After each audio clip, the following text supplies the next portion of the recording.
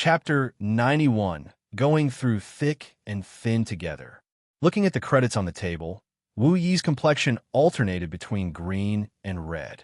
His face was gloomy to the degree of being able to squeeze water out. How was this possible? Ignoring the credibility of the monthly salary of 20,000 credits, just being able to toss down 20,000 credits casually was not normal. Wu Yi had seen many wealthy tycoons before, and his eyesight had never failed him before. The clothing that Shifeng was currently wearing was not even worth 300 credits. So how could Shifeng possibly have that much money? Moreover, when he took it out, it was just so simple. He even casually threw it onto the table. This series of actions were not habits of an average person, and they were impossible fake. Only those tycoons that paid no heed to credits would carry the action out in such a relaxed and comfortable manner. What Wu Yi did not know was that Shifeng was once the guild leader of Shadow. Throwing money away like dirt was just a small matter to him. He even spent tens of millions of credits to poach a few master-level lifestyle players. During those times, he had thrown stack after stack of credits onto the table, causing those lifestyle players to worship him immediately. Throwing out just 20,000 credits was not even a warm-up for him. Humph. Just this amount of money is nothing. As long as you have the strength to join the upper echelons of Shadow, a monthly salary of 50,000 to 60,000 credits is just a small matter. Moreover, we have the support of young Master Lawn, so our funds are extremely abundant. Furthermore, the celebrities of our school have also joined Shadow. The 1st, 3rd, 6th, and 9th ranked students in the university's most recent fighting competition have all joined Shadow. These people are the true experts, and they could easily rise to fame in God's domain. Meanwhile, what kind of true experts does your workshop have? Wu Yi pretended to be calm as he coldly snorted. However, he still could not help himself to steal a glance at the 20,000 credits thrown on the table. The basic wage for an official member of Shadow was just 3,000 to 5,000 credits. Although it was slightly better than the salary of many university fresh graduates, there was still a limit. Such an amount was not enough for one to act carelessly. Wu Yi, we will deal with the matters of Zero Wing by ourselves. It is still not up to you to comment on our problems. If your boss wishes to annex our workshop, first offer up a monthly salary of 100,000 or above. Let me be Shadow's vice leader and Brother Feng the guild leader. Otherwise, please return. Blackie was extremely irritated after hearing Wu Yi speak. He abruptly stood up and pointed towards the dormitory's entrance as he looked at Wu Yi with a disdainful smile. Blackie's performance was extremely arrogant and incomparably rampant. He held no regard for Shadow at all. Was it amazing to have many members? Did being an expert in a fighting competition mean they could play well in God's domain? If one had the ability, then they could hitch up a relationship with those first-rate guilds. See if they pay any attention. Blackie, you better not regret this in the future. Shadow is fated to become a giant in Jinhai City. When that time comes, don't even think about joining Shadow. Wu Yi left after speaking. He was determined to tell Brother Zhang and young Master Lan about everything that had happened here, letting them take care of the ignorant Shifeng. And Blackie, thank for your worries, but I never eat the medicine of regret when I do something.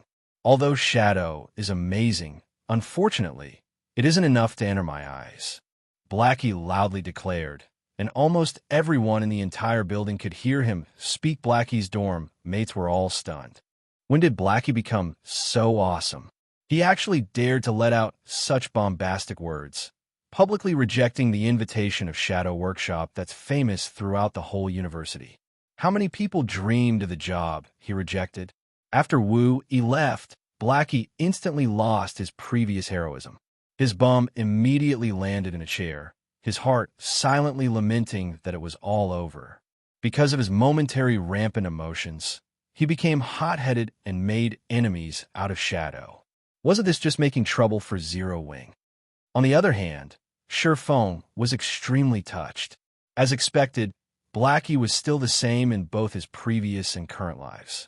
In Shifeng's previous life, Blackie had immediately resigned from his position without hesitation and followed Shifeng. Now, this was a true brother. In Shifeng's previous life, the countless people around him could only share the gains but not the pains. Sherfong also knew what Blackie was currently worried about, so he clapped his hands and said in agreement. Well said. In the struggles of the virtual gaming world, winning or losing can be changed in the blink of an eye. There are no such things as eternal winners. As long as we work hard enough, sooner or later, we will definitely surpass Shadow. As long as Zero Wing Workshop developed, they were bound to come into conflict with Shadow. If Shadow wished to spare no expense to deal with them, then they could just use Shadow's reputation to spread Zero Wing's fame throughout the university campus. That way, Sherfone would not have to waste efforts to publicize his guild Let's Go. We'll go out and take a walk and buy an advanced helmet on the way. Always staying in your dormitory won't be good for your body. Sherfone left the room, letting Blackie tidy himself up. Blackie was constantly holed up in his dorm room these days. He was even playing God's Domain during the daytime, not doing any other activities, although it wouldn't be a problem in the short term. After a while, the damage to his body would become very significant. Brother Phone, wait for a moment. I'll come immediately. Blackie immediately collected all the credits on the table, then tidied himself before leaving the dormitory with Sherfone. Only his dumbfounded dorm mates remained in the room. They all looked at each other, their faces revealing bitter smiles. Normally, they had, many times, made fun of Blackie. Never would they have thought that Blackie was hiding his true appearance. He even managed to gain the favor of a tycoon. This won't do. I will also apply for a trial gaming helmet. I've decided. I'll become a professional gamer in God's Domain. When Sherfong had walked out of the dormitory, Blackie quietly stuffed the 20,000 credits into Sherfang's pocket. Brother Phone, you really gave me a shock today. However, the way you threw out the money was just too cool. I felt awesome just seeing Wu Yi's expression. But you better keep this money properly. Don't simply throw it around next time. Blackie said excitedly. What are you trying to do? Sherfong slightly wrinkled his brows. He then gave the money back to Blackie. He had never been putting up an act. From the beginning, he intended to give Blackie the money. He knew that Blackie's family situation was not that good either. With this money, he would be able to alleviate a lot of his family's burden. I've already said that your basic salary every month would be 20,000 credits. Did you think I was just joking with Wu Yi? Just take this money as your salary in advance. Looking at the 20,000 credits in his hands, Blackie's mouth widened, staring blankly at the money. Originally, even if Sherfang's previous words were but a joke, they were enough to make him feel happy. However, looking at Sherfang's expression, he knew that Sherfang was not joking. Sherfang had truly intended to give him a monthly salary of 20,000 credits. Moreover, Sherfang intended to give him the money that he was currently holding. However, where did all this money come from? Blackie was extremely clear about Sherfang's condition. Being able to borrow 20,000 credits was already a difficult feat now. Sherfang was even giving all of it to him. This was just insane. Brother Phone, if you give away this money, what will you do about the workshop? Moreover, the deadline for the trial gaming helmets is almost up. You are bound to have to buy the official gaming helmet, right?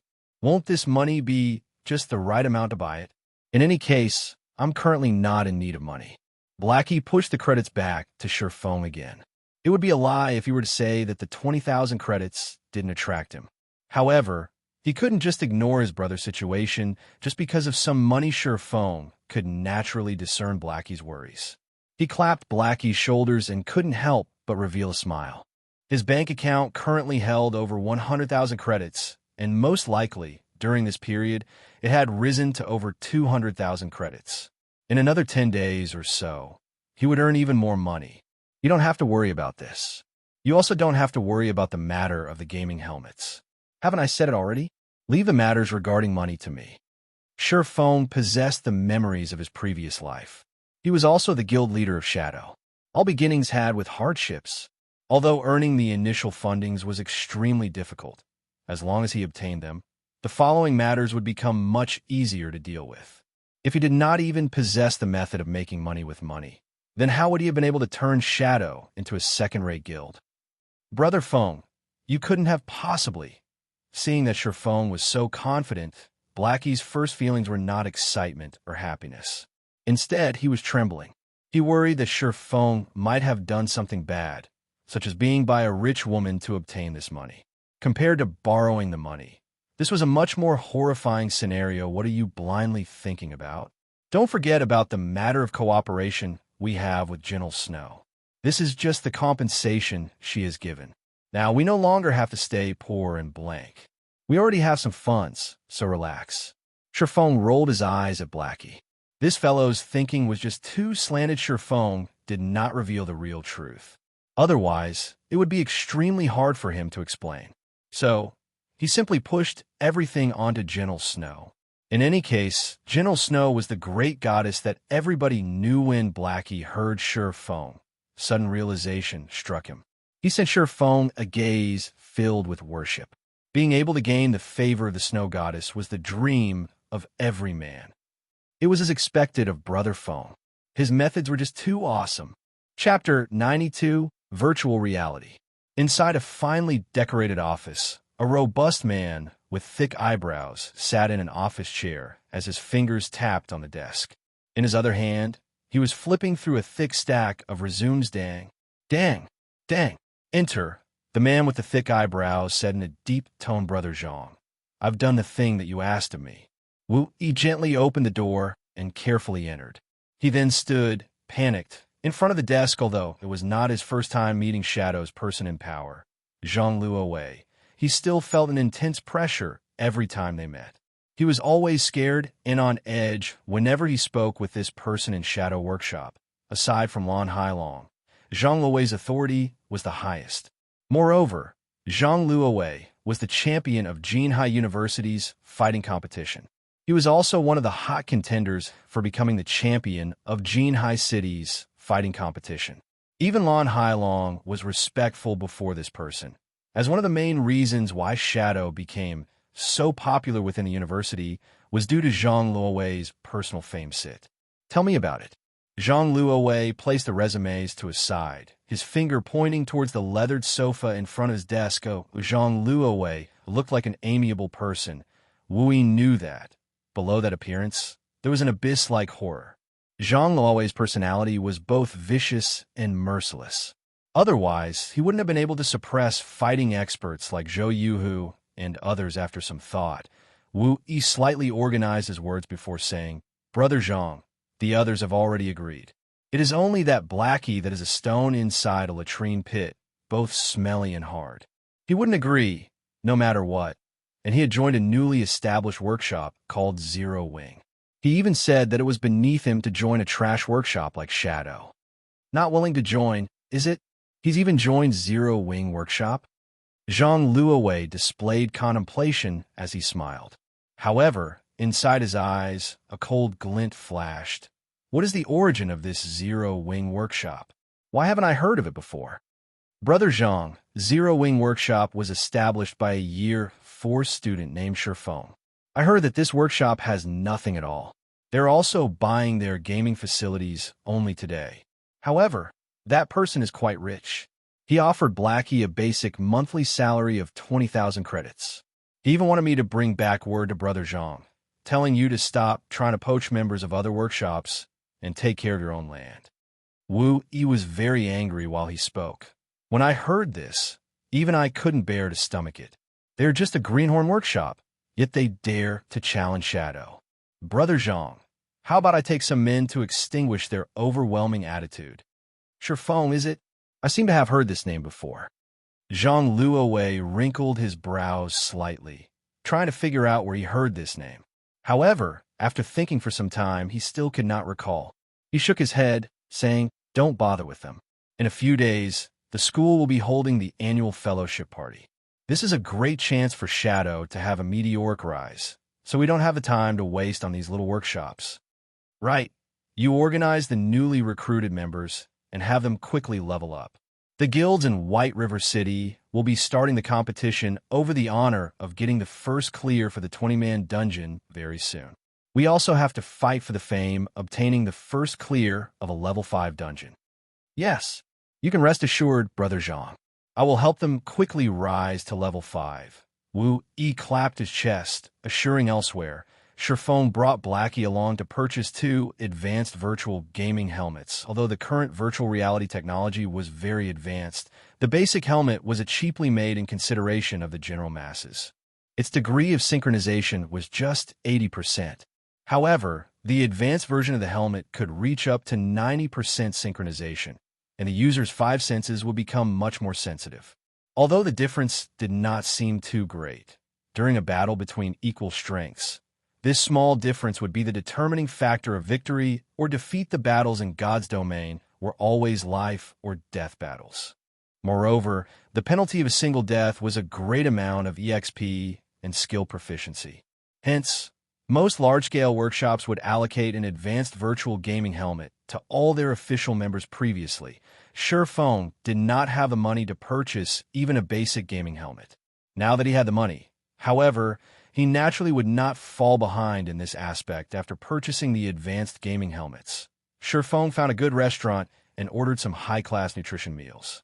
He ate with Blackie as they talked about the future development of their workshop. Such a situation made Blackie feel like he was in a dream. God's domain had only been running for slightly more than 3 days. Not only had Feng solved the problem of the gaming helmets, but Feng also brought him to a high-class restaurant for a meal and discussion of the matters of developing their workshop. The more unbelievable thing was that Feng unhesitatingly gave him a salary of 20,000 credits. Just how many university students' dream was it to have a monthly salary of 20,000 credits? On the other hand, he hadn't even helped Feng out much, yet he was able to obtain such a salary.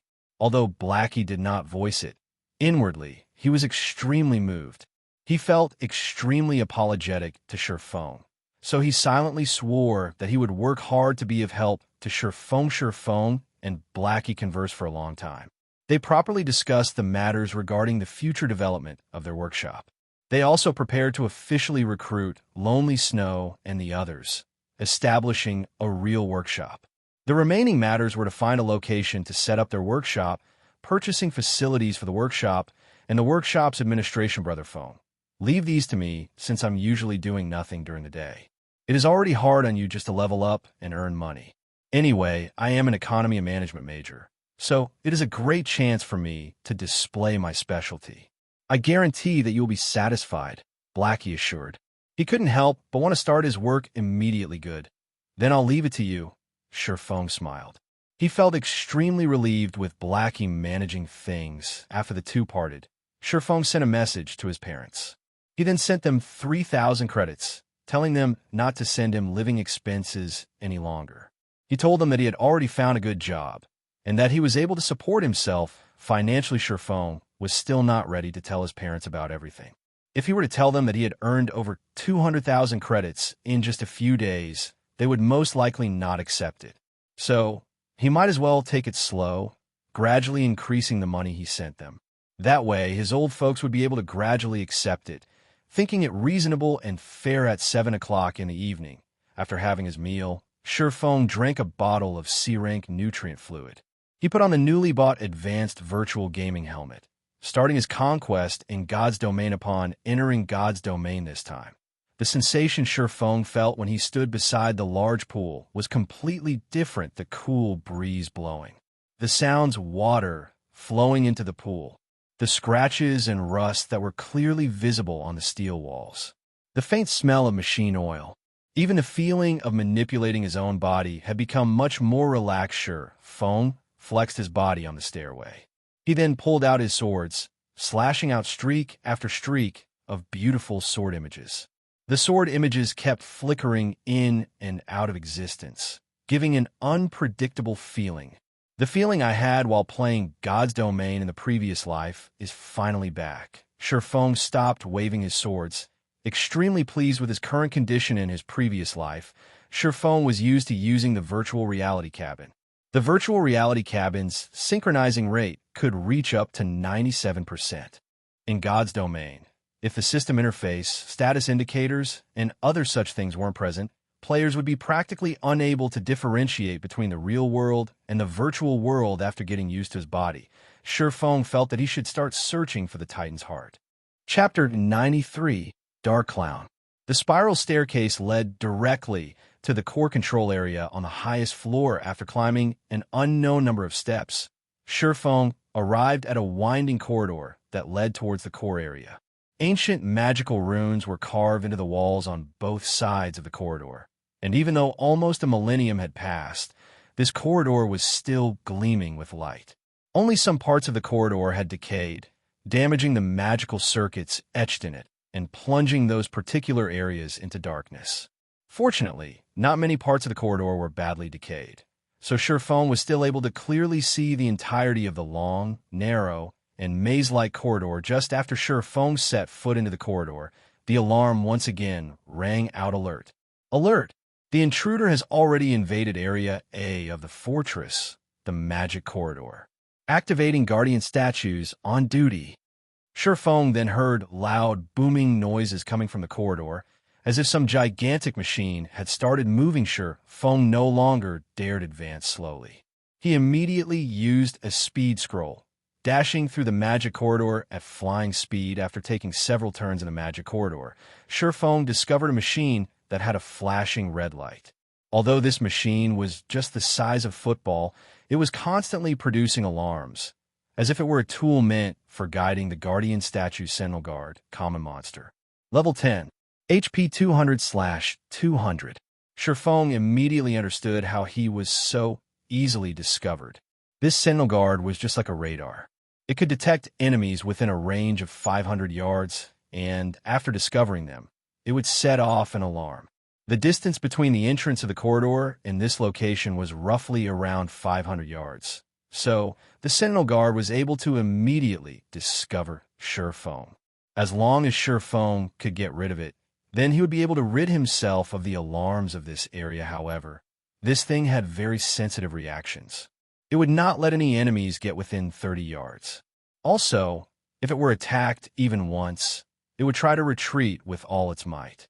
Simultaneously, it would increase its speed of calling for its allies, and it would absolutely not give the enemy a second chance to attack. It was extremely hard to deal with. I guess I've no choice left. I can only give a try. Shurfong unsheathed both of his swords.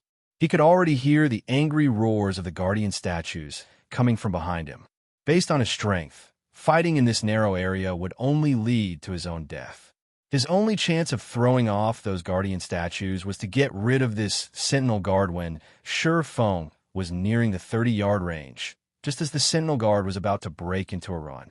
Shurfang's eyes locked onto the Sentinel Guard. The muscles in both of his arms bulged, and with the strength of his entire body, he cast out both swords. Both swords flew towards the Sentinel Guard. Precision throw. The throwing distance of the skill was just at 30 yards, and it caused 150% of his weapons damage. The Sentinel Guard was extremely vigilant. It rapidly moved its body, immediately dodging the crimson blade that flew at it. However, the Sentinel Guard's dodge had, in turn, placed it in the flight path of Shurfang's second sword, the Abyssal Blade Pung. The Abyssal Blade pierced through the Sentinel Guard, causing -211 damage and instantly killing its system. Level 10 Sentinel Guard killed. Level difference of 4. EXP obtained increased by 400%. Obtained 800 EXP. Shurfong activated Windwalk. His speed once again increasing by a notch as he rushed to pull out his swords that pierced into the ground. He then rushed towards the magic corridor's exit. Without the guidance of the Sentinel Guard, the Guardian statues were like flies that lost their eyes. They ran around all over the place, completely unable to find Shurfong. More than a dozen minutes later, after getting rid of another 3 Sentinel Guards, Shurfong finally escaped the magic corridor. Arriving at the control room, there was a barrier in the central region of the control room. A dark gray-colored sphere of iron was placed inside the barrier. This sphere of iron was the heart of the steel fortress, and it was the fortress source of energy. It was the Titan's heart. I never thought that, after so many years have passed, there would still be somebody who would come to this place. Before Shurfong could examine the entire control room in detail, he heard a deep sneer coming from the entrance of the barrier. This sound was bone-chilling, and no human was capable of producing such a sound. Only a puppet or a corpse would be capable of sounding so emotionless. Welcome to my steel fortress, Borussia. In order to celebrate your arrival, I've decided to use your fiery flesh and blood to feed my baby. Come out, Hellhound. Feng could faintly see the outline of a humanoid life form inside the barrier. However, the figure seemed to be currently absorbing the energy of the Titan's heart, so it did not have surplus powers to deal with Feng, sending out its pet in its stead. Ao. Ao. Ao. A large black dog, its entire body covered in flames, rushed out from the barrier hellhound elite rank. Level 15. HP 6000/6000. Crap, did I come at a bad time? Feng's brows slightly wrinkled as he observed the hellhound. According to the information in his previous life, there were definitely no life forms or monsters in this place. The person that did the quest was able to safely take the Titan's heart away. So, why was it that, when it was his turn to do the quest, a mysterious character appeared here, trying to steal the Titan's heart's energy? However, Feng also thought of another possibility. This mysterious character stole all the energy of the Titan's heart first. Meanwhile, the player who came here had merely taken away the Titan's heart that was empty of any energy. On the other hand, Feng had coincidentally run into this energy thief. However, unfortunately for Feng, he wasn't even capable of defeating the pet of this mysterious character. Not to mention the person itself. Since you want to battle, then come. Feng pulled out his swords, his attention affixed on the slowly approaching hellhound. As the hellhound's distance from him continuously shortened, Feng could feel his surroundings become exceptionally hot, causing his mouth to feel parched. Feng thought of taking out a cold beverage to enjoy, but he currently couldn't carelessly move about. He would immediately reveal a weak point as soon as he moved. As a level 15 elite monster, the hellhound's intelligence was already extremely high. It was the reason why it leisurely walked towards Feng. That was because the hellhound knew the best time for it to launch an attack. As long as Feng revealed a gap, it would immediately bite at him with all its might, not letting go of Feng until he was completely dead in the confrontation between the two. After all was said and done, the hellhound was still the more powerful. So, naturally, it would not simply wait. Its legs immediately pushed against the ground, leaping high into the air and transforming into a ball of fire. It then opened its flaming maw. Feng rolled to his side, dodging the hellhound's pouncing attack. However, immediately after the hellhound landed, its flaming claws slashed horizontally. Feng had long since prepared for this, so he used both of his swords to parry Peng. Although Feng did not receive any damage, his entire body was thrown. The hellhound immediately opened its large mouth, spewing scorching hot flames. The flames wrapped around Feng completely, preventing him from escaping. Feng clenched his teeth. He used Phantom Kill, and at the moment of imminent peril, he swapped positions with his doppelganger in mid-air. Feng's doppelganger was immediately swallowed by the flames, instantly turning into a pile of ash. Meanwhile, the system notification showed a damage of up to -3,000. Even if Feng were to take the hit with his HP full and all of his life shield activated, he still wouldn't be able to shoulder this attack. Feng clearly felt how powerful the hellhound was. Such damage was definitely not something a level 15 elite monster could dish out. Its strength was greatly increased because of the quest storyline. According to his experience, Feng estimated the hellhound's actual level to be over level 30, and it should be a Lord rank boss if the pet were already this powerful. Then what about its owner? Seeing that the hellhound's flaming claws were about to slap down at him, Feng used Abyssal Bind. Even if the hellhound were any stronger, it would still be restricted for 3 seconds.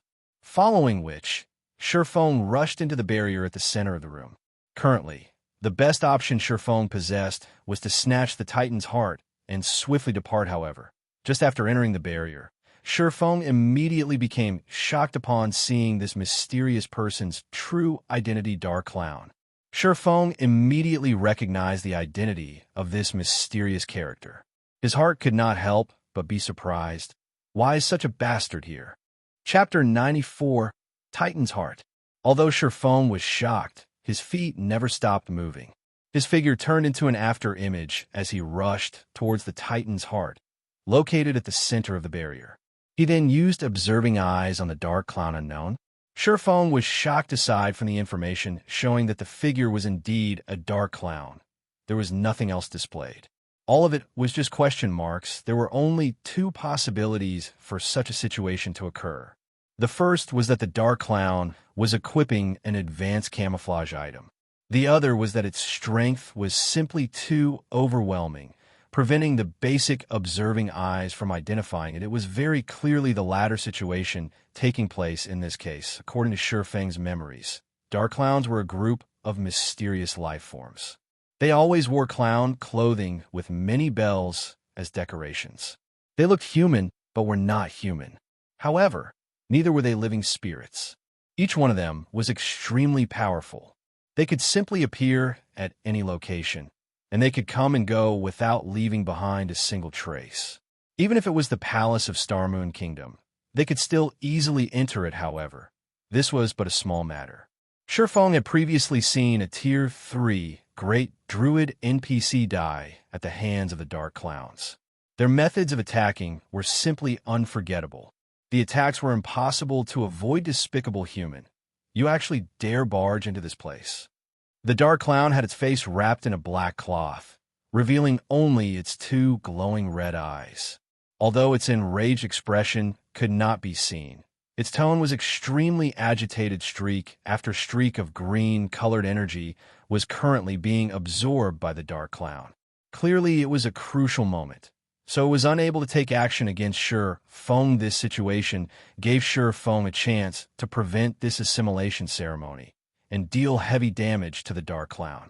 Otherwise, when this critical period passed, the Dark Clown, which was capable of killing even a Tier 3 Great Druid, would instantly kill Feng with just a wave of its hand cyber. Get rid of him for me. The Dark Clown urged. Feng revealed a faint smile. Seeing the Dark Clown's anxious appearance, Feng tried even harder to deal some damage against it. As for the Hellhound behind him, it was still restricted by chains. It was too late. Even if it tried to rush over to Feng chop, Feng used all of his strength. With the flick of his wrist, a large explosion sounded out. The Abyssal blade turned into a streak of black light, piercing directly towards the magic circle that was absorbing energy from the Titan's heart. Dang! The magic weapon Abyssal blade, which had been successful in every previous endeavor, was blocked outside of the magic array. It created brilliant white sparks as it collided with the magic array, dealing no damage at all to the absorption magic array. Pitiful human. Did you think a weak little swordsman like you could destroy my magic array? Just give up and become Cyber's food. Who knows? I might even let your soul go. Otherwise, prepare for endless pain after you die. The Dark Clown threatened at this moment. The Hellhound rushed over Yuri, just a clown. Yet you dare spout nonsense. Did you think I have no ways to deal with you?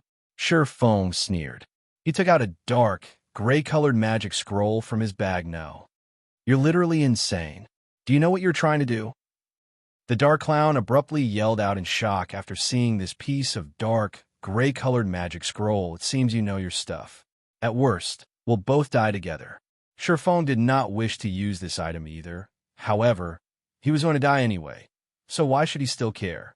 He then unfolded the magic scroll, and his mouth started chanting the activation incantation. This was one of the only 3 Tier 2 magic scrolls that Feng possessed, Obliterating Torrent. It possessed the ability to devour all magic elements, turning them into nothingness. This magic scroll belonged to the peak of Tier 2 magic scrolls. Suddenly, the magic elements in the center of the barrier surged, becoming incomparably violent, following which it started collapsing without any signs of stopping. The absorption magic array was made up of magic elements, so, naturally, it could not escape its fate as it collapsed and exploded. The entire magic array was similar to frying beans, producing crackling sounds. The magic array loudly exploded, dispersing streak after streak of dazzling shockwaves. Feng immediately activated Defensive Blade, becoming immune to the damage of 6 ranged attacks. He then rushed towards the Titan's heart. However, it was not easy to collect the Titan's heart.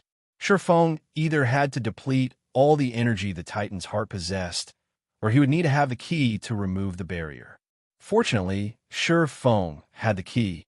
In the midst of the explosions, Feng unlocked the barrier protecting the Titan's heart, then stored it in his bag. The shockwaves created by the obliterating torrent sent the Hellhound flying away, violently slamming it into a wall. The wall then split apart like a spiderweb, following which the Hellhound heavily landed on the ground and didn't stand back up. However, the shockwaves of the explosion did no harm to the Dark Clown, as if they had just passed through its body. The Dark Clown's body seemed as though it did not exist in this plane of existence. However, the backlash from the magic ceremony failing had caused great damage to it. The Dark Clown silently glared at Feng, faintly having the intention to take action. Humph. Come if you have the ability. Feng smiled in disdain as he took out another deep blue-colored tier 2 magic scroll. Feng had already obtained the Titan's heart. Even if he died, a quest item could not be dropped. The Dark Clown was already extremely weakened as well, and at most, it would only be slightly stronger than him. Feng still had 2 pieces of tier 2 magic scrolls. At worst, he would perish together with the Dark Clown. He could still revive after dying. But if the Dark Clown died, then it would truly be dead. Let's see who's afraid of who. Despicable human, I'll let you off this time. We will meet again sooner or later. It will be your death when that time comes. The Dark Clown gave up the notion of getting rid of Feng after seeing the magic scroll. It only left behind a ruthless remark as it disappeared from the control room. Together with the Hellhound, Feng silently waited for a moment. After confirming no movements from his surroundings, he let loose a breath of relief. However, he did not store away the Tier 2 magic scroll. He truly did not wish to use the Tier 2 magic scroll and perish together with the Dark Clown. However, based on the Dark Clown's intelligence, it too would make the right choice. Feng had already obtained the Titan's heart.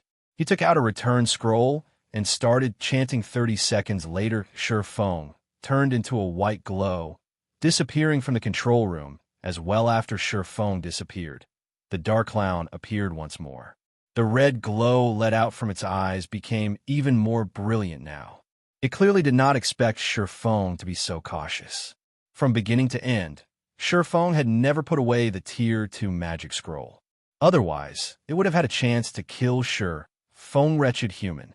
The method I've spent more than 10 years researching to absorb the energy from the Titan's heart. When I recover, I will definitely make you wish for death. The Dark Clown bellowed. It abruptly waved its hand, and tens of flying blades destroyed the pedestal, which lost the protection of the barrier on the other side. Feng had already returned to Red Leaf Town. Currently, the amount of players in Red Leaf Town grew even greater. The streets were filled with players selling level 0 to level 2 common equipment and basic skill books. Feng took a look at his bag. It had been some time since gold coins stopped entering his account. He thus decided to go sell some items before going to hand in his quest. The previous forging designs were already sold out. Feng took out another 20 pieces of glimmer chestplate forging designs and placed them at the auction house to be sold in batches. At this time, a communication request came from Gentle Snow. 3 hours from now, meet up in front of Dark Moon Graveyard's entrance. Get your team prepared for it and bring the necessary potions. Our Ouroboros must definitely snatch the first clear of this dungeon this time, so we'll be looking forward to your performance. Gentle Snow's tone was very indifferent, as if she was giving out a command. It was completely different from their meeting, just now will do. I'll definitely arrive 3 hours from now. However, Feng did not particularly mind it, as that was the snow goddess's regular attitude. He estimated the time, thinking that he should be able to make it. Neither of them traded unnecessary words. Immediately disconnecting the call after that, Feng purchased card sets and hardstones at the auction house. He also bought some materials required to make bronze equipment and mysterious iron equipment. After storing the materials inside the bank, Feng went on to buy some magic scrolls and necessary potions. He then ran towards the White Sand Ruins to turn in his quest. Chapter 95, Abyssal Devour. Blackie, how are things at your place at the moment? What level are you guys at right now? Feng asked. Leveling up in this hidden area is just too awesome. There is still no one coming over here to steal monsters, and everyone is at level 5 right now. Moreover, we obtained a lot of wolf meat and wolf skin, and our bags have long since been filled to the brim. Right now, we're preparing to return to town and clear out our bags a bit, Blackie excitedly said. In this short period of time, they had obtained 4 pieces of level 5 bronze equipment from grinding on forest wolf dens. Amongst them, there was a level 5 bronze staff that allowed Blackie's damage to increase by a lot full already. You guys sure are efficient. Sherfone was slightly shocked. A stack of wolf meat had 100 pieces in it. Previously, Blackie and the others had purchased plenty of big bags. Sherfone never thought that they would be filled so quickly. How many wolf meat was this? If all of them were to be given a violet cloud to be made into advanced cookings, then it would become a huge profit. That's right. You guys pass all of your wolf meat to a female cleric called Violet Cloud. Just give out my name when you meet her. Afterward, you guys rest up a little and buy some HP and MP recovery potions. Then wait for me at the trade area. Brother Phone, are we going to go dungeon diving with the snow goddess? Blackie excitedly asked after recalling some things and so properly rest up. You'll have to tense up your nerves after entering the dungeon. Sherfone nodded his head, disconnecting the call. On the other hand, Blackie had nearly jumped up in excitement. Originally, he had thought Sherfone would not be bringing them along to the dungeon. After all, their techniques were not that great. They would only be making fools of themselves if they were to go. However, since Sherfone did not forsake them, what else did they have to say? Anticipation grew within Blackie. He was fortunate enough to dive a dungeon together with the snow goddess. So what if he would shame himself? It would still be an honor when mentioned to others. Regardless of what others may say, they would be players who had gone dungeon diving with the snow goddess in the same party-white sand ruins, Stonehammer Town, when the town mayor Blackbeard saw Sherfone entering.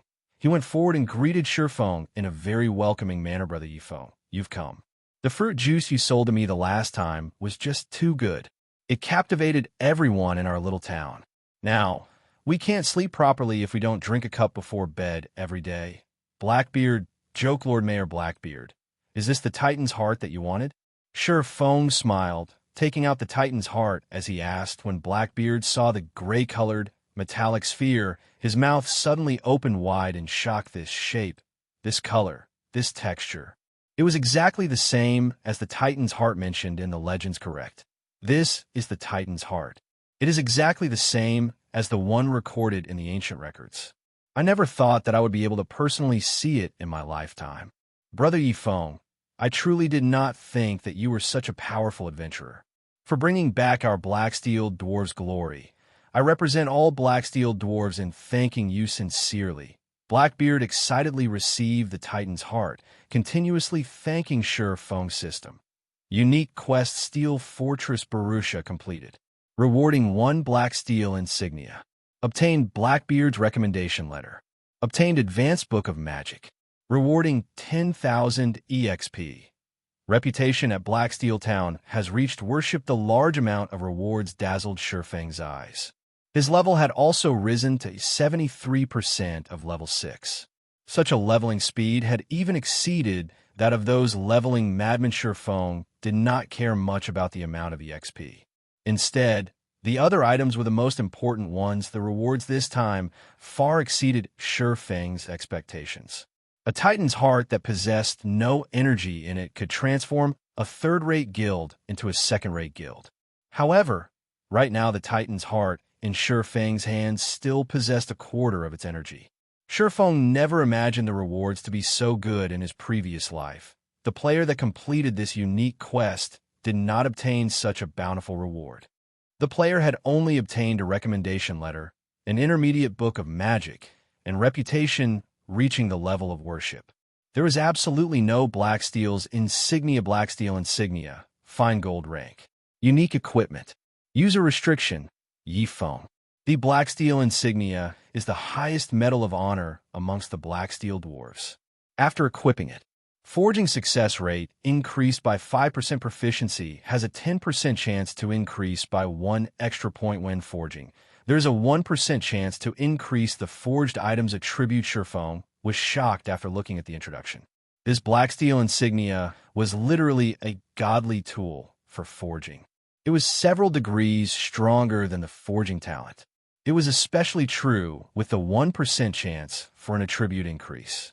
That meant that, out of 100 items forged, there would be one piece that would have its attributes increased. If Shifeng forged items every day without stop, he would have no problem making 300 to 400 pieces of equipment. In turn, he would have 3 to 4 pieces of equipment with their attributes raised. The thing players compared most when playing games was the quality of their equipment.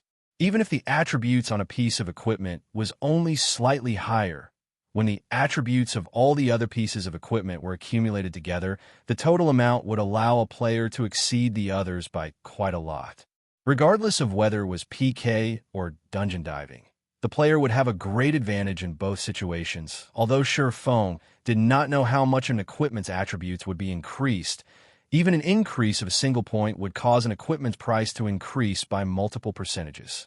If it was a big increase, then the price would increase by several folds. The price of a single piece of equipment could even rival the price of 10 or more pieces. The Blacksteel insignia was an unexpected profit.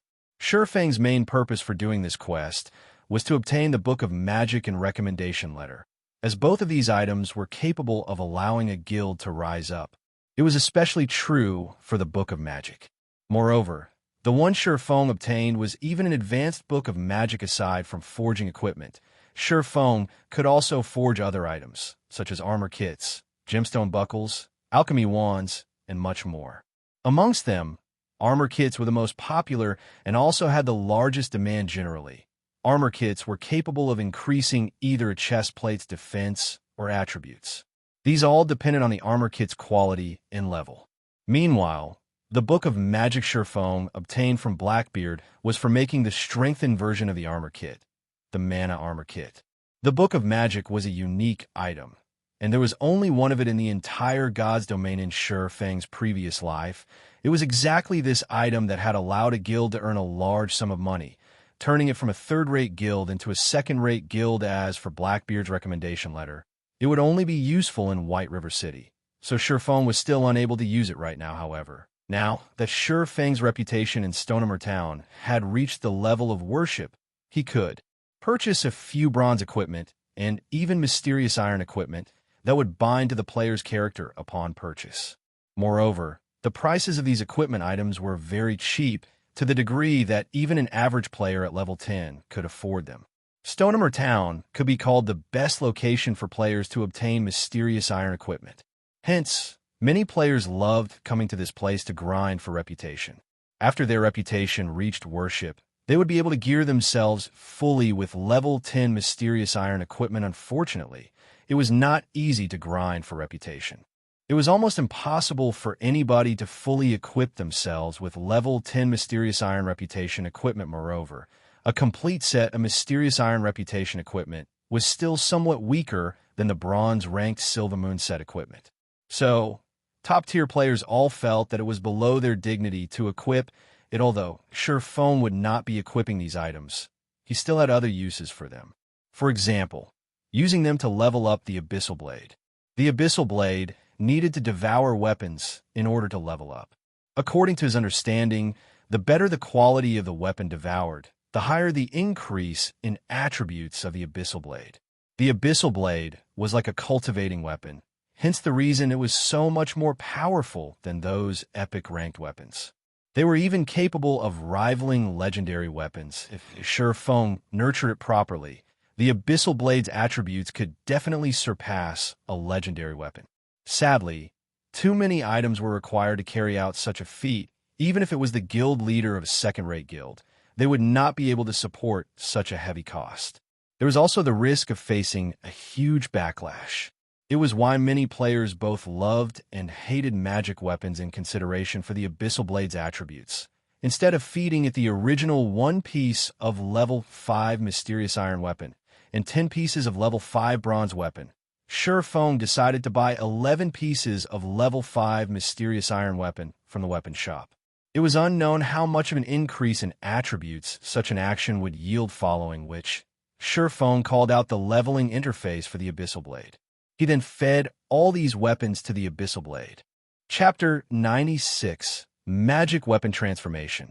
After choosing the weapons to Devour and clicking Level Up for the Abyssal Blade, the Abyssal Blade suddenly let out a dragon's roar. Countless black flames started emerging from the blade of the sword.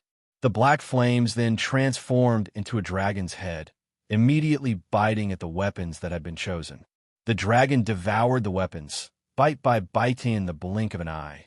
The black flame devoured all 11 mysterious iron weapons, and all of their essences flowed into the Abyssal Blade. The Abyssal Blade no longer looked like a fire poker, and it now gave off a faint cold feeling of sharpness. The blade's color and luster had also become more rustic, similar to a blade covered in dust for many years. When Shurfong held the Abyssal Blade once again, the weapon felt slightly heavier than before. He felt a refreshing feeling when his hand wrapped around the sword's hilt. Shurfong then waved the sword a few times. Hua, hua, hua. The air was like paper, creating tearing sounds as he sliced it apart. The boss of the weapon shop was also a forging expert. When he saw this, his mouth opened wide in shock. He even nearly pulled out his goatee. The ordinary-looking weapon was actually so sharp that it could easily surpass a fine gold weapon. If it were utilized properly, it might even be able to break apart a bronze weapon with a single slash-good sword. Shurfong waved the Abyssal Blade a few more times. After leveling up the sword, Shurfong felt that it had become much more suitable for him. He then checked the Abyssal Blade's attributes. Abyssal Blade, magic weapon, one-handed sword. Attack power 39. All attributes plus 14. Attack speed plus 5. Ignore monsters level by 5 levels. Attacks have a 15% chance to cause 2 times damage, 10% chance to induce Doom Curse, reducing all stats by 40%, lasting 30 seconds if wielder belongs to any swordsman job. All skill levels plus 2. Increase free ability points received by 2 points for every increase in level equipment. Level 5. Can be leveled up. Devour 10 level 10 bronze equipment and 1 level 10 mysterious iron equipment to level up to level 10. Can be evolved. Unknown. Additional skill 1. Phantom Kill. Instantly creates a doppelganger. You can control this doppelganger. Doppelganger will have 50% of original body's attributes and all skills. At the same time, doppelganger and the original body can be swapped. Duration of 35 seconds. Cooldown 5 minutes. Additional skill 2. Abyssal Bind. Binds enemies and prevent movement, reducing defense by 100%. Duration of 3 seconds. Cooldown 1 minute. Additional skill 3. 9 Dragons Slash. Instantly create 9 phantoms of the Abyssal Blade for the wielder to use. Each phantom sword is capable of dealing up to 30% damage. Duration of 24 seconds. Cooldown 5 minutes. The Abyssal Blade was personally created by Mastersmith Alice's using the Black Dragon King's fangs as material. It is one of 36 famed swords, and it is ranked 31st. However, this sword has been cursed by the Black Dragon King. Aside from being able to provide the wielder with immense strength, there will be a backlash every period. However, after being remodeled by Jack using a star crystal, the strength of the backlash has been greatly reduced. If the wielder is unable to suppress the backlash, the wielder will receive the curse of the Black Dragon King, permanently reducing all attributes by 50%. Unable to be dropped, unable to be traded. The Abyssal Blade's attributes increased by quite a lot. Just its attack power alone could rival a level 5 mysterious iron two-handed weapon. With the basic attributes included, it would far exceed even a level 5 secret silver two-handed weapon. It was a one-handed weapon that had the destructive power of a two-handed weapon. Moreover, a one-handed sword was much lighter, and its speed was much faster. That meant the Abyssal Blade possessed both the destructive power of a two-handed weapon and, at the same time, the lightness and speed of a one-handed weapon. This was the terrifying part of magic weapons, and only master smiths were capable of forging such weapons with such a result. Shurfong was looking forward to the Abyssal Blade's rise to level 10 originally. Shurfong intended to sell off the level 10 fine gold greatsword he had obtained from the Sun Temple. However, he dismissed that notion. If he were to let the Abyssal Blade devour this weapon, he wondered just how much of an increase the Abyssal Blade would have. However, it was but a thought of sure things. To obtain an overall positive increase, it would not be possible just depending on a single weapon. Surefone would, at the very least, need to pair it up with 10 level 10 secret silver weapons. Currently, even mysterious iron weapons were as rare as a phoenix's feather, not to mention priceless secret silver weapons after sheathing the Abyssal Blade. Surefone took out a return scroll and started chanting, returning to Red Leaf Town. If he were to run back instead, he would, with a 100% chance, be late. If he were to make the snow goddess wait for him, he dared not to think of the consequences.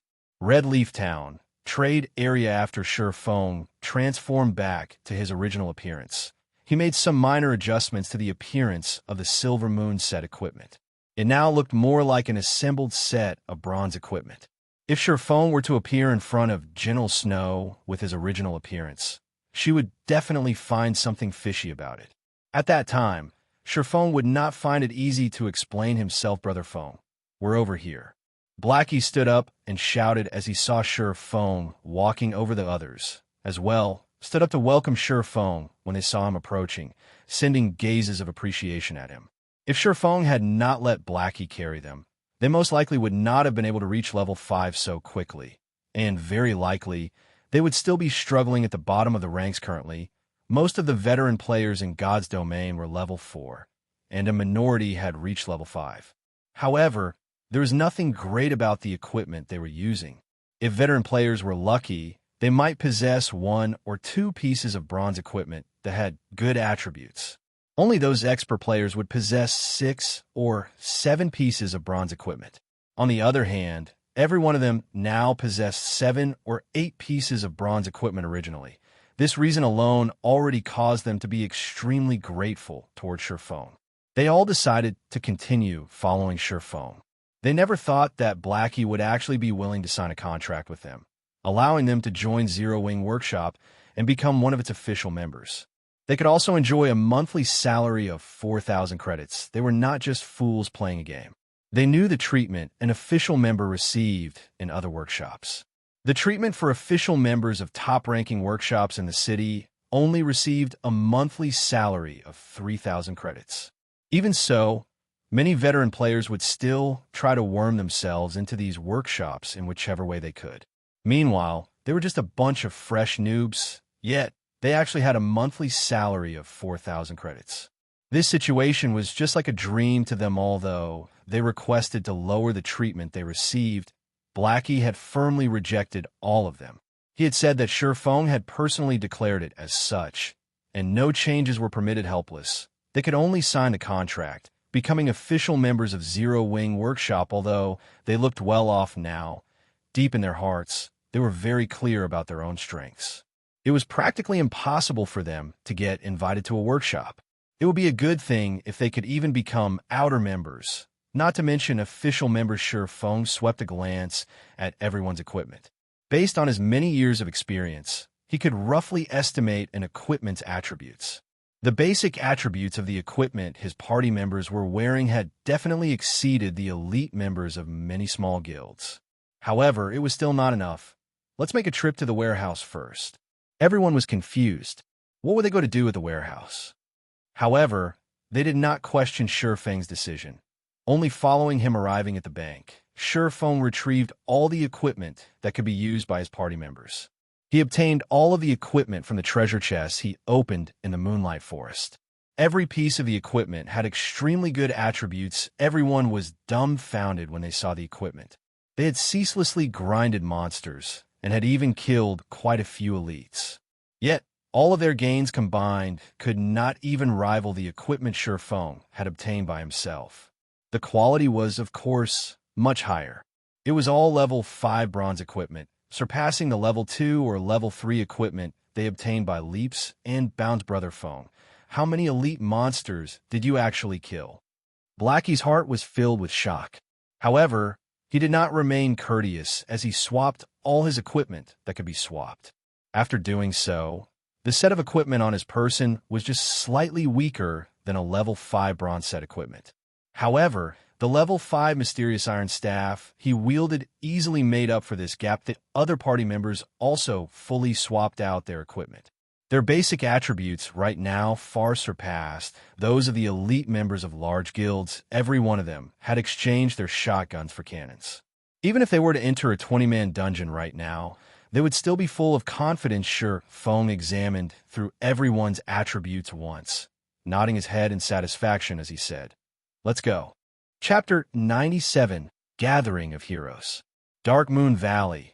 Dark Moon Graveyard. Countless tombstones stood around a dilapidated chapel. In the midst of night, one could hear wails of agony coming out from the tombstones. Meanwhile, Kobold assassins roamed the dark and hidden locations around the broken-down chapel. This place was the most famous location of Dark Moon Valley due to this place being the closest and the first 20-man team dungeon activated near Red Leaf Town. It held high importance to the many guilds stationed in Red Leaf Town. Compared to the previous 6-man party dungeon, the various guilds were paying the most attention to this team dungeon. That was because team dungeons and party dungeons were different. Not only was the difficulty for team dungeons higher, but the equipment that dropped from them was also better. Moreover, only by clearing a team dungeon would a guild be able to prove their strength. Aside from that, there was a gigantic glory list beside the teleportation gate of every team dungeon. On it, the names of the team and players who obtained the first clear for the dungeon would be listed for latecomers to admire, of course. Aside from the first clear, the record for the fastest to clear the dungeon would also be recorded, with the reserved record set at 3 hours. As long as a team surpassed the record time, their names would be recorded.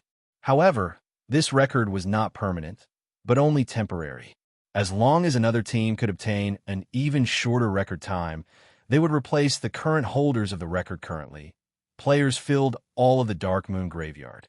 Aside from the various large guilds from Red Leaf Town, there were plenty of temporary groups attempting to challenge this team dungeon. Wow.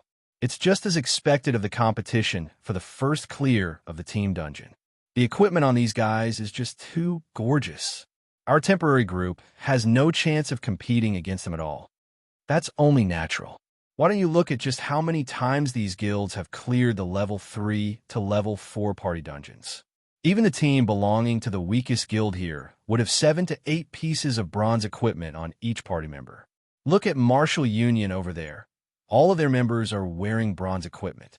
Their leader, Ironsword Lion, is wearing the Wolf Fong set equipment that can only be obtained from the level 4 dungeon, Black Wolf's Denver. Ironsword Lion's equipment could be considered quite good amongst the unrated guilds. However, look over there at the third-rate guild, Heaven's Crowns.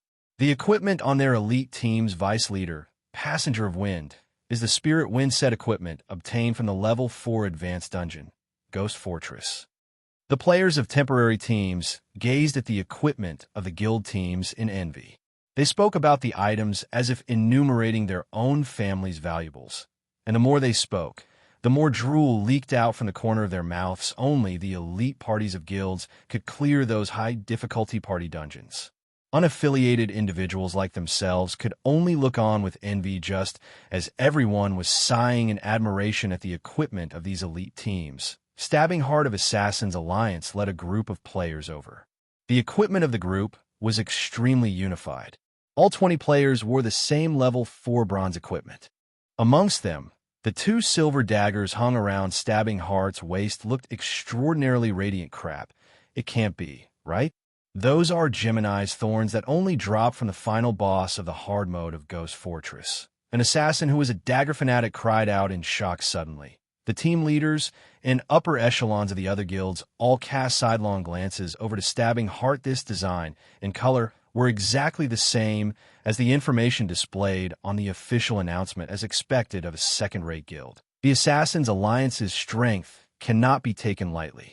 They managed to clear the hard mode of Ghost Fortress without anyone noticing. Meanwhile, until now, we have merely killed off the first boss of hard mode. Passenger of Wind sighed with regret. Humph. So what if they manage to clear the hard mode? We will still start from the same starting point from now on. The difficulty of a team dungeon is not something a party dungeon can compare to. Clearing it depends more on the commands given. Ironsword Lion wrinkled his brows. snorting in disdain. He believed that his own techniques were no weaker than stabbing hearts. If he had not been ambushed by that Yifeng, causing him to lose a level, the party he led might have been able to clear the hard mode of Ghost Fortress. Interesting. When Shadow's leader, Zhang Luowei, heard the discussions of the other guilds, a faint smile appeared on his face. He was immensely arrogant. As if he did not place importance on any of these players, the various guilds present were unwilling to comply with each other. After all, God's domain had only recently begun. Nobody would know what the future would bring. The Assassins' Alliance was only this powerful due to their strong initial foundation. However, the first clear for the Dark Moon Graveyard could not be obtained just by relying on a strong foundation. At best, the Assassins' Alliance would only have a minor advantage over the other guilds. The first clear of this dungeon this time around, was considered a shuffling of power in Redleaf Town. Whoever obtained the first clear would increase their prestige in Redleaf Town, improving their guild's development. It would have a great effect on attracting new players to join their guilds. Everyone looked at the time. There was still over 20 minutes before the opening of Dark Moon Graveyard. They all stood by a side, patiently waiting. Sister Snow, this place is really lively. Xiao Yuer giggled, pulling on Gentle Snow's delicate arm. As she took a look at her surroundings, Gentle Snow nodded. She looked around with an indifferent face, her expression as cold as ice. She did not pay any attention to the guilds present. Instead, she was looking for a certain someone, although Gentle Snow and her group kept a low profile when they arrived at the Dark Moon Graveyard. Everyone's sights still unconsciously turned towards the group. Including the upper echelons of the various guilds, they still possessed the chance to compete in the case of second-rate guilds. However, it was but a fleeting dream for them to compete against a first-rate guild. The main reason being the gap between a first-rate guild and a second-rate guild was just too wide. Not only was there a difference in the number of players in the guild, but there was also the difference of the quality of players and fundings. Just by standing in this place, Gentle Snow caused a great pressure to loom over the upper echelons of the many guilds present. As for the cause for this pressure, aside from the disparity between their guilds, the disparity between personal strength was also one of the causes. As long as one played virtual reality games, they would certainly know of the Snow Goddess. However, this name was not praise for Gentle Snow's stunning complexion, but for her frightening strength as expected of the Snow Goddess. The equipment on her body is likely the most top-notch equipment available to players at this stage of the game. Stabbing Heart inwardly admired the silver-red battle armor that Gentle Snow wore. This was the Flame Light set equipment that could only be obtained from the Level 5 Advanced Dungeon, Lava Cavern. The Assassins' Alliance was never able to clear this dungeon. Moreover, this Flame Light set was a mysterious iron set equipment that would only drop from the hard mode of the dungeon. The set equipment was much better than any other equipment, not to mention the crimson-colored Flame Spirit Greatsword in Gentle Snow's hands. That was a Level 5 secret silver two-handed sword. The weapon itself could easily overwhelm his pair of mysterious iron-ranked Geminis. Thorns. The pressure this set of equipment gave off to the other experts present was enormous. In addition to Zhao Yueru and Xiao Yuer's mysterious iron equipment, Gentle Snow's group practically flattened everyone else at the Dark Moon Graveyard. How were these experts supposed to compete against Gentle Snow's group now? Why isn't he here yet? After taking a look around, a faint layer of frost appeared on Gentle Snow's face as she was unable to discover Shurfang's figure anywhere. Snow, that guy must have known that he would just humiliate himself, so he didn't dare show up. Why don't we just call a few more members over? Zhao Yuer stuck out her impressive twin peaks, laughing delightfully. Gentle Snow gave Zhao Yueru's words some thought. The first clear for the Dark Moon Graveyard was extremely important. If Shurfang really was not coming, then she should be making some preparations ahead of time, just as Gentle Snow was prepared to contact her subordinates. Shurfang and his party ran over. Sorry, I've made you all wait. Shurfang scratched his head, apologizing, although he hurried over. The distance was just too far. Moreover, they had met a Level 5 extremely rare elite on the way here, so they had wasted some time. Chapter 98, Whetstone Recipe. After not meeting for just more than a day, Shurfang discovered that Gentle Snow and the others of her group had changed their equipment. All of them were wearing gorgeous equipment. The level 5 flame light set equipment all of them were wearing was the best team equipment currently available. With this equipment, as long as the team leader commanded properly, they would definitely conquer the normal mode of Dark Moon Valley after familiarizing themselves with the dungeon regarding the Dark Moon Graveyard. Even if Shi Feng now possessed a full suit of Silver Moon set equipment, he still had quite a lot of requirements. For instance, the advanced Whetstone recipe. This was the strengthened version of the Whetstone. The recipe for this item could only be obtained from team dungeons. Moreover, only bosses of the dungeon would have a chance of dropping it. You still remembered to come. That's enough. Since you're already here, leave your party, and we'll reform the group. Zhao Yueru originally wanted to taunt Shi Feng, but General Snow stopped her a step earlier. General Snow was still slightly angry from before, but after sweeping a glance at Shi Feng, she shockingly discovered that Shi Feng had reached level 6 currently. The level 6 players in all of Red Leaf Town were top-tier players previously. When she met Shi Feng, his level was nothing special. It was just below average. Now that he was able to catch up to such a degree, one could see that Shi Feng's leveling speed was extremely fast. As for Blackie and the others standing behind Shi Feng, all of them were level 5. They were also fully geared with bronze equipment, and such a standard was relatively good amongst temporary Team Shi Feng's party, then disbanded, all of them joining General Snow's team. All of the surrounding guilds and players saw Shi Feng join General Snow's team. Judging from the equipment of Shi Feng's party, it was obvious that Shi Feng and the others were not members of Ouroboros. However, it was extremely odd that they were still able to join General Snow's team and enter the dungeon together. The equipment worn by Shi Feng's party did not seem very high-leveled. They wore only scattered pieces of bronze equipment, not that different from the equipment of a temporary team. This was the important struggle for the first clear of a team dungeon. Was Gentle Snow so confident in being able to easily obtain it that she'd invite a group of people like this? Only Stabbing Heart knew of Shi Feng's strength.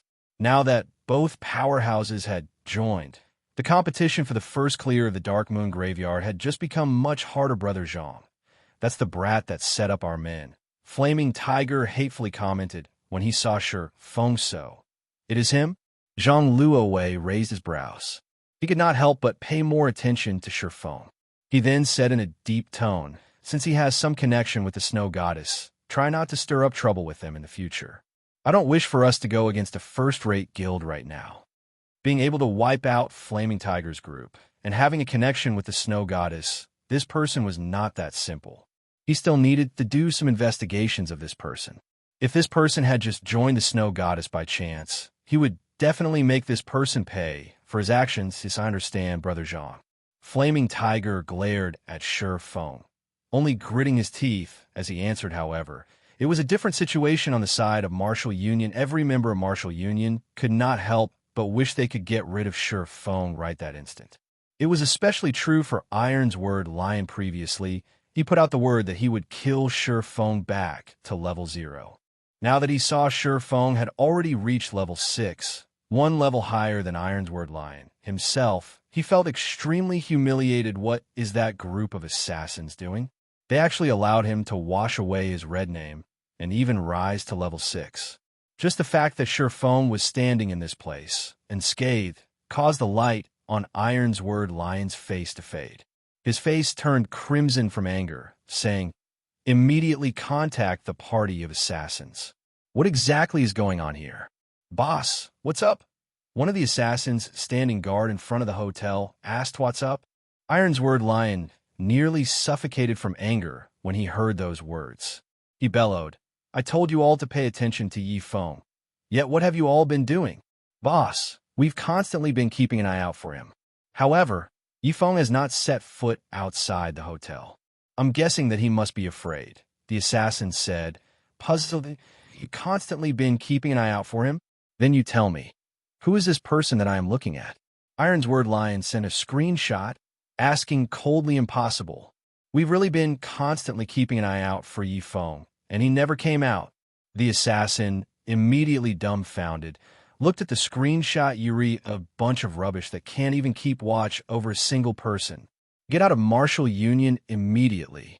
I don't wish to see you any longer. Rage completely flooded Ironsword Lion's mind. Shortly after, he turned to glare at Sure Feng, saying to his subordinate, "Call some men over, as many as you can. After they're done with the dungeon, I want him dead immediately." Boss Ironsword, this wouldn't be a good move, right? No matter how you put it, he still has some connection with the Snow Goddess. If we create a bad relationship with Ouroboros, it would be detrimental to the development of our guild. If the druid set out in the streets, we live by depending on our reputation. Now that someone has stomped our reputation to the ground, who cares about anything else? Ironsword Lion said in disdain. So what if she's the Snow Goddess? She still hasn't met this daddy right here. I don't believe that a stupid skank like her could do much to me. If she knows how to be tactful, I can still give her some face. If not, then I'll kill her back to level 0 as well. Boss is right. God's domain just has slightly more players. How prestigious was it during those years that we swept across Martial World? Now, we can also sweep across God's domain, just like before. What should we be afraid of?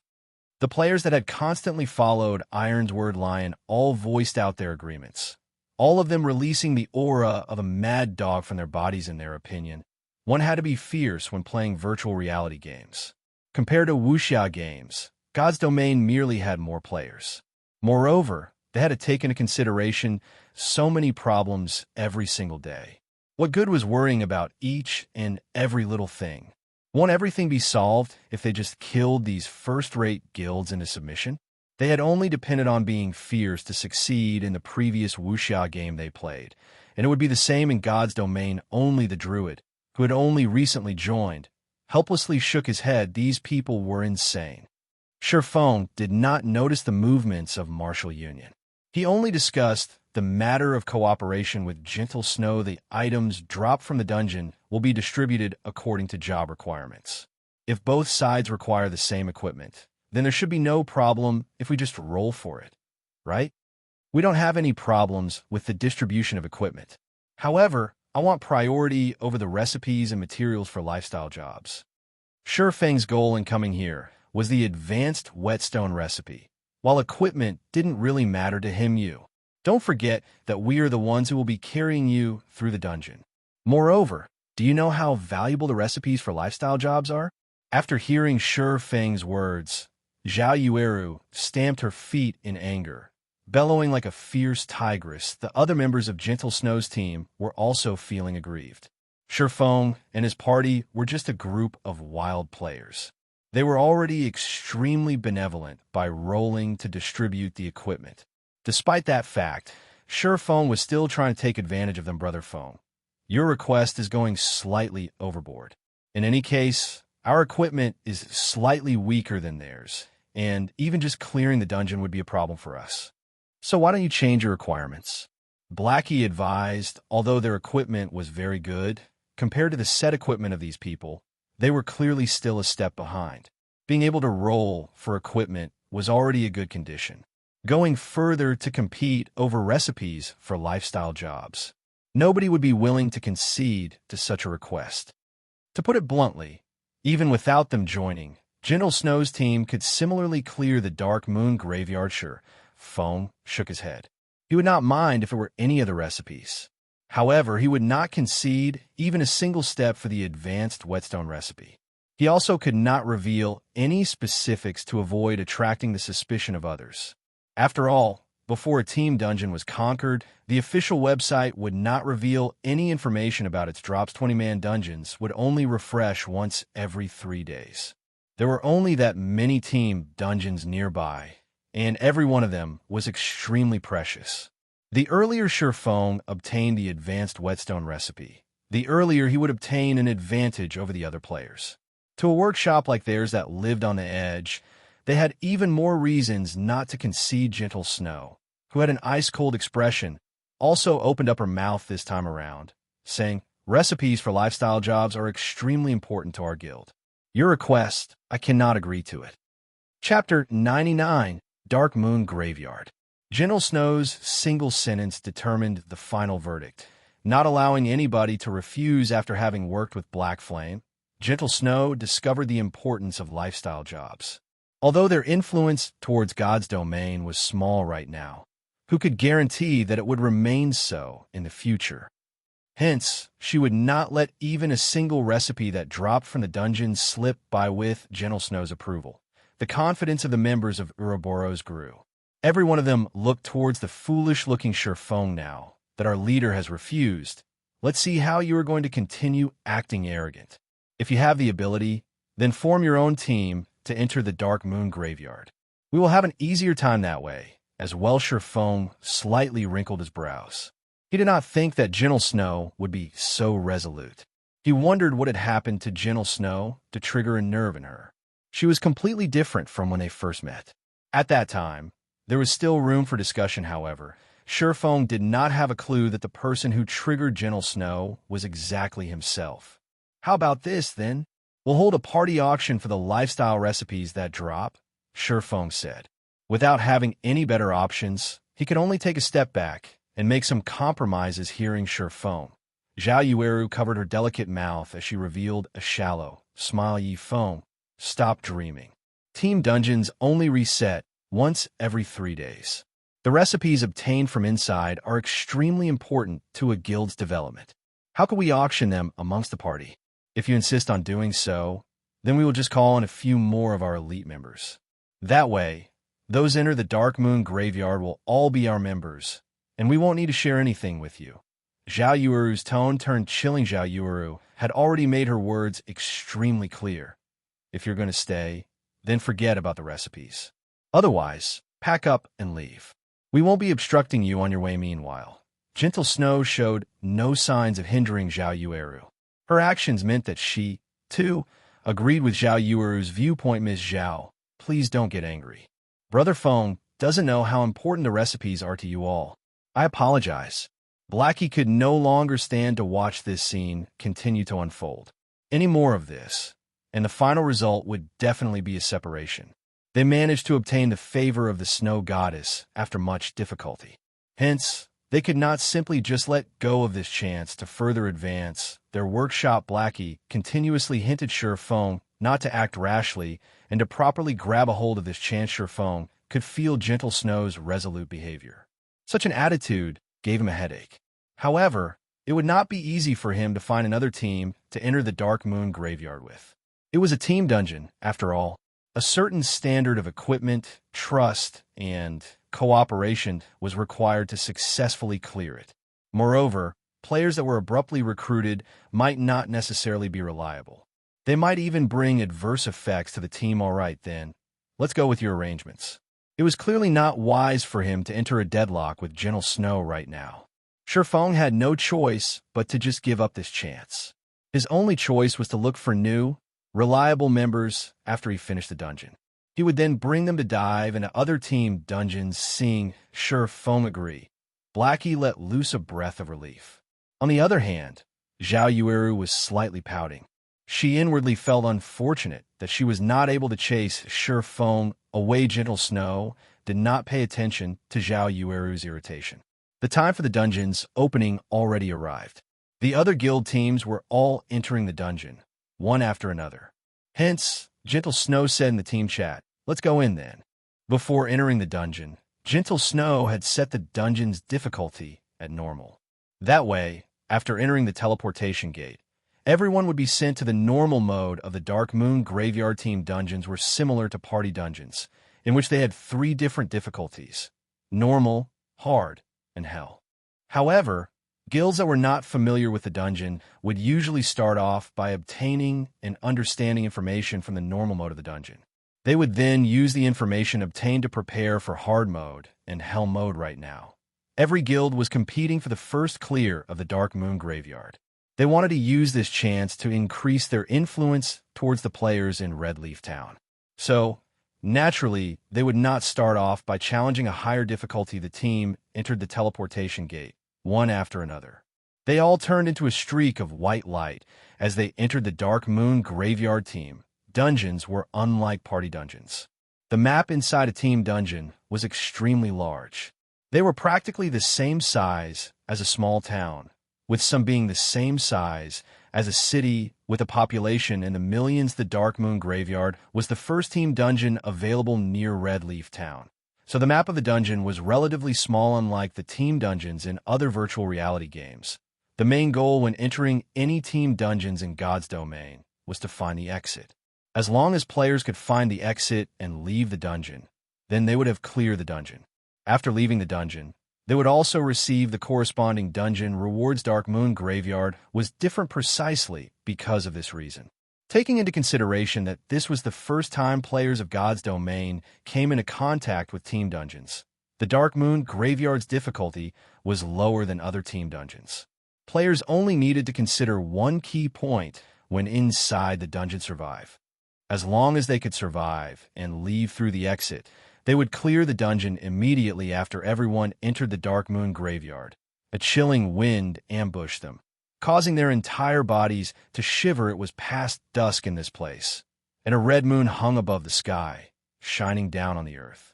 Gravestones littered the wasteland, and the gigantic stones formed one gigantic maze. A strange atmosphere filled the place, coupled with countless wails of anguish. I'll divide up our responsibilities first. So when the time comes, just make sure you do your own part. Gentle Snow was not even the slightest bit shocked by the strange atmosphere. Instead, the corners of her lips curved upwards, forming an excited smile. Although they wasted several minutes, they properly determined each team member's responsibilities. That way, whenever anything unexpected occurred, everyone could react with the quickest time possible. The team had a total of 4 healers, with 2 being clerics, 1 oracle, and 1 druid. There were 2 MTs in the team. One of them was a shield warrior, the other a guardian knight. Meanwhile, Surefoam was arranged into the dagger party. The party's main goal was to combat at the front lines. On the other hand, Lonely Snow was arranged into the protection party. Their main goal was to protect the team's lifeline. The healers, right, scout party, search for a path. We will follow behind at a slower pace. Once Gentle Snow was satisfied with the team's formation, she arranged for 2 assassins to scout ahead. After entering the wasteland maze, the 2 assassins immediately reported the situation they discovered. Gentle Snow responded immediately, allowing her team to advance towards the best possible route and easily avoid the traps set up by the Kobold assassins and Kobold warriors. Kobold assassin, common rank. Level 5. HP 1, 600/1, 600. Kobold warrior, elite rank. Level 5. HP 3, 500/3, 500. If they trigger the trap here, they would have to go up against more than 30 Kobold assassins and 7 or 8 elite Kobold warriors. Such a situation would definitely cause major losses to the team. Thanks to Gentle Snow's quick decisions, the team inched closer and closer towards the maze's exit. On the way, they only needed to kill a small amount of kobolds. Even Surefoam was slightly shocked by Gentle Snow's leadership. It was as if all matters within the Dark Moon Graveyard were within the palms of her hand. Zhao Yuru walked up to Shurfeng's side, proudly saying, "What do you think? You should see how far apart your strengths are now, right?" Surefoam remained silent. He did not pay much heed to Zhao Yuru, his hand only tightening its grip on his treasured sword hanging on his waist. "Humph. Speechless now, are you?" Zhao Yuru thought Surefoam was tacitly agreeing, her heart feeling a wave of pleasure. However, not long after Zhao Yuru felt pleased with herself, 2 blood-curdling screams came through the team's chat scout party. What happened? Gentle Snow hurriedly asked system. Player White Cry has died. System. Player Wind Shadow has died. What happened? When Zhao Yuru saw that the 2 players who died were both from the scout party, her heart filled with questions. However, nobody answered Zhao Yuru due the settings of God's domain. Players were unable to initiate communication after death. Everyone immediately tensed up. They watched their surroundings vigilantly. The mysterious deaths of the 2 players informed the members of Ouroboros of one thing: both players who died had very good techniques. Otherwise, they wouldn't have become elite members of Ouroboros. Their sudden deaths and the lack of even the slightest information could only mean one thing: this place had become extremely dangerous. Chapter 100. Go ahead if you can. Everyone, pay attention to your surroundings. Healers, stand in the middle. Protection party, guard the healers. MTs, prepare to activate your life-saving skills at any time. Dagger party, prepare for battle. Gentle Snow was not frightened by the situation. She immediately gave out commands. Staying combat-ready haughtiness invites disaster. Humility receives benefit. This sentence just happened to be applicable to the members of Ouroboros. It was especially true for the arrogant Zhao Yuru. Problems were bound to occur when one became complacent. Only the problems, this time, arrived somewhat too quickly. Zhao Yuru, who was still relaxed, suddenly tightened her grip on her crystal staff. She was no longer acting cheerful or witty. Her expression now turned solemn. She observed her surroundings for every little detail, revealing the unquestionable quality of an expert that other members of Ouroboros also no longer dare be careless. Although they were confident in their equipment, even possessing the confidence to overcome the Dark Moon Graveyard, this confidence still gradually faded after the two players were instantly killed. They could not help but become cautious and timid. As for Shi Feng's party, they were even more nervous. Inside their hearts, they were still considering themselves to be a bunch of noobs.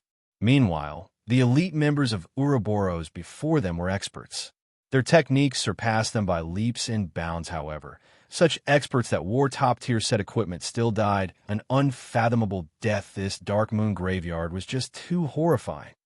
Seeing everyone in such a panic, Shi Feng remained incomparably calm. As for what actually happened, nobody had a better understanding of it than him. Or rather, he long since predicted such a situation since Dark Moon Graveyard had a lower difficulty. Depending on equipment and some experts, it was easy enough that it could be relaxingly cleared. However, in Shi Feng's previous life, an unknown number of guilds fell to the dungeon over and over, to the degree of cursing someone's mother. Based on the strength of Gentle Snow's team, they would still be able to clear the dungeon, even after being team-wiped over a dozen times. Only, the price to pay for such an action was very high. Something's coming. MTs, pay attention, Shi Feng warned. He squinted his eyes, looking towards the fog that floated nearer. Everyone abruptly tensed. Looking over, what's that? The shield warrior discovered a blurry figure inside the mist. The figure was hidden inside the murky fog, preventing anybody from getting a clear look at it. The team only knew that the thing was gradually wobbling closer, step after step, crawling as slow as a snail. As the distance between the two sides shortened, the wails of anguish became louder, causing all those present to have goosebumps just when the figure was about to leave the fog. MTs, activate your life-saving skills. Shi Feng yelled. However, the shield warrior paid no attention to Shi Feng's words. He had always looked down upon Shi Feng in his heart. The last time they met, Shi Feng was just a noob who got lucky. Shi Feng was only able to attract their leader's attention because he familiarized himself with God's domain ahead of time. Although Shi Feng was currently reached level 6, he had definitely depended on his familiarity with the quests and monsters in order to level up so quickly. He did not truly possess strength even if Shi Feng's skills were good. The number of experts Ouroboros had recruited over the years from other virtual reality games exceeded 5,000. They were not lacking people such as Shi Feng at all. In other words, within Ouroboros, there were plenty of players that were much better than Shi Feng. Although the shield warrior did not pay attention to Shi Feng's words, the guardian knight, Kola, had always trusted in Shi Feng. He had, at the first instance, activated protection blessing on himself. Just as the figure within the fog was about to reveal itself, two black rays of light shot out from the fog, reaching the MTs on the front lines in the blink of an eye. These two rays of light were as swift as bullets. The bulky MTs had no way of dodging them at that moment. Gentle Snow only shouted, "MTs, use your life-saving skills." Unfortunately, Gentle Snow was still one step behind. One of the black rays immediately pierced the shield warrior's body, a damage of -1,600 appearing above his head. He was killed instantly. The shield warrior's eyes affixed to his chest where the black ray penetrated, unwillingly passing on. Meanwhile, after activating protection blessing, the damage Kola received reduced by 50%. In addition to the secret silver rank sky armor that he received from Shi Feng, Kola only received slightly more than minus 500 damage. Losing slightly more than half of his HP. Everyone was dumbfounded after seeing this. A level 5 MT wearing bronze set equipment died. Just like that, meanwhile, more figures started appearing out of the fog. When Gentle Snow recalled the terrifying black rays from before, she immediately commanded, "Healers, heal. Everyone retreat. Guardian Knight, cover everyone else's retreat. Anybody with a defense skill, pay attention and protect the Guardian Knight." Hearing Gentle Snow's commands, Kola hesitated slightly. He turned to look at Shi Feng, intending to wait for Shi Feng's command retreat then. Pay attention to your positioning and maintain a straight line with the people behind. Shi Feng nodded his head after receiving Shi Feng's orders. Kola immediately took action. Seeing such a scene, Gentle Snow felt slightly upset in her heart. However, she did not voice it. On the other hand, Zhao Yuuru was not as willing. A noob like you, instead of listening to Snow's commands, you actually listened to that lucky dog shit's words? Was he trying to imply that the Snow Goddess' strength and commands weren't as reliable as Shi Feng's? However, just as Zhao Yuuru was about to open her mouth, she immediately snapped it closed. That was because, while Kola was retreating, he was actually able to simultaneously use his shield to block the black rays that fired towards the other players. He was even able to dodge the attacks of the black rays while, at the same time, retreating in an orderly manner. Such a feat was absolutely impossible for a fresh noob to accomplish. His skills were even better than their own shield warriors by a thread, with 4 healers healing him. Kola was able to maintain his HP above the safety line. During the occasional desperate moments, Shi Feng would use parry to help Kola block the black rays, allowing Kola to retain his life. Such scenes caused the members of Ouroboros, who had been previously dissatisfied with Shi Feng, to have a change of heart. They questioned whether they were able to carry out such actions. Moreover, Shi Feng rescued Kola multiple times now, proving that it was not just a coincidence, but skill. As long as Kola did not die, the remaining team members would remain safe. It could be said that Shi Feng was holding onto the lives of the entire team. It would seem that I have still been underestimating him. Gentle Snow started viewing Shi Feng in a different light. Although she, too, helped Kola block some attacks, her actions were not as natural and pleasant as Shi Feng's.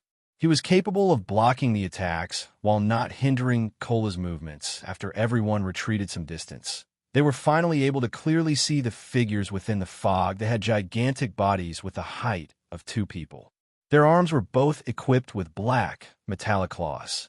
When they attacked, their claws were like swords shooting forth and sheathing quickly after, all within a blink of an eye. Kobold zombie, special elite. Level 6, HP 5000/5000.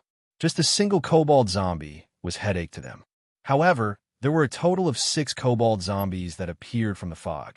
Such numbers practically demanded their lives.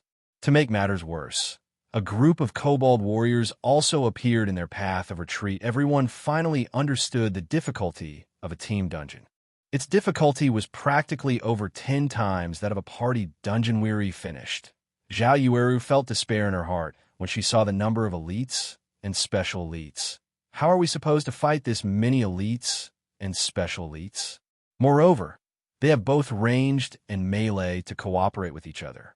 The other team members similarly agreed with Zhao Yueru's opinion. Is there no way for us to pass through? Gentle Snow creased her brows. She was unwilling to just leave the dungeon like this.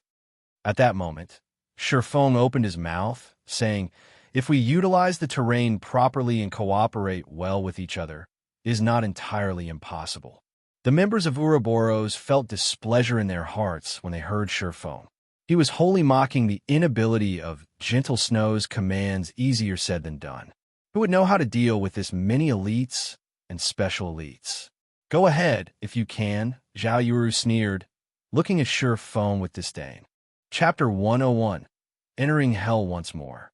Ridiculed by Zhao Yuuru in such a way, the expressions on Shi Feng's party members turned dark. Even if Blackie loved beautiful women, he was still unable to overlook such an action. How could a great beauty like her have such a poisonous mouth? Although Blackie wanted to refute her, his words were unable to leave his mouth. The Dark Moon Graveyard was just too hard. Even if they believed in Sure Feng's strengths and techniques, when faced with so many elites and special elites, who could guarantee that they'd be able to pass through? What?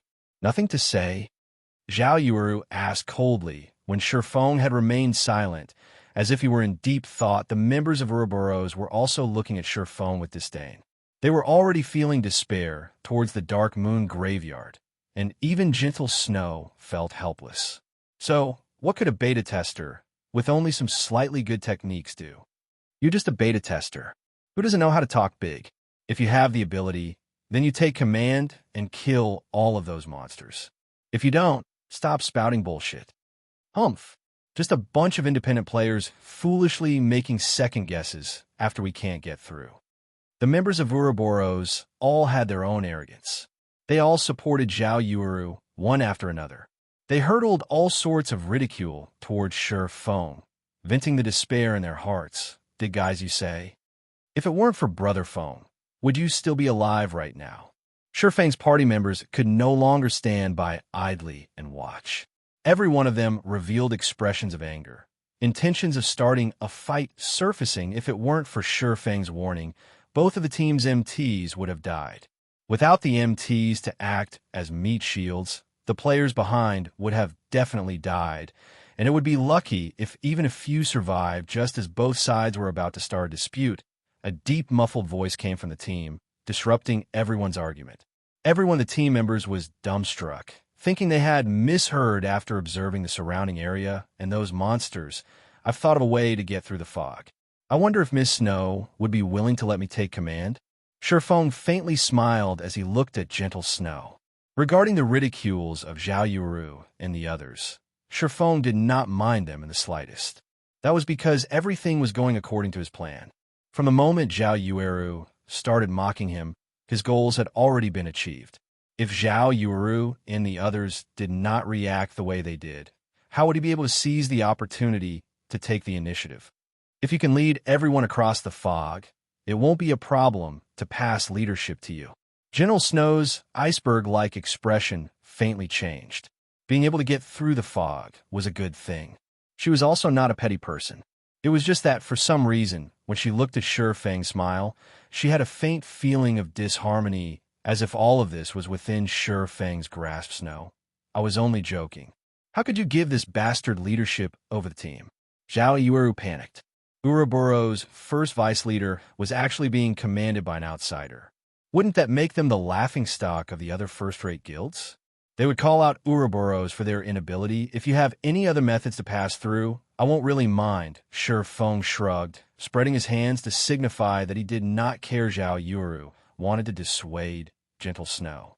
She had only been speaking out of anger before. If Sure Feng had really become the team's leader, then wouldn't an upheaval occur within the team? Who would be willing to submit to an independent player? Even if Sure Feng's techniques were quite good, there were still heaps of such personnel within the guild. Okay, now is not the time to care about reputation. Clearing this dungeon is our priority. From now on, Yi Feng will command the team.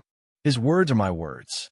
If anybody doesn't listen, you'll know the consequences. Gentle Snow said in a chilling tone. Gentle Snow naturally knew Zhao Yueru's concerns. She, too, had considered the problems. However, if they gave up the team dungeons first cleared due to this little reputation, that would truly cause their guild to become the laughingstock of other guilds. All right then. Whatever you say. However, if he doesn't command us adequately, only blindly giving out orders, I won't obey. Zhao Yuru shot a glance at Sure Feng in anger. She did not believe that Sure Feng could properly command the team, not to mention lead them through the fogged area. After all, Sure Feng was just an independent player. It was impossible for him to have any experience in commanding a team. In a moment, she would watch and make fun of Sure Feng, making a fool of himself. Seeing that Gentle Snow had already nodded her head in agreement, Sure Feng unhurriedly said, "Since we're done with the matter of leadership, let's talk about the matter of distribution. All of the equipment will be given out according to job requirements, while the other items will be auctioned within the team. Any problems? Yi Feng, don't go overboard. Zhao Yuru glared at Shi Feng like a wrathful tigress. Miss Zhao, I'm not trying to swindle even a single item. We're just fairly competing inside the dungeon. So, is there a need to talk about going overboard? Shi Feng calmly smiled previously. Shi Feng agreed to Gentle Snow's arrangements because he did not possess the power to back himself up. He knew the strategy to conquer the Dark Moon Graveyard. However, he couldn't reveal that fact earlier. After all, Team Dungeons had not activated during the beta test of God's Domain. Hence, if Shi Feng were to reveal knowledge that not even beta testers of God's Domain had, Gentle Snow and the others would definitely become suspicious now. Everyone was aware of the Dark Moon Graveyard's information. Moreover, Shi Feng himself had followed them into the dungeon. As long as Shi Feng performed thinking up a strategy, naturally, no one would question him. Even the astute Gentle Snow would not suspect. Shi Feng had long since known how to conquer the Dark Moon Graveyard. Zhao Yuru became speechless from anger. She felt Shi Feng was just a scoundrel intoxicated by success. On the other hand, Gentle Snow did not hesitate as she revealed a faint smile, calmly saying, "All right, as long as we can get through, I'll agree to your conditions." Snow. Zhao Yuru did not dare believe her own ears. Gentle Snow agreed, just like that. Recipes for lifestyle jobs. The ones dropped from Team Dungeons were even more priceless. How could they just let others take advantage of them? Enough. It's all just a waste of breath if we can't get through the dungeon. If we manage to get through and an item drops, we'll just buy it as is. Do you think an independent player like Yi Feng is wealthier than us? Gentle Snow softly explained. Hearing this, Zhao Yueru came to a realization. If they were competing regarding capabilities, even 100 Yi Fengs would not be a match for them. At the end of the day, the item would still be theirs. Humph. Humph. Be pleased with yourself while you can. Zhao Yueru's mood greatly improved. She even looked forward to clearing the dungeon as quickly as possible, obtaining several recipes. She wanted Shi Feng to know just how foolish his decision was. Since I will be commanding the team from now on, let's first leave the dungeon and re-enter it once everybody gathers. Shi Feng took out a return scroll and started chanting. Using a return scroll inside a dungeon would automatically send players back to the dungeon's entrance, saving players the wasted time running back. The others also promptly took out return scrolls after watching Shi Feng do so. Indeed, 3 people had died in the team, so some reorganization was necessary outside the Dark Moon Graveyard. Many teams belonging to guilds had returned after dying. They were currently reorganizing themselves, preparing to challenge the dungeon once more when they saw the Snow Goddess and her team leave the dungeon. They all were abruptly shocked. All of them hurriedly looked towards the glory list at the dungeon's entrance. The Snow Goddess' fame was extremely great. In addition to so many of her team members leaving through the dungeon's entrance, there was a high chance that they had already cleared the dungeon. However, the glory list was still as empty as ever. Everyone let loose a breath of relief. They continued with their rest, discussing how they would raid the dungeon. After over a dozen minutes, the entire team was assembled. Everyone, once more, walked towards the teleportation gate. As the leader of the team, Shi Feng immediately adjusted the dungeon's difficulty to Hell mode. Immediately, the color of the teleportation gate changed. A flickering image of a ghost head appeared, causing others to shudder before anyone within the team could react. They turned into black rays of light as they entered the Dark Moon Graveyard outside the dungeon's entrance. The members of the various guilds were all dumbfounded. What sort of situation was this? Didn't they just enter normal mode once? After understanding some information about the Dark Moon Graveyard, they're already starting to raid Hell mode? Was there a need to be so strong-willed? Chapter 102, Kobold King 1. The sky was dark, and the bright moon illuminated all of the Dark Moon Graveyard. Compared to the normal mode of the Dark Moon Graveyard, a great expanse of dense fog shrouded the wasteland. Not only did it obstruct one's vision, but it also carried with it an endless air of murder. It was like a battlefield. A heavy and oppressive feeling permeated the wasteland, causing one's body to grow sluggish. This is the Hell mode of the Dark Moon Graveyard. Gentle Snow surveyed her surroundings, Revealing an indifferent smile, she discovered that the fog here was almost alive, and she felt as if she were being watched.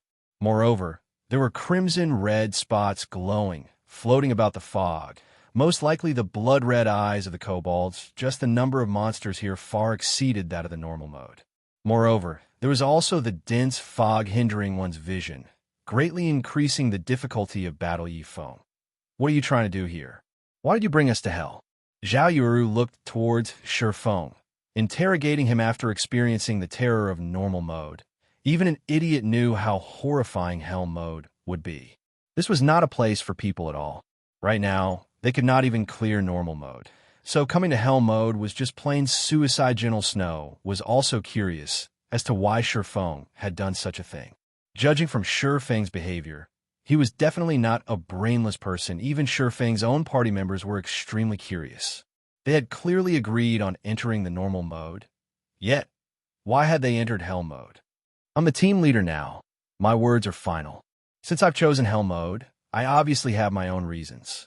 You may leave if you have any opinions about it. I won't be stopping you, Shifeng said with a smile. What comes around goes around. Previously, he had only humbly submitted to Zhao Yuru because he could not reveal his hand. Now that they were in his territory, naturally, he would no longer act with modesty. You bully. Zhao Yuru's almond eyes widened into circles as she glared at Shifeng, her twin peaks bouncing indefinitely. She stomped the rock beneath her feet, unable to find any words. She gritted her teeth, immediately turning her head away and no longer looking at Shifeng. This scoundrel actually went so far as to use her previous words to spite her, possessing not even a hint of gentleman. When all of this was over, she would properly put Shifeng in his place. Originally, Blackie intended to mediate between the two. However, when he saw Zhao Yuru's sudden silence, not speaking even a word, he secretly raised his thumb at Shifeng as expected of Brother Feng. He even dared meet a great beauty head-on. If he were standing in Shifeng's position, he would not have been able to do such a thing. Yi Feng, do you really have the confidence to clear hell mode? You should know that, although the difficulty is only different by 2 levels on the surface, in reality it is 10 or more times harder. The requirement of equipment, cooperation, and leadership also increases by several levels. I don't want my team members to die a meaningless death, Gentle Snow softly asked. Although the death penalty inside team dungeons was much lower than the death penalty in party dungeons, it was still a 5% experience loss. Moreover, hell mode was different than the other difficulties. The loss of experience in hell mode after a single death was 10%. Without a success rate of 70% or above, most players were unwilling to dive into the hell mode of a dungeon. There should be no problems. However, we still have to try before we can know the results. Shifeng did not reveal his full opinion. Based on the team's current composition and equipment, Shifeng was extremely confident of clearing the hell mode of the Dark Moon Graveyard. Otherwise, he wouldn't have chosen hell mode in the first place in Shifeng's previous life. Only after going through countless team wipes and experience accumulation, he figured out several methods of passing through the hell mode of the Dark Moon Graveyard. If he let Gentle Snow to fumble about slowly, who knew how long he would have to wait or how many team wipes they'd have to go through before they successfully passed through. Watching Shifeng's calm behavior, after giving it some thought, Gentle Snow decided to support Shifeng's decision. It was a good chance for her to observe the extent of Shifeng's capabilities. If he performed well, it would be beneficial to invite him to join the god-slaying army. Gentle Snow nodded. At this time, even if the others were still unwilling, they had no choice but to listen to Shifeng's commands. However, it was not because they believed in Shifeng. Rather, they believed in Gentle Snow's decision, after which Shifeng started assigning responsibilities.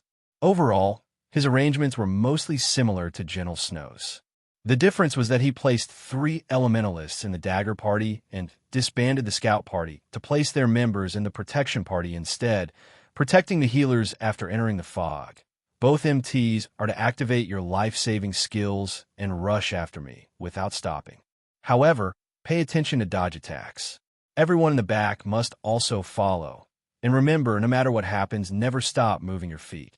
Healers only need to use instant cast skills to heal the 2 MTs. Everyone else should use your own recovery potions, Feng explained. If all of you understand, then everyone should use a speed scroll now. Everyone grew suspicious after hearing Feng. What was he trying to do? Turn them into kamikazes. He even wanted them to use speed scrolls. Was he complaining that they wouldn't die quick enough? Moreover, they could only earn so much money from a trip into the dungeon. There were 20 players in the entire team, which meant they would be expending 20 speed scrolls. Just how much money was that? All right, everyone just use your speed scrolls. Noticing the unwillingness in everyone's eyes, Gentle Snow could only helplessly support the command. Everyone was helpless. Speed scrolls were very expensive, and each of them had only prepared 2. However, before they even started killing monsters, they were already required to use one of them. This was just too extravagant, however. Such a decision did not alarm Feng's party members. Speed scrolls had long since become a necessity for them to grind elite monsters, so they each had 6 or 7 on their person. After everyone used a speed scroll, they followed Feng towards the entrance of the maze area. Follow closely. I won't concern myself if you fall behind, Feng reminded in the team chat. Having Feng tell them in such a way, everyone became nervous. If they fell behind, needless to say, only death waited for them. Run. After seeing everybody ready, Feng activated his title, Might 1,000, greatly increasing everyone's attributes. As a result, their running speed also increased. Before shock took hold of anyone over their increased attributes, Feng started running. Every one of them tightly chased after him, disappearing into the fog within. The fog massively limited everyone's vision. They could only barely make out an area of 5 yards. After running for some time, Feng suddenly said, MTs, use your life-saving skills. Healers, heal. Hearing Feng's commands, the 2 MTs started activating their life-saving skills. The healers also started using their healing skills on the 2 MTs, following which black rays appeared, fired out from the fog. The black rays struck the 2 MTs, dealing a horrifying amount of damage. Fortunately, the healers constantly replenished their HPs to make up for the damage they received. In addition, the 2 MTs had high movement speeds, reducing the chances of the black rays striking them, with the 2 MTs taking the full brunt of the damage. The other team members behind had nothing to worry about. In such a way, everyone ran after Feng for a full 10 minutes, making twists and turns every so often. In between, they all used another speed scroll. If the healers were lacking mana, they would drink mana recovery potions. Such a situation worried the members of Ouroboros greatly. How is this still a dungeon raid? They were just throwing money away. Moreover, everyone clearly felt the countless monsters closely chasing after them. The monsters constantly bellowed, and as long as they halted their steps, those monsters would definitely kill them. Fortunately, this place was just like a maze. There were plenty of paths available for them.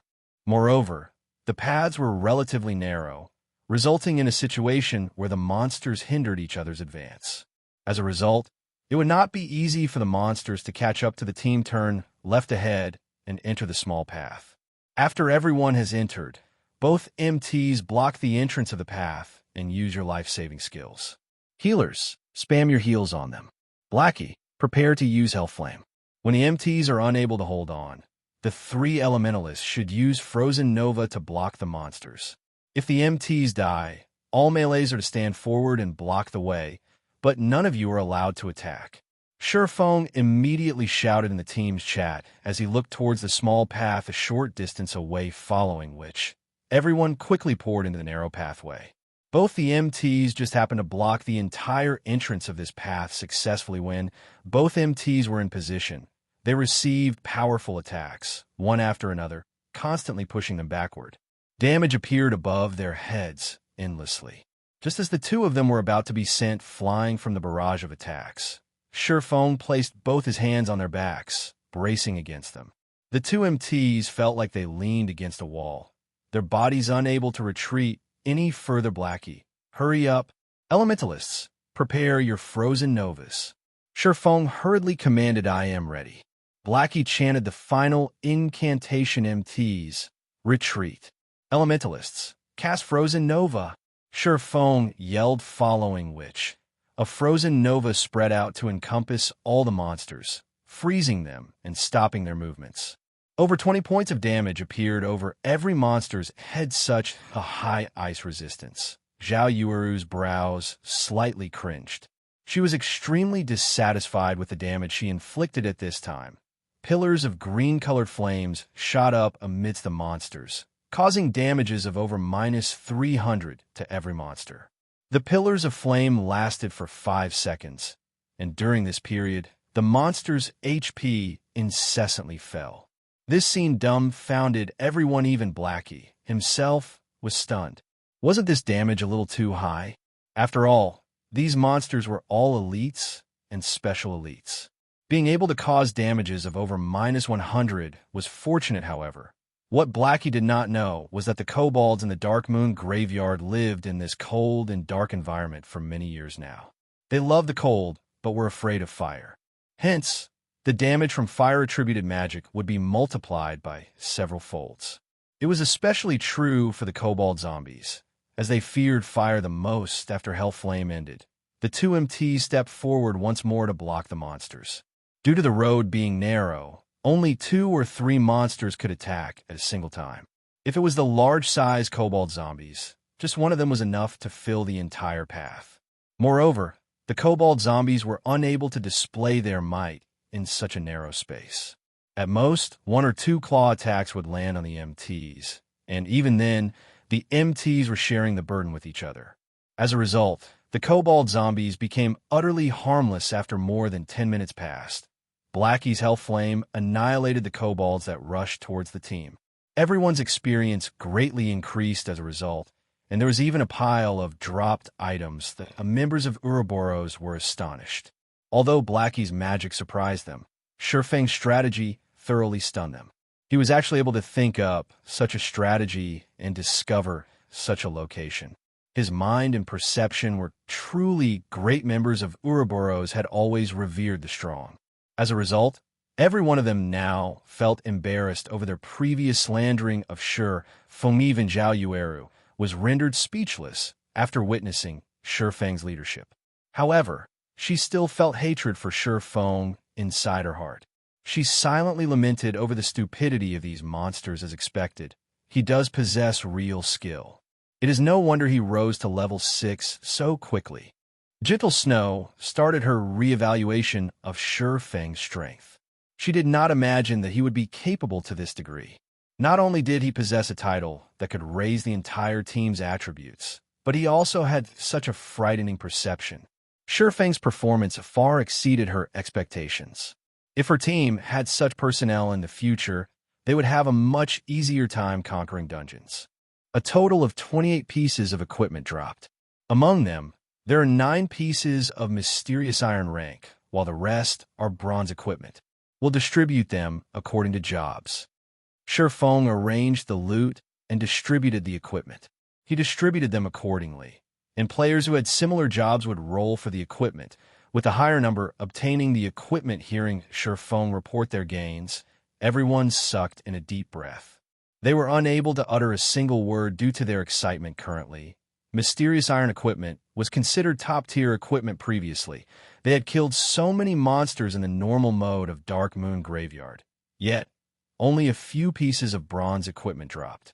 Right now, however, they only killed a large wave of monsters, but already obtained so much mysterious iron equipment and bronze equipment. This drop rate was just too frightening.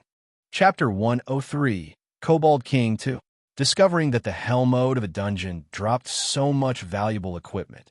Even Gentle Snow was stunned. If they could clear the hell mode of the Dark Moon Graveyard, it was unknown just how much top-tier equipment they could obtain. With top-tier equipment, they would have a much easier time conquering the other team dungeons. Thinking up to this point, Gentle Snow became much more interested towards conquering the hell mode of the Dark Moon Graveyard. It was just that she did not know whether Shurfeng was capable of accomplishing this magnificent feat. After Shurfeng distributed the equipment, many of the team members immediately swapped out their old equipment for the new. It was especially true for the extremely lucky Blackie. Blackie was the only Cursemancer on the entire team. Among the 9 pieces of mysterious iron equipment, there were 2 pieces of the Death Word set equipment meant for Cursemancers. The Death Word set equipment was at the apex of all level 5 set equipment for Cursemancers. Just the effect of having 2 set pieces increased Blackie's Dark Arrow by 1 level. In addition, Blackie's Dark Arrow was already level 4 at level 5. The Dark Arrow's damage increased by a large leap. Meanwhile, Kola managed to win a mysterious iron shield by rolling. After equipping the shield, his defense surpassed the shield warrior from Ouroboros, Ghost Chop, by quite a lot. Although many items dropped, Sherfong incessantly shook his head at these items. None of these items attracted his attention. Why don't you want this piece of bronze equipment for swordsmen? Gentle Snow asked, astonished with just a glance at Sherfang's equipment. Anybody could tell it was just individual bronze equipment assembled together. According to logic, their attributes should be much weaker than the equipment dropped from the Hell Mode of the Dark Moon Graveyard. However, Sherfong remained indifferent towards the equipment dropped. The attributes of this equipment isn't as good as what I'm currently using. Just give it to your guild swordsman. Sherfong carelessly gave the equipment to Gentle Snow. Naturally, he would not mention that he already possessed a set of Silver Moon set equipment, which was the best set equipment for swordsmen under level 10. After hearing Sherfong, the other swordsmen in the team repeatedly expressed his gratitude towards him. Even if Sherfong were to take away the equipment for swordsmen, nobody on the team would complain. On the contrary, they would feel it was only natural that he would do so, no matter what anybody said.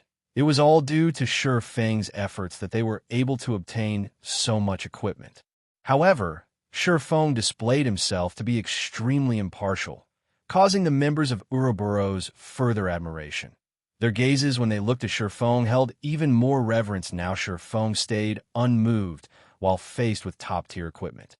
In a virtual gaming world, not many people would be capable of remaining as impartial when leading a temporary team. Noticing everyone had mostly recovered, Sherfong said inside the team chat, "Everyone, prepare yourselves. We will be going to the next strategic point. Those without speed scrolls, come get them from me." The members of Ouroboros were troubled when they heard this.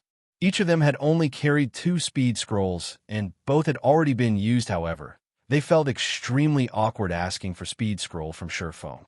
After all, they previously made a mockery of Sherfong.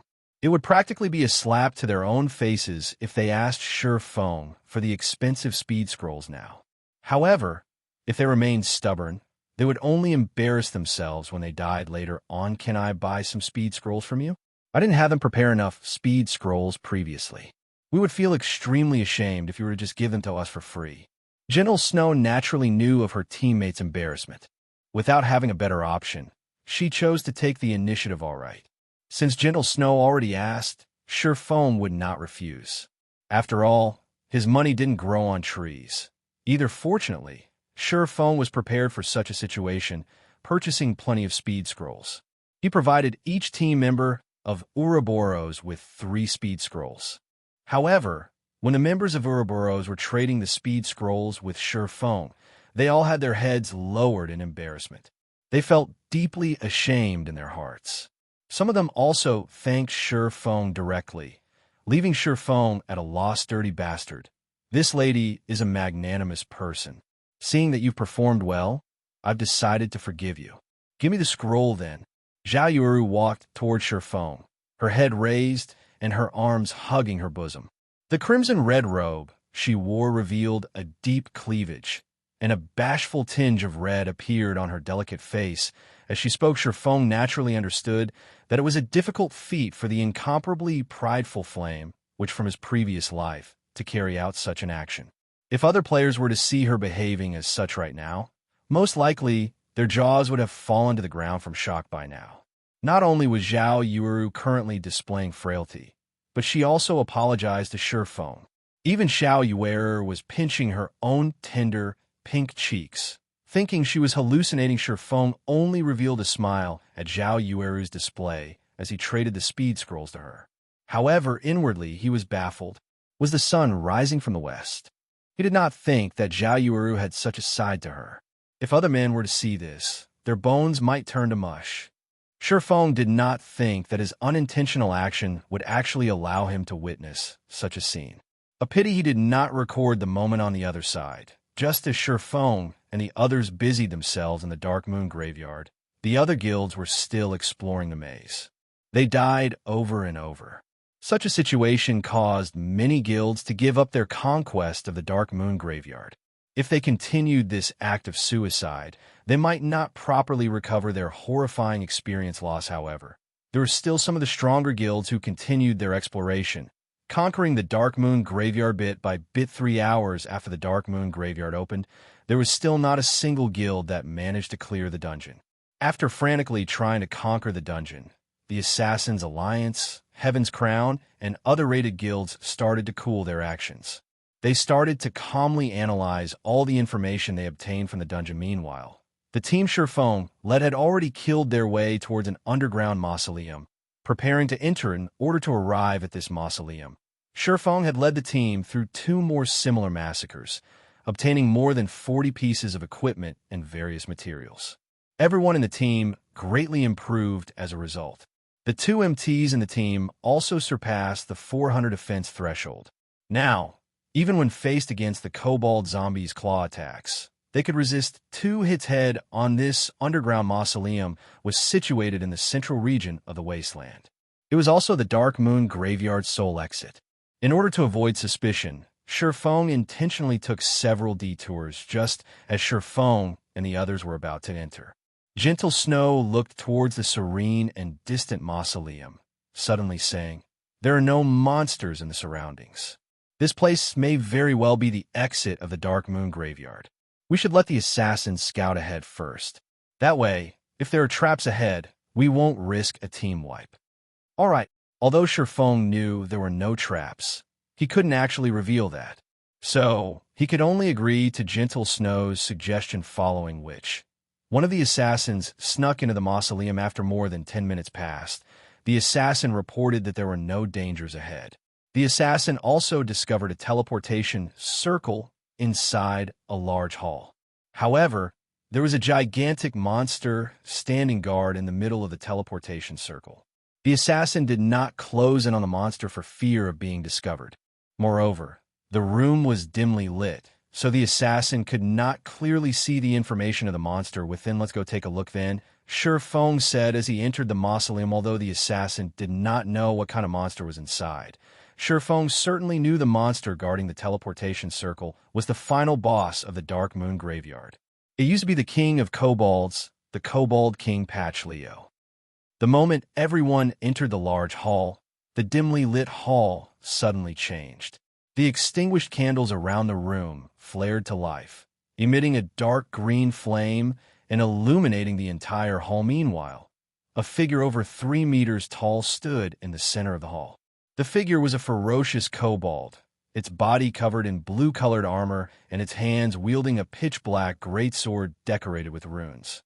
The kobold silently stood on the magic circle, not even moving a muscle, as its entire body radiated a frightening pressure. Everyone used observation skills, one after another, wanting to understand this monster. However, after seeing its information, everyone's complexion turned pale. They felt a deep terror as they gazed at this creature, and even Gentle Snow sucked in a cold breath. None of them had any confidence in killing this monster. Chapter 104, An Unknown Way of Battle. Everyone stood silently within the bright mausoleum hall, turning the place eerily quiet after some time had passed. "Brother Feng, what do we do now? This boss is just too terrifying. It is impossible for us to kill it." Blackie looked towards Feng, asking on the other side. Zhao Yueru said helplessly, "Snow, it seems we won't be able to clear the dungeon after all." The other team members also indicated their agreement. There could be no greater folly than to attempt something they already knew to be impossible. "Are we just going to give up like this?" Gentle Snow's slender eyelashes trembled slightly, her crystal-clear eyes shifting towards the Kobold King's figure once more. They had reached this point after much difficulty. Were they just going to give up like this? Kobold King Leo, Lord Rank. Level 6. HP 120,000/120,000.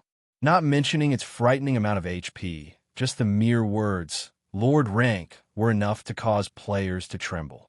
That meant that there was a single aspect to this monster that was extremely terrifying, either in terms of speed, strength, or magic.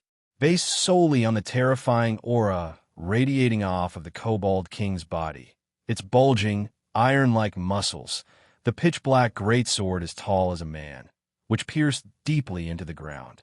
Even without having any exchanges with this Kobold King, everyone knew there was no way to overpower. Why don't we give it a try first?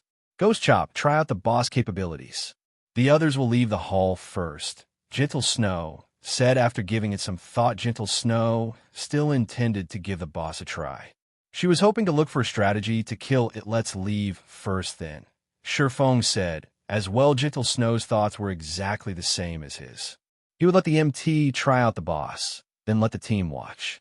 That way, he would have an appropriate excuse when he revealed his strategy. Following this, the Shield Warrior, Ghost Chop, activated his video recording, charging towards the Kobold King alone. Meanwhile, the thick and heavy stone doors leading into the hall started closing just as Ghost Chop was midway through his charge. The Kobold King abruptly opened its eyes.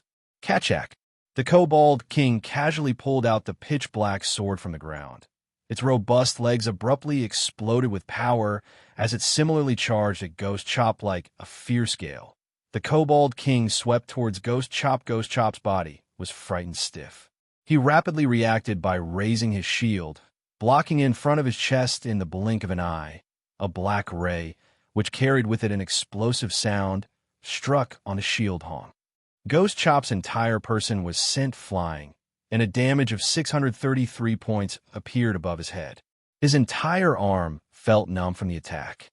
If he had not used a shield to block, he might have been killed instantly. Ghost Chop felt that his own techniques were quite good, and he was an elite member of Ouroboros. Moreover, his task right now wasn't even to kill off the boss. If he could not even force the boss to reveal its hidden cards, then he would be an absolute disgrace. Ghost Chop abruptly stood up. He poured a bottle of basic regeneration potion down his throat, his HP recovering to more than half of its total. Just as he was considering attempting another bout with the boss, he suddenly discovered that the boss was already standing behind him, its greatsword raised up high. Abruptly, the Kobold King slashed the greatsword at Ghost Chop's shield wall. Ghost Chop no longer had the option to dodge the attack. He could only use his life-saving skill to take the attack at full force. When used, Shield Wall would reduce the damage the user received by half for a duration of 12 seconds. The black runic greatsword struck down once more. Although Ghost Chop had used a shield to block the attack again, he was instantly forced into a kneeling position by the resulting pressure. The stone bricks beneath his feet cracked apart like a spider's web, and his HP instantly fell by 426 points. Leaving him with only a thread of life remaining. The Kobold King then kicked towards the side of Ghost Chop's abdomen. Ghost Chop helplessly imprinted himself onto a wall, and his HP instantly dropped down to 0. Only 3 seconds had passed since the start of the battle. Just like that, an MT that was equipped with top-tier equipment was dead, so much so that, even before the stone doors had closed shut, they had opened once more. Everyone looked at Ghost Chop, who was planted into a wall, shocked. What was this situation? The door had just closed before opening again, and their MT was already dead. "You're revived, Ghost Chop," Gentle Snow said with a gloomy expression. Ghost Chop being killed so quickly was a clear indicator of how strong this boss was. After Ghost Chop was revived, a somber expression hung on his face. He unwillingly shared with everyone the recording he made, allowing them all to analyze the boss' strength strong. Zhao Yuru could not help but say in shock, this general speed and reaction speed, this strength, and also the constantly varying attack patterns. Is this really an NPC? Are we sure this isn't a martial arts expert in disguise? Before even witnessing the boss in battle, everyone could already feel how powerful it was. Now that they witnessed this for themselves, aside from feeling shocked, they were also astounded. With Ghost Chop's skills, he was actually unable to even damage the boss. This was just too horrifying. Even if it was the strongest chieftain rank monster Gentle Snow met before, in comparison to this Kobold King, it would only be a little rabbit. As for Shifeng's party, whom had battled with a Lord rank boss before.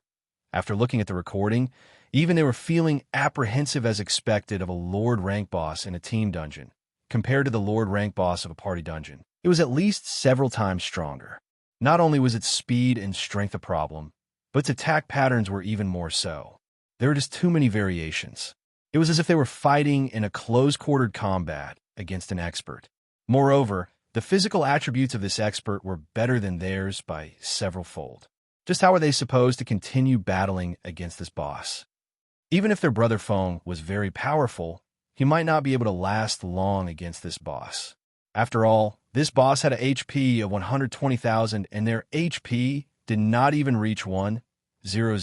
Let's withdraw. After considering for a good while and thinking up of all sorts of simulations, Gentle Snow still came to the conclusion that they would be team-wiped. She was not prepared to waste time here, and rather prepared to raid the normal mode of the Dark Moon Graveyard. The boss in the normal mode should be a chieftain rank boss, which should be much weaker.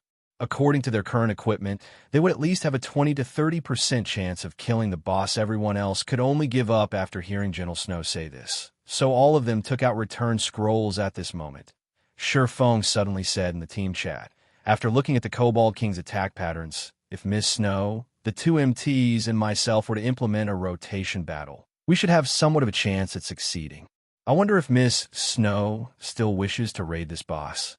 Although Sure Feng's voice was soft, it was as if a light in the darkness appeared, brightening everyone's spirits. Brother Feng, are we really going to fight it? Blackie looked at the Kobold King, swallowing down a mouthful of saliva. Even at such a distance away from it, Blackie could still feel his legs trembling. If he were to close in on a little more, he might already be on the ground, kneeling. In fact, it wasn't just Blackie who was impacted by the Kobold King's imposing aura. The other team members did not fare any better than Blackie. They instinctively acknowledged that they could not beat it. Wanting to run away from it, you have a plan? Shock flashed past Zhao Yueru's eyes as she looked at Sure Feng, asking this was a lord inside a team dungeon. Its HP was several times higher than the lords in the wild. Its attack power and attack patterns, as well, were despairingly powerful. Zhao Yueru did not think that Sure Feng would have a method to raid it. Sure Feng shrugged his shoulders, looking at the Kobold King as he said, my confidence at succeeding isn't high. However, we can still give it a try. Isn't it just a 10% experience loss? Killing all the way here, the experience we obtained has far exceeded just 10%. Even if we died, we have already obtained a lot of equipment. Don't tell me that you guys are so willing to just give up. Gentle Snow was slightly shocked. She did not think that Sure Feng could bring her so many surprises. Even if they could not raid the boss this time, she would definitely pull Sure Feng into Ouroboros. What are the chances for success? Gentle Snow asked, her iceberg-like expression finally revealing a warm smile. 20%. Sure Feng had already made the most conservative estimation. In reality, he had estimated their success rate to be at 50%. However, he was worried that if he were to say it out loud, it would be bad. He might attract suspicion. What? You said 20%. Zhao Yueru rolled her eyes at Sure Feng. With such a low success rate, who would dare take the challenge? All right, let's hear your plan then. We will be supporting you fully. Gentle Snow interrupted Zhao Yueru, saying softly Gentle Snow herself had estimated their chances at getting rid of the Lord rank boss at 0%. As for a chieftain rank boss, she had estimated the success rate to be at 20 to 30% chance. Judging from Sure Feng's previous behavior, he did not seem like a person that exaggerated things. Since Sure Feng had a similar certainty for success, wouldn't killing the Lord rank boss be much better? Moreover, she was extremely interested in the four-man rotation battle Sure Feng had mentioned. She did not know what kind of method of battle this was to actually let them have such a high chance of success against the Lord rank Kobold King. Chapter 105, Ashblade 1. Although the members of Ouroboros admired Sure Feng, they still felt that it was impossible for them to raid this boss. What would happen if they were wiped out? However, Gentle Snow had already nodded her head in agreement. That meant she was also willing to take on this risk. Even if everyone were to lose 10% of their experience and some skill proficiency, Losing to the other guilds in terms of levels by a little, she would shoulder all the responsibility, although 10% of experience seemed like a small amount when a player had reached level 6. Raising their experience by 10% would require at least 2 to 3 hours worth of effort. If the team was wiped out as a result of Gentle Snow's decision, the losses the team suffered would not be small. It was obvious just how much trust she placed in Shurfeng. The members of Ouroboros looked at each other, feeling that they were all too timid after playing virtual reality games for so long. They had all turned towards stability. They thought that in order to raise their standings in the guild, the less deaths they had, the better. Yet, unknowingly, they had forgotten one of the most important points when playing a virtual reality game: the thrill of adventure. That was the reason why most people played virtual reality games. They had already gained a bountiful harvest from a dungeon. Just like what Shurfeng had said, it wouldn't really matter, even if they died leader, we'll do as you say then. Whatever you want me to do, I guarantee that I'll do it. The shield warrior, Ghost Chop, looked towards Shurfeng, clapping his chest as he said, so leader, say it. Right, say it. The members of Ouroboros all looked towards Shurfeng. They had thought it through already. If they were going to make a loss, so be it. However, on the off chance that they did succeed, endless glory would await them since everyone has agreed. I'll tell you my strategy. After we start the raid, only me, Miss Snow, and the 2 MTs will battle with the Kobold King. The other melee jobs are to all stay at a distance. Berserkers, listen to my command to use charge. Assassins, after giving the boss a bleeding effect, immediately distance yourselves and use bows to attack. The other range jobs should just dish out as much damage as you can. However, pay attention to maintain a distance of 25 yards or above from the boss. The 2 clerics and druids should focus on healing the MTs, while the oracles will heal Miss Snow and I. Shurfeng started explaining his strategy, giving Gentle Snow and the others detailed explanation on the method of rotation battle. The rotation battle method was a technique that allowed the weak to win against the strong. It was a technique specifically meant for dealing with bosses in Shurfeng's previous life. This method of battle was gradually discovered by some experts a month after God's Domain's opening. These experts then carried out the technique in an actual battle against the boss of a dungeon. Unexpectedly, the technique yielded remarkable results. Bosses, which they were previously helpless against, were easily gotten rid of with this technique. Following which, this technique slowly spread out, and within 2 months' time, almost every guild's elite team members had learned the technique. Right now, if they wished to raid this Lord-rank Kobold King, then they would need to utilize this method of battle. Otherwise, for as many battles as they carried out, they would die an equal amount of deaths. There would be no exceptions. After Shurfeng's explanation ended, everyone entered into the large hall of the mausoleum. The Kobold King, equipped with blue-colored armor, still stood silently in the middle of the hall. Kola, start the raid. Pay attention to your positioning and set aside the Kobold King for the ranged players. After which, you and I will cooperate to hold off the boss. When we are both unable to hold it off any longer, Ghost Chop will be responsible for relaying the boss over and cooperate with Miss Snow to hold it off. After we have stabilized the boss aggro, all ranged players can start dealing damage. Shurfeng unsheathed his pair of swords, giving out instructions one after the other in a methodical manner. Leave it to me. Kola appeared slightly panicked. However, after having gone through Shurfeng's guidance for a period of time, he gradually began displaying the potential of an apex expert. After everyone was in position, Kola immediately rushed at the Kobold King with his bear-like robust body. However, before he had even covered half the distance, and having yet to alert the Kobold King, he used Divine Shield Strike. Kola's shield flew out, transforming into a shooting star as it shot towards the Kobold King just as the flying shield was about to hit the Kobold King. The Kobold King abruptly opened its eyes, revealing 2 blood-red orbs. Its mouth opened wide, exposing a sinister, cold smile. With a single draw of its greatsword, the Kobold King sent the shield flying away. The shield did not cause even a single point of damage before anybody could be shocked by the Kobold King's skill. The Kobold King had taken a large stride forward. It reached Kola in the blink of an eye, its greatsword striking downwards with the arm that was holding onto the shield. Kola blocked against the attack from the greatsword, receiving more than 400 damage. Meanwhile, Kola's other hand abruptly tightened its grip around the dagger, and with a yell, he slashed out the dagger, striking at the side of the pitch-black greatsword palm. The sword brandished by the Kobold King, due to the offset produced from Kola's dagger, had slid off along his shield and pierced into the ground, causing a halt to the Kobold King's battle, rhythm beautifully done. Shifeng appeared behind Kola at this moment. Shifeng brandished the crimson blade, striking at the Kobold King's greatsword once more, causing the greatsword to sink deeper into the ground. At the same time, Shifeng cast Chop. Using the Abyssal blade, the sword transformed into a black ray as it pierced at the Kobold King's neck this time. They finally caused damage to the Kobold King, with a damage of 193 points appearing above its head before Shifeng could retrieve his swords. The Kobold King had released its grip on its greatsword, sending a punch towards Shifeng's switch. Shifeng yelled Ghost Chop had long since been waiting at the side. Immediately, he sent a slash at the Kobold King's arm. As a result of the impact, he was sent retreating 2 steps backward by the Kobold King's fist with a damage of over 200 points appearing above his head.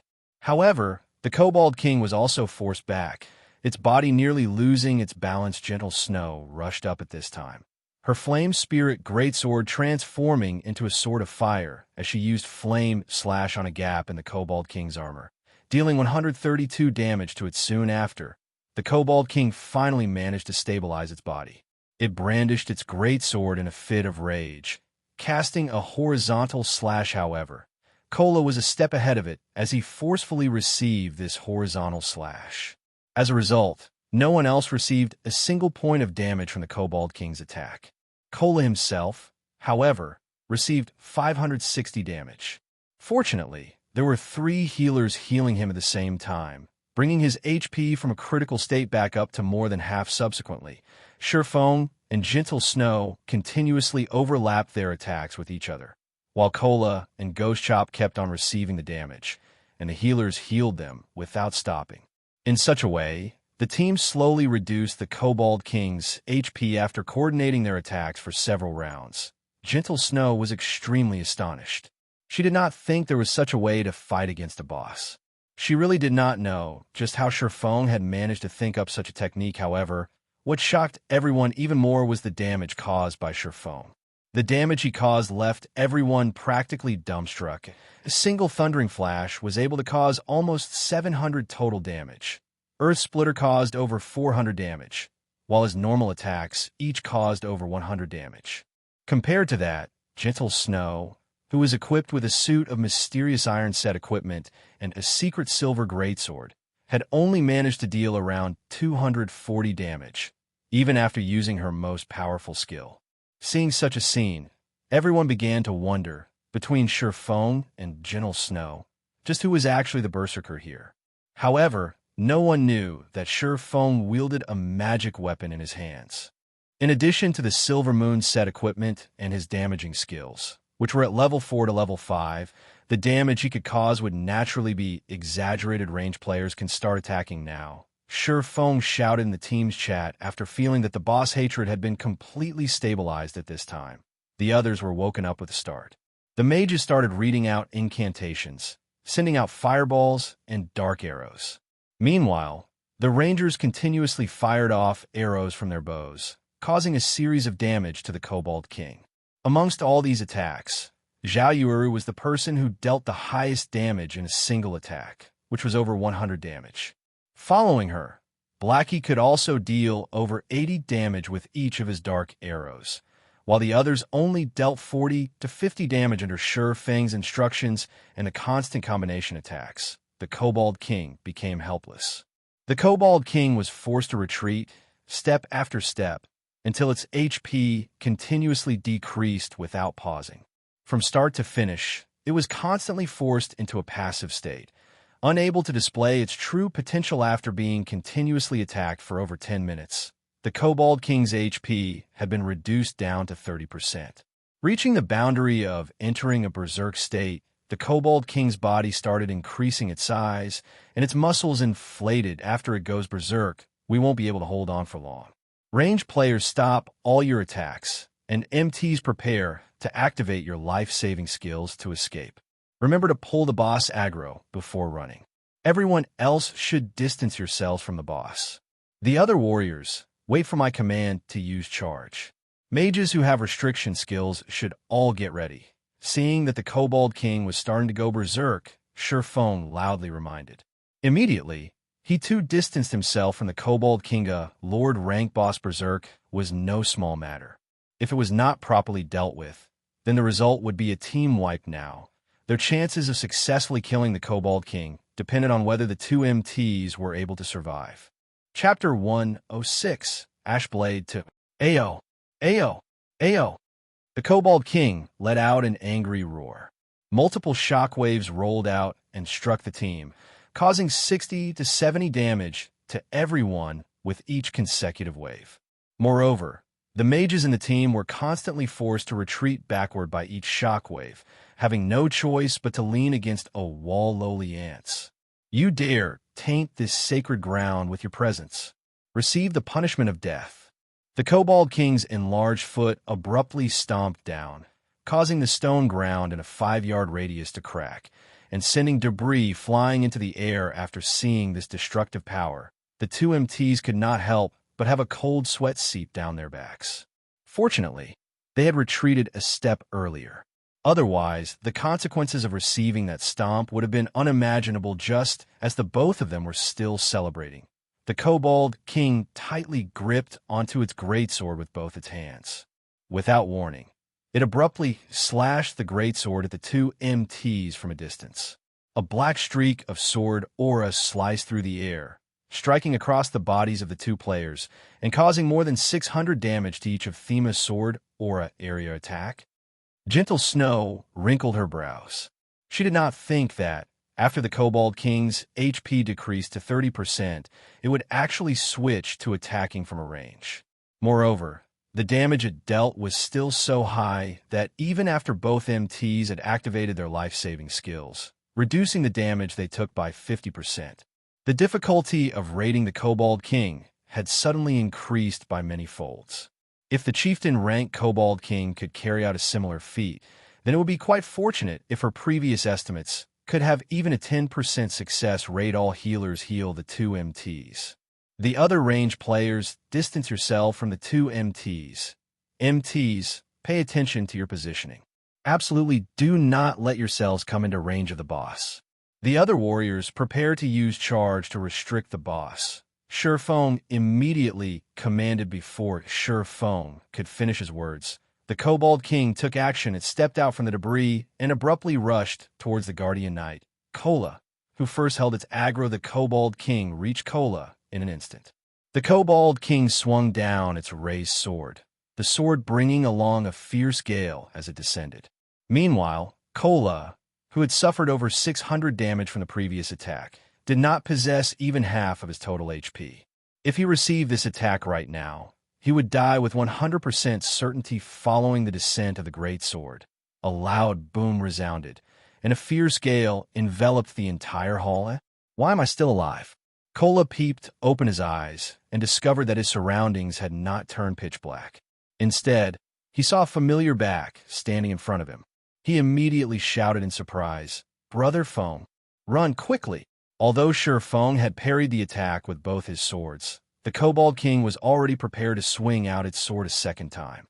Unable to use parry any longer, Shurfong was left with no choice but to use out one of his life-saving skills. Defensive Blade. Kola dared not stay any longer, hurriedly running away. Meanwhile, the healing spells from the four healers only now landed upon Kola's body, recovering him back to his full HP after running away for about 2 yards. Kola turned his head to the sound of stone bricks exploding in his ears and saw clouds of dust rising into the air, following which Shurfong ran out from the dust cloud, not daring to stay even half a second longer.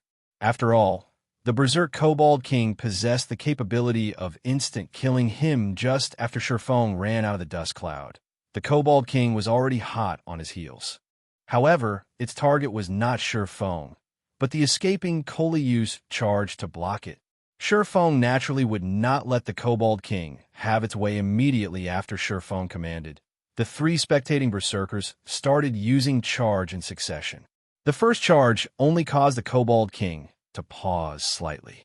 Following it, the second charge caused it to retreat by a single step, while the third charge made it retreat by 2 steps. Although the Kobold King did not enter a fainted state, it was sufficient just by having the knockback effect. After they finished using charge, the berserkers immediately got out of the way. However, one of them was a tad bit slower, and the sword aura coming from the Kobold King's horizontal slash brushed past him. Instantly, the berserker's HP fell down to 0, his body falling flat on the ground the shorter the distance. The greater the damage the Kobold King's sword aura attack caused. Within a distance of just 2 to 3 yards, a single strike could instant-kill a full HP MT, not to mention a berserker whose HP was inferior to an MTS. However, the berserker's death was still a worthwhile sacrifice. At the very least, the fell berserker had managed to earn the team some time. Allowing the 2 MTs to have a better chance of survival, the mages had also started using restriction skills to restrict the boss, allowing the 2 MTs to be more scared than hurt. Amongst the skills that best restricted the Kobold King was Blackie's Evil Whip. The Kobold King had wasted quite some time in order to escape from those thorns.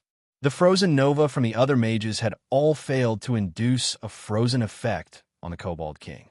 The mages had also used it to reduce the Kobold King's speed, though the effects were minimal time passed bit by bit. Although Cola and Ghost Chop were chased all over the place by the Kobold King, fortunately, both of them were still able to stay alive finally. The Kobold King's berserk ended, returning it to its original state. However, its HP recovery speed had increased considerably when it went berserk. Its current HP was restored by more than 50%, which was over 60,000 HP. Attack it in rotation. After the Kobold King's berserk had ended, Shurfeng naturally would not give the boss any leeway, immediately starting their retaliation with the 4 of them attacking in rotation. The Kobold King was once more placed in a disadvantageous position. Furthermore, the 4 of them were becoming more practiced with carrying out joint attacks. After a few minutes, the Kobold King's HP had fallen to 20% this time. The Kobold King did not go berserk. Instead, it abandoned its greatsword, pulling out 2 blood-red, one-handed long swords that had runes carved into them. It then began madly brandishing its swords. The Kobold King transformed into a tornado that engulfed everything, and anything that came into contact with its blades turned to ashes. This move was one of the Kobold King's ultimate. Blade storm. All berserkers use charge, then immediately retreat. Mages, use all of your restricting skills, and pay attention to avoid the tornado. Stay at least 10 yards from it. Shurfeng immediately shouted after battling up to this point. Everyone in the team had become extremely trusting of Shurfeng. Without hesitation, the berserkers immediately used charge. All the warriors, including Gentle Snow, rushed up to the Kobold King, ramming their bodies at the Kobold King. The mages all used Ice Sphere, while Blackie used Evil Whip.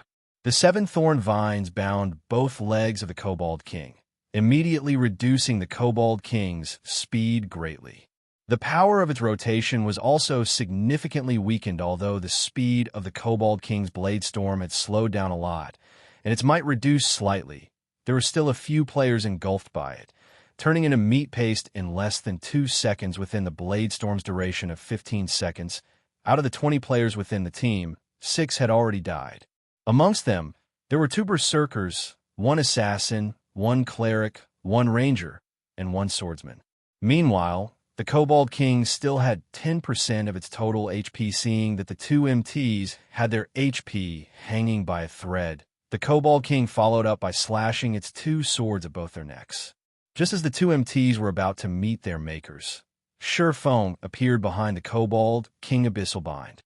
Thundering Flash. Double Chop. 9 pitch-black chains bound the Kobold King, preventing it from moving even a single step. After saving the 2 MTs, Shurfeng followed up with a series of slashes on the Kobold King's weak point. The speed at which he drew his swords was frighteningly fast. Gentle Snow could not help but be shocked at Feng's sword-drawing speed and accuracy. However, she did not halt her actions as she continued slashing at the Kobold King with her greatsword. Within a short 3 seconds, everyone had taken away close to 4,000 HP from the Kobold King, plunging its HP down to a critical point AO. The Kobold King was truly enraged, now following its roar. The entire hall started trembling. This was the Kobold King's final ultimate, Death's Intimidation. The skill causes all enemies in a radius of 50 yards to fall into fear, unable to attack for a duration of 10 seconds suddenly. Everyone had fallen into fear, blankly standing still and unable to move at this sight. The Kobold King revealed a sneer that resembled a human's. It brandished its twin swords as it began a massacre. Within an instant, it had taken the lives of a berserker and assassin striking out, sword after sword. The 2 MTs were killed off as well. Meanwhile, not even 4 seconds had passed since the Kobold King had used Death's Intimidation. If the Kobold King was allowed to continue having its way, everyone would be dead when the 10 seconds were up. After half of the entire team was dead, Feng became the Kobold King's target. Feng was finally able to move. Previously, he had activated his extraordinary physique too. His resistance to fear became higher than the average player. So, the effective duration of the fear induced was also reduced by quite a lot. However, the Kobold King's sword was already descending. Unable to avoid it, Feng bellowed as he activated Life Shield. At the most critical moment, just as the Kobold King's greatsword was about to land on Feng, the Abyssal Blade had managed to block off this attack. Following which, Feng's entire person was sent flying from it, with a damage of over 640 points appearing above his head. Fortunately, Feng had over 1,000 HP right now. In addition to the Life Shield absorbing some of the damage he took, he had managed to survive the Kobold King's attack. However, the Life Shield was also destroyed by this attack. Seeing that Feng did not die, the Kobold King became flabbergasted. It then rushed towards Feng, wanted to give him the final blow. Phantom kill. 9 Dragon Slash. Feng's doppelganger used parry to block against the Kobold King's attack. Simultaneously, the doppelganger activated Defensive Blade and was able to delay the Kobold King for quite some time. Meanwhile, the Kobold King was receiving continuous attacks from the 9 Abyssal Blades. Its HP steadily fell, leaving it with only 1% remaining. Seeing that the cooldown for his own Defensive Blade was finished, Feng as well activated the skill. From a distance of 10 yards, Feng started attacking the Kobold King with Sword Oris. Damages of over 100 points kept on appearing above the Kobold King's head, taking its HP away bit by bit. After the Kobold King had managed to get rid of the doppelganger, its remaining HP did not even reach 300 points. Suddenly, it threw out both of its swords, sending them piercing towards Feng. Unfortunately, both swords were blocked off by Feng's Defensive Blade. However, the Kobold King had yet to give up. It turned into a streak of shadow, appearing in front of Feng in the blink of an eye, and sending a slap at Feng with its claws. At this moment, Feng's Thundering Flash had finished its cooldown. Blocking the sharp claws with the Crimson Blade, Feng slashed at the Kobold King's neck with the Abyssal Blade, the blade turning into a streak of lightning as it struck at its target punch. Feng was blasted towards a wall, with only a thread of his HP remaining. On the other hand, the Kobold King lay on the floor, motionless. Feng had also abruptly risen by a level, reaching level 7. A large pile of items dropped. Amongst these items, there was one that was unusually dazzling. The item released a demonic silver glow, bringing a chill to those who laid their eyes on it. Ash Blade. Feng was shocked after seeing this item. This thing was the legendary item of Dark Moon Graveyard. In Feng's previous life, he had only heard rumors of it and never actually saw it before. Chapter 107, Moment of Glory. After the Kobold King's death, everyone's fear was similarly dispelled. They all regained their freedom of movement. However, at that moment, There were only 6 members alive in the entire team. When everyone looked at the corpse of the Kobold King laying on the floor, they all had expressions of shock on their faces. Even Gentle Snow was baffled at this result. Logically speaking, they should not have been able to survive through the fear state. So, just how did the Kobold King die? However, when she looked at Feng standing beside the Kobold King's corpse, and furthermore at the scant amount of HP he had remaining, realization struck Gentle Snow. Needless to say, Feng was definitely the one who had killed the Kobold King. The others were shocked into speechlessness. In such a situation, just what method did Feng use that enabled him to kill the Kobold King? Brother Feng, you are too awesome. You killed the boss, even under such a situation. You are literally my idol right now. Blackie excitedly said as he looked at Feng with worshipful eyes, the first clear of the hell mode of Dark Moon Valley. This was definitely a moment for excitement. This signified that they would be leaving their names on the glory list for all eternity. In the future, as long as there were players wanting to enter the Dark Moon Graveyard, their names would be on display for these players to behold and revere. At that time, they would become famous even if they didn't want to be. All right, quickly revive the others. Feng, who was currently sitting on the ground, did not become too excited. He only pointed towards the members that had died. It was not nice to let them continue laying on the ground at Feng's comment. Gentle Snow finally managed to recover from her shock. She looked towards the only surviving healer, Xiao Yuer, and said, "Where? Quickly revive them." Xiao Yuer nodded her head, starting to cast revival several minutes later. All the team members were finally resurrected. After Xiao Yuer was revived, she vacantly asked, "Yuer, was the team wiped out?" "Nope. We cleared it." Xiao Yuer faintly smiled. As expected, it was still a team wipe. Xiao Yuer shook her head, inwardly lamenting. If everyone present possessed a dispelling skill, then at the very least they would not end up being completely wiped out. To bear witness to a low HP Kobold King obtaining victory in the end.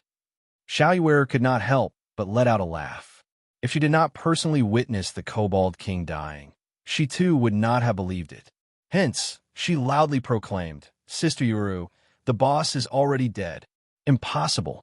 None of us has a skill to dispel fear," Xiao Yuru said with confidence. "Even if we wait for the fear to end, the remaining members would not be able to get rid of the boss.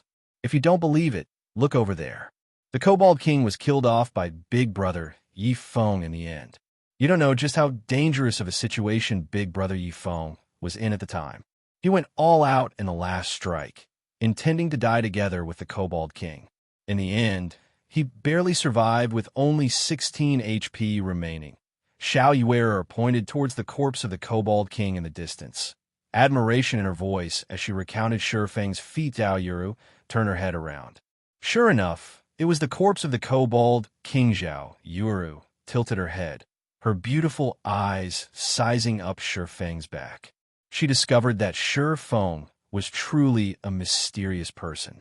The way he had commanded the team before was as if a veteran general of many years commanding his team. Every line of command he gave out was extremely precise, and even the positioning of each member was clearly stated. Just how is he an independent player? Even a team leader of a guild who often went dungeon diving would not be able to replicate his feats. Feng was simply inconceivable now. Feng had even landed the final strike that defeated the Kobold King, his strength powerful to the degree of leaving others speechless, observing capabilities, commanding capabilities, battle techniques. Feng was practically standing at the peak in all these aspects. Feng had broken every understanding she had of him. Truly an evil bastard. Xiao Yuru lightly bit down on her lips, her heart filled with displeasure as she looked at Feng. She felt that Feng was definitely toying with her. She could not help but wish that she could give Feng a few bites to relieve her anger. However, Xiao Yuru only had thoughts of doing so. She would not truly carry out such an action. Only after everyone had gathered did Feng begin to tidy up the loot from the Kobold King. Looking at loot, each and every one of the team members anxiously waited for Feng to complete his task. These things were all items that only dropped from the boss of the Hell mode of Dark Moon Graveyard. Every one of them was completely priceless. I am done arranging them. There are a total of 8 pieces of equipment and 6 other items. Amongst these are 2 pieces of secret silver weapons, a level 5 greatsword and a level 5 shield. There are also 2 independent pieces of secret silver equipment. One is for clerics, the other is for swordsmen. The remaining 4 pieces of equipment are all pieces of mysterious iron set equipment. We will decide by rolling if more than one person needs the same piece of equipment. Shurfong gave a general introduction of the items. At the same time, he shared the information for everyone to observe. Runic sword, secret silver rank, 2-handed sword. Level 5. Equipment requirement, strength 30. Attack power plus 45. Strength plus 9. Endurance plus 8. Attack speed plus 1. When attacking, there is a 10% chance to cause a heavy impact effect and 10% armor destruction effect. Runic shield, secret silver rank. Level 5. Equipment requirement, strength 23. Defense plus 69. Block rate, 35%. Strength plus 6. Endurance plus 10. Additional skill dash. Tough shield. When activated, reduces the damage taken from the front by 30%. Duration of 10 seconds. Cooldown, 2 minutes. Everyone was stunned after seeing the attributes on these equipment pieces. Every piece of equipment was a top-tier item. Amongst them, the runic sword and runic shield were the absolute best. If they would be sold right now, they would sell for 80 silver coins at the very least. However, they definitely would not sell any of these items. With good equipment in hand, they would have an easier time leveling up later on.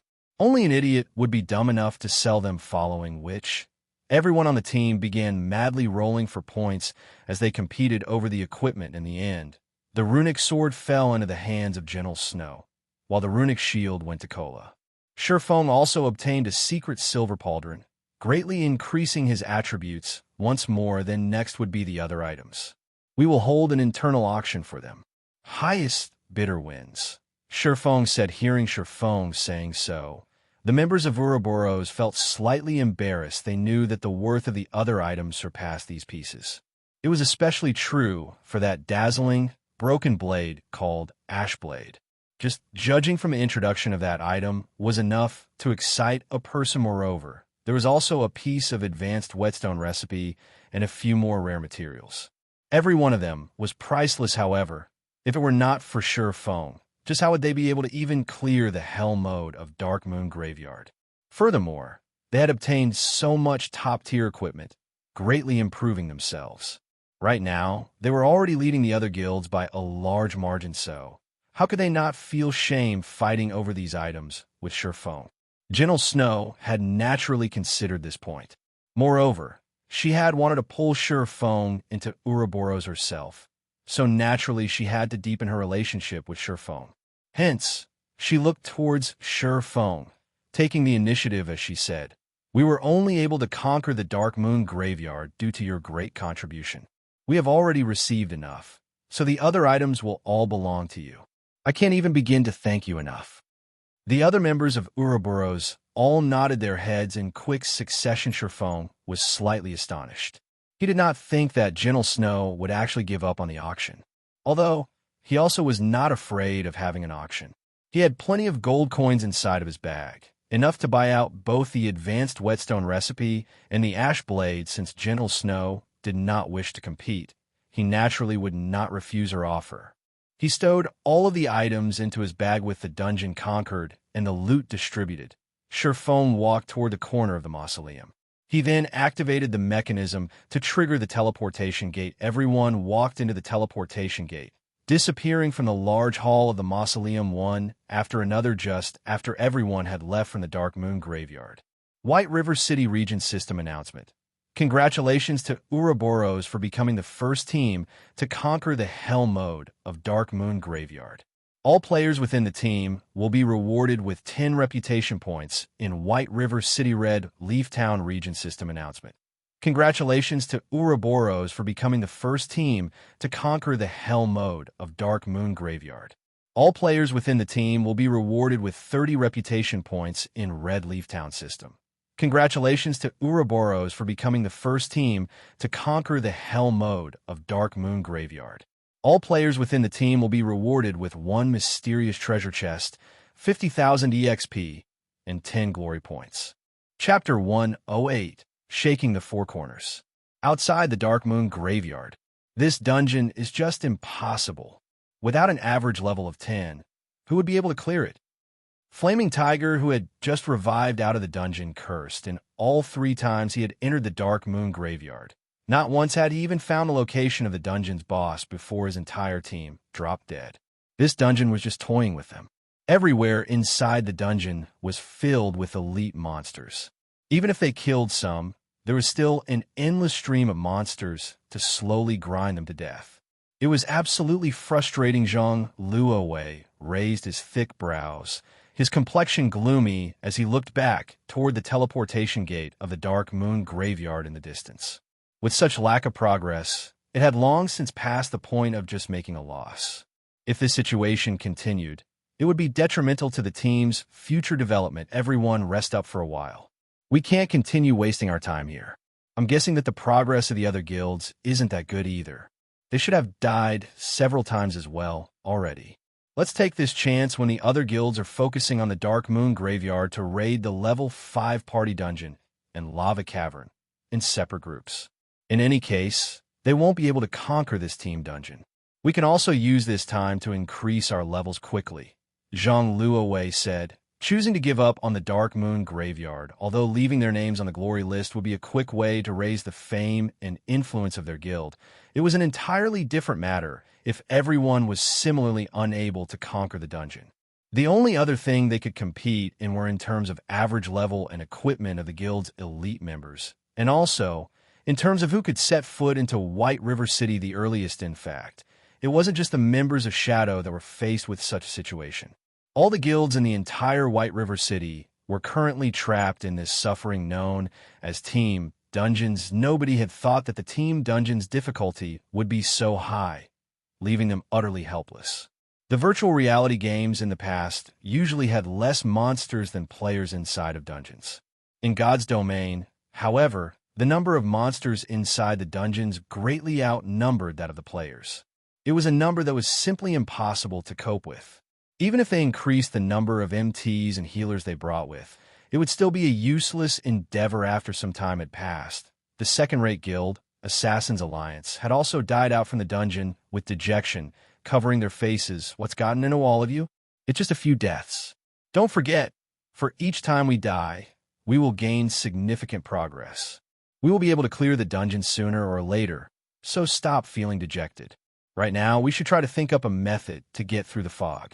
After some rest, we will try to raid the dungeon one more time today, Stabbing Heart said inside the team chat. Being encouraged by Stabbing Heart like this, the team members regained quite a lot of their confidence.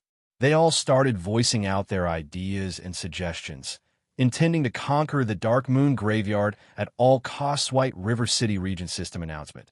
Congratulations to Ouroboros for becoming the first team to conquer the Hell mode of Dark Moon Graveyard. All players within the team will be rewarded with 10 reputation points in White River City Red Leaf Town Region System announcement. Congratulations to Ouroboros for becoming the first team to conquer the Hell mode of Dark Moon Graveyard. All players within the team will be rewarded with 30 reputation points in Red Leaf Town, just as the various guilds were considering whether they should give up raiding the Dark Moon Graveyard. 2 consecutive system announcements immediately attracted the attention of every guild within White River City. Meanwhile, when the players of Red Leaf Town heard of this system announcement, they were first filled with shock, but they were soon cheering and shouting in worship. Ouroboros is just too awesome. They're practically inhuman. I heard that the Snow Goddess was the one who led the dungeon raiding team. My goddess is just too powerful. The other guilds haven't even cleared the normal mode, but the goddess has already cleared Hell mode. This won't do. I want to join Ouroboros. I would be satisfied even if I could become the goddess servant. The players in Red Leaf Town had all started conversing about Ouroboros and the Snow Goddess. Aside from worship, they were also filled with awe simultaneously. The entire region of White River City was sent into a cacophony of noise. What kind of joke is this? We can't even manage to find the boss of the normal mode. So, just how did Ouroboros manage to even clear the Hell mode? The guild leader of Emerald Dragon Gate slammed on the desk as he cursed. Could the team dungeon in Red Leaf Town possibly be easier? Then Stabbing Heart should have, at the very least, cleared the normal mode already. The guild leader of the Assassins Alliance entered deep thought after looking at the system announcement, while all the large guilds were still having headaches over obtaining a town region announcement for themselves, as if trying to take their lives. A city region announcement had appeared. The upper echelons of the various guilds suddenly felt an immense pressure weighing on them, pushing them to accelerate their raiding progress quickly. However, such a pressure did not come from the fact that the Snow Goddess had managed to clear the Hell mode of a team dungeon. Instead, it came from the fact that the influence of the system announcement was simply too huge. In merely a moment, the system announcement had placed Ouroboros at the summit of White River City. Players who were new to God's domain did not possess extensive knowledge about the strengths of the various guilds in existence. However, what they did know was that Ouroboros was definitely the best guild in White River City. They couldn't help but admit that the Snow Goddess performance was just too dazzling. Compared to the guild leader of Ouroboros himself, who had a large number of experts under him in Starmoon City, the Snow Goddess was much more formidable. A short moment after the appearance of this system announcement, all the upper echelons of the guilds within Starmoon Kingdom discovered that they had underestimated the Snow Goddess ability. Fortunately, the Snow Goddess was not tasked around the area of Starmoon City. Otherwise, the consequences for them would be unimaginable. Meanwhile, Gentle Snow herself remained unaware of what was currently happening in the various regions of God's domain. She was still busy looking at the glory list together with Sherfone and the others. The glory list, which was made up of obsidian stone, was 3 meters in height and 2 meters in width.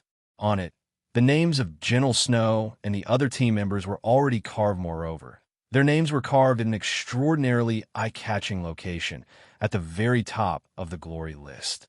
On the first line of the glory list, the word Ouroboros was carved in big, scarlet characters. Meanwhile, below Ouroboros, the names of every team member were recorded in smaller-sized, silvery white characters. Brother Phone. Look, we're on a list. We're on a list. Blackie was close to shedding tears of excitement after seeing his own name up on the glory list. After playing games for so many years, not once had he ever enjoyed such an honor. However, it wasn't just Blackie who behaved in such a way. The other members of Sherfang's party were similarly excited. They all rejoiced at being able to follow after Sherfone, becoming official members of Zero Wing Workshop. Meanwhile, the various guilds standing in the distance all looked towards the glory list with eyes full of envy, for as long as future players arrived at the Dark Moon Graveyard, they would inevitably see these names, giving their admiration and worship. On the other hand, the upper echelons of the various guilds present had instead looked towards the icy cold, Gentle Snow, expressions of respect and helplessness appearing on their faces. Everyone was clear about the difficulty of the Dark Moon Graveyard. Absolutely none of them would think that the Hell mode of Dark Moon Graveyard was easier than the normal mode. At the very least, the difficulty in Hell mode would be several times higher. However, despite all odds, the team led by Gentle Snow had succeeded in raiding it. Moreover, she had even brought along a few independent players instead of bringing along the strongest team in her guild.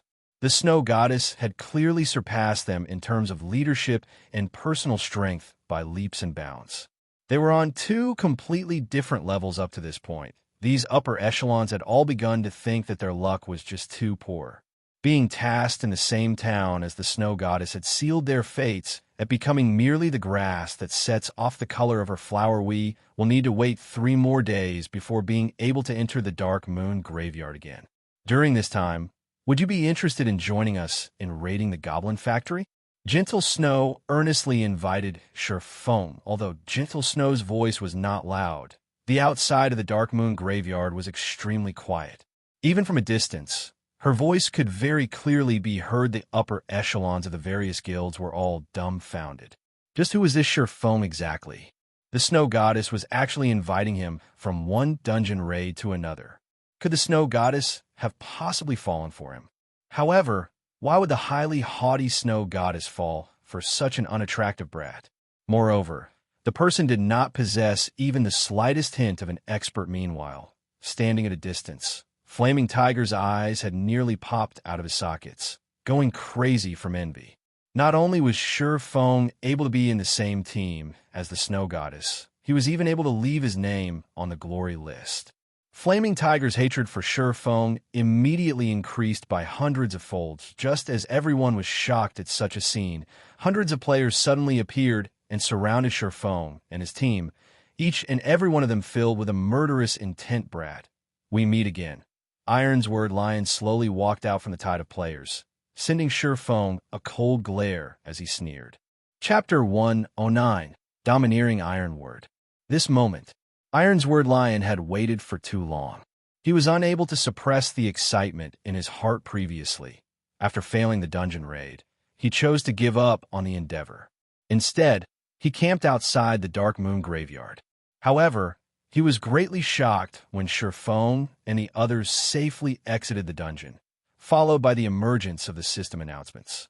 Although Martial Union had entered the Dark Moon graveyard, they did not gain a single thing from it. On the other hand, not only had Sure Feng's team managed to clear the dungeon, but it was also the hard mode of Dark Moon graveyard. Although Ironsword Lion was a brute, he still knew that the gains from clearing the Dark Moon graveyard would not be meager. Needless to say, the harvest from Hell mode would be even more astonishing when Martial Union first set foot in God's domain. They did not possess any significant wealth or resources. Moreover, they were unfamiliar with a game such as God's domain. Developing a guild was extremely challenging. They had to grow by competing over elite monsters, killing well-equipped players for equipment and money, and raiding party dungeons. The larger their guild became, the more wealth and resources they needed. However, they were unable to find any sources of income, only relying on robbery to sustain their guild's operation. Now that Sure Feng and his team had cleared the dungeon, it was undoubtedly good news for Ironsword Lion. Not only would he be able to obtain revenge, but he would also be able to make a huge profit out of it, killing two birds with one stone. Boss Ironsword, look at the shield on their Guardian Knight. Not only are there runes carved on it, but the shield is also giving off a faint violet hue that only secret silver equipment possess. That is definitely equipment they obtained from the Dark Moon graveyard. Boss, look at that brat's pauldrons. It is also giving off a violet hue. It is a secret silver equipment as well. The subordinates behind Ironsword Lion salivated as they pointed towards the equipment on the bodies of Sure Feng's party members. The worst equipment currently worn by Sure Feng's party members were bronze ranked, while there were even some who had mysterious iron equipment. However, they clearly did not possess the equipment before they entered the dungeon. Hence, they must have obtained them from within the Dark Moon graveyard, which also meant that all of them were level 5 mysterious iron equipment and secret silver equipment. Every piece of the equipment was priceless, boss. If we were to steal all of the equipment and sell them, it would solve the problem of developing our guild. Drifting Blood looked towards Sure Feng's equipment. Giggling as he spoke, Ironsword Lion nodded, thinking that Drifting Blood's words made sense. The main reason their guild was developing slowly right now was due to their lack of funds. If they stole all of the equipment worn by Sure Feng's party, then the problem of their lack of funds would be solved. Although Sure Feng's strength was not bad, even rising up to level 7, when faced with over 100 players, what more could he do? Brat, don't even think of escaping today. Be smart and hand over all your equipment. Compensate me with 10 gold coins, and let me kill you back to level 0. Then, I'll consider this matter settled. Otherwise, prepare to delete your account and start all over. Ironsword Lion glared at Sure Feng. Sneering, Sure Feng looked at his surroundings, discovering that Ironsword Lion had brought over 130 players with him. Amongst them, a majority of the players were around level 3, their equipment terribly poor. There were only slightly more than 30 players who had reached level 5, while the equipment they were using was all bronze equipment. Meanwhile, Ironsword Lion was the strongest out of all of these players. He was wearing a suit of level 4 bronze set equipment. In a moment, employ a hit-and-run tactic as we run toward the forest. Their numbers are too great right now, so it will be bad if we get surrounded, Sure Feng said inside the team's chat. Good. My hands have been itching to PK someone for quite some time now. Blackie rubbed his fists as he spoke. The other members of Sure Fang's party all started laughing. They had long since wanted to test out the prowess of their new equipment. They intended to kill to their heart's desire. If they could each kill 2 players, it would be a 2-for-1 profit. If they could kill 3 or more, they would make a huge profit at this moment. Gentle Snow stood out from the team and looked towards Ironsword Lion, softly saying, "Yi Feng is a friend of mine. I wonder if you can give Ouroboros some face and forget about this matter." Everyone from Ouroboros could already tell that the players from Martial Union were here for revenge, Sure Feng being their target. They wondered just what Sure Feng had done to enrage them. Was he trying to battle an entire guild just by himself? As expected, every expert would have their own unique personalities. Even Sure Feng was no exception to this fact, however. Martial Union was just an unrated guild. Since Ouroboros had already shown themselves, as long as the upper echelons of Martial Union had some brains, they should naturally know to back off. After all, Ouroboros was much stronger than Martial Union. Move aside. Stupid hoe. I don't give a damn about Ouroboros. If you wish to help this brat, I'll take care of you all the same. Ironsword Lion cursed in a bad mood, although Gentle Snow was indeed a world-shaking beauty. The equipment she wore was even more dazzling. It was especially true for the black runic greatsword in her hands. Just a simple glance at it, and one could tell that it was a high-quality secret silver weapon. It just so happened that he was also in need of such a weapon. Moreover, if he got rid of Gentle Snow, he would be able to spread his name throughout God's domain. It was killing multiple birds with a single stone, however. What Ironsword Lion did not know was that, because of his casual remark, the entire Dark Moon graveyard had entered a solemn state. Each and every player present looked towards Ironsword Lion in shock, inwardly admiring Ironsword Lion for his courage. Does that mean that you intend to start a war with the Ouroboros? Gentle Snow's expression sunk. Her tone abruptly turned chilly as she asked, although Gentle Snow casually spoke those words. The frostiness her words gave off could be felt. Even by those uninvolved, the members of Ouroboros similarly remained silent, not daring to let out even a sound as they watched Gentle Snow's angered appearance. None of them had seen it before, nor did they wish to see it. Right now, however, there was a fool that actually dared to curse at Gentle Snow. This was the first time they had witnessed such a scene. They no longer dared imagine what would happen, bitch. The others may fear your Ouroboros, but not me. Ironsword Lion licked his lips, his eyes filled with greed as he looked at the attractive equipment on Gentle Snow's body. However, he remembered that he wanted to kill Sure Feng the most. He then turned his sights towards Sure Feng, loudly saying, "Brat, don't think that, with a bitch protecting you, you'll be able to survive through today. Rest assured, I won't let either of you get away. Brothers, go. Kill them, and we'll share all of their equipment." Suddenly, over 100 players rushed at Sure Feng and his team. Murder in their eyes, Ironsword Lion even took the lead as he charged towards Sure Feng, no longer able to hold back his treasured sword. Only by drenching it with Sure Feng's blood would it be able to achieve satisfaction. Hit and run as we head towards the forest. Don't overextend yourselves. Sure Feng unsheathed his pair of swords, once more commanding through the team chat. Just after Blackie and the others had taken a few steps, they suddenly discovered that Gentle Snow and the members of Ouroboros remained unmoving, intending to face the players from Martial Union head-on. They truly did not know what was going through Gentle Snow's head, however. Since Gentle Snow was sticking up for Sure Feng, naturally, Sure Feng could not escape into the forest to carry out guerrilla warfare. Blackie and the others also looked towards Sure Feng with questioning gazes. Sure Feng sighed, helplessly saying, "Kola, you hold the front, and remember not to extend yourself too far out. Drowsy sloth, pay attention to healing the others. Blackie, use Hell Flame in the areas with more people. Gluttonous mouse, stay behind and kill the ones with low HP. Lonely Snow, you're with me." Before both sides collided with each other, the enemy's magic had already struck at Sure Feng, and the others' fireballs and frost arrows struck at the team, one after another. Ghost Chop stood in the front as he held off against the attacks. Kola, as well, rushed up in time. He raised a runic shield and activated Tough Shield. At the same time, as the enemy magic landed on both Ghost Chop and Kola's shields, the heals coming from behind them similarly landed each of the magical attacks, caused -20 to -30 damage to Ghost Chop, whereas Kola only received damages of over -10 points. The highest damage Kola received was only over -30 points. Moreover, the attack was from a level 5 elementalist who was fully geared in bronze equipment. As the heals landed on the two MTs, both their HPs were instantly recovered to full. The members of Martial Union were immediately dumbstruck after seeing this sight. It was especially true for the level 5 elementalist. Normally, a single flame explosion from him could deal over -100 damage to an MT.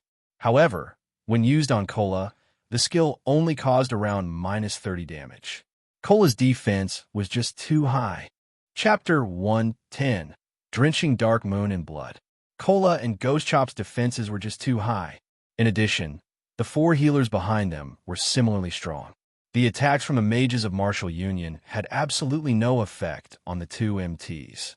As for attacking the other members, with the two MTs blocking up front, Martial Union had no way of attacking them at all. Don't panic. Just keep killing. We outnumber them by 6 to 1. We'll kill them, even if we have to throw bodies at them. Assassins, circle around and kill the healers. Ironsword Lion was similarly having a headache towards the two MTs. However, his many years of battle experience allowed him to quickly think of a solution at that moment. The team announcement for Ouroboros rang out. System. Team Martial Union has initiated an attack against your team. For the next 2 hours, all members within the team are be able to freely retaliate without receiving any punishment, without the need to worry about becoming a red player. Everyone became much more motivated. You dare initiate a war against us, Ouroboros? None of you know the immensity of heaven and earth. All of you die. The flame witch, Zhao Yueru, could finally display her frightening might. After her hand traced out the final incantation in the air, one of her ultimate skill, Frost Flame Explosions, activated. Magic struck Martial Union's MT, causing a series of damages over -200 points and instantly reduced his HP to a critical level. However, shortly after, the healers of Martial Union quickly pulled their MT's HP back up. Fire Dragon's Roar. Zhao Yueru revealed a smile as she finished chanting her incantation. She lightly pointed a finger at that MT, causing the fire mana in her surroundings to gather at the tip of her finger. In the blink of an eye, a gigantic fire dragon appeared and rushed at that MT, devouring him whole. Even with over half of his HP remaining, the MT of Martial Union instantly died. The melee players of Martial Union all sucked in a cold breath. The MT that had just fallen was Martial Union's core MT. He was equipped with a complete set of level 4 bronze set equipment, and he was also using a level 5 bronze shield. The top mages within the guild could only cause -80 to -90 damage to him. Now, even though there were healers healing him, he was still killed in 2 moves. Just how high was that female elementalist damage? During Martial Union's momentary pause, Blackie had finished chanting the incantation of Hell Flame. Immediately, pillars of green-colored flame appeared amongst the areas with a high density of players. The pillars of flame that shot towards the sky caused over -300 damage each second to every player, and within an instant, over 10 players lost their lives. The players from Martial Union were all dumbfounded at this sight. A single spell killed over 10 players. Just how were they supposed to contend against this? Don't be afraid. Spread out a bit. They'll be finished as long as we can get close to them. Ironsword Lion shouted confidently. The members of Martial Union felt what Ironsword Lion said was logical. They then continued charging towards the group from Ouroboros, starting a melee battle. The players from Martial Union were many, and very quickly, they surrounded everyone from Ouroboros. Gentle Snow raised her sword, immediately using charge to send 3 players flying. With a wave of the runic sword, Gentle Snow used Cleave, dealing over -450 damage to the 6 level 3 players that rushed at her. As a result, all 6 of those players directly fell. The players from Martial Union did not know just how frightening a berserker with 50 strength was. With just 20 strength, a berserker could snap a common weapon in half with only their bare hands. If a berserker had 50 strength, one could just imagine how frightening they were. After killing the first wave of players, Gentle Snow rushed headlong into the crowd. Like a flood dragon entering the ocean, Gentle Snow wreaked havoc amidst martial union. A fierce gale unfolded as Gentle Snow used Whirlwind Slash. The players within a 5-yard radius around her were all sent flying upwards, and damages of over -500 points appeared above their heads. The players crashed heavily into the ground, becoming deader than dead. The healers standing at the backlands could not even manage to heal them before they were slaughtered. The players from Martial Union who surrounded Gentle Snow were scared to a tremble. The aura Gentle Snow emanated was just too frightening, snatching away their courage. As for the other players from Martial Union, every one of them were still valiantly attacking, using their skills on the members of Ouroboros. However, each of their attacks only managed to cause -40 to -50 damage. On the other hand, a single hit from the players of Ouroboros took away over half of their HP.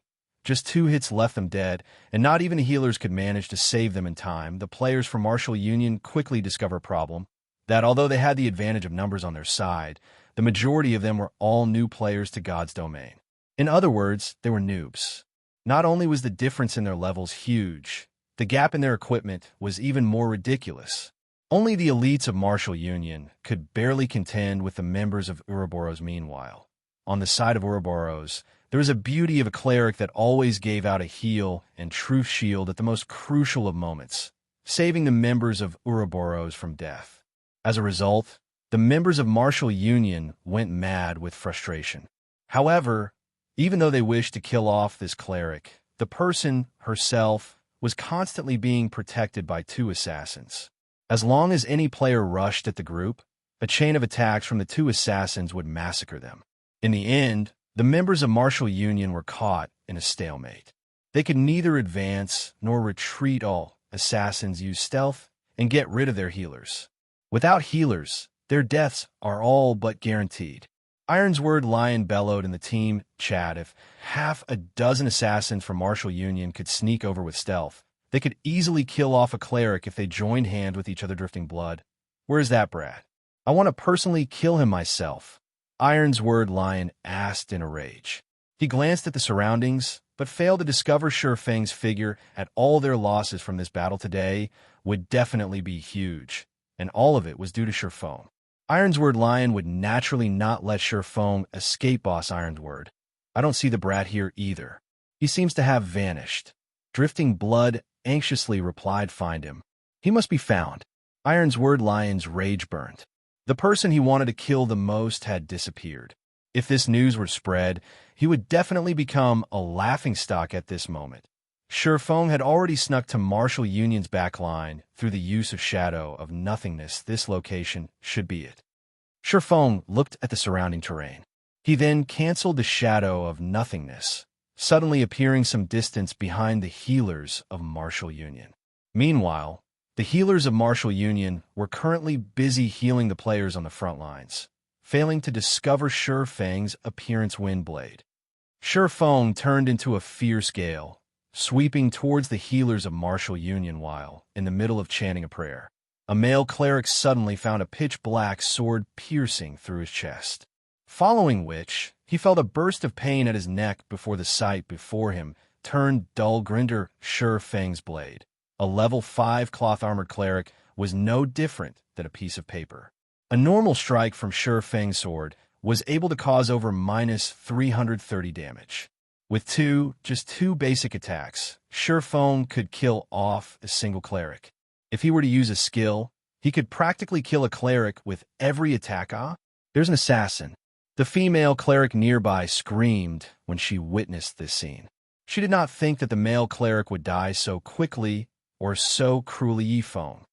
Ironsword Lion immediately turned his head towards the backlands, discovering Shurfeng rapidly harvesting their healers, just like sheep entering a tiger's mouth. Ironsword Lion's eyes nearly cracked open in rage at this sight.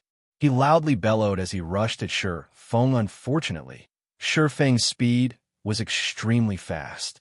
The healers held no chance of escaping Shi Feng's blades. In mere moments, Shi Feng claimed more than 10 healers' lives. Without healers, the front line of martial union started to quickly crumble as Gentle Snow and the others butchered them. Die! Ironsword Lion's eyes turned crimson red. He used Windblade, his sword stabbing towards Shi Feng's back. Now that their healers were all dead, it was needless to say that they would lose this battle. Meanwhile, Shi Feng was the main perpetrator for all of this. If he did not kill Shi Feng, he vowed not to be a human. After annihilating all the healers, Shi Feng currently picked up the equipment they dropped.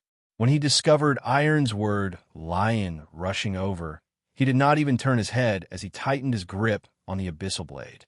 Then, with a twist of his body, Shi Feng slashed the Abyssal blade down at Ironsword Lion's pair of swords. Pung. Ironsword Lion was forced to retreat several steps before he managed to stabilize his body. His face filled with shock as he looked at Shi Feng. Shi Feng's casual swing of his sword forced Ironsword Lion into retreating so many steps.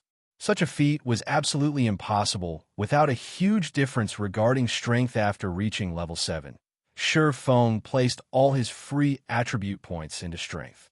Shi Feng's strength was even higher than Gentle Snow's, not to mention Ironsword Lion's, who had only average equipment. However, Ironsword Lion did not know this. After knocking Ironsword Lion back with a single slash, Shi Feng gave Ironsword Lion no time to think before following up with a double chop. Shi Feng's pair of swords instantly transformed into 4 sword images, slashing towards Ironsword Lion with this many sword images sweeping towards him. Although Ironsword Lion tried to block all of them with all his might, he only managed to block 2 of them. There were still 2 sword images that pierced his body, each causing minus 180 damage. Ironsword Lion hurriedly retreated, taking out a basic recovery potion and drinking it, seeing that he was no match for Shi Feng. Ironsword Lion tried to turn tail and run. However, within a split second, 3 lightning flashes entered his eyes. Before his body could even defend against the streaks of lightning, damages of minus 266, minus 352, and minus 463 appeared above his head. Ironsword Lion instantly died under Shi Feng's swords. At his death, Ironsword Lion dropped a piece of equipment and 1 other item. Chapter 111, Dragon Hidden in the Abyss. Boss Ironsword. Boss. When a few players from Martial Union saw that Ironsword Lion was easily taken care of, they were all incomparably shocked. They had all personally witnessed Ironsword Lion's great strength before, capable of killing players as though he was merely cutting up vegetables. Now, however, that Ironsword Lion had actually been killed by Shi Feng in just a few moves, it was truly an incomprehensible sight. The upper echelons of the various guilds looking from afar were similarly tongue-tied from this scene. Only Stabbing Heart was well aware of Shi Feng's strength. The moment Ironsword Lion had provoked Shi Feng, Stabbing Heart knew that the Martial Union in Red Leaf Town was finished. However, the others present did not know this fact. Regardless of what anyone said, Ironsword Lion had created much fame for himself within Red Leaf Town. Previously, they had only heard of Ironsword Lion being ambushed by Shi Feng, dying an accidental death. If it were a head-on fight, however, Ironsword Lion would definitely be the victor. Yet, nobody could have imagined that, in a straightforward exchange, Ironsword Lion was easily defeated in just a few moves. As expected, rumors could not be trusted. Looking at the speed and accuracy at which Shi Feng drew his swords, creating 4 sword images with just 2 swords, even those in the various guild upper echelons would not be able to block off all those attacks. In addition to Shi Feng's excessively high attack power, Ironsword Lion was definitely not his opponent. Shi Feng was no ordinary swordsman. It was no wonder why the Snow Goddess would stick out and defend him. I had originally thought that Ironsword Lion would be a huge competition to us. Now that I'm looking at him, he is but an upstart from another small virtual reality game. I never thought that he would be such a brain-dead fool, biting at whoever he meets. Martial Union is finished this time. First, he went and provoked such a top-tier expert. Now, He has even blindly declared war against the snow goddess. Did he think mingling in God's domain was so easy?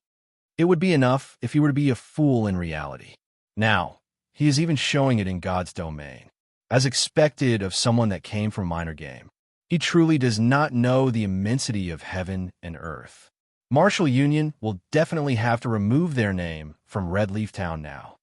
There were plenty of workshops and guilds entering God's domain every day. Similarly, there were also plenty of workshops and guilds who had vanished from God's domain every day. This was a common occurrence within God's domain after Ironsword line died. There was no longer anyone to command the players from Martial Union. Very quickly, turmoil ensued amongst the players from Martial Union, and all of them started madly running away for their lives. Sure, Feng naturally would not let go of this chance to give Martial Union a huge blow. Immediately after picking up the loot dropped by Ironsword Lion, Sure Feng activated Windwalk and hunted the remaining players, ignoring the level 3 noobs. Sure Feng specifically chased after the elite players of Martial Union. With every kill of these players, Sure Feng would be able to obtain a piece of bronze equipment, causing a significant loss to Martial Union. Drifting Blood. We meet again. Sure Feng blocked off the escape path of several Martial Union elites, discovering a person he was familiar with amongst them. It was Drifting Blood, the person who had harassed Violet Cloud, and had then gone on to seek trouble with Sure Feng. Drifting Blood was shocked into a jump. He trembled as he pointed a finger at Sure Feng, timidly saying, "Yi Feng, you shameless bastard. What kind of expert are you to bully 4 people with one?" Without speaking any further, Sure Feng stepped forward, slashing both of his blades. 8 sword images appeared, immediately aiming for the lives of the 4 players. A shield warrior amongst the 4 immediately activated shield wall, prepared to receive Sure Feng's attack. Meanwhile, Drifting Blood had used Chop at Sure Feng, while another Berserker used Charge, and a Cursemancer used Dark Arrow. Sure Feng noticed that the cooperation between the 4 was very good. It would not be beneficial for him if he were to receive their attacks forcefully. Deciding so, Sure Feng used Phantom Kill, his doppelganger blocking the attacks in front of him. Sure Feng then hurriedly turned his body, his feet carrying out an illusory footwork as they left behind afterimages. Meanwhile, Sure Feng's doppelganger had continuously fended off the attacks of the 4 players, receiving some damage in the process as well. However, after Sure Feng himself moved to his side, he abruptly waved the Abyssal Blade. The 3 streaks of lightning from Thundering Flash had struck at the 3 melee players that were battling against his doppelganger, instantly killing Drifting Blood and the other Berserker. As the Shield Warrior had Shield Wall activated, he was able to barely survive the attack. However, Sure Feng's doppelganger had taken the chance to use a chop on the Shield Warrior. Now, only the Cursemancer, who was in the midst of chanting, remained. Sure Feng used Windblade, dashing up to the Cursemancer like a fierce gale. Seeing this scene, the Cursemancer was frightened into a run. However, Sure Feng had used Chop, his sword slashing down on the Cursemancer's back, causing a critical hit of -1,156 damage and instantly killing the Cursemancer. With the difference in terms of equipment and battle techniques, Sure Feng was able to bring an end to the battle quickly. After looting the equipment dropped by the 4 players, Sure Feng continued hunting for the other elite players from Martial Union. 10 minutes later, all the elite players from Martial Union were dead. The damage caused to Martial Union this time was absolutely devastating. It was practically impossible for them to contend with the other guilds for dominance over Red Leaf Town. Now, Miss Snow, thank you for help today. Otherwise, our losses would be immeasurable. Sure Feng expressed his gratitude towards Gentle Snow, even if he could kill off many players in a battle against Martial Union, and even escaping in the end, his other party members would definitely have died. It's nothing. Just a minor effort. Although Martial Union's losses are devastating in Red Leaf Town, there are still members of Martial Union in other towns. When everyone is gathered at White River City at level 10, that version of Martial Union will not be as easy to deal with as this small group. Gentle Snow softly said, "I see that you are just an independent player without any guilds to rely on. If you do not have any large guilds protecting you, you would easily become a target for Martial Union. Why don't you join Ouroboros?" "Right, big brother Yi Feng. With Ouroboros' strength, by the time we reach White River City, even the people from first-rate guilds would not dare to provoke us. Moreover, our guild gives out extremely good benefits. Xiaoyuer counted many thanks for Miss Snow's worries. However, I'm too used to freedom, so I never had any intentions to join a guild before. Shifeng straightforwardly rejected the invitation. Oh, Ouroboros was a good guild. They similarly had a lot of problems. Take Gentle Snow, for example. She was clearly the first vice leader of the guild, yet she had still left Ouroboros in the end, just like how Shifeng himself was casually chased away from Shadow. At the end of the day, it was still best to hold his decision rights in his own hands, since that is your way of thinking. I won't try to insist that you join us. However, if you ever change your mind in the future, Ouroboros would welcome you anytime. Gentle Snow could naturally see through Shifeng's thoughts. However, everyone had their own ambitions, and it would not do well for her to force the situation. Right now, it was enough for them to maintain an amicable relationship, following which Shifeng led Blackie and the others away from the Dark Moon Graveyard, returning to town to sort out everyone's bags. He then planned to take them to level up. Previously, he had always been tight for time. Now that he had finished dealing with his matters, the time was just right for everyone to rise up to level 10 quickly. Meanwhile, Xiaoyuer looked at Shifeng's departing back, faintly feeling a sense of familiarity. She did not know why she was feeling an indescribable sense of loss in her heart. Snow, why didn't you try harder? If you told him about the matters of the God-slaying army, he might have even agreed to join, Xiaoyuer asked. Gentle Snow smiled, saying, "Didn't you hate the thought of him joining us before? But now you wanted to join us instead." A blush appeared on Xiaoyuer's delicate face as she said in an upright tone, "Aren't I doing this for you?" Regardless of what anyone said, he is also a top-tier expert. If you were to lure him into Ouroboros, he would become a person on our side. In the future, if he gets along well in the God-slaying army, he would be able to bring you a lot of influence and authority. If he didn't perform so outstandingly well just now, I would definitely try my best at pulling him over. However, he was just too remarkable, just like a true dragon. Right now, he is but a dragon hidden in the abyss. Sooner or later, he will be able to soar into the skies, and we will be able to do nothing to hold him back. Who knows, in the future, he might even become a headache of an opponent to Ouroboros. Gentle Snow lightly laughed. An opponent. Is it? Xiaoyuer entered a deep thought. Chapter 112, 7 Luminaries Gemstone. After Martial Union was exterminated, the news of its demise was quickly spread around Red Leaf Town. Some people had even recorded the battle and posted it onto the official forums. The incident quickly becoming popular. Ouroboros had first conquered the Hell mode of Dark Moon Graveyard.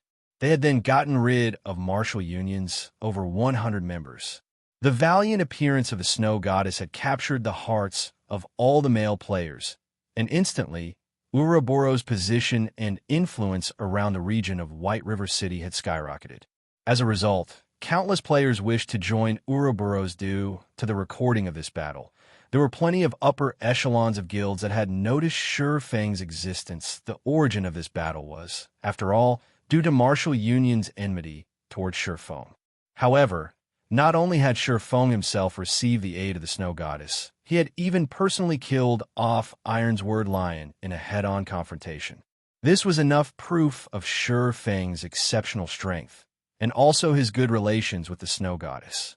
Taking these points into mind, these upper echelons needed to let their subordinates pay more attention towards Shifeng. When Shifeng and the others returned to Red Leaf Town, many players on the streets had shifted their gazes towards the group crap. Isn't that Yifeng, the person that went dungeon raiding together with the Snow Goddess? A male warrior said, "If I go and beg Big Brother Yifeng, I wonder if Big Brother Yifeng will bring me to level 10? Another female elementalist bashfully said to her companion Shifeng had completely become a celebrity now. Wherever he went, there would definitely be someone paying attention to and talking about him. Brother Feng, you're already a famous person. Now, you only need to wiggle your finger, and there will be a crowd of beauties running over to you. In the future, you mustn't forget to introduce a few to me." Blackie laughingly said. "Stop talking nonsense.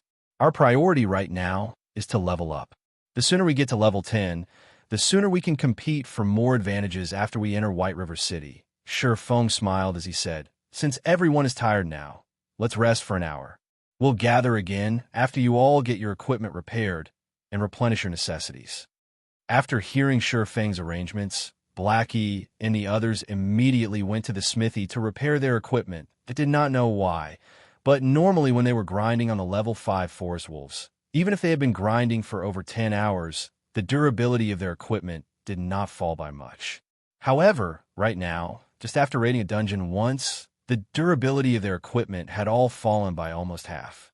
If they were to raid the dungeon another time, the durability of their equipment might fall to 1 within just 3 to 4 hours, becoming useless when everyone arrived at the smithy to repair their equipment. They suddenly discovered a frightening matter previously. It was a normal occurrence for them to change into new equipment. Hence, they had never repaired their equipment even once before. Now, however, all the equipment Cola was wearing only had half of its durability remaining. As a result, repairing all of it had required a fee of 1 silver 63 coppers. Such an amount was enough to purchase a level 1 bronze equipment. The higher the durability loss of an equipment, the higher the repair fees would be. If every piece of equipment on Cola's character had dropped down to 1, it would take, at the very least, for silver coins to get it all repaired.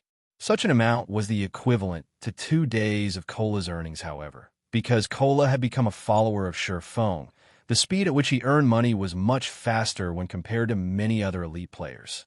If those elite players were to repair their equipment, the total fees would be equivalent to several days of their earnings. Boss, are you trying to rob us here? Cola complained, unwilling to fork out such an expensive repair fee. Previously, he had obtained a mysterious treasure chest from clearing the Hell mode of Dark Moon Graveyard. From a mysterious treasure chest, he had received over 3 silver coins and 5 bottles of intermediate recovery potions. If it weren't for that treasure chest, just this repair fee alone would have turned him into a broke bastard adventurer. I've already given you a 10% discount. It is already a very cheap price, the blacksmith said with a huff. Hearing the blacksmith saying so, Blackie and the others suddenly came to a realization. Their reputation in Red Leaf Town had already reached 30 points, receiving a 10% discount for all purchases made in Red Leaf Town. They truly did not think that it would be so costly just to repair their equipment. However, if their equipment turned to scrap, not only would they lose their equipment, their leveling speed would also be greatly reduced. Hence, they had no choice but to repair their equipment trade area. Auction House Shi Feng was frantically purchasing items from the auction house. The previous Glimmer chestplate forging designs Shi Feng sold before had once again allowed him to profit greatly. Now there were at least 73 gold coins in his bag. In the entire White River City, there was not a single player who was more rich than him at the moment right now. If he saw any items whose prices would inflate in the future, he would buy all of them. This was because once players reached higher levels, it became much easier for them to earn game currency, and, as a result, the value of game currency fell. Instead of just waiting for the coins in his hand to depreciate in value, he might as well purchase some items that would increase in value and store them in the bank after some time, not visiting the auction house. The number of hardstones, card sets, and other items whose value would increase in the future had grown once more. Shi Feng had spent over 8 gold coins on such items, filling up the 640 slot bags he had just bought, and even needing to make several trips to the bank. It wouldn't be long before these items would have their values increased by manifold. Just thinking about it gave Shi Feng a delighted feeling. Meanwhile, the value of the Glimmer chestplate forging design had now begun to fall. Currently, each piece was only being sold for around 2 gold coins, and it wouldn't be long before it became completely worthless, seeing that the number of guilds purchasing the Glimmer chestplate forging design was becoming fewer. Shi Feng decided to continue selling them for a while more before thinking of another way to make money. Now, his main goal was to earn credits.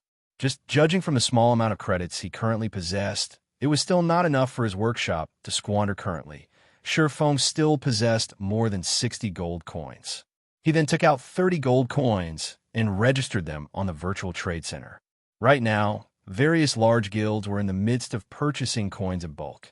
It wouldn't be long before he could sell all his coins, earning him a lot of credits following which, inside the bank, Shifeng started arranging the harvest he obtained today.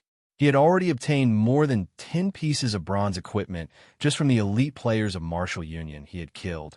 Originally, Shifeng had intended to sell off these equipment pieces. However, his workshop would definitely be recruiting new members in the future. Hence, he decided to store them inside his warehouse, as they might come into use in the future. In any case, he was not lacking in this small amount of money as for the Ashblade, the most important item he obtained from the Dark Moon Graveyard. He kept it inside his warehouse for now. It was still of no use to him right now. Only when he arrived at Starmoon City would he have a chance at finding a clue about the Ashblade. After all, the owner of the Ashblade had an unfathomable origin, being titled as the God Slayer in God's domain, an existence feared even by the gods. The clues relating to this Ashblade could only be found in the capital city of Starmoon Kingdom. What's this thing here? Shifeng dug up a crystal the size of his palm from his bagan. Isn't this one of the items dropped by Ironsword Lion? Shifeng discovered that he was somewhat familiar with this item. It was indeed one of the 2 items that were dropped by Ironsword Lion 7 Luminaries Gemstone. Special item. Transports the user to Blackwing City. Uses remaining 4/5. Dropped after death, this Ironsword Lion truly can't be underestimated. It was no wonder he was so powerful in the previous life. It was all because of this item here. Shifeng looked at the 7 Luminaries gemstone in his hand, unable to refrain from revealing a smile. Blackwing City was no ordinary location. It was also not a place that players could simply go to as they wished. Players needed a teleportation crystal to go to that place, and the 7 Luminaries gemstone was one of those passes in Shifeng's previous life. Blackwing City's fame resounded throughout God's domain. All the major powers would willingly purchase the passes to Blackwing City at high prices. However, to an average player, it would be meaningless, even if they went to Blackwing City. At most, they would only go there to widen their horizons. However, to the upper echelons of a major power, it was an absolute heaven. After going there once, they would want to go there again. Shifeng looked at the time, discovering that today was a big day in Blackwing City. He definitely must make a trip to Blackwing City today. Hence, he sent a message to Blackie, saying, "Blackie, I still have some other things to take care of, so I won't be able to bring you all leveling for now. After all of you are rested, go to the level 8 area, Roaring Hill, to level up. As long as you guys are careful, your leveling speeds, there will be extremely quick." Chapter 113, Blackwing City. Red Leaf Town. Slum area. Although it was still daytime, the enchanted bar was packed with red players that tread along the boundaries of darkness. However, amongst this crowd of players, there were several green players present in the bar, seemingly highly out of place. These players were Ironsword Lion and his several subordinates. Absolute heaven. "I need you to kill a person for me. Name your price," Ironsword Lion said to the man before him. The man, who held a stern expression, was currently drinking from a beer bottle. The stern-looking male did not pay any heed to Ironsword Lion. One of his arms wrapped around an alluring, well-developed woman, while the other held onto a beer bottle. The man only minded his own business as he flirted with the woman, his lips curling into a wicked smile, giving others a chilling feeling. Ironsword Lion's expression immediately sank beside him. Drifting Blood immediately slammed his hands on the table, cursing, "Hey, can't you hear that our boss is speaking to you? Stop trying to act deaf." Just after Drifting Blood finished speaking, a snow-bright dagger had slashed across his neck. The dagger then stabbed into his heart, finally being abruptly pulled downwards and slashed apart a deep wound. A stab, a pull, and a slash. All 3 moves were executed in a very natural manner. Before Drifting Blood could even cry out in pain, his body had already fallen to the ground. Absolute heaven. "What are you trying to do? I'm here to talk business. What is the meaning of you killing my subordinate?" Watching Drifting Blood be instantly dealt with, Ironsword Lion bellowed. However, he did not dare attack the man before him, because he knew that if he were to take action, his end would only be similar to that of Drifting Blood. "Because I like it." "What?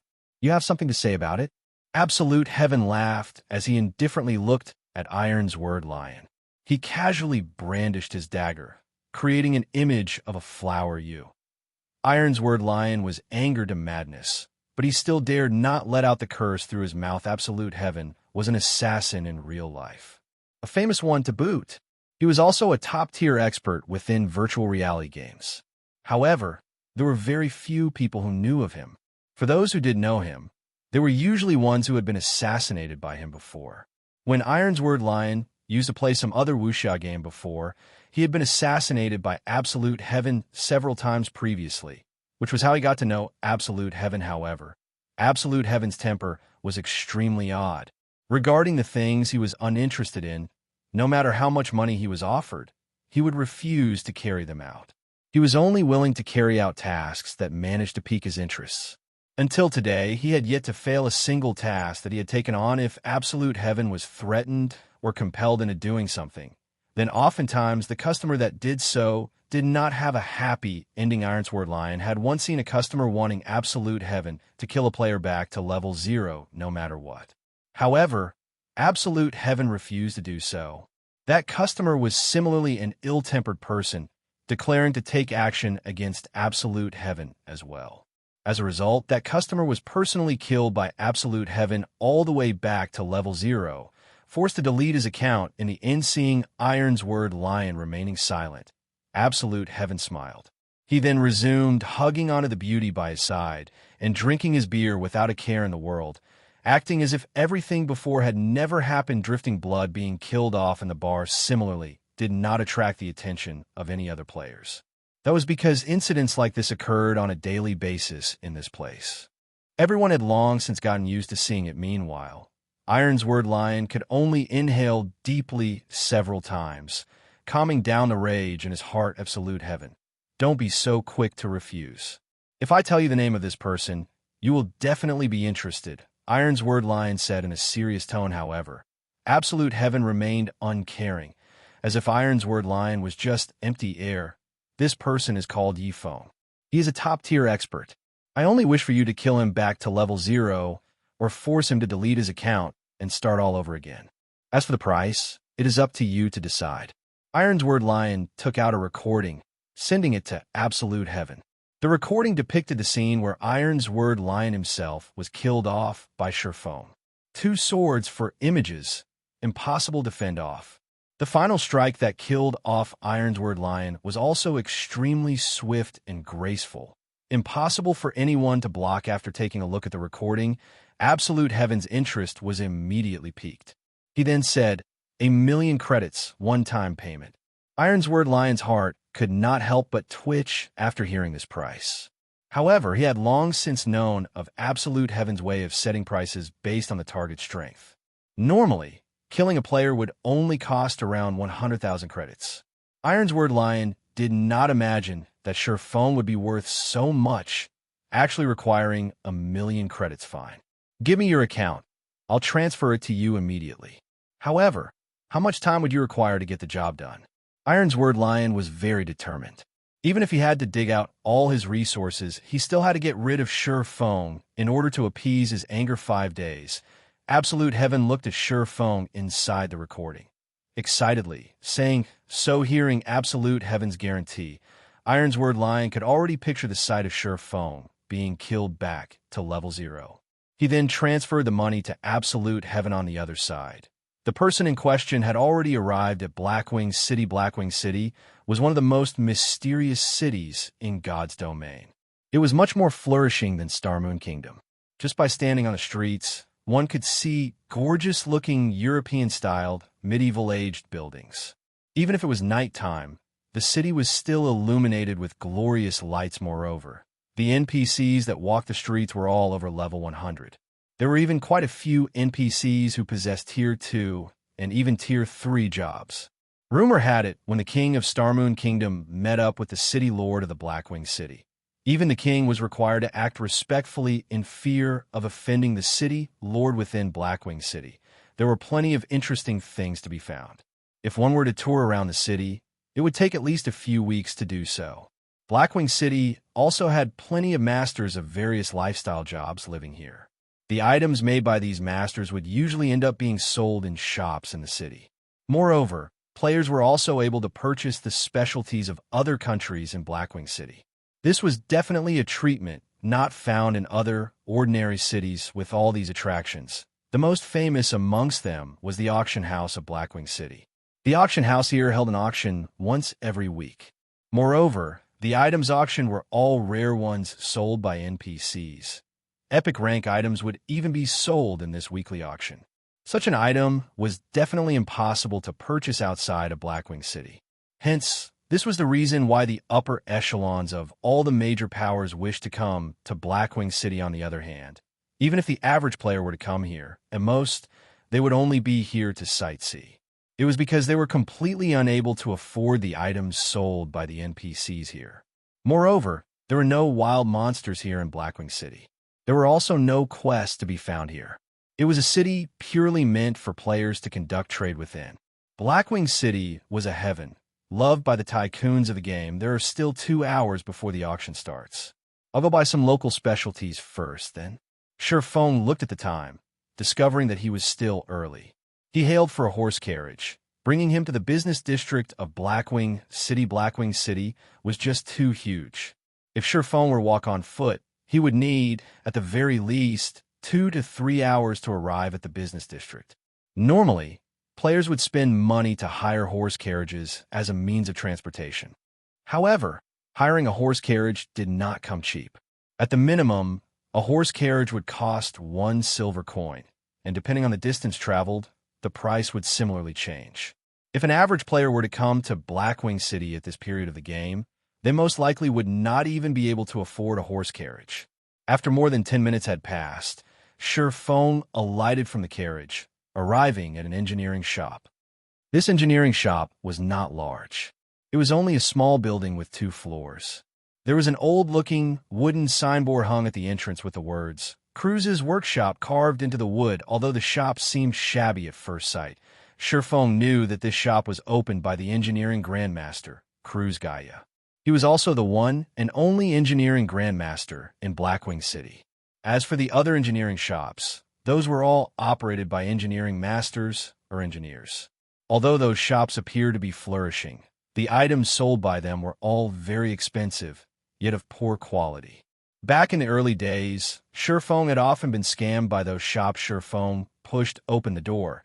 Entering Cruz's workshop, the caretaker of the shop was called Luciola, a shy-looking girl who had her hair tied into 2 ponytails. If one used observing eyes, they would quickly discover that this frail-looking girl was in actuality a professional mage, a job that advanced 2 tiers from an elementalist.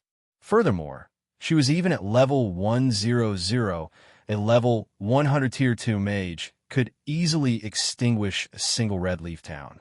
If a player dared to cause a scene in this shop, they would quickly turn into a pile of ash. Chapter 114, Blackwing Auction House. Very rarely did Cruz's workshop have customers, and Sherfeng's entry into the shop immediately roused Luciola's attention. Lord Demon Hunter, I wonder what items my lord requires. Our shop has a variety of items, and we guarantee their quality. Luciola walked towards Sherfone, asking respectfully. Sherfone did not think that, regardless of location, the Demon Hunter title would be so respected. The title even held effect in Blackwing City. I wish to have a look at the new goods you have this week. Sherfone replied, My lord, our shop is stocked with many new items this week. I guarantee that my lord will be satisfied with them. Lucilla said, Guide me to them. Then, Sherfone nodded his head. In Sherfeng's previous life, he had never once before gone to the 2nd floor of the shop. He did not think there were even items being sold on the 2nd floor. My lord, this way, please. Saying so, Luciola brought Sherfone to the 2nd floor. The 2nd floor was filled with display cabinets, all of them showcasing many rare engineering tools that dazzled a person's eyes. Amongst the display cabinets, there was an item that greatly attracted Sherfeng's attention: rocket boots, one of the godly escaping tools in God's domain. With it, one could easily escape when met with dangers in the wild or when being hunted by other players. Moreover, this was epic equipment that was made by an engineering grandmaster. Regardless if it was the attributes or effects, both were not something with which the common ranked rocket boots could compare. However, the price tag hanging on the epic ranked rocket boots was a frightening 1,200 gold. Even if Feng considered himself as rich, he could not even afford a fraction of such an amount after making a round through the display cabinets. A majority of the items sold were all to Feng's liking. Moreover, they would be of huge aid to himself, and he could not help but wish that he could just take all of them away. However, his pockets were not sufficiently deep, and he could only lament over his Fate Lord Demon Hunter. Are these items not to your liking? Seeing that her long-awaited customer was shaking his head, Luciola hurriedly asked, however, how would Feng have the cheek to tell Luciola that he did not have that much money? Any of the items showcased here would, at the bare minimum, cost around tens to hundreds of gold coins. Just based on the 30 over gold coins in his bag, he would at most be able to purchase a single item. Here, do you have frost grenades here? After giving it some thought, Feng decided that it would be better to buy some more useful items. Lord Demon Hunter, the frost grenades are sold in the common section on the first floor. The VIP section on the second floor does not sell them. My lord, please follow me.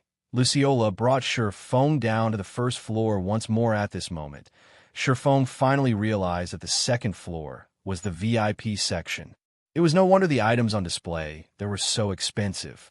In his previous life, when he had discovered this workshop here, he was already around level 70 to level 80. However, he did not possess the Demon Hunter title at that time, so he could only shop at the common section. Yet, even then his gains were already bountiful now. He had inadvertently discovered the VIP section on the second floor. Moreover, there were so many items sold in that section. Unfortunately, the money he possessed was just too little to buy anything.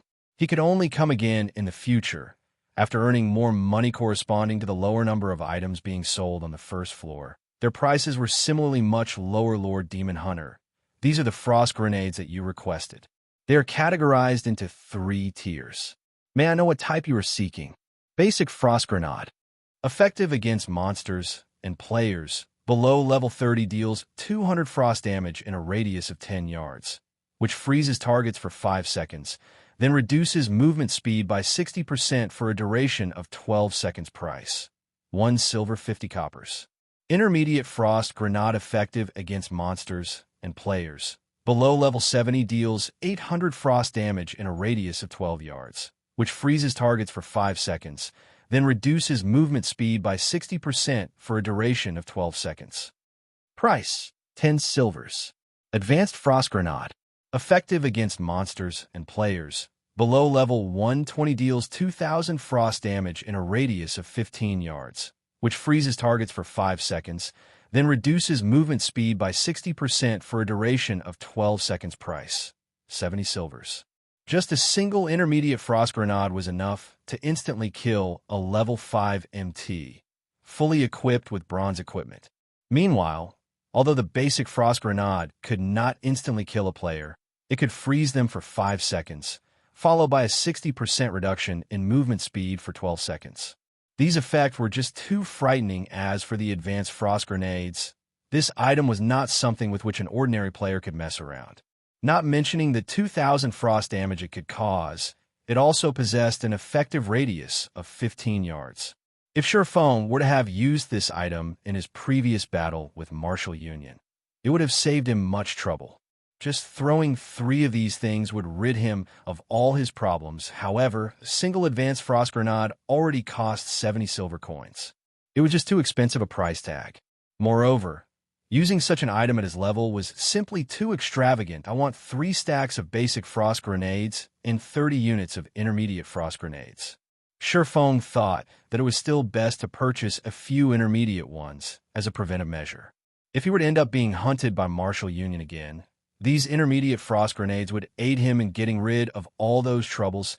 A stack of frost grenades consisted of 200 units, and 3 whole stacks would be enough to last him for a very long time. Lord Demon Hunter, you can enjoy a 10% discount in our shop. The total amount for these items is 10 gold, 80 silver. Luciola brought out all the requested items, saying after making a quick calculation, Feng felt joy in his heart.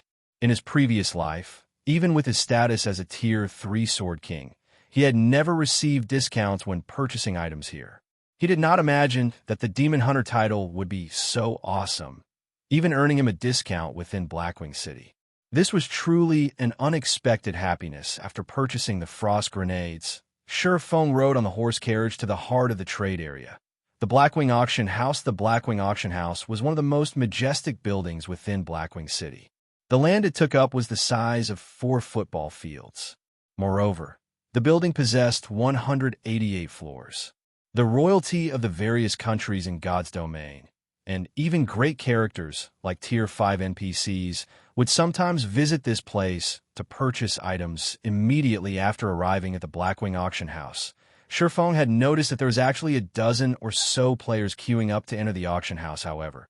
Such a sight was nothing strange to behold.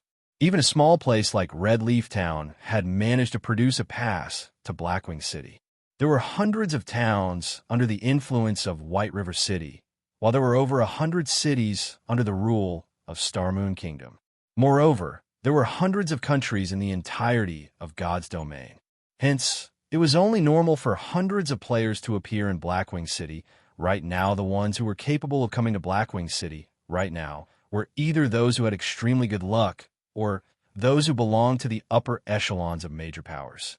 For the average players that did arrive at this place, however, they would quickly discover that although Blackwing City was a good location to be, it would be of no help to average players like them. Hence, it would be better for them to sell the entry ticket to a major power, earning some quick money. Meanwhile, the players that were lined up here all had very high levels. The highest amongst them was a level 7 bearded man. The large man wore a complete level 5 bronze set equipment and was also carrying a mysterious iron axe on his back. One glance at the man was enough to tell that the man's strength was not to be trifled with. As for the other players, they were all at level 6, each wearing complete bronze set equipment, and none of them looking to have a simple background. Noticing Feng walking over, these players all discovered that Feng was surprisingly at level 7, the same level as the bearded man beside them. However, the silvery white, delicate set equipment worn by Feng faintly gave off a chilling and heavy pressure. Although it was a bronze set equipment, a single look at it, and anyone could tell that it was not just any ordinary set equipment. Moreover, there were even individual pieces of secret silver-ranked equipment. Although they could not tell what rank the black sword hanging around Feng's waist was at, the other sword gave off the glow of a secret silver equipment. Compared to the bearded man, Feng was obviously much more powerful, and the players present immediately started having notions of befriending him. This one is Lonely Goose of the Moon Temple. Fellow friend, I have never seen you around before. Is this your first time visiting Blackwing City? A gentle, scholarly-looking, level 6 swordsman walked up and asked Feng after arriving at Blackwing City. Feng did not disguise his equipment, leaving them in their original appearance. He had only altered his own facial appearance, turning it into the appearance of the middle-aged man, Black Flame. That way, nobody would be able to recognize him. As Feng hearing this scholarly person introduce himself, Feng could not help but size up this man called Lonely Goose. Chapter 115, Egoistic Blade. The Moon Temple was a very well-known guild in God's domain. However, their area of influence was not situated in Starmoon Kingdom, but instead, the Tulip Empire. The competition between guilds there was much more intense compared to Starmoon Kingdom. Meanwhile, the Moon Temple was one of the top few guilds in Tulip Empire. Compared to Ouroboros, they were much stronger. The scholarly Lonely Goose in front of Feng right now was also a famous top-tier swordsman. It would be advantageous to Feng if he befriended such a person. Hello. Feng nodded his head, giving others a taciturn feeling aside from Lonely Goose. Several more players came up and introduced themselves to Feng. They all wished to befriend him. After all, an additional friend meant an additional path they could have in the future. It was especially true for the top-tier experts that could arrive at Blackwing City. As to whether they would become enemies in the future, the possibility of such a situation happening was low. As for the reason to such a conclusion, up till now, the group of them had yet to see a top-tier expert belonging to the same country as them in Blackwing City. Also, every country was very far apart from each other, and countries coming in touch with each other would be a matter in the far future. On the other hand, if they could become friends and have a cooperative relationship, then it would be beneficial to both sides. This was also one of the hidden benefits of Blackwing City. The bearded man swept a glance at Shurfeng, discovering that Shurfeng's level was actually the same as his own. Being able to reach level 7 was an achievement of which he was extremely proud. However, now that he realized he was the same level as an independent player, he immediately felt a sense of provocation. In addition to the other players trying to befriend Shurfeng, the bearded man snorted, "Humph, he's just an independent player. What is the point in trying to curry favor with him?" With the bearded man's words, the entire atmosphere in the auction house became tense. Playing the part of the friendly guy, Lonely Goose said with a smile, "Brother Egoistic Blade, not everyone can easily come to Blackwing City. Is there a need for such a cold treatment? If we can all get along with each other, it would be a great benefit for all of us in the future." Oh, just based on the luck of an independent player, how would he be able to mutually cooperate with us? How can he be of any help to us? The disdain in the bearded man's words kept on growing. The man then flaunted the guild emblem on his chest, the words "Bloodthirsty War God" written on the emblem. The emblem was silver in color, signifying that the bearded man was at the rank of an elder within the guild. Bloodthirsty War God was one of the top 3 first-rate guilds in Black Dragon Empire. Bloodthirsty War God was a long-established guild, its lengthy history tracing back at least 60 years ago. At that time, not even Shurfeng's parents had been born, yet looking at Egoistic Blade behaving so, even Lonely Goose felt helpless about it. He then looked at Shurfeng, apologizing, "Truly sorry. Brother Egoistic Blade doesn't usually behave this way. Maybe he's in a bad mood today. This should be Brother Black Flame's first time coming to the Blackwing auction house, right? You come at a good time. Today just happens to be a day where the Blackwing auction house is holding an auction. However, if you wish to participate in the auction, you need to purchase a Blackwing insignia that costs 2 gold coins. You will only be allowed entry if you possess the Blackwing insignia. Furthermore, the players who possess the Blackwing insignia can bring along 2 more players with them. How about Brother Black Flame? Let me bring you into the auction. You could save a big expenditure that way." As Shurfeng was about to voice his rejection, Egoistic Blade sneered, "A beggar that can't even afford a Blackwing insignia. What right do you have to come along with us? I only have one thing to say. I don't wish to be together with this little bastard. If you all wish to form an alliance, it's either me or him. You guys make your choice. Either he goes or I go." Egoistic Blade had the Bloodthirsty War God serving as his background, while Shurfeng had nothing he could rely on. Egoistic Blade was extremely confident that Lonely Goose and the others would choose him without even the need to think. Only when the strong cooperate with each other would they be able to bring out the greatest benefits. If they were to cooperate with an independent player who could guarantee that, after this person's entry ticket to Blackwing City had been used up, he would still be able to return to Blackwing City. Meanwhile, Egoistic Blade had a first-rate guild supporting him. It would be tens of thousands of times easier for him to obtain another pass to Blackwing City when compared to a mere independent player if Shurfeng did not even possess the ability to frequently visit Blackwing City. How would he be able to guarantee a mutual cooperation? Brother Egoistic Blade, must you do so? Lonely Goose and the others could not help but have a headache as they tried to mediate the situation. They only wished to mutually profit from each other. Yet, Egoistic Blade had created such a situation and had even spoken such words. If they chose to accept Shurfeng into their group, then Egoistic Blade would definitely feel humiliated. However, if they accepted Egoistic Blade, then Shurfeng would naturally leave feeling angry and as though he had been crossed. On one side, it was a first-rate guild. On the other, it was an independent player. The situation left everyone in a state of distress. What are you all hesitating about? Is it such a hard decision to make? I have the Bloodthirsty War God backing me. The information and resources I have at my disposal far exceed what any of you can imagine. If you all do not wish to cooperate, then I can simply look for some other guilds to cooperate with. No matter what, I don't wish to see an independent player within our alliance group. Egoistic Blade looked at Lonely Goose and the others, saying in an extremely displeased manner. Sure, Fong watched Egoistic Blade's extremely stubborn behavior as if the world revolved solely around him alone. The man was even using the influence of his background in order to chase Sure Fong out of the group. Although Lonely Goose and the others had clearly come up to Sure Fong on their own accord, they now showed signs of hesitation. Seeing this situation, Sure Fong sneered. "Since I'm just an independent player, I won't trouble you any longer, brother Lonely Goose. People who walk different paths cannot make plans together. Let's go our separate ways from now on." Finished saying so, Sure Fong walked towards the entrance of the auction house, looking at Sure Fong walking away in a huff. Lonely Snow and the others could do nothing but drop the subject. After all, Sure Fong was but an independent player.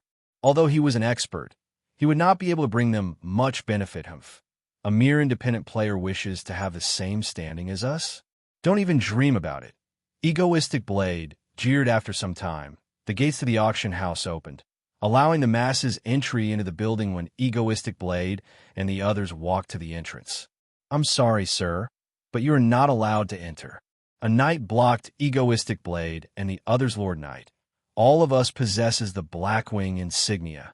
Lonely Goose pointed towards the insignia on his chest, saying the auction held today is the VIP auction. Commoners are not allowed entry. The normal auction will only be held next week, so please come back again at that time. The knight explained to Egoistic Blade, then pointed at Sure Fong, who was currently walking into the auction house, moodily saying, "Lord Knight, then what right does that person have to enter? He doesn't even have a Blackwing insignia on him. It won't be good if you do something like that, right?" The knight became extremely displeased by Egoistic Blade's attitude. However, he still looked along the direction Egoistic Blade pointed to, discovering the Lord Demon Hunter, Sure Fong. The knight then swept his gaze at Egoistic Blade and the others, saying in disdain, "Just based on you commoners, you all wish to have the same standing as the Lord Demon Hunter? Be smart and get lost quickly. I'll have all of you arrested if you continue making a scene." The knight angrily yelled at Egoistic Blade, and the others. Egoistic Blade was extremely shocked. How could a random, independent player they met be so awesome? He then thought back to the mocking words said by the knight. Weren't they the words he had uttered just now? If there was a hole available right now, Egoistic Blade wished he could have jumped into it immediately. It was simply too mortifying. Lonely Goose and the others were even more startled. They looked at Sure Fong with shocked expressions, endless regret filling up their hearts. After making plenty of investigations, they discovered that there would be an auction held today. Moreover, the items auctioned were extremely rare, so they had paid a huge price in order to prepare a significant amount of coins. Yet, in the end, they couldn't even manage to get past the entrance. Looking at the knight's respectful attitude toward Sure Fong, they immediately knew that the title of Demon Hunter must be a very powerful title. Sure Fong definitely would have been able to bring along a few more players with him.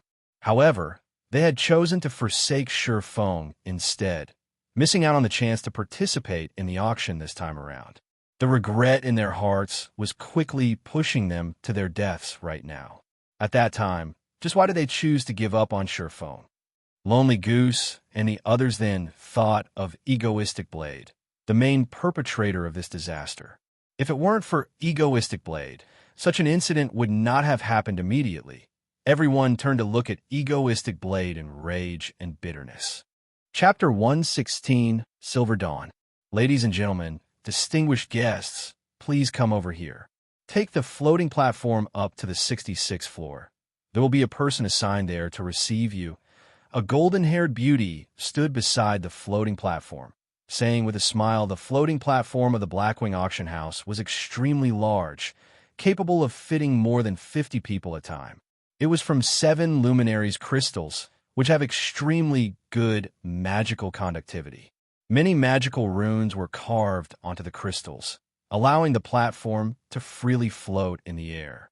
However, the floating platform was extremely expensive to make, and even if all of Red Leaf Town was sold, it would not be enough to make a floating platform as large as the one in Blackwing City in the entire Starmoon Kingdom. Only the auction house at Starmoon City and also the Royal Palace had a floating platform implemented. Moreover, The size of each of those floating platforms was much smaller when compared to the one in the Blackwing auction house. It displayed the level of wealth held by the Blackwing auction house to, say the least. The Blackwing auction house was extremely large in size. It was categorized into 3 different sections, which were the common section, the VIP section, and the luxury section. The auction venue for the common section was located from the 4th floor to the 36th floor. As long as one possessed the Blackwing insignia, they could participate in the common auction. However, there were much less rare items auctioned there. The auction venue for the VIP section was located from the 50th floor to the 100th floor. One must have a certain amount of status before being allowed to participate in the VIP auction. As for the items auctioned, rare items were the mainstay of the auction, with the occasional precious item. The auction venue in the luxury section was located from the 150th floor to the 180th floor. Aside from those with transcendental strength, they were usually the overlords of a region.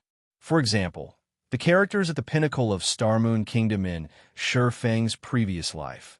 After he became a Tier 3 Sword King, he obtained a relatively good title, allowing him the fortune of entering the VIP section. As for the luxury section, only the guild leaders and vice leaders of first-rate guilds had the right to enter this area. The pinnacle players who had reached Tier 5 in their jobs were also allowed in this area. As to what items were sold at the luxury auction, Shi Feng had no information about them whatsoever.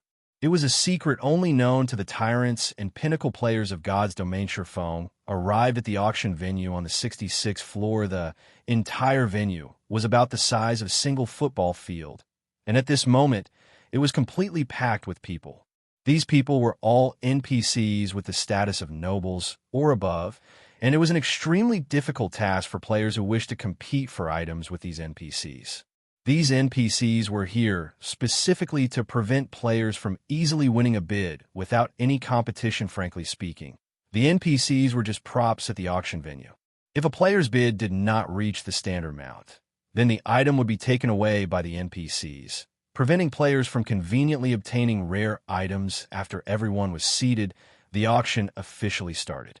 After a white-bearded old man walked up to the stage, declaring the start of the auction, an item was slowly brought out onto the stage. The first item auctioned was a level 20 secret silver chestplate.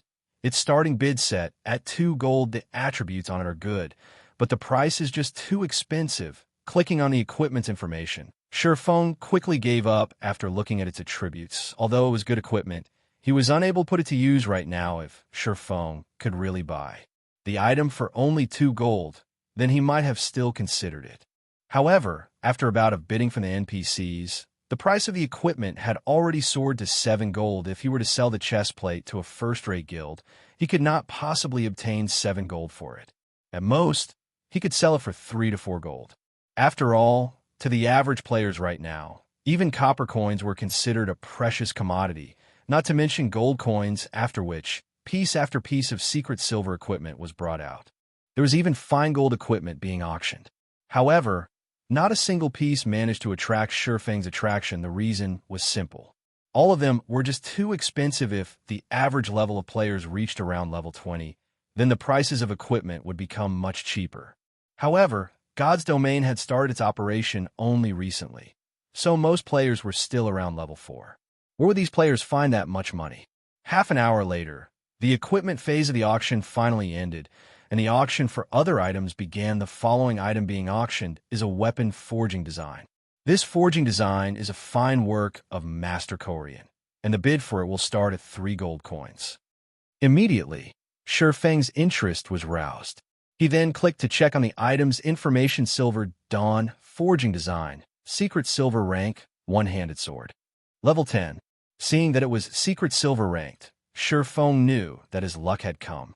Moreover, the Silver Dawn was a level 10 weapon. It was absolutely something that he needed the most. The Abyssal Blade also needed 10 level 10 secret silver weapons to level up. With this forging design, that problem would easily be handled. However, besides Shi Feng, there were still a few other forgers who participated in the bid. After all, a secret silver forging design was extremely rare. With that, the bidding for the forging design quickly started within moments. The bidding price had already reached 6 gold. Sure Feng gritted his teeth, shouting, 7 gold. 7 gold, 30 silvers. 7 gold, 50 silvers. 8 gold. With the crazed bidding from the NPCs, the price for the Silver Dawn steadily rose. Crap. I bid 15 gold.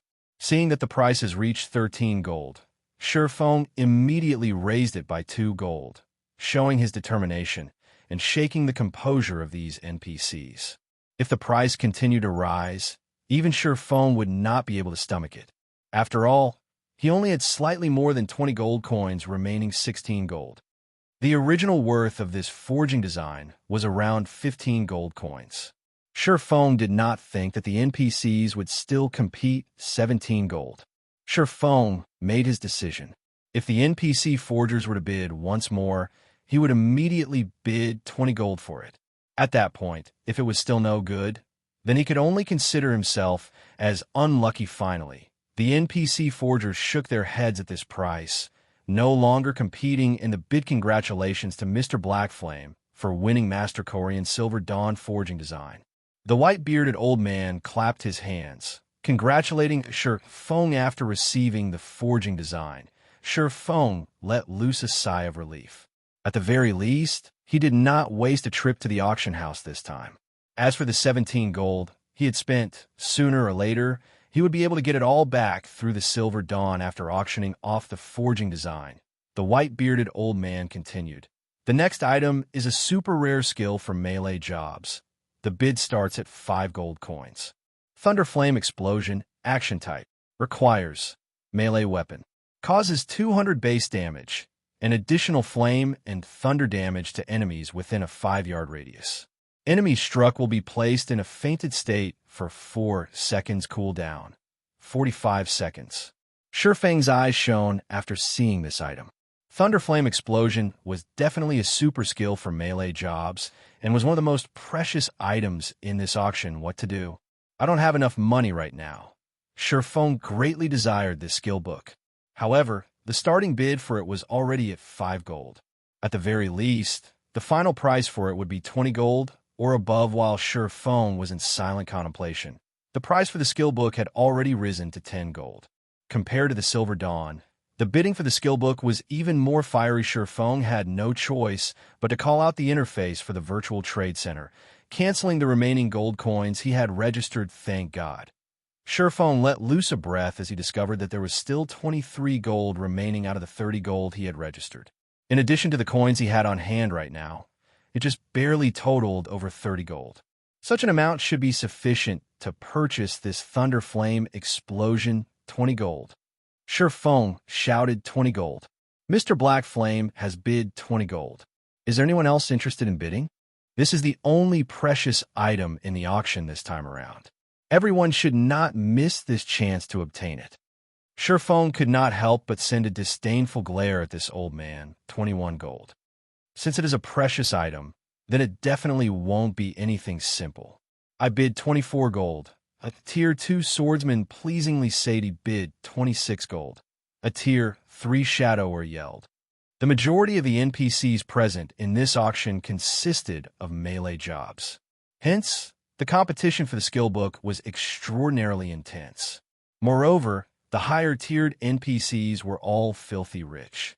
Just by doing a simple quest, they would be able to obtain compensation of several gold coins, so their rate of income was extremely quick.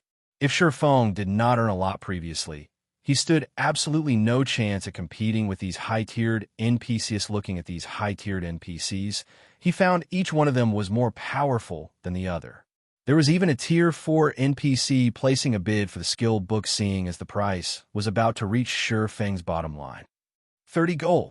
Sure Feng placed his final bid. He would either succeed or die trying. Chapter 117, Aqua Rose.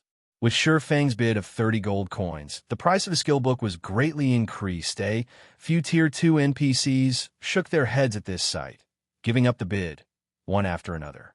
Although the skill book was good, its price was simply too high. Just as Sure Feng was about to relax. 35 gold. A resonant voice resounded throughout the entire auction venue. Sure Feng turned his head to look at the source of the voice. nearly cursing out loud as he found the voice's originator. The person who yelled out the bid was actually not an NPC with a melee job, but a Tier 4 female wizard. Magicians were always the richest individuals in God's domain. To a Tier 4 wizard, they only need carry out a single magical research to earn 30 to 50 gold coins. How unfortunate. Shifeng shook his head, no longer competing for the skill book. He only had slightly over 30 gold coins. He couldn't compete for it, even if he wanted to. If he had known this skill book would be sold, then he would not have chosen to sell his gold coins for credits. Although Shifeng had retired from the bidding competition, the other Tier 4 melee job NPCs were still fervently competing over it. The price of the Thunderflame explosion had already risen to 45 gold at this point. Aside from the equipment that were over level 100, none of the items auctioned so far could beat this price. 45 gold going once. 45 gold going twice. At this moment, the sound of a notification from the system arrived. The Glimmer Chestplate forging design you have placed on auction has been sold. After deducting the processing fees, a total of 2 gold, 31 silver have been added to your bag space system. The Glimmer Chestplate forging design you have placed on auction has been sold. After deducting the processing fees, a total of 2 gold, 44 silver have been added to your bag space system. The Glimmer Chestplate forging design you have placed on auction has been sold. After deducting the processing fees, a total of 2 gold, 27 silver have been added to your bag space. A series of notifications arrived, numbering at least 20. Shifeng was immediately shocked when he heard these notifications arriving. He did not understand what had actually happened. During the time he had been in Blackwing City, there were actually so many players who had bought the Glimmer Chestplate forging design that in just a moment, his wallet had greatly expanded. Since Shifeng's wallet was bulging now as he yelled out without hesitation, 46 gold. 45 gold going thrice. This gentleman has bid 46 gold. Are there any higher bids? 49 gold. The Tier 4 female wizard knit her brows slightly. Shifeng was now extremely confident. If the female wizard truly wished to buy the skill book, then he would definitely lose the bid. However, the value of the skill book was certainly not that great to this lady. Shifeng did not believe that she would spend such a large amount of money just to buy it 55 gold. Shifeng decided to be decisive. Instead of waiting for the price to slowly rise for just a skill book, 55 gold coins was definitely an astronomical price. The female wizard was no fool herself, so she immediately gave up on winning the bid, seeing Shifeng bidding with such a high price. The other NPCs looked at Shifeng like they saw a fool. Even if they were to hire a Tier 3 or Tier 4 job-related tutor to teach them a skill, the fees would not exceed 1 or 2 dozen gold coins. Moreover, the skills they could learn were much better than the Thunderflame explosion. Now, Shifeng was actually spending 55 gold coins to learn such a skill. He was no different than a fool for doing so. However, NPCs would not be able to understand the world of players. In the initial stages of the game, the prowess of a skill could greatly change the overall strength of a player. It was especially true for a super rare skill like Thunderflame Explosion, which was an AoE skill that carried along a fainting effect. It would bring endless benefits to Shifeng in the future. Even if he had to spend 100 gold coins for the skill, it would still be worth it without any more NPCs joining the bid. The white-bearded old man finally slammed the hammer. Congratulations to Mr. Blackflame for winning the Thunderflame Explosion. Shifeng joyfully handed over the 55 gold coins, receiving the Thunderflame Explosion skill book in return. He then immediately learned the skill Thunderflame Explosion was a godly skill for grinding monsters and PK in the early stages of the game. With the skill in hand, Shifeng had thought of several more ways to grind monsters following this. The auction went on for another hour or so before ending. However, none of the items that appeared were the ones Shifeng needed right now. Moreover, every one of those items was auctioned off at prices of over 100 gold. The final item to appear was even an epic ranked item. Many Tier 4 NPCs madly bid for the item, with the final bid priced at over 5,000 gold. Shifeng could only observe the bidding process at that time, unable to join in on the actual fun after the auction ended. Sherfone walked out the entrance of the auction hall, satisfied. He wanted to return to Red Leaf Town immediately to find out what had actually happened there. Just why did the number of players who purchased the Glimmer Chestplate forging design increase so much? If there was still money that could be earned from the Glimmer Chestplate forging design, then he would immediately create another batch. He would earn as much money from it as possible, alleviating the emptiness of his wallet. In the process, Sherfone was originally considered a very wealthy person within the region of White River City. However, after making a trip to Blackwing City, he had suddenly discovered that he was actually just a poor bastard. Just as Sherfone was about to leave Blackwing City, a hurried shout came from behind Brother Blackflame. "Please hold on." Sherfone turned his head around, discovering Lonely Goose and the other players from before. Amongst the bunch, there was also Egoistic Blade, the person who had eagerly tried to chase him away. What? Sherfone indifferently asked, although Sherfone could understand the reason behind Lonely Goose's exclusion of him just now. Understanding only remained as understanding after all. Who would have any pleasant feelings with being chased away just after being invited? Hearing Sherfang's indifferent tone, Lonely Goose helplessly smiled, saying, "Brother Blackflame, I apologize for the incident just now. It was all a misunderstanding. I wonder if we can still have a chat?" "Brother Lonely Goose, I've already said before, people who walk different paths cannot make plans together." How would Sherfone not know what the thoughts Lonely Goose and the others were? Before, these players were able to discard him because of profit. Now that they had found out he could enter the auction house, they all came running back regarding the behavior of Lonely Goose and the others. He felt only disgust for it. Forget cooperation. Who knows when they would sell him out for profit once more? Seeing that Sherfone had turned around to leave, Egoistic Blade furiously shouted, "Don't simply throw away this chance we've given you. The influence that first-rate guilds like us possess far exceeds what you can imagine. By aiding us, you will be able to receive a generous return of at least 5 gold coins. That's enough for you to become the richest person in a town. Others won't ever get a chance like this, so you best think it through clearly. After some more time passes, your title will be of little value. This is definitely your one chance to make a lot of money." To any independent player, being able to become the richest person in a town was definitely just a pipe dream. Achieving such a feat meant that a player had to have more than 3 to 4 gold coins in their pockets.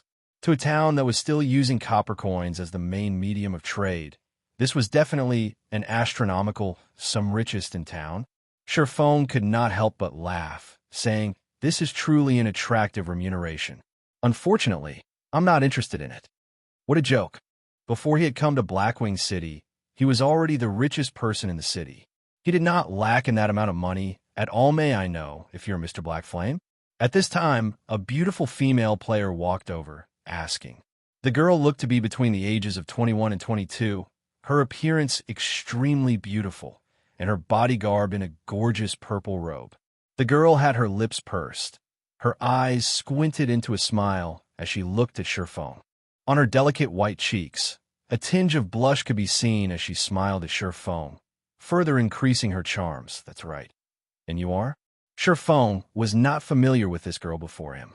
However, seeing that she was a level 7 Cursemancer and she wore a complete mysterious iron set equipment, it would seem that her strength was definitely out of the ordinary. "Hello, you can call me Aqua Rose. We previously met inside the auction venue, but you might have missed me there," the elegant girl named Aqua Rose said with a smile. Hearing the girl's self-introduction, Sherfone was greatly shocked. One of the top 10 ranking Cursemancers in God's domain, the Tier 6 Curse God, Aqua Rose. Sherfone was actually able to meet her at this place in Sherfang's previous life. Aqua Rose's fame was much greater than the Cleric God, Violet Cloden. "Were you at the auction just now?" Sherfone was startled. It should be known that in order to enter the VIP section's auction venue, one required a certain amount of status. Sherfone was only fortunate to have obtained the Demon Hunter title after doing the first phase of an epic quest. I naturally can't compare to Mr. Blackflame. "I was only in there to take a look. Unlike you, Mr. Blackflame, spending 55 gold just to buy a single skill book," Aqua Rose sighed, saying, "Hence, I am representing Twilight Echo to seek cooperation with you. I wonder if Mr. Blackflame will be interested in this?" Twilight Echo was a grandly reputed guild in the virtual gaming world, a titanic existence. Meanwhile, Aqua Rose was one of the more famous elders of Twilight Echo, and her position was extremely high within the guild. Her fame was no less than that of Gentle Snow, and she was an existence of which very few had not heard hearing the conversation between Aqua Rose and Feng. Egoistic Blade and the others were extremely shaken, their tongues tied up as they dumbly stared originally. They had thought of Feng as a mere independent player. So, how much money would a player like that possess? If they were to give him 5 gold coins, he would definitely be deeply grateful to them. Yet, from Aqua Rose's words, Feng had actually spent 55 gold just to buy a single skill book. Even if they added up all the money they possessed, such an amount was still more than double theirs. Just who is this Feng actually? Chapter 118, Another Road to Wealth. Receiving Aqua Rose's invitation, Feng nodded his head in agreement. In any case, he was bound to have to cooperate with the large guilds in Blackwing City. So, instead of choosing bloodthirsty war god and guilds of similar influence, it would be much better for him to choose the more famous and more influential Twilight Echo, with which to cooperate. Moreover, Aqua Rose was a very well-renowned name. She was not a girl who prioritized profits, but more friendly relationships. In Feng's previous life, one of Aqua Rose's close friends was targeted by a first-rate guild. The first-rate guild in question wanted to kill her friend back to level 0 no matter what, and they even wanted her friend to hand out all of her precious items. In order to aid her friend, Aqua Rose had unhesitatingly declared war with that first-rate guild. As a result, both guilds incurred massive damage, and Twilight Echo's overall strength was greatly reduced, becoming only an ordinary first-rate guild from then on. If a person prioritized profit over friendship, then they would never have done such a damaging action just to help a friend. However, Aqua Rose had done it. Aqua Rose's friend became extremely touched because of Aqua Rose's actions, becoming one of the fierce generals of Twilight Echo. In the end, Aqua Rose's friend, Unyielding Ice, had even become a Tier 6 mage god, turning Twilight Echo into a tyrannic existence in God's domain. With Aqua Rose's personality guaranteed, Feng felt much more assured of cooperating with her. I know a good restaurant up ahead. Let's have a chat over there. After Feng agreed to her invitation, Aqua Rose revealed a faint smile.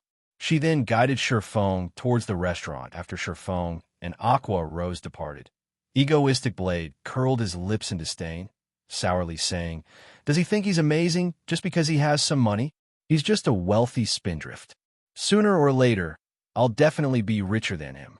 Hearing Egoistic Blade saying so, Lonely Goose and the others could not help but look at him in disdain. Feng was already having discussions of cooperation in Blackwing City with Aqua Rose.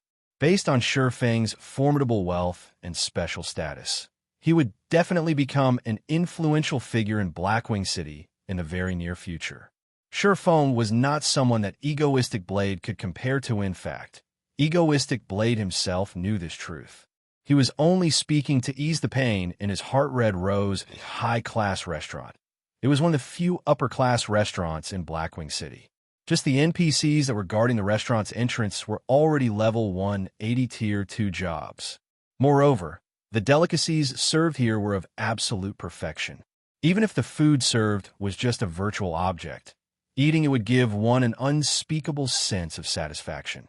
However, the average player would definitely not have the courage to dine at this place. That was because just a random cup of tea already cost over a dozen silver coins inside a luxurious private room on the 4th floor of the restaurant building. Aqua Rose had casually ordered a few of the most expensive teas available. She sat down quietly, staring at Feng, completely unfazed at spending more than 30 silver coins on just beverages. Whatever sorts of cooperation you have in mind, just speak. It would feel extremely awkward if you just keep staring at me like that. Looking at Aqua Rose's smiling expression as she stared at him, Feng started inwardly getting the chills. "Pardon me. I was just very curious about you. I never imagined that the famous chief forger of Starmoon Kingdom would actually be such a matured and composed man like you. Originally, I had even thought that the chief forger would be some quirky old man in his 50s or 60s. Aqua Rose smiled I didn't know that Miss Aqua would be so interested in forging. Could it be Miss Aqua wishes to recruit me into your guild? Feng drank a mouthful of the black tea served. Smiling faintly, Feng did not feel anything out of the ordinary from Aqua Rose knowing his identity as a forger. After all, the name of Black Flame had become relatively huge now. As long as one made a quick search on the internet, they would be able to find plenty of related information. Aqua Rose shook her head, softly saying, "No. I know that Master Black Flame's ambition is not that small. Hence, I do not have such an intention. I only wish to purchase a few Glimmer chestplate forging designs and also some equipment made by Master Black Flame. For example, a secret silver weapon such as the Silver Dawn. In addition, I wish to make a long-term purchase of gold coins from Master Black Flame. Naturally, I would buy the coins at 20% above the market price. I wonder how Master Black Flame feels about all of this. There won't be a problem with selling you the forging designs and equipment. However, I can only say that I am helpless about the sale of gold coins. Moreover, I have an additional condition myself," Feng said after some thought. If Aqua Rose was willing to purchase his items in bulk, then it would naturally be a good thing. It was especially true for the Glimmer chestplate forging design. Selling that item was no different than carrying out daylight robbery. Furthermore, Feng could also utilize Twilight Echo to purchase some items for him. As for the gold coins, Feng had no intentions of selling to Master Black Flame. Please speak. If it is something that we, Twilight Echo, can carry out, we will definitely do so, Aqua Rose joyfully said as she saw Feng agreeing to her conditions. I need various types of ores and stones. You should know that a lot of ores and materials are required to forge equipment. With the influence of Twilight Echo, I deem that it should be very easy for you all to purchase a large number of ores, right? In addition, I also require the entry pass for Blackwing City. If I cannot frequently come to Blackwing City, I would also be unable to conduct trade with you all. Feng calmly said at this point, Master Black Flame can rest assured. I can obtain as many ores for you as you want. Moreover, their prices will definitely be cheap. As for the entry pass to Blackwing City, even if Master Black Flame does not mention it, we will definitely prepare them for you. Hearing Feng's request, Aqua Rose's smile became even more dazzling. Twilight Echo's location was situated in the Storm Empire. The Storm Empire was a giant production. Hence, the quantity of ores available was extremely high, while their prices were extremely cheap. It would be a very easy task for Twilight Echo to obtain a large amount of ores and stones for forging. Moreover, they could also earn a large sum of money from selling the ores and other materials. Feng naturally knew why Aqua Rose was so cheerful. Starmoon Kingdom was unlike the Storm Empire. Its geography was situated on flatlands.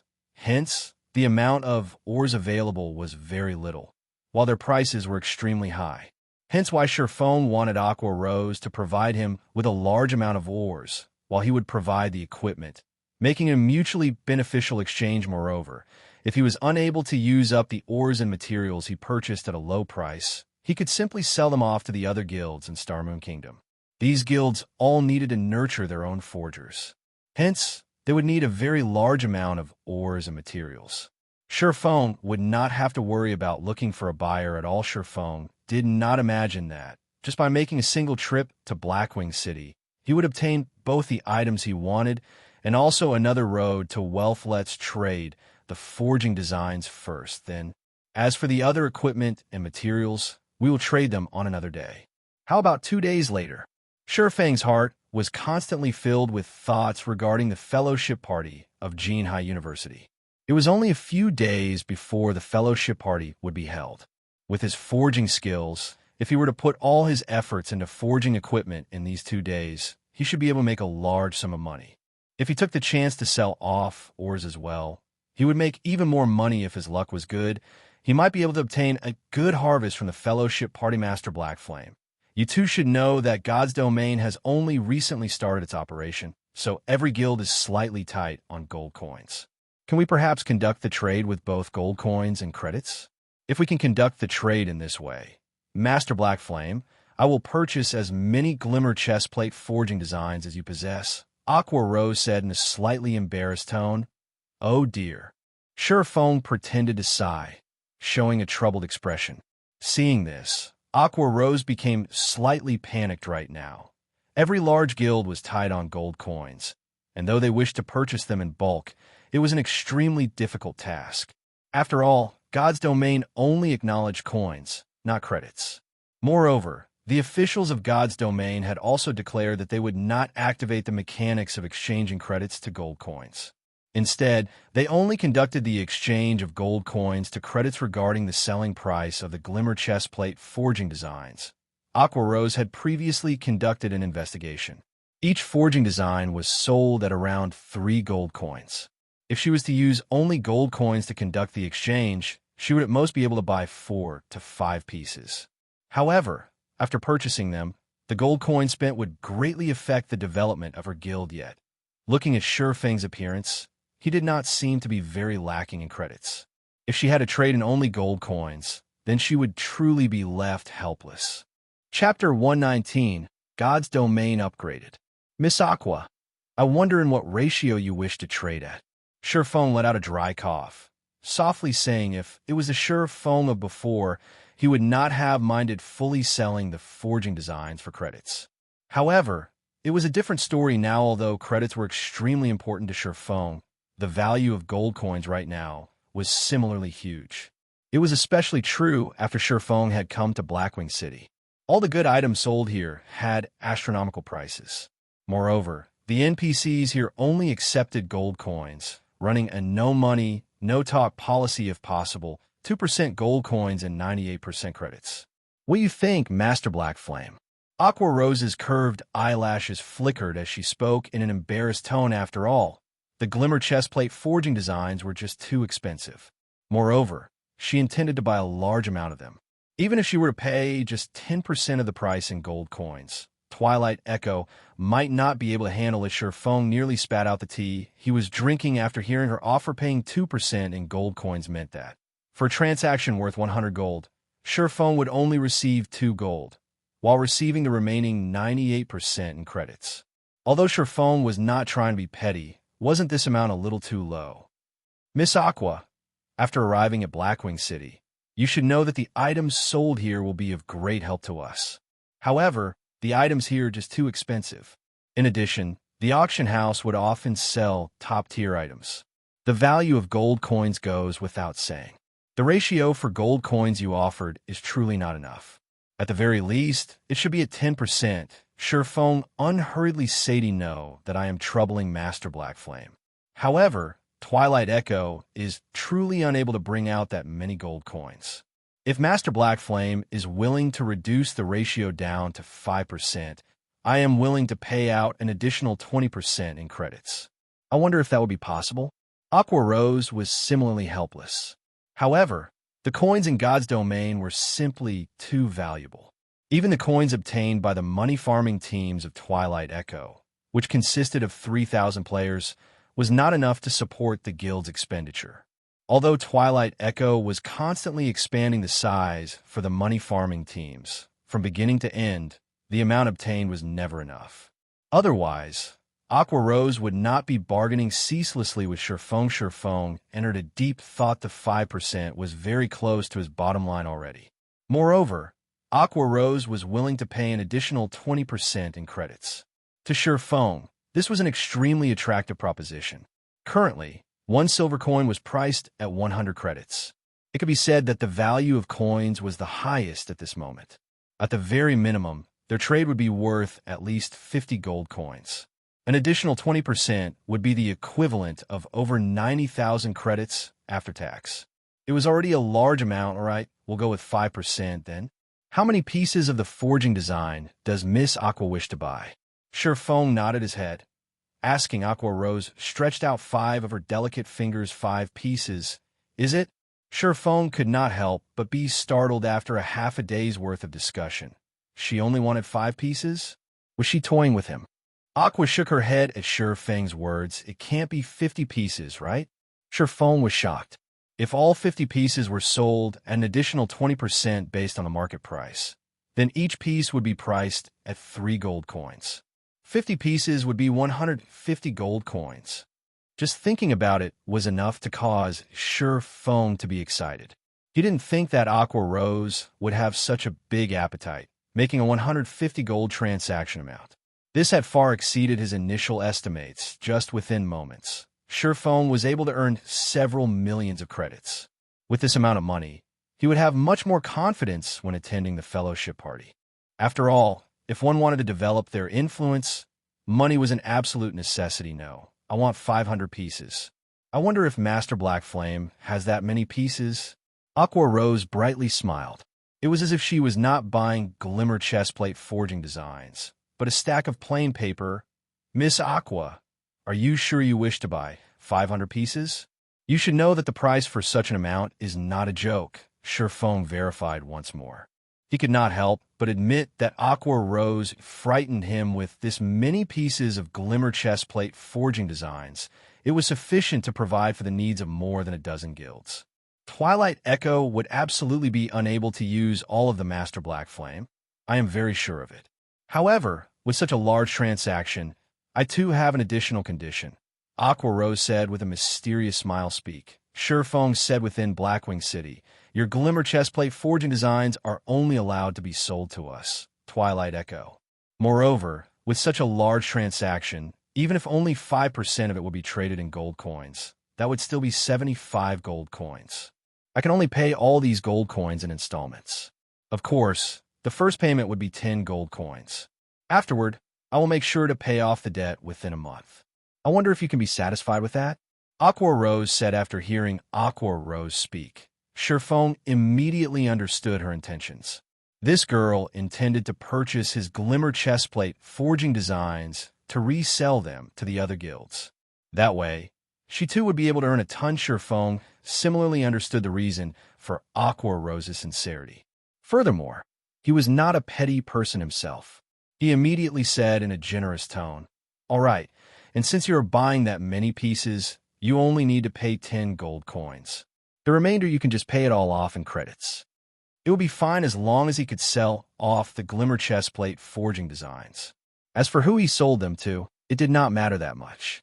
He wouldn't be envious of Aqua Rose. Either Aqua Rose's connections were much wider than his own. Being able to sell that many pieces of the forging designs, and at an even higher price, would all be due to Aqua Rose's own ability. On the other hand, Sure Fong did not possess such an ability, so why should he bother himself with these matters? He would be satisfied as long as he could earn all the money possible for him to earn from the forging designs following, which Sure Fong searched for a lounge, spending more than 2 hours in it to make over 600 pieces of glimmer chestplate forging designs.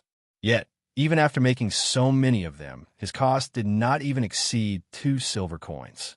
This way of earning money was literally quicker than robbing an NPC bank. Sure Fong passed 500 pieces of the forging designs to Aqua Rose, receiving 10 gold coins in return. At the same time, Aqua Rose immediately deposited 17.88 million credits into Sure Feng's account. In addition to the credits Sure Fong earned previously, he now had over 18 million credits in his bank account. Sure Fong had become a millionaire within an instant. Sure Fong nearly fainted from the rush of joy he felt originally. Sure Fong had thought that it would be fortunate if he was able to earn a few million credits in the following few days. Now, however, he had earned nearly 18 million credits in an instant. In a few more days, that amount might even rise to 20 million. Although it was not enough to put him on the same level as the young masters of large corporations, it was still enough for him to compete with Shadow at the fellowship party. Moreover, he would be able to establish a high-quality workshop quickly. Aqua Rose became overjoyed when she received the 500 pieces of glimmer chestplate forging designs. With Twilight Echo's influence, she would definitely be able to sell out all of the forging designs, earning a large sum of gold coins. The speed at which she earned gold coins would be several hundred times faster than that of the money farming teams. With this many gold coins, the development of the guild would definitely rise greatly. It would be able to compete with Twilight Echo from then on. Master Black Flame, let's set our next transaction to be at 3 days later then. At that time, I will bring you the various ores that you require. Also, please don't forget to bring more weapons and equipment. I want as many as you have. All right, you won't be disappointed. After the two of them finished their trade, both promptly departed from Blackwing City, returning to their own respective countries to make preparations. At that moment, the sky in Red Leaf Town was growing dimmer. The players outside the town were all starting to return. After dark, the monsters in the wild would have their strength increased by 20%. Moreover, their numbers would greatly increase. If a player had the misfortune of being wrapped up like a dumpling by the monsters, dying back to town, then that would be a true tragedy. After returning to Red Leaf Town, originally, Surephone had intended to investigate the situation at the auction house. He wanted to know why exactly the Glimmer chestplate forging designs were being so well received. However, the color of the sky suddenly changed. The azure-colored sky turned rainbow-colored. It was a magnificent sight, which bewitched a person's mind. Immediately after, the entire sky had let out an overwhelming sound that resounded throughout the entire God's Domain system announcement. Emergency notice. Emergency notice. System announcement. God's Domain will be undergoing a system upgrade. The system upgrade will require 12 real-life hours. May all players please log out of the game within 10 minutes. System announcement. God's Domain will be undergoing a system upgrade. The system upgrade will require 12 real-life hours. May all players please log out of the game within 10 minutes. System announcement. God's Domain will be undergoing a system upgrade. The system upgrade will require 12 real-life hours. May all players please log out of the game within 10 minutes. A series of 4 consecutive system announcements resounded throughout the entirety of God's Domain. Countless players were shaken by the sight and sound coming from the sky, all of them starting a discussion over it. They did not understand just what had happened to God's Domain. Why was there a need for such a sudden upgrade to the system? Just what is happening here? Why is God's Domain evolving so quickly? Shurfang's brows creased into a bundle after hearing the system announcement. According to his memories, God's Domain's first upgrade would only happen at least a month later. Right now, God's Domain evolving was bad news to Shurfang. Chapter 120, Evolution. Once the system announcement ended, every single player began looking for a safe location, preparing to log out of the game. Although many players held resentment towards the system upgrade, God's Domain was quickly entering nighttime. Even if they stayed in the game, they would not be able to do much. The only things they could do were to trade off the day's harvest or chat with their companions. Enjoying their time, Shurfang took this chance to immediately run towards the auction house of Red Leaf Town, clearing out items such ore, herbs, and various other materials. As long as they were rare materials, Shurfang bought them all. After purchasing all the items he could and filling his bag up completely, Shurfang ran towards the bank, intending to return to the auction house once more to do more shopping. Unfortunately, the system notified him that he only had 3 minutes remaining to log out. He would not have enough time to make a return trip from the bank. I only managed to buy this many. Shurfang looked at the time, releasing a helpless sigh. Fortunately, he had obtained quite a number of gold coins from the trade just now, allowing him to purchase materials worth more than a dozen gold coins. Soon after, Shurfang headed to the hotel, preparing to log out. On his way, he met many players who were uncontrollably excited over the system upgrade that was to come. They all started a discussion amongst themselves, anticipating the benefits that would come with this system upgrade. Shurfang only wanted to chuckle at them, due to their anticipation. Without a doubt, there would be benefits from the evolution of God's Domain. However, many would be unexpected. After arriving at the hotel, Shurfang paid a fee of 10 coppers to rest for a day. Meanwhile, the other players noticed Shurfang was extravagantly spending 10 copper coins to rent a room. They could only obtain such an amount after putting their all into grinding monsters for 5 to 6 hours. Such spending was simply too wasteful. However, when they saw that Shurfang had already reached level 7, none of them dared comment on his actions. A level 7 player was definitely a character at the apex of Red Leaf Town. If they accidentally provoked Shurfang, it would not be an impossible matter for them to die back to level 0. After all, these sorts of incidents often occurred in Red Leaf Town. These players could only inwardly look at Shurfang in disdain. One could be quite capricious when one was rich. Feng only minded himself as he entered one of the guest rooms, paying no heed to those other players. He would not bother explaining to those players the reason why he chose to rent a room and not just log out of the game from a random location. As the morning sun rose, Feng got up from his bed, removing the advanced gaming helmet from his head. It was 8 o'clock in the morning, just in time to start his usual morning training. At that moment, Feng's phone rang, the caller ID showing it was Blackie calling him. Blackie, did something happen? Feng answered the call, asking curiously. Normally, Blackie would not take the initiative to contact him unless it was an urgent matter. Brother Phone, something big has happened. Quick, turn on your TV. Right now, the news channels are showing it right now. Almost every TV channel is showing it, Blackie said with ragged breaths, his tone greatly excited. If Feng was unfamiliar with Blackie, he might have thought Blackie had been doing some sort of extreme exercise. Feng turned on the old and small TV in his broken-down apartment. He then switched the channels, discovering that every TV channel was interrupted by the same news report today at 5 a.m. The top 1,000 largest global corporations all announced their decision to invest in God's domain. They wish to improve the development of the virtual economy further. At the same time, each of these corporations will all be establishing their own God's domain workshops. As for the latest report on God's domain, according to official statistics, all the vendors selling the God's Domain virtual gaming helmets were flooded with customers within the short 3 hours since the announcement. This is all due to the corporations across the globe investing in the game.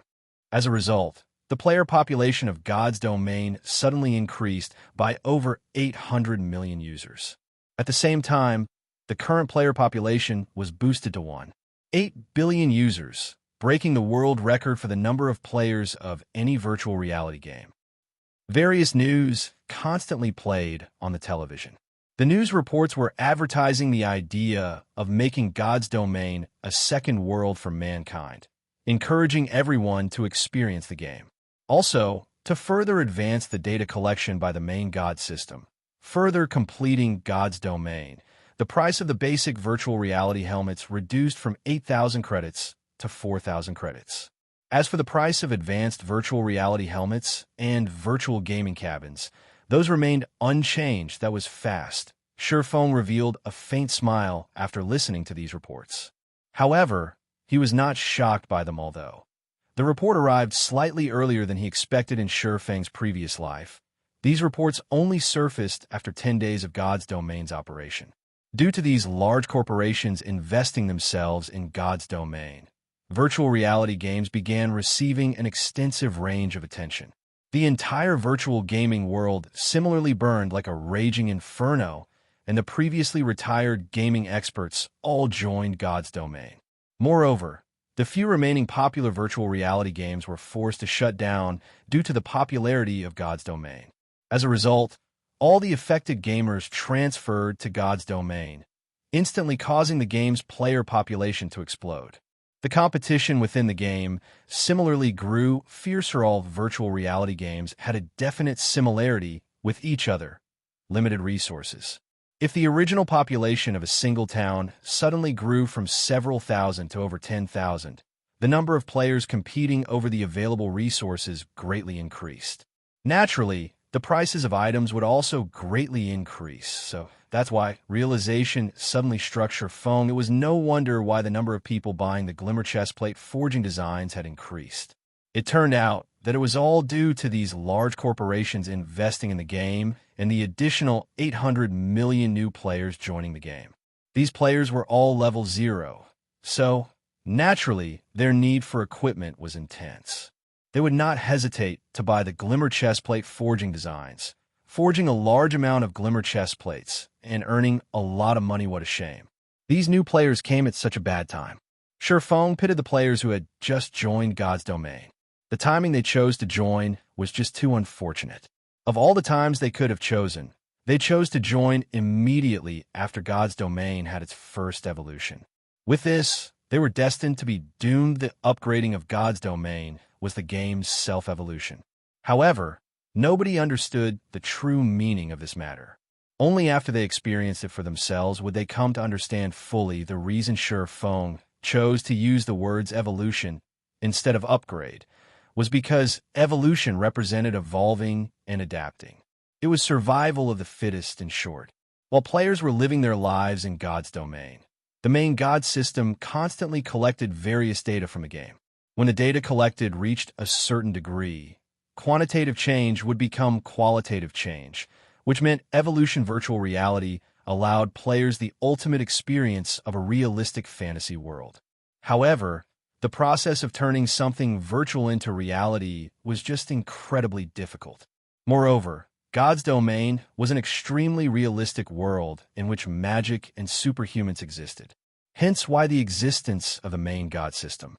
The system's purpose was to turn God's domain into an even more realistic world, constantly perfecting and evolving God's domain. Sherfong felt the main perpetrator for hastening the evolution should be himself. His reason that, in his previous life, the hell mode of the team dungeon was cleared exactly a month after God's domain's opening, with the upgrade following soon after.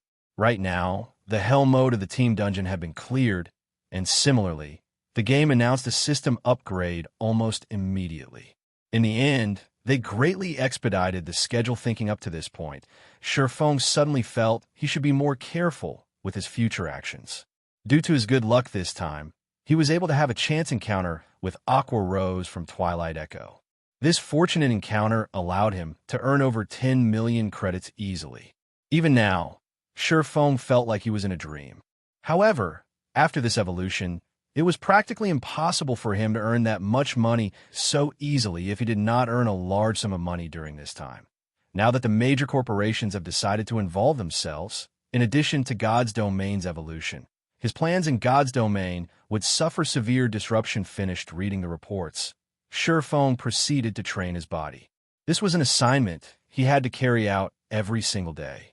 Now that the major corporations have entered God's domain, they would surely have poached plenty of veteran gamers and newcomers with great potential. They may even recruit experts from fighting tournaments. These experts' standards were entirely different from the average players of God's domain. They would only take a short time becoming an expert in the game. With the proper guidance, their development would have rapid progress. The arrival of these players would massively impact God's domain in order to maintain an even greater advantage. Sherfong needed to quickly and diligently train his body.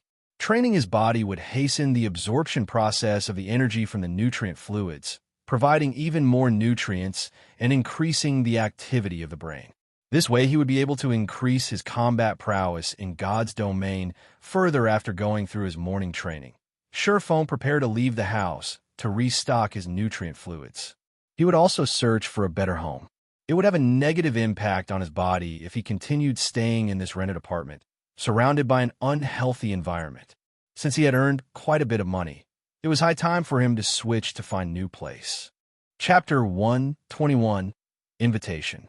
When Sherfong arrived at Jinhai City's business district, he wandered about and discovered customers flooding the electronics department store.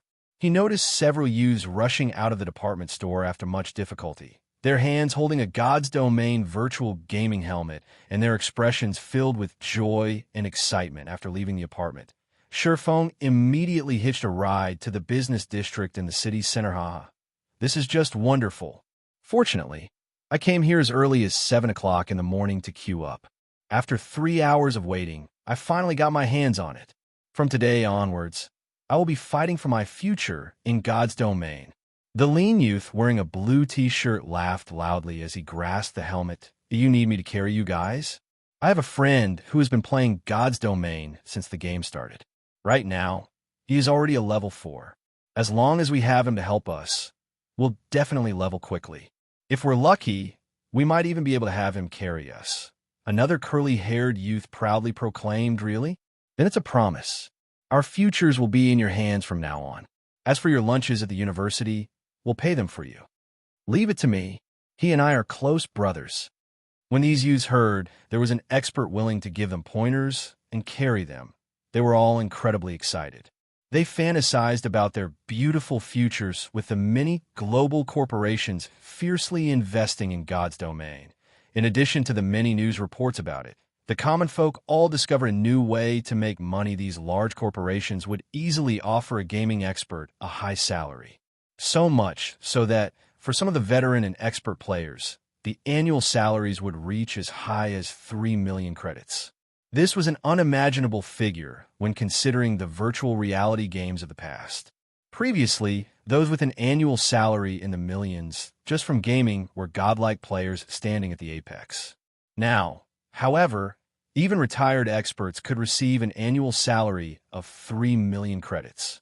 Meanwhile, the current trending top-tier experts could receive an annual salary of up to 8 million credits according to Shurfang's knowledge. The annual salary of the guild leader of Ouroboros did not even exceed 6 million credits, while Gentle Snow's annual salary was only 4 million credits. Of course, the snow goddess would not even pay heed to this small amount of money. She could easily obtain an income of several tens of millions just from advertisement. In addition to her family background, money was truly not a problem for her. Unlike Shurfang, who played God's domain to change his fate, fulfilling his wish that never was fulfilled, Gentle Snow's goal was purely the joy gained from stimulating adventures. Luckily, I'm not here to buy a gaming helmet. Shurfang sent a glance to the sea of people at the department store, exclaiming. He then turned toward the mobile phone store near the electronics department store. It was an inconvenience for him to continue using an old-modeled phone. Hence, Shurfang was prepared to switch to a quantum watch instead. Not only did it support communication between multiple languages, but it also supported bank account binding, allowing Shurfang to transfer credits at any given time. This way, he would neither have to always go to the bank to retrieve money, nor would he have to constantly carry around a stack of cash, causing a bulge in his pockets. He could avoid showing others a bulge on his lower body, preventing an awkward situation from occurring immediately after Shurfang walked into the quantum watch store. A beautiful saleswoman came up to greet him. How may I help you, sir? Our store's #1 priority is quality. We have various models of mobile phones. I especially recommend the latest Quantum 3000. It has an independent binding, is water-resistant, and is definitely safe. Not only can it carry out payment in real time, but the Quantum 3000 also supports transactions from the virtual reality game, God's Domain. All right, take me to see it then. This way, please, sir. Judging from Shurfang's tone, the beautiful saleswoman could discern that Shurfang intended to buy a quantum watch. Immediately, she respectfully brought Shurfang to the area dedicated to selling quantum watches. She then took out dozens of models. Not only were their designs beautiful, but they were also elegant-looking and convenient to use. They were all operated by a holographic screen, and even when carrying out vigorous activities, the clarity of the display and sound would not be affected in the slightest, sir. As we're doing a promotion for God's Domain, you only need to pay 29,999 credits instead of the usual 30,000 credits to take the Quantum 3000 home. Shurfang could not help but sweat at the saleswoman's promotion. Just how was this any different from 30,000 credits? This price was practically unaffordable for the average university student if they did not possess a well-paying job. And even then, they would usually need to save up for half a year before being able to buy one.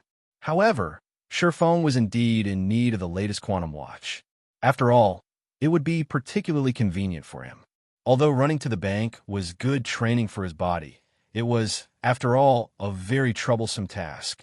It was especially true when he needed to make a transaction of millions of credits. He would definitely look fishy if he carried around a large suitcase filled with money. Give me this blue one. Then Shurfang chose a good-looking model under the beautiful saleswoman's guidance. Shurfang carried out the bindings for his identity, original phone number, bank account, and so on. Shurfang then swiped using his new quantum watch, paying the bill for it. It was a very convenient item now that he had obtained a quantum watch. Shurfang went on to purchase 10 bottles of A-rank nutrient fluids and 50 bottles of B-rank nutrient fluids, spending a total of 150,000 credits for them. Although it was a hard take to spend so much money, in consideration for the future of his body, Shurfang still needed to carry out several in-depth strengthening training sessions. So, he needed to purchase this number of nutrient fluids, at the very least D. His quantum watch rang and vibrated, notifying him that his class monitor, Zhao Ruoshi, was calling him aside from notifying him about the class assembly last time. The class beauty, Zhao Ruoshi, had never once contacted him. Class monitor, is something the matter? Shifeng immediately asked fellow student Shifeng. Must I have a purpose to call you? Or are you trying to tell me that you hate receiving calls from me? Zhao Ruoshi said in a slightly downcast tone. No. How could that be possible? I still haven't thanked you for your help the last time. Hearing such a bitter tone from Zhao Ruoshi, Shifeng hurriedly responded. In his heart, Zhao Ruoshi was a very good girl. Not only was she smart, kind, and beautiful, but she was also the only one who stood up to Ling Failong, demanding justice for Shifeng. Her actions gave Shifeng a warm feeling that's better. At least you still have a conscience. Zhao Ruoshi laughed. The date of the fellowship party I mentioned to you the last time has been confirmed. It will be held next Friday. Every participant will be required to pay a fee of 5,000 credits. I've already paid it for you, so don't forget to show up. Finished speaking, Zhao Ruoshi immediately disconnected the call. As a result, Shifeng was left dumbfounded for a long moment. Ruoshi, why did you notify Shifeng? You've even paid the participation fee for him. He's not anything good. To begin with, always keeping his thoughts and emotions to himself. He must have a hidden motive.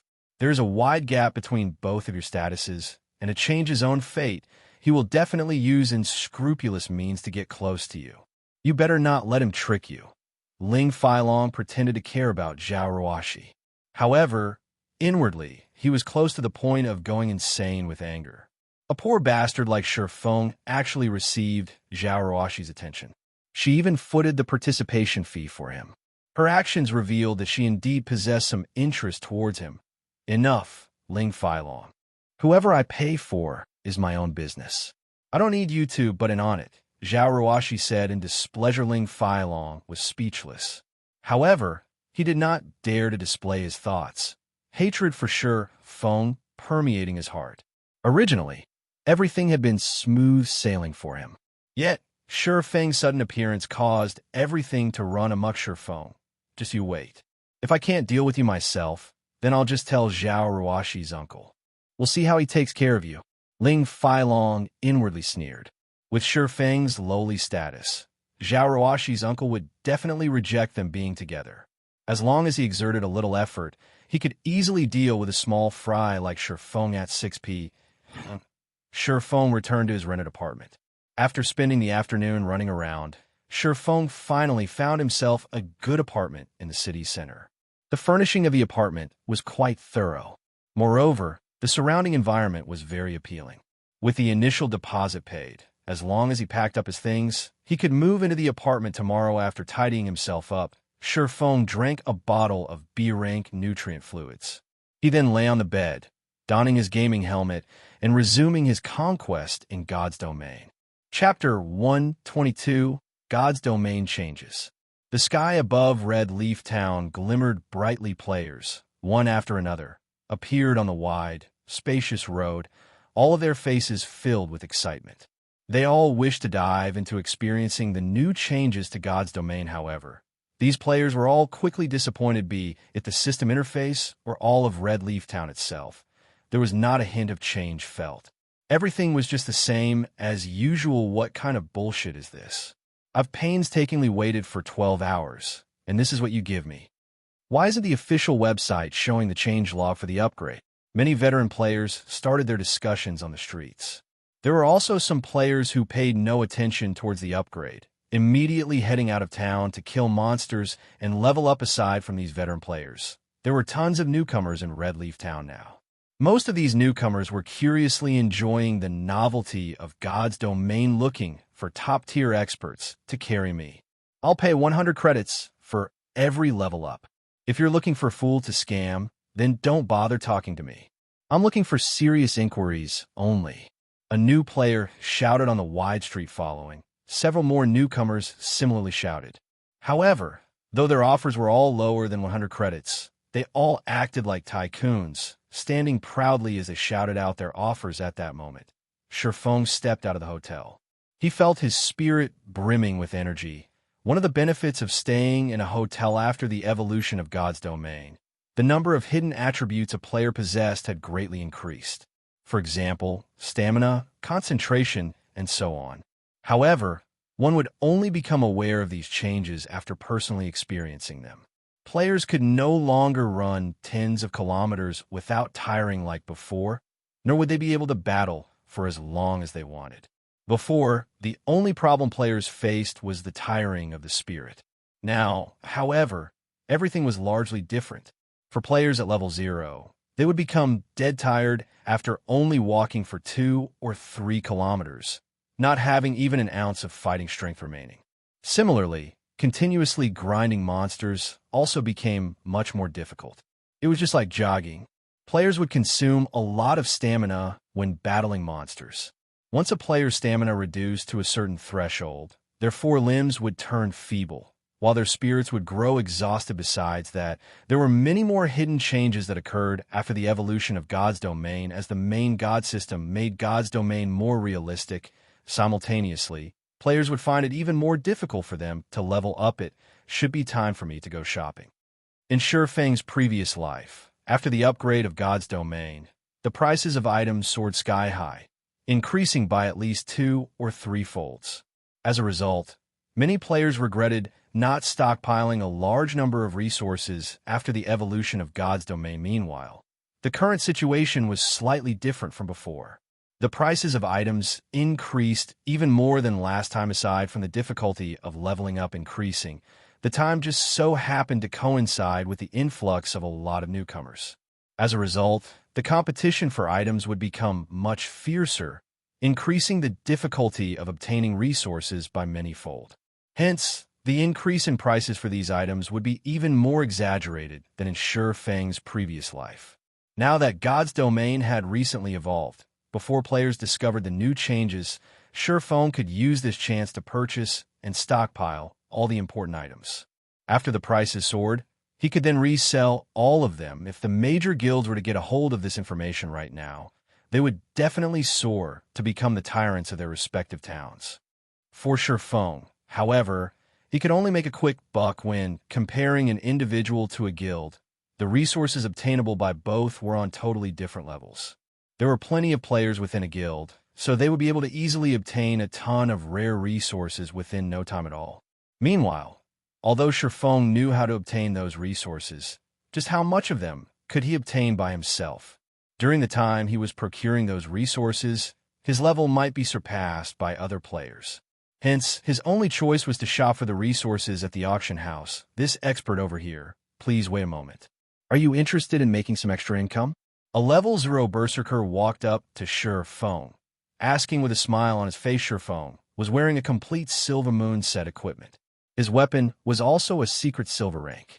Although newcomers did not possess identification skills to discern Shurfang's level, Shurfang's dazzlingly high-quality equipment was clearly much better than the veteran players on the street. It was needless to say that Shurfang was definitely an expert. Extra income? Shurfang turned around, discovering that it was a newcomer calling out to him. For convenience sake, some of the more wealthy players would normally hire experts to aid them in completing a quest. In return, they would pay a considerable amount of credits as remuneration. Regarding such extra incomes, Shurfang was still somewhat interested. He continued, "Tell me about it, then. It's very simple. You just need to help me level up. I'm also not a miserly person, so I'm willing to pay 100 credits per level. If you can help me catch up with the majority of the other players, I am even willing to pay you 1,000 credits. What do you think?" The berserker proudly stated. Shurfang's brows wrinkled as he heard the man speaking. "Sorry, but I don't have the time. You should look for someone else to help you." Shurfang had too many things he had to do.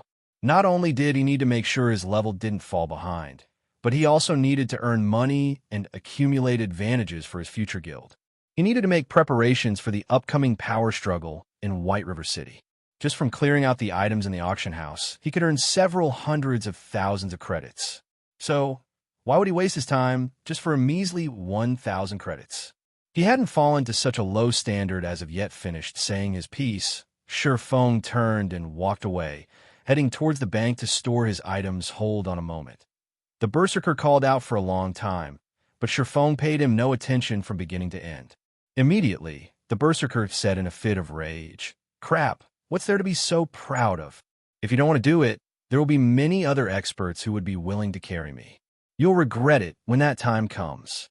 Looking for an expert to power level me. 100 credits per level. Don't miss this good opportunity. The Berserker started shouting once again, however. Even after shouting for a long time, not a single veteran player paid him any heed. Haha. This newcomer is just too hilarious. My stomach is hurting from laughing too much. A level 5 ranger laughed as he passed on. Bother with him. There are bound to be fools amongst the newcomers. We don't have any time to spare right now. We need to purchase some bread and potions quickly. Otherwise, we're going to be scolded by our leader, the ranger's pro companion, too hurriedly Sadie. No. I know. I just think that person is a fool. Does he really think God's domain is just some small-time game? Does he think we can level up once every minute? Forget 100 credits per level. Even if it were 1,000 credits per level, I still wouldn't do it, not to mention a top-tier expert player. Without 10 to 20,000 credits, there won't even be a need for a discussion. The ranger sneered. In the initial period of the game, everyone was rushing to level up. They were all afraid of being left behind by the majority of the players, losing their chance to shine. Hence, where would they find the time to help the newcomers? Not to mention 100 credits. Right now, the pro players at level 5 could earn more than 1 silver in a single day. When converted to credits, that amount would be more than 100 credits. If their luck was good and they managed to obtain a piece of common equipment, that would be the equivalent of obtaining several hundreds of credits. If it were an expert player, it was an entirely different story altogether. They certainly did not lack such a meager amount of money. When the newbie Berserker heard their conversation, he was greatly shocked by the ranger's words. Moreover, he could tell that the ranger was not fooling around. The Berserker was just a white-collar worker in a company. Previously, he was similarly willing to spend some money to seek the aid of others, letting others power level him. At that time, his offer had been only 30 to 50 credits. Yet, even then, there were tons of players fighting over his offer. However, right now, his offer of 100 credits did not receive even the slightest attention. It turned out that power leveling even a single level required several thousand credits. That was practically an entire month of his salary. The Berserker's face immediately flushed bright red. He felt that he had just humiliated himself greatly. He had been shouting on the streets for so long, thinking highly of himself all this time. Even when he heard the gossiping of the passerby players, he only thought that they were astonished by his offer. However, in reality, it turned out that they were just scolding him as foolish. It was no wonder the previous expert had rejected his offer immediately after hearing the price. Meanwhile, the other newcomers seeking the aid of an expert had similarly shut their mouths, one after another. Every one of them felt their cheeks burning up, shamefully walking away to search for quests to level up in another location. Surephone was currently fervently buying items at the auction house, accumulating a large amount of rare resources. When he had spent all of his money, only then did Surephone release a sigh of relief. He then placed the Glimmer chestplate forging designs for auction. Their base price is set at 2 gold coins each. He would not need to worry about them not selling. It should be about time to collect the ice blue devil flame. After Surephone finished busying himself, he switched back to his original appearance. He prepared himself to collect the mysterious flame ahead of schedule. Now that God's domain had evolved ahead of schedule, the mysterious flame might similarly be obtained by other players ahead of schedule. To prevent the unexpected from happening, it was best for him to obtain it a little earlier. He would only be able to relax when the ice blue devil flame was in his possession. Chapter 123, Survival of the Fittest. Ice blue devil flame, it was one of the handful of Tier 2 mysterious flames that could only be found in White River City. This flame held a fatal attraction towards forgers. Moreover, the 100 Ghost Forest that housed the ice blue devil flame was only a short distance from Redleaf Town. Hence, it would be a big waste if Surephone did not obtain it for himself, be it earning money or forging items. The mysterious flame would provide Surephone with a tremendous amount of aid right now. Surephone was still several hundred proficiency points away from becoming an intermediate forging apprentice. However, even if he became one, it would still be quite difficult for him to forge the secret silver ranked silver Dawnwind forging secret silver equipment. An intermediate forging apprentice only had a 2% chance of success, while a basic forging apprentice had a pitiful 1% if Sure Feng included the 20% from the Book of Forging, 5% from Blacksteel's Insignia, and 5% from the Runic Hammer. He would, at best, have a 32% success rate after becoming an intermediate forging apprentice. Furthermore, forging the Silver Dawn required 3 extremely rare materials, which dictated that Sure Feng would be unable to create many of them. If Sure Feng forged the Silver Dawn with such low success rates, he would absolutely take an irrecoverable loss. Although the loss of tens of silver coins with each failure was not a problem to Sure Feng, the materials required were simply too rare. They were not items Sure Feng could obtain simply by wishing.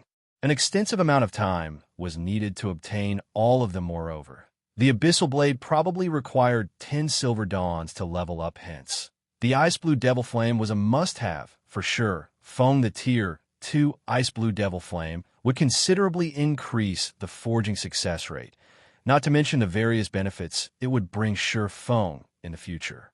Hence, this trip to the 100 Ghost Forest was a must for Sure Feng. Sure Feng departed Red Leaf Town, his destination, north due to the matter regarding stamina. Sure Feng did not hurry too much.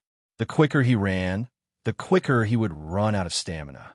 Instead, if he maintained his running speed at a certain threshold, the rate his stamina replenished was equal to its consumption. However, this threshold differed for every player as it depended on the player's attributes, making it extremely hard for players to obtain when Sure Feng passed by the level 5 monster area, Grey Wolf Prairie. In the midst of the grass that grew to the waist of an adult, players' corpses randomly lay about, scattered. From a glance, the majority of players who died were solo players, while minority consisted of parties who party-wiped going several hundred yards deeper into the prairie. The thick grass suddenly grew restless. At the sight, Sure Feng immediately unsheathed both of his weapons. Soon after, 2 level 5 players rushed out from the thicket, their appearances extremely unsightly. Bloodstains littered their clothing, and their weapons were no longer on their persons. When the 2 of them noticed Sure Feng, without hesitation, both of them immediately rushed toward him. After the 2 players ran out of the grass, a group of level 5 white-eyed gray wolves similarly came running, closely pursuing the 2 players. The white-eyed gray wolves howled as they chased their prey, as if announcing the location of their quarry to others of their pack. White-eyed gray wolf, common monster. Level 5. HP 540/540.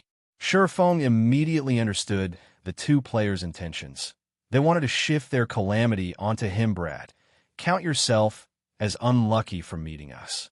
Since you're going to die anyway, you might as well help us lure this wolf pack. An assassin looked towards Sure Feng, laughing grimly, saying so. The speed at which the 2 ran at Sure Feng increased somewhat slightly. However, they greatly underestimated Sure Feng. When the players were about to run past Sure Feng, Sure Feng's hands immediately latched onto the 2's arms. With his superb strength, he immediately tossed the players back to the pack of wolves that rushed ahead before the players could even react. They landed in the middle of the wolf pack. Their bodies smashed onto a few of the white-eyed gray wolves as they landed, eliciting a few anguished wails from the wolves. Before the assassin could even curse, the surrounding white-eyed gray wolves snapped at his neck and limbs, his flesh being torn apart. The assassin's HP madly fell as he let out an agonizing wail. The ranger beside him was naturally not spared this fate, and very quickly, the wolf pack finished him off as well. Sure Feng held not an ounce of pity towards them. If the 2 of them had run in a different direction, they might have had the slight hope of surviving. However, instead of doing so, they made the worst possible decision of trying to drag Sure Feng into the mess.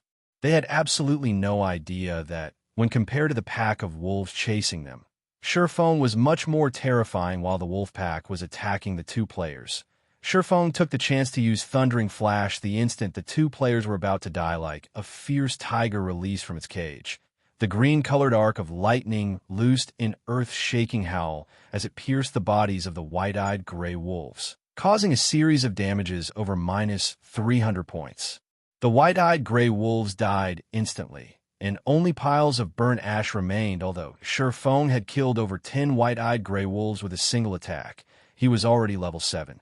The total EXP of several hundred points was almost negligible to him. Now, after collecting all the loot, Feng took an isolation scroll out from his bag with the evolution of God's domain. The monsters in the wild had similarly received a huge upgrade. Not only was their sensitivity greatly increased, but they also had a more flexible way of thinking, and their range of activity greatly widened. Their battle methods started varying, becoming more similar to real melee battle. Meanwhile, the biggest change the monsters underwent after the evolution of God's domain was that these monsters would no longer shrink back, even against high-level players. Also, their range of vigilance would no longer reduce.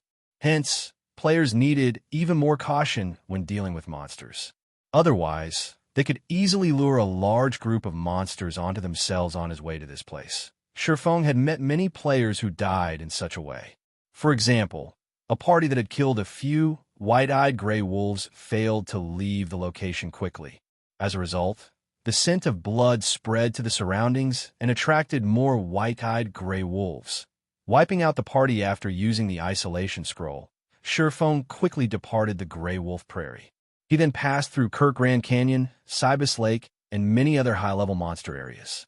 After traveling for 6 hours, Feng finally arrived at the level 15 monster area, 100 Ghost Forest. The 100 Ghost Forest was a cursed location.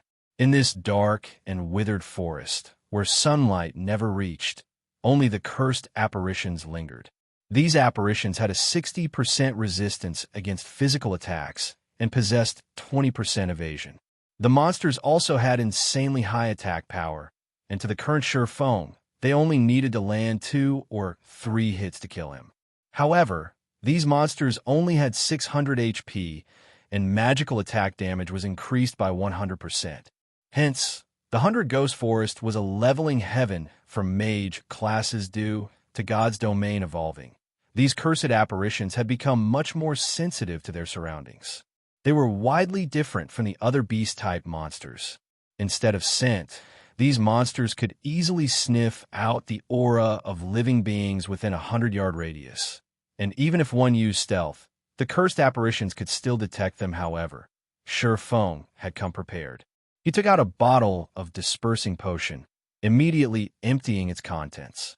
The potion concealed the aura of a living being for 10 minutes with the aid of the dispersing potion. Feng only needed to be slightly careful to avoid the detection of the cursed apparitions according to Feng's knowledge. The location of the ice blue devil flame was at the center of the 100 Ghost Forest, at the fountain located at the central of 100 Ghost Town. To obtain this ice blue devil flame, the guild, Glorious Light, had gone through a painstaking amount of trouble. Only after sending thousands of their members and having hundreds of them die, did they manage to clean out all the monsters found in 100 Ghost City, obtaining the ice blue devil flame. Naturally, Feng knew he did not possess the ability to clear out all the monsters in 100 Ghost Town.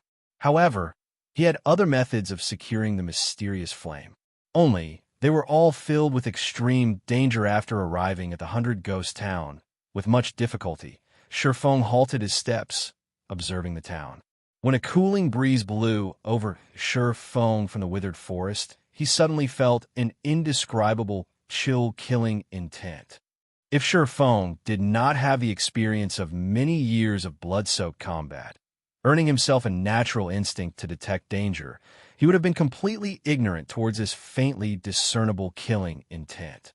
As this was not his first time feeling such a chillingly cold killing intent, Feng immediately unsheathed both his swords at that very instant. A black figure appeared behind Feng, following which, a silver glow stabbed directly towards Feng's neck and another towards his lower back. Like a poisonous snake, the two attacks were both swift and fatal. From these two actions alone, Feng knew his attacker was a top-tier expert immediately. Although Feng was slightly on guard, the speed of the attacks was just too swift for him to dodge. Chapter 124, Absolute Heaven. Just as Feng was about to take damage, Feng abruptly activated Defensive Blade, successfully blocking the ambush. If an assassin's ambush struck a player, they would enter a fainted state for 3 seconds. These 3 short seconds were enough for an expert assassin to obliterate half a MT's HP. Moreover, assassins did not possess only a single skill that could place their target in a fainted state. As long as an assassin placed a player in the fainted state, they would remaining in that state until their death scram. Sure Feng roared. He struck out with his sword as he withdrew his body, his sword capable of annihilating an army of thousands. As the abyssal blade hurtled towards its target, it carried along sounds of explosions. Interesting. The black figure reacted quickly, doing a swallow's turnover. As the abyssal blade scraped past his body, like a whip, the black figure brandished both his weapons once more, one of his daggers slicing into Sure Feng's side. Throughout the entire process, the black figure's actions were as smooth and natural as flowing water courting death. However, Sure Feng paid no attention to the dagger sailing towards him, the crimson blade already in motion. The crimson blade transformed into 4 sword images, all aimed for the black figure's vital points. Sure Feng was utterly confident in his own attack power. The black figure was suddenly shocked. He did not think Sure Feng would be so decisive, giving up his defense and instead aiming for mutual destruction. In a hurried motion, the black figure used his other dagger to block Sure Feng's attacks. Dang! Sparks flew in mid-air. Sure Feng's immense strength knocked the black figure back by 2 yards. He only managed to stabilize his body after retreating 3 consecutive steps. The black figure gazed at Sure Feng in shock. Indeed, you do not disappoint me. The black figure let out a muffled sneer. The black figure did not understand how Sure Feng possessed such impressive strength. Sure Feng also perceived him right before his ambush, taking preventive measures against it immediately. Furthermore, the instant before Sure Feng was attacked, he unhesitatingly chose to attack in turn, giving the black figure no choice but to attack. This was the first time he had failed an ambush in a virtual reality game at this moment. Sure Feng was similarly in great shock. This black figure was practically a killer amongst killers. His movements were both soundless and lethal. His assassination techniques also seemed extremely well practiced. Furthermore, his attack speed was insanely quick. The black figure was even able to tail Sure Feng without discovery.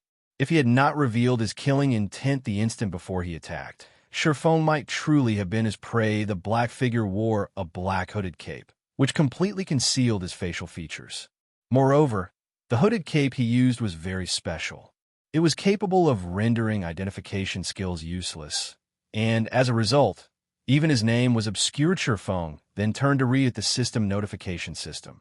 Red player Absolute Heaven has initiated an attack against you. Although the cape managed to trick identification skills, hiding the black figure's red name, it could not fool the system. Sure Feng had never heard the name Absolute Heaven. However, judging from his skills, Absolute Heaven was definitely not some nameless figure. The failure this time is due to my inept preparation. The next time I come, I'll definitely take your life, Absolute Heaven said as he turned around to retreat. You think you can escape? Sure Feng used Windblade, the Abyssal Blade, thrusting towards Absolute Heaven. As long as an assassin was revealed, their battle prowess reduced by half. Since Absolute Heaven wanted to kill him, Sure Feng would not let him off, naturally. He needed to kill this assassin before anything else. He did not wish to have someone constantly following him. Aiming for his life, the Abyssal Blade moved along the wind, instantly arriving and slicing towards Absolute Heaven's back. As if he had long since been prepared, Absolute Heaven twisted his body, lifting his silvery white dagger. Using only a small amount of strength, Absolute Heaven managed to block Sure Feng's sword. Simultaneously, his other silver-colored dagger stabbed towards Sure Feng's abdomen. Kidney strike. From a series of attacks from before, Absolute Heaven had accumulated sufficient energy to force Sure Feng into a fainted state for 4 seconds. Sure Feng did not think that Absolute Heaven would return with a counterattack. He immediately did a side flip, avoiding the kidney strike. However, Absolute Heaven's second dagger closely followed, the dagger aiming for Sure Feng's backside backstab. Feng immediately leaped into the air, avoiding the backstab. Then, as Feng descended, he abruptly brandished the Abyssal Blade. Thunder and fire coalesced around the Abyssal Blade, and like a thunder dragon roaring, the weapon struck down towards the ground. Thunder, flame, explosion. Absolute Heaven instantly noticed the ferocity of Feng's attack. He lifted both his daggers in front of him, using block to defend against this violent strike. However, how could Feng's super strength be so easy to defend against?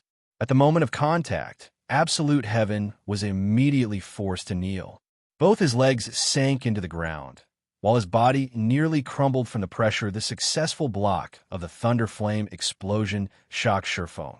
However, he reacted by swinging the Abyssal Blade, casting Abyssal Bind on Absolute Heaven. Immediately, 9 chains bound Absolute Heaven, preventing him from moving a muscle. Feng then followed up with an attack with both of his swords. His full strength placed behind the strike's 10 sword images flew towards Absolute Heaven. The target unable to dodge or avoid any of the images. Let's meet again next time. Absolute Heaven laughed. He discovered that Feng had a plethora of attack patterns, allowing him to send out attacks in unbroken succession. Absolute Heaven's body then started dissipating, the 9 chains that bound him falling to the ground similarly. The 10 sword images managed to pierce only air. This was an advanced skill of assassins. Vanish. Not only would it forcefully place the user in an invisible state, but it would also allow the user to enter an invulnerable state for 1 second. Don't even think of getting away. Feng was not willing to let Absolute Heaven go. Looking at the impressions in the grass left by Absolute Heaven's feet, Feng used Thundering Flash. 3 electric arcs shot out. Absolute Heaven activated Wind Steps, entering an invulnerable state once more for 1 second and successfully fending off the attacks of Thundering Flash. He then ran speedily away. Similarly, Feng activated Windwalk to chase after him. However, shortly after Feng began pursuit of Absolute Heaven, he noticed Absolute Heaven taking out a handful of white powder. Feng immediately turned his head, shutting his eyes tightly. The moment Absolute Heaven scattered the white powder, he released a blinding white light flash powder.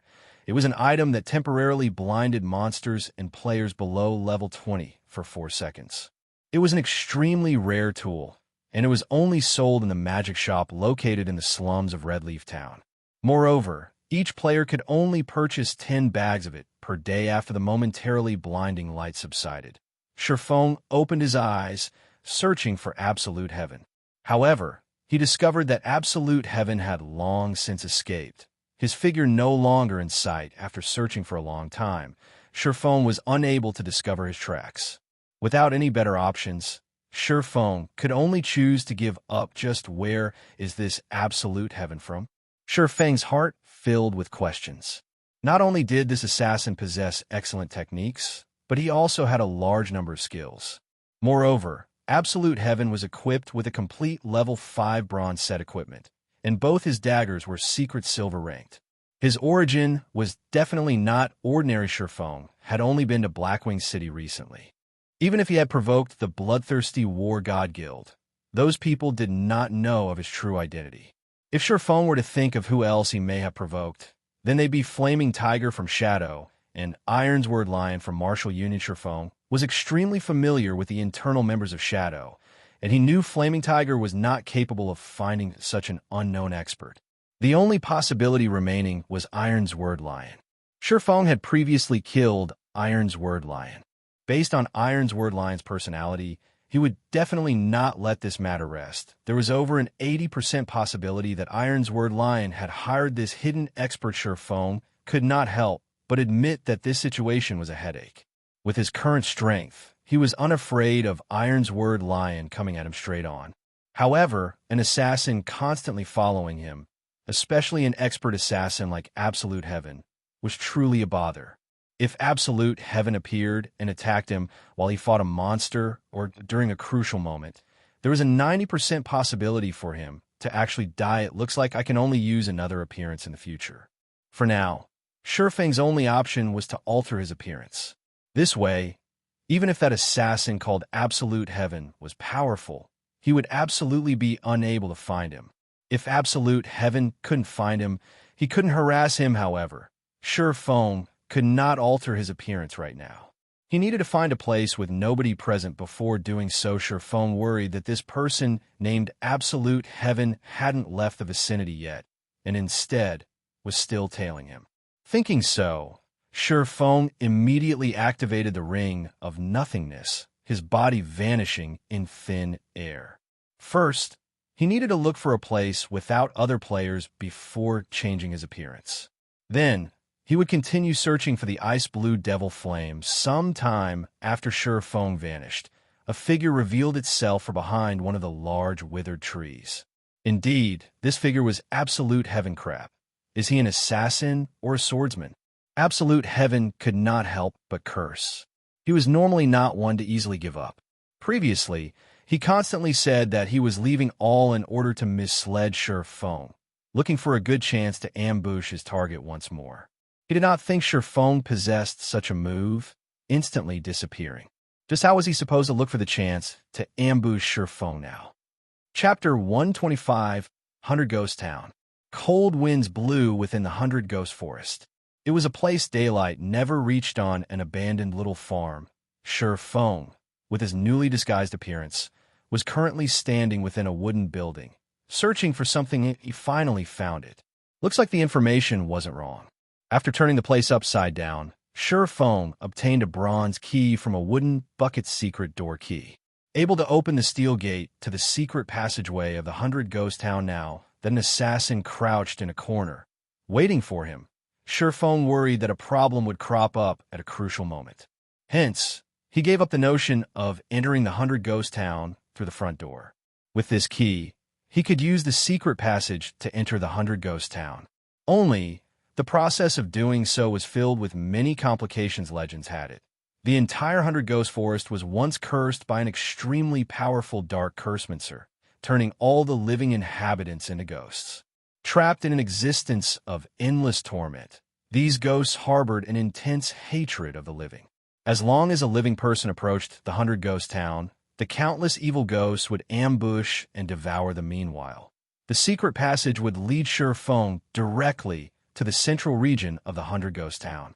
Although Absolute Heaven was very powerful, he could not enter the 100 Ghost Town. What's more, Feng had altered his disguise again. Even if they met, Absolute Heaven wouldn't recognize him. Feng found a cellar a short distance from the farm. This cellar was the entrance to the secret passage that led to the 100 Ghost Town. While the owner of the farm was this secret passage's gatekeeper, the cellar was very dark, and Feng could not make out a single thing within. His only option was to take out a magic lamp to shine the way. He followed along the cellar's passage, advancing forward until he finally reached the large steel gates that led to the secret passage. At this moment, however, the steel gates were tightly sealed. If Feng's strength were over 100 points, even if he did not possess a key, he would be able to force open these steel gates with his arms alone. However, he was still very far from possessing 100 points in strength, so he could only obediently use the key to open the gates in.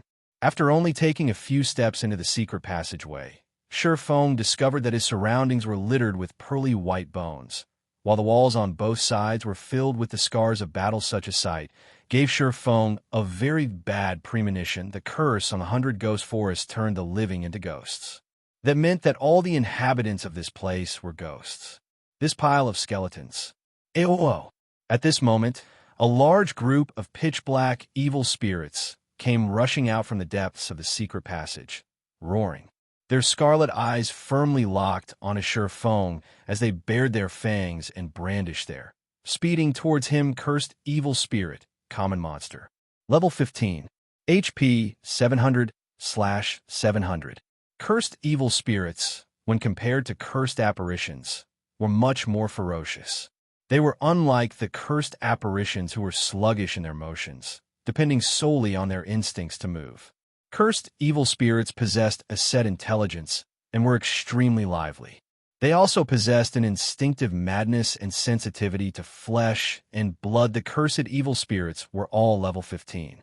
Meanwhile, Feng was only level 7. With a level suppression of 8 levels, in addition to the 60% resistance and 20% evasion of physical attacks. Surefeng would not be able to deal with even one of these monsters. Not to mention a group of over 30 of these cursed evil spirits could even wipe out a level 15 party with relative ease watching these cursed evil spirits rush at him. Surefeng took out a frost grenade from his bag. Throwing it at them, the frost grenade instantly discharged in the midst of the group of cursed evil spirits. In the blink of an eye, the cursed evil spirits within a 10-yard radius were frozen. They also received minus 400 frost damage from the explosion as expected. The 100% increase to magical damage was these ghosts' Achilles' heel.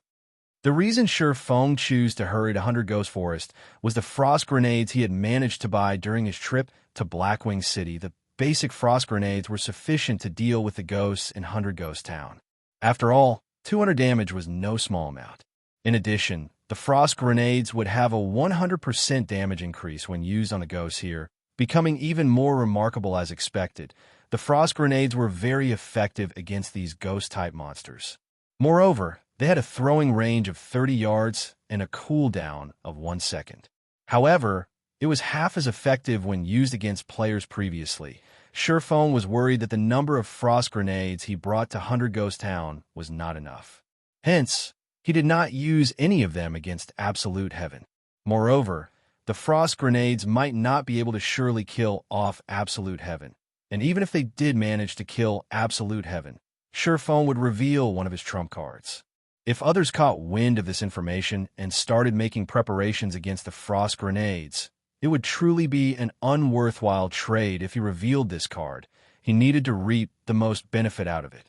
Using the frost grenades to get rid of a single Absolute Heaven was just not worth it. At the very least, he should use them to give Martial Union a ruthless blow right. How could I forget that the ghosts are darkness-type monsters? The Demon Hunter title should have quite some use. Surefeng suddenly recalled his own Demon Hunter title, swapping out his current title immediately. The attributes of the cursed evil spirits reduced by 10%, while the damage they received increased by 10%. Surefeng then threw another frost grenade, the bomb exploding with a loud bang in the midst of the group of evil spirits. A patch of damages of minus 440 points appeared above the group of monsters. Instantly, he annihilated the 30-plus cursed evil spirit system. Level 15 cursed evil spirit killed. Level difference of 8. EXP obtained increased by 800%. Obtained 4,800 EXP system. Level 15 cursed evil spirit killed. Level difference of 8. EXP obtained increased by 800%.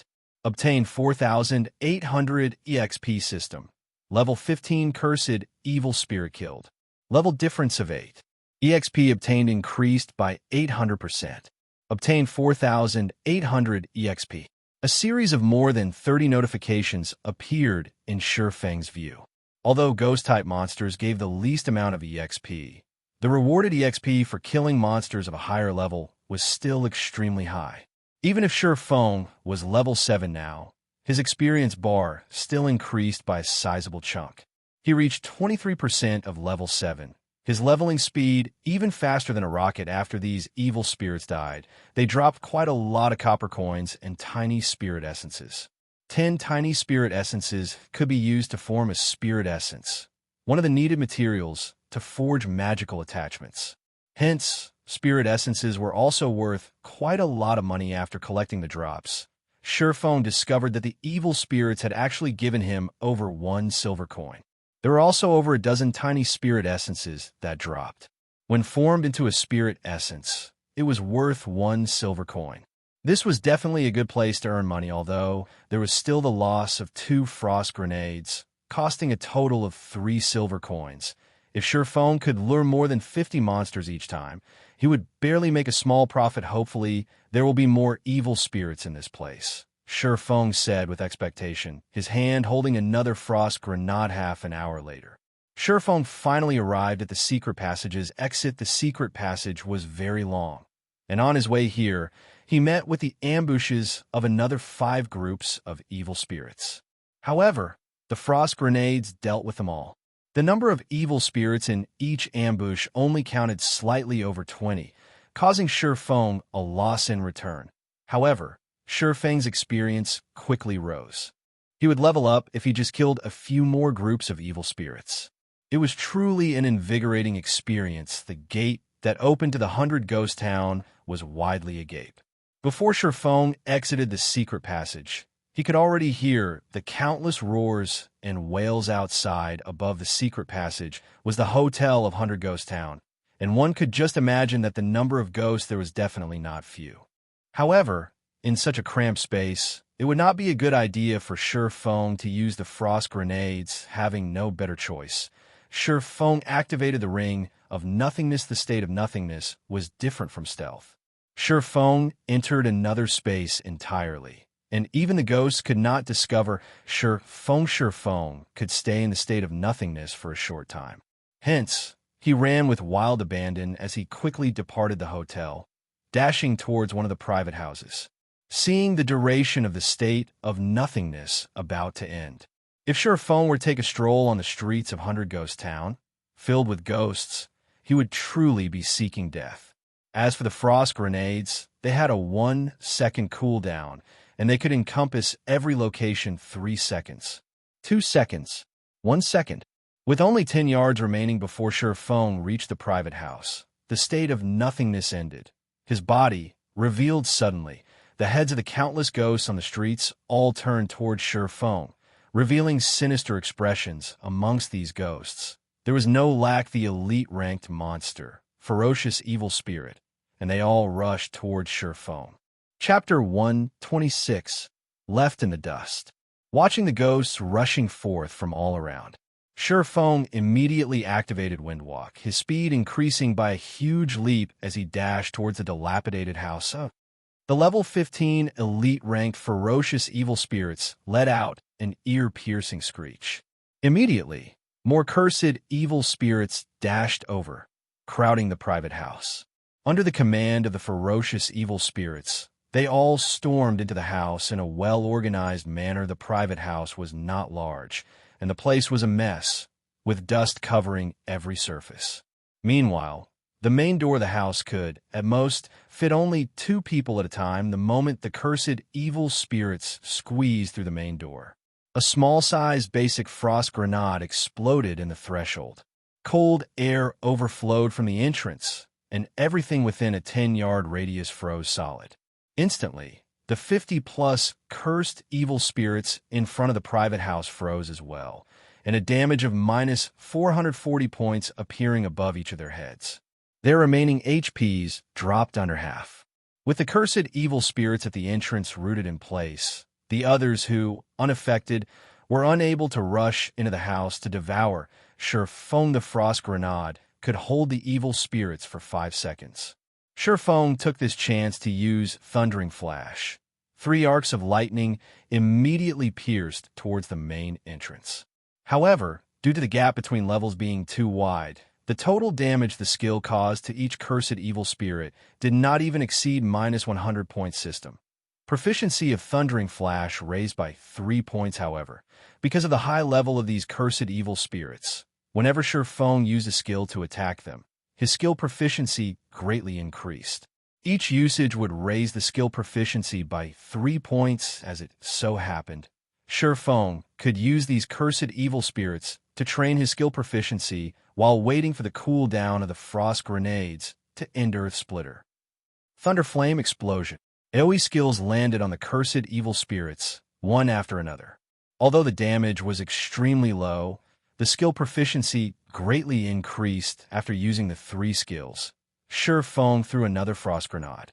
Instantly, the 50-plus cursed evil spirits died, transforming into a large sum of EXP for Shifeng and dropping plenty of copper coins and tiny spirit essences. With the first wave of cursed evil spirits dead, the ones behind rushed forward. Once more, Shifeng waited until they started squeezing through the main entrance before throwing a frost grenade.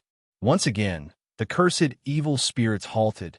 Shifeng then used the skills that had their cooldown completed before using another frost grenade to finish off these cursed evil spirits. Countless cursed evil spirits swarmed the 100 Ghost Town. There were also the ferocious evil spirits continuously screeching and luring the other cursed evil spirits over. By this time, cursed evil spirits and ferocious evil spirits overflowed the private house's yard. If there were not a team of several hundred players here, it was practically a pipe dream to clear all these monsters. However, Shurfeng only camped inside the private house, using the frost grenades to clean away these monsters slowly. Although his efficiency was a lot slower when compared to a team with hundreds of players, his method was extremely safe. He could also grind for skill proficiency, killing 2 birds with 1 stone with the deaths of batch after batch of cursed evil spirits.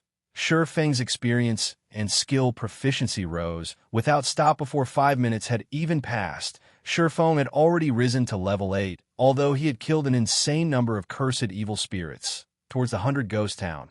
Such a number was only a drop in the bucket after reaching level 8. The EXP he obtained from killing the cursed evil spirits was reduced by a large chunk.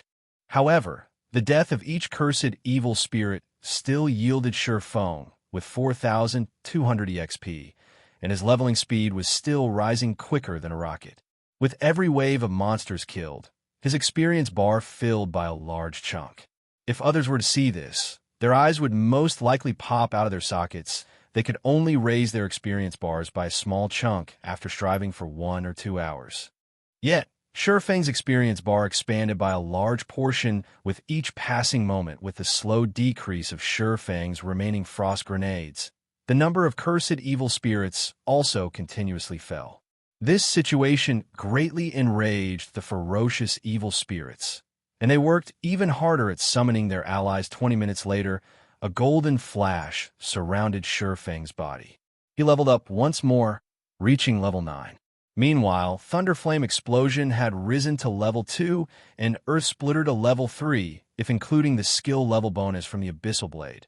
Thunderflame Explosion would be level 4, while Earth Splitter would be level 5. Thunderflame Explosion, action type.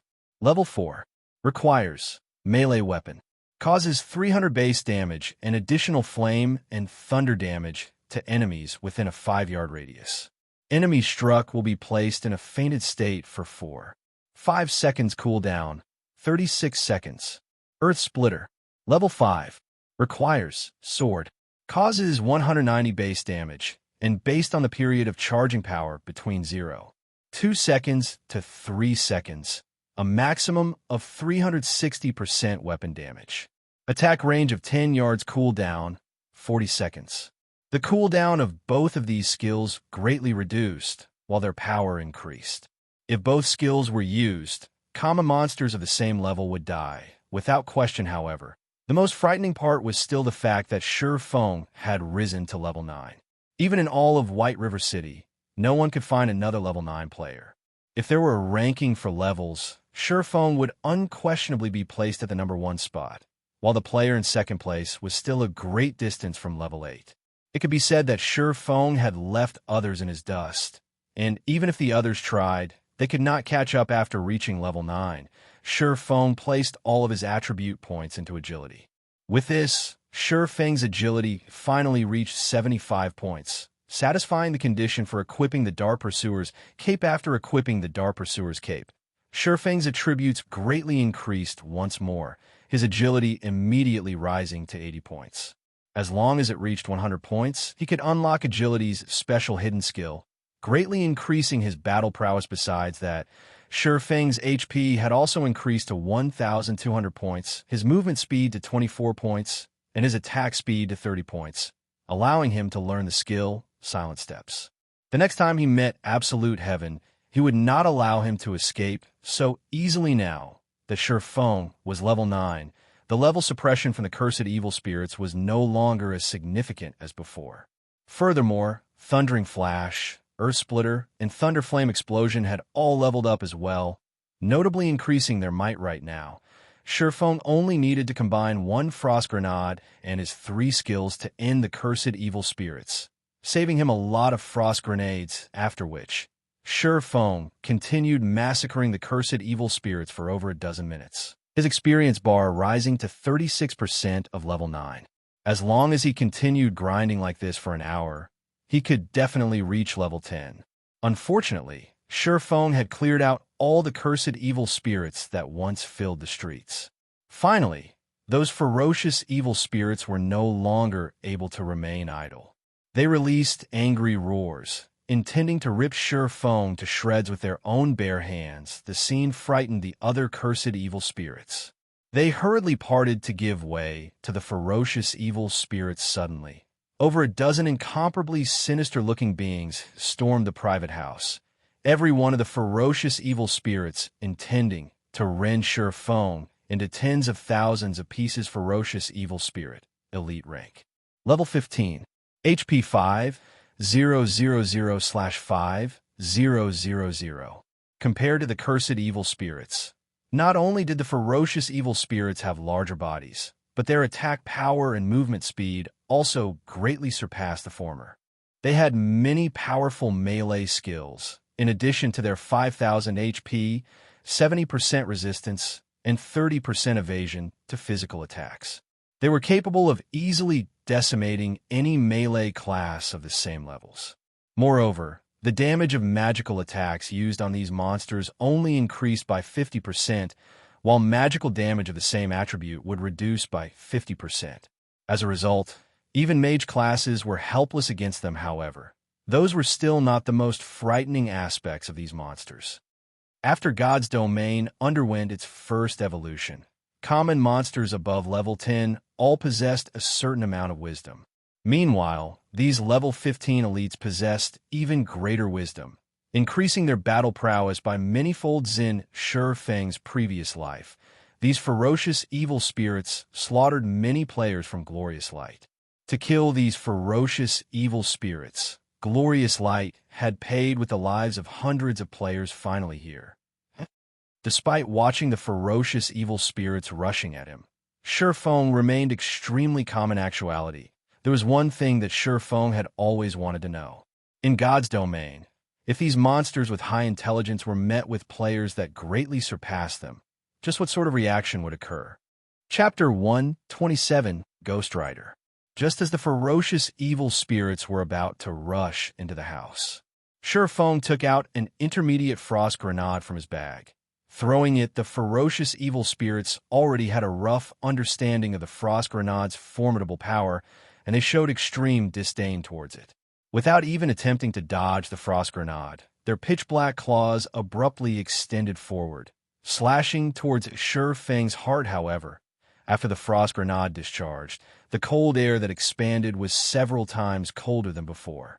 At this moment, the ferocious evil spirits immediately realized something was wrong. The sinister expression on their faces revealed a hint of fear. In the blink of an eye, cold air invaded the forms of all the ferocious evil spirits, transforming them into ice sculptures. The intermediate frost grenade was the trump card that Feng had prepared. Each one was worth 10 silver coins, which was nearly several days of a pro player's earnings. The intermediate frost grenade also caused minus 1,320 damage to each of the ferocious evil spirits. With Feng's Demon Hunter title equipped, the ferocious evil spirits only had a maximum of 4,500 HP each, and this attack instantly destroyed a third of their HP due to using the intermediate frost grenades for the first time. It achieved the maximum effect.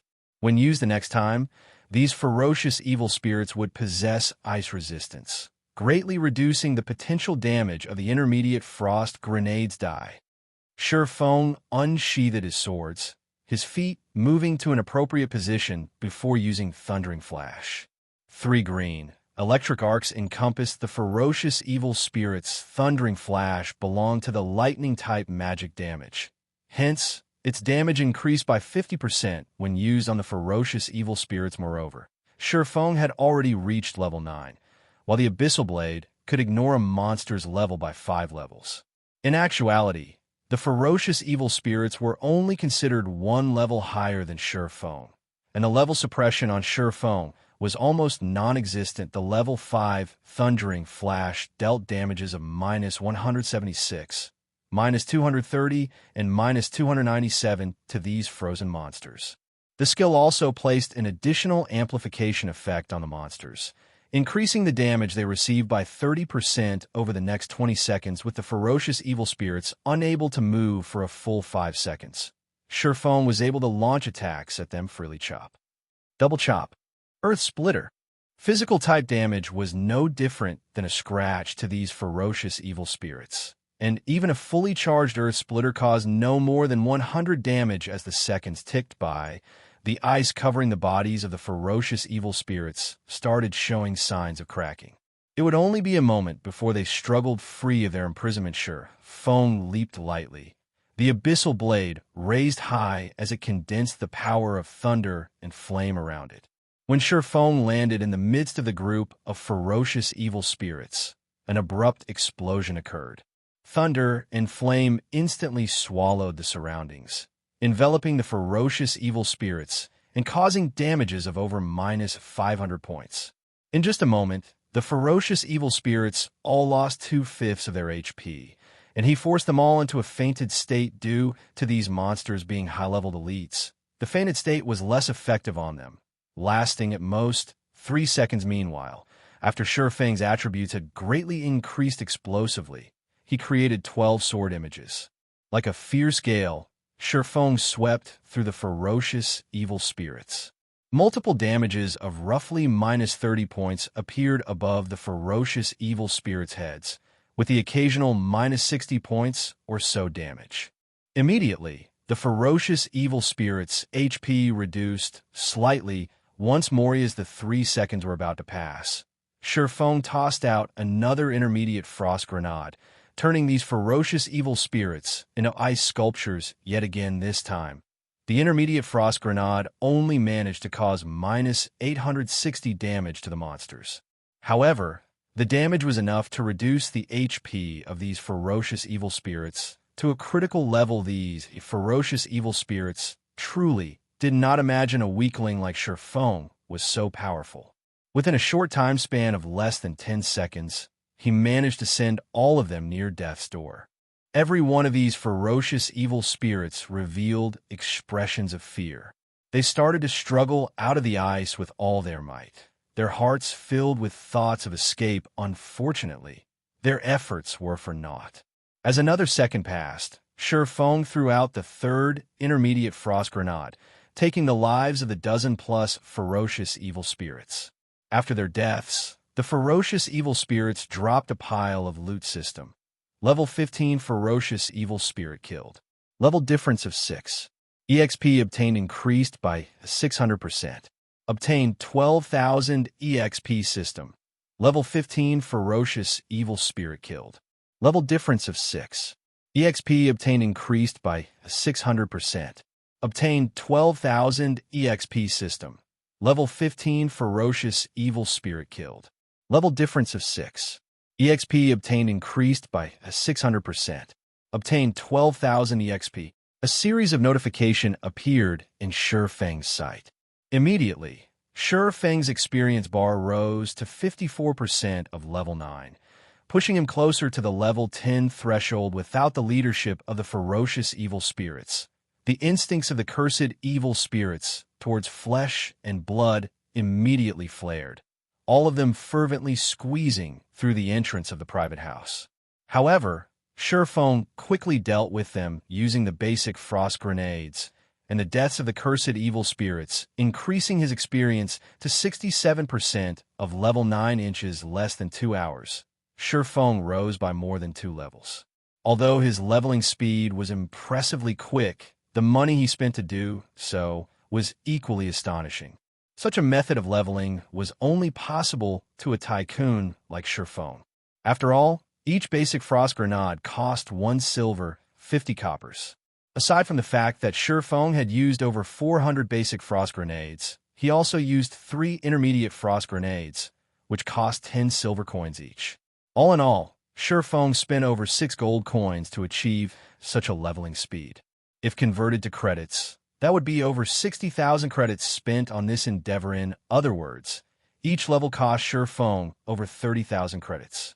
Even the elite members of society could not afford such spending, following which Feng collected the drops from the monsters with the entire street of ghosts murdered by Feng. It took him over half an hour to collect all the loot that dropped, making a rough calculation. Feng discovered that he actually did not take a loss. Instead, he profited from this adventure of his. Feng picked up a total of 1 gold, 32 silvers. Amongst the loot, there were also over 3,000 tiny spirit essences, more than 10 skill books for various classes, tens of pieces of level 12 and level 13 common equipment, over 20 pieces of level 10 and above bronze equipment, and 2 pieces of level 15 mysterious iron equipment. As for the 2 pieces of mysterious iron equipment, one was a level 15 cloth shirt for mages, and the other was a level 15 two-handed great axe. Between the two, the weapon was the most valuable. The mage shirt could be sold for over 1 gold coin, while the great axe would sell for at least 2 gold coins. As for the bronze equipment, each piece would sell for at least 20 silver coins. Feng's profit was simply through the roof. This place is so profitable. I'll bring Blackie and the others to level up in the future. Feng felt this was an optimal location. Not to mention the fact that he made a profit despite all the money he spent. His level also increased in a flash. Killing 2 birds with 1 stone, however, he still needed some time before making a decision. Right now, he needed to let the others slowly familiarize themselves with the battle methods in the newly evolved God's domain. If they only depended on the frost grenades to level up, their techniques would never improve. After clearing out the ghosts from the entire street, Feng effortlessly arrived at the central plaza of the 100 Ghost Town. Although there were no longer any ghosts left on the street, the central plaza was still densely packed with even larger numbers than before. Meanwhile, at the center of the plaza, a faint blue flame burned brightly above a fountain, giving off a deep blue glow. This flame was the ice blue devil flame, and it was currently guarded by ferocious evil spirits. Furthermore, there was a knight, clad in jet black armor, standing among the ferocious evil spirits. The knight carried a silver-colored great sword on its back, and both its eyes gave off a green glow as it stood quietly by the side. All of the ghosts surrounding this knight treated it with respect, awaiting his command. The nature of this knight was different than the other ghosts. Its entire body was just a skeleton covered in faint blue flames. The heat given off by those flames caused the land around it to dry up and crack. Ghost Rider, Chieftain rank, level 15, HP 100, 000/100,000. As expected, it is very strong. It's no wonder Glorious Light lost several hundreds of their elite players after battling the Ghost Rider. Just by looking at it, Feng knew it would be impossible for him to have a direct confrontation with the Ghost Rider without several hundred elite players. It was an impossible task to kill the Ghost Rider.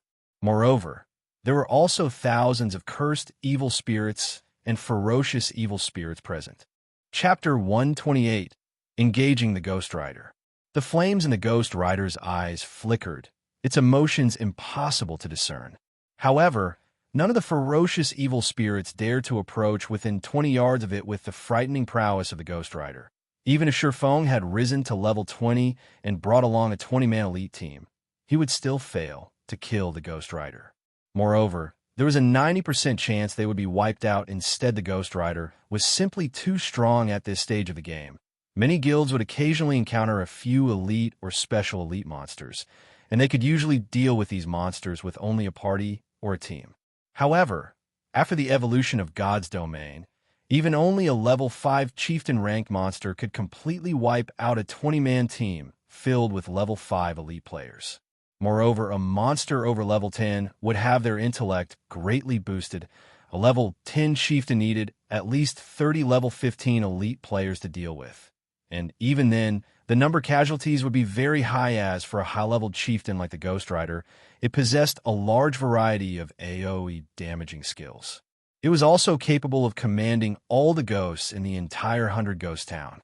Although it was only a level 15 monster, its raid difficulty was even above that of a level 20 chieftain. Glorious Light had sent out thousands of its members to slay the Ghost Rider, paying a very heavy price currently. Feng lacked both resources and influence. Not mentioning the gap of 6 levels, he was also alone in this place. He had absolutely no chance of challenging the Ghost Rider. It seems I can only use that method. Feng observed the situation in the center of the plaza, inwardly running calculations and simulations in his mind right now. He stood over 300 yards from the fountain. If he wanted to obtain the ice-blue devil flame, first and foremost, he needed to dispose of all these cursed evil spirits and ferocious evil spirits. Then finally, deal with the Ghost Rider. As long as there was the tiniest of mistakes, he would end up dead and sent back to town. Feng took out 2 Tier 2 magic scrolls. These were the only 2 remaining treasured scrolls he had left. It would be extremely difficult for him to obtain another one in the future, as obtaining these scrolls largely depended on one's luck. If it weren't for obtaining the ice-blue devil flame, he would not even be using such precious items. Phantom kill. Feng inwardly chanted, a doppelganger of him slowly forming in a being. Feng immediately passed over a dozen frost grenades to his doppelganger. The doppelganger then rushed towards the plaza. The moment the doppelganger set foot into the plaza, the Ghost Rider discovered it immediately. The Ghost Rider's pearly white skull turned towards the doppelganger, the flames in its eye sockets flaring. All living beings must die. The Ghost Rider unsheathed the silver great sword from its back, pointing it at the doppelganger. The blue flames surrounding its body abruptly moved to engulf the great sword as well, warping the great sword in shape. The pommel of the sword transformed into a white-colored skull, and sinister-looking barbed tips appeared on the blade following the Ghost Rider's command. The countless cursed evil spirits in the plaza surged towards the doppelganger like a tidal wave. The doppelganger activated a speed scroll. It then tossed out a frost grenade, instantly turning a large group of cursed evil spirits into ice sculptures. Before turning to escape on Feng's side, he activated Windwalk and used a speed scroll, then activating the Ring of Nothingness. Once in the state of nothingness, Feng dashed towards the fountain like a fierce Galeas. The duration of the state of nothingness quickly flew by. Feng's distance between the fountain shortened 300 yards. 200 yards. 100 yards. As Feng was about to arrive at the fountain, his grip on the 2 Tier 2 magic scrolls tightened. His expression became abnormally calm as both his eyes fixated on the heart of the fountain. Little rat, did you think that you could hide from my eyes? The Ghost Rider suddenly appeared before Feng, and as if the flames in its eyes could see past all things, it spoke in a deep, disdainful tone. The Ghost Rider then raised its white bone greatsword, the faint blue flames surrounding the sword immediately raising the surrounding temperature to scorching hot levels. With an abrupt wave, the greatsword transformed into a flowing stream of light, splitting apart the air as it descended toward Feng's head. How could it be? Feng was shocked. He did not doubt that the Ghost Rider's sword had the capability of instantly killing him. Hence, both his legs curved into a bend, his body similarly bending downwards. Like a cat arching its body, Feng instantly pulled out both the Abyssal blade and the Crimson blade, using parry with both swords. Suddenly, Feng's legs burst with strength, and with the addition of the strength from his lower back, Feng charged directly at the descending greatsword. The 3 swords colliding with each other created an explosive sound. The Ghost Rider's immense strength caused the ground that Feng stood on to crack apart. Dust and debris scattered. Feng's body, as well, was removed from the state of nothingness, revealed beside the fountain. Although Feng did not receive any damage from the collision, the flames of the white bone greatsword were just too blistering. As the Abyssal blade was a magic weapon, there were no problems with it. However, the secret silver-ranked Crimson blade was different. Not only was its durability greatly reducing, but the Crimson blade itself also turned a glowing red and even showed signs of melting. Meanwhile, the Ghost Rider was slightly shocked that its sword did not yield it an immediate victory. However, it waved its sword for a second strike. The flames on the white bone greatsword sword, rising over 5 meters into the air as the sword slashed at Feng. This was the Ghost Rider's Devil Flame Slash. When this move was used, all beings in its path would lose their lives and reduce to ashes. However, contrary to expectations, Feng did not retreat when faced with this attack. Instead, he activated Defensive Blade as he rushed towards the Ice Blue Devil Flame, although the Ghost Rider's Devil Flame slash landed on Shurfeng. It had no effect at all. Instead, Shurfeng made use of the wave of steam generated by the White Bone Greatsword to further increase his speed just as Shurfeng was about to reach the Ice Blue Devil Flame. As if they had been long since prepared for this moment, tens of ferocious evil spirits rushed at him, become frozen. Shurfeng threw out an intermediate frost grenade, turning all the ferocious evil spirits into ice sculptures, a bunch of rubbish. Seeing that its subordinates were actually so useless, the Ghost Rider loudly cursed. It abruptly leaped, its body landing and blocking Shurfeng. Its great sword then slashed downwards. Die, little rat. Abyssal bind. 9 pitch-black chains instantly bound the Ghost Rider, saving Shurfeng's life. However, the Ghost Rider's strength was just too immense. In the blink of an eye, one of the chains snapped. Seeing this, Shurfeng dared not stop his movements as he ran towards the fountain. Wretched little rat, you have truly angered me this time. The Ghost Rider roared as it saw that Shurfeng was already beside the Ice Blue Devil Flame. It struggled free from the chains binding it, its body turning into a shadow as it swept toward Shurfeng, fully intending to dice him into chunks of meat due to the Ghost Rider's flames.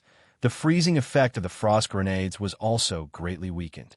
The ferocious evil spirits were quickly thawed from their icy prisons, all of them rushing at Shurfeng. Once more, Shurfeng only revealed a faint smile at this sight.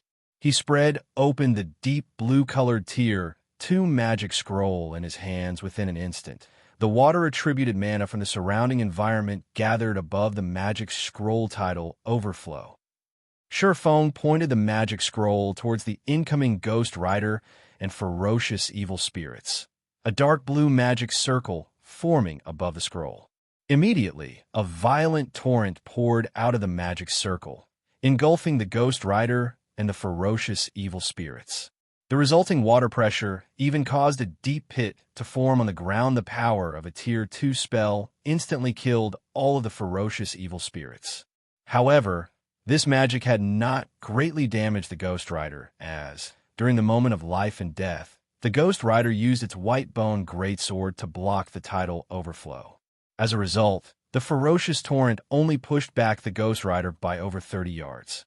At such a distance, the Ghost Rider would only need a few steps to reach Shurfeng. However, time was needed to retrieve the Ice Blue Devil Flame, time which the Ghost Rider would not give Shurfeng. Just as the Ghost Rider took its first rage-filled step toward Shurfeng, Shurfeng took out the last golden-colored scroll in his hands. The scroll gave off a sacred and inviolable strength, and it was also Shurfeng's final trump card. Chapter 129, Ice Blue Devil Flame. Wretched little rat, feel the wrath of the flames of hell. The flames in the eye sockets of the Ghost Rider were capable of seeing through all things, and when it saw the scroll within Shurfeng's hand, it revealed a human-like, disdainful expression. Although the might of a Tier 2 magic was great, it was not enough to deal a heavy blow. Furthermore, how many Tier 2 magic scrolls could Shurfeng possibly possess? If the other players knew the Ghost Rider's thoughts, they would definitely not think the Ghost Rider was an NPC, but an actual player. However, after the evolution of God's domain, the intellect of these high-ranking monsters was simply that high at this moment. The faint blue flames surrounding the Ghost Rider all disappeared. The flames had all gathered on the White Bone Greatsword, boosting the flames by tenfold. All living beings must die.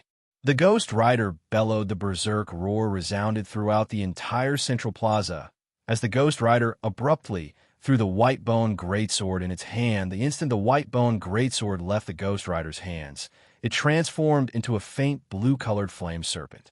The flame serpent was over 10 meters in length, and if coiled into a bundle, it would look like a small building. The serpent spread open its mouth, biting towards Shurfeng as the ferocious flame serpent grew closer and closer. Shurfeng still had yet to activate the final Tier 2 magic scroll in his hand. This magic scroll was different from the other magic scrolls in that it needed some time to take effect after being activated. Hurry. Please hurry. Hurry, damn it. As the flame serpent flew closer and closer, Sure Feng started panicking. However, the activation bar still increased slowly, as always, just as the flame serpent's widened mouth was about to devour Sure Feng. The activation bar finished loading system.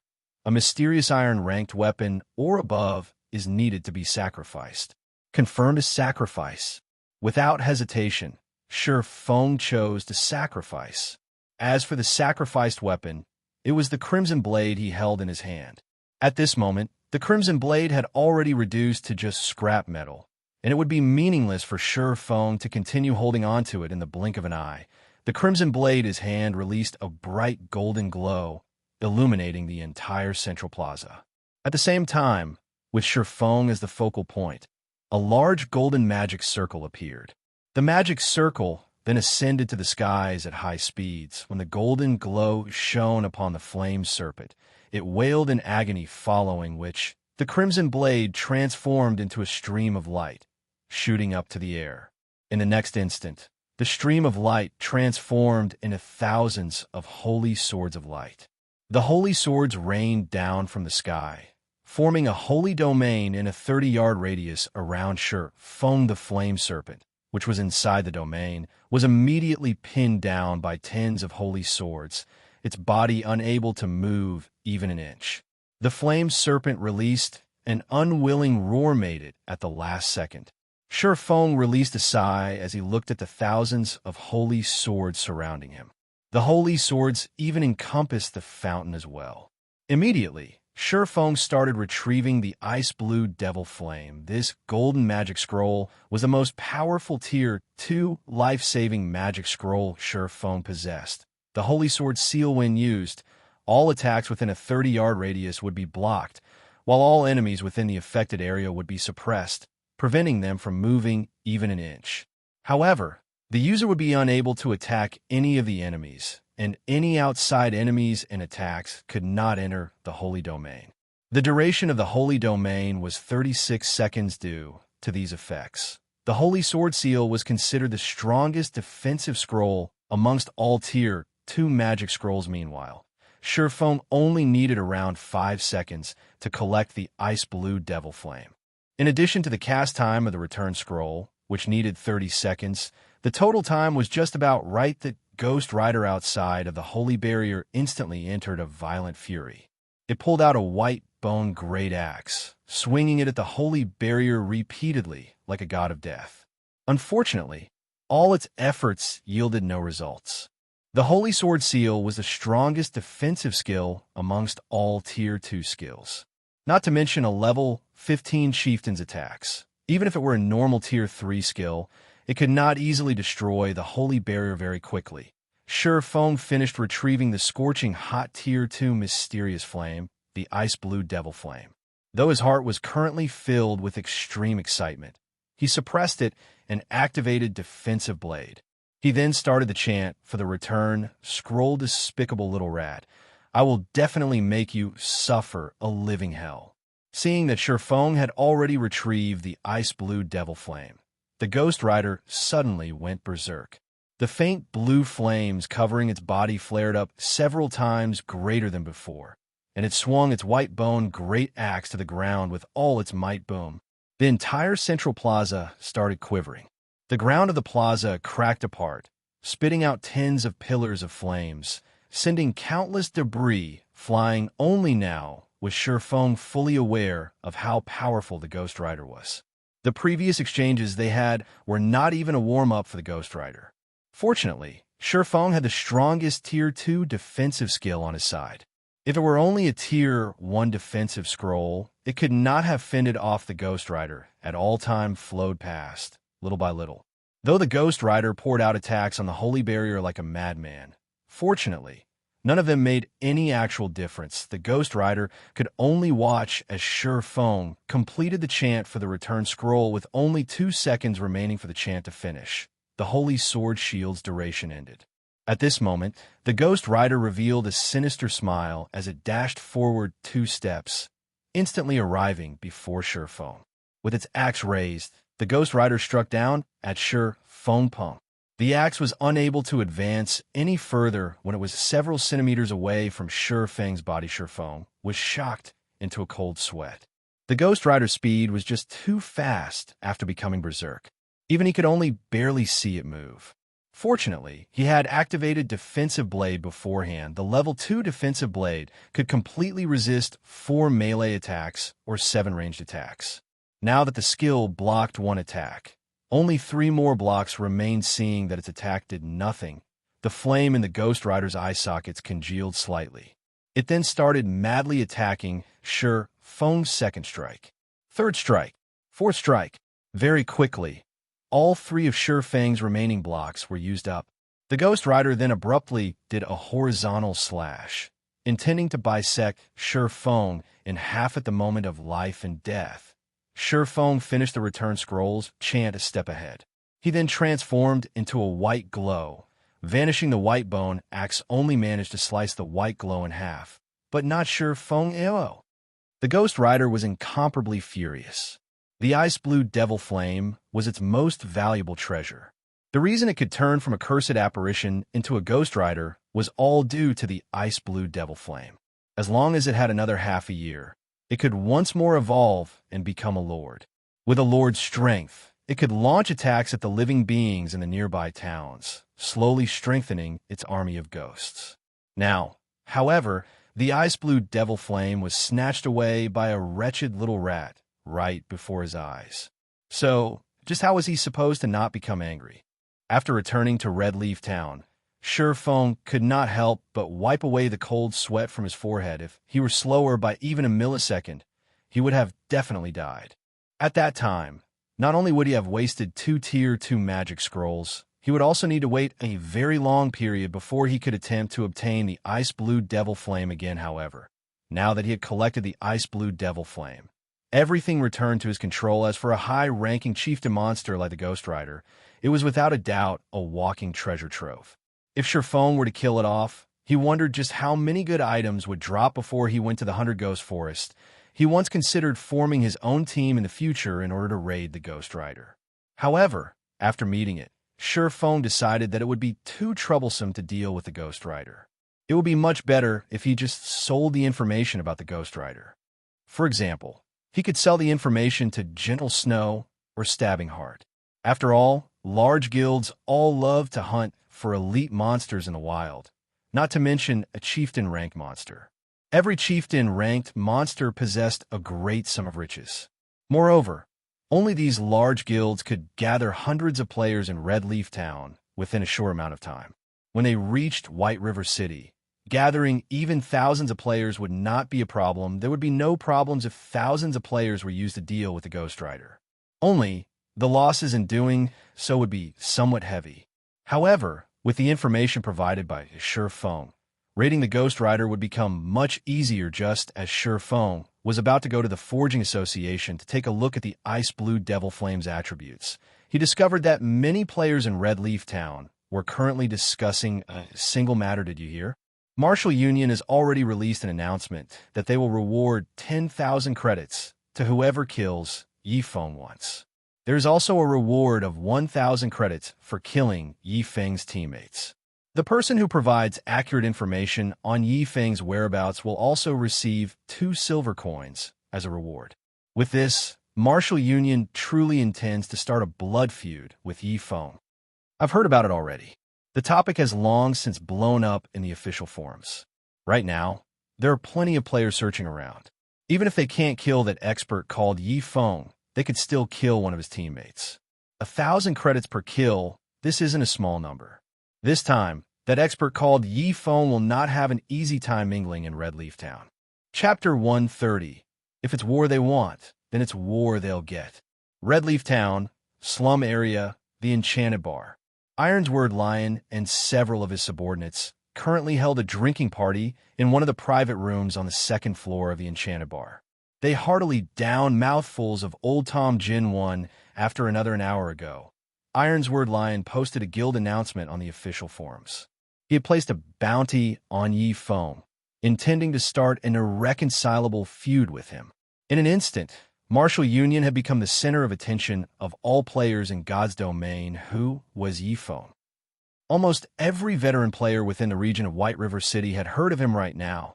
Yifeng's name was carved onto the glory list at the entrance of the team dungeon, Dark Moon Graveyard. After clearing the team dungeon, Yifeng even killed the top-tier expert of Martial Union, Ironsword Lion. He was then publicly acknowledged as one of the swordsman experts of God's domain. The recording of Yifeng killing Ironsword Lion even spread and was used as a learning model for many swordsmen. Aside from that, according to the rumors floating about, Yifeng's relationship with the snow goddess was not just a shallow one, and they might be having an affair. Otherwise, why would a goddess like Gentle Snow, instead of choosing the elite members of her own guild, choose to take an outsider along into the Dark Moon Graveyard?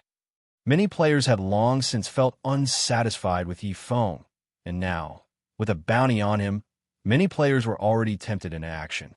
Martial Union offered 10,000 credits for killing Shifeng just once. Moreover, not only would they be able to obtain the prize money, but they would also obtain immense fame for killing a publicly acknowledged expert of God's domain. Such a feat would prove that their strength was exceptional right now. The major financial corporations around the world were beginning their investment into God's domain, recruiting players for their own workshops and guilds. As long as one could prove their strength, they could earn the good graces of these major corporations, receiving very high treatment. So why not go for it? Boss Ironsword, this move of yours is just too clever. With this announcement that Yifeng is dead for sure this time, even if he doesn't die, the target on his back will still annoy him to death. Other players will hunt throughout the entire day. He won't even be able to level up, drifting blood-flattered as he took a drink humph. That's nothing at all. The best part is yet to come.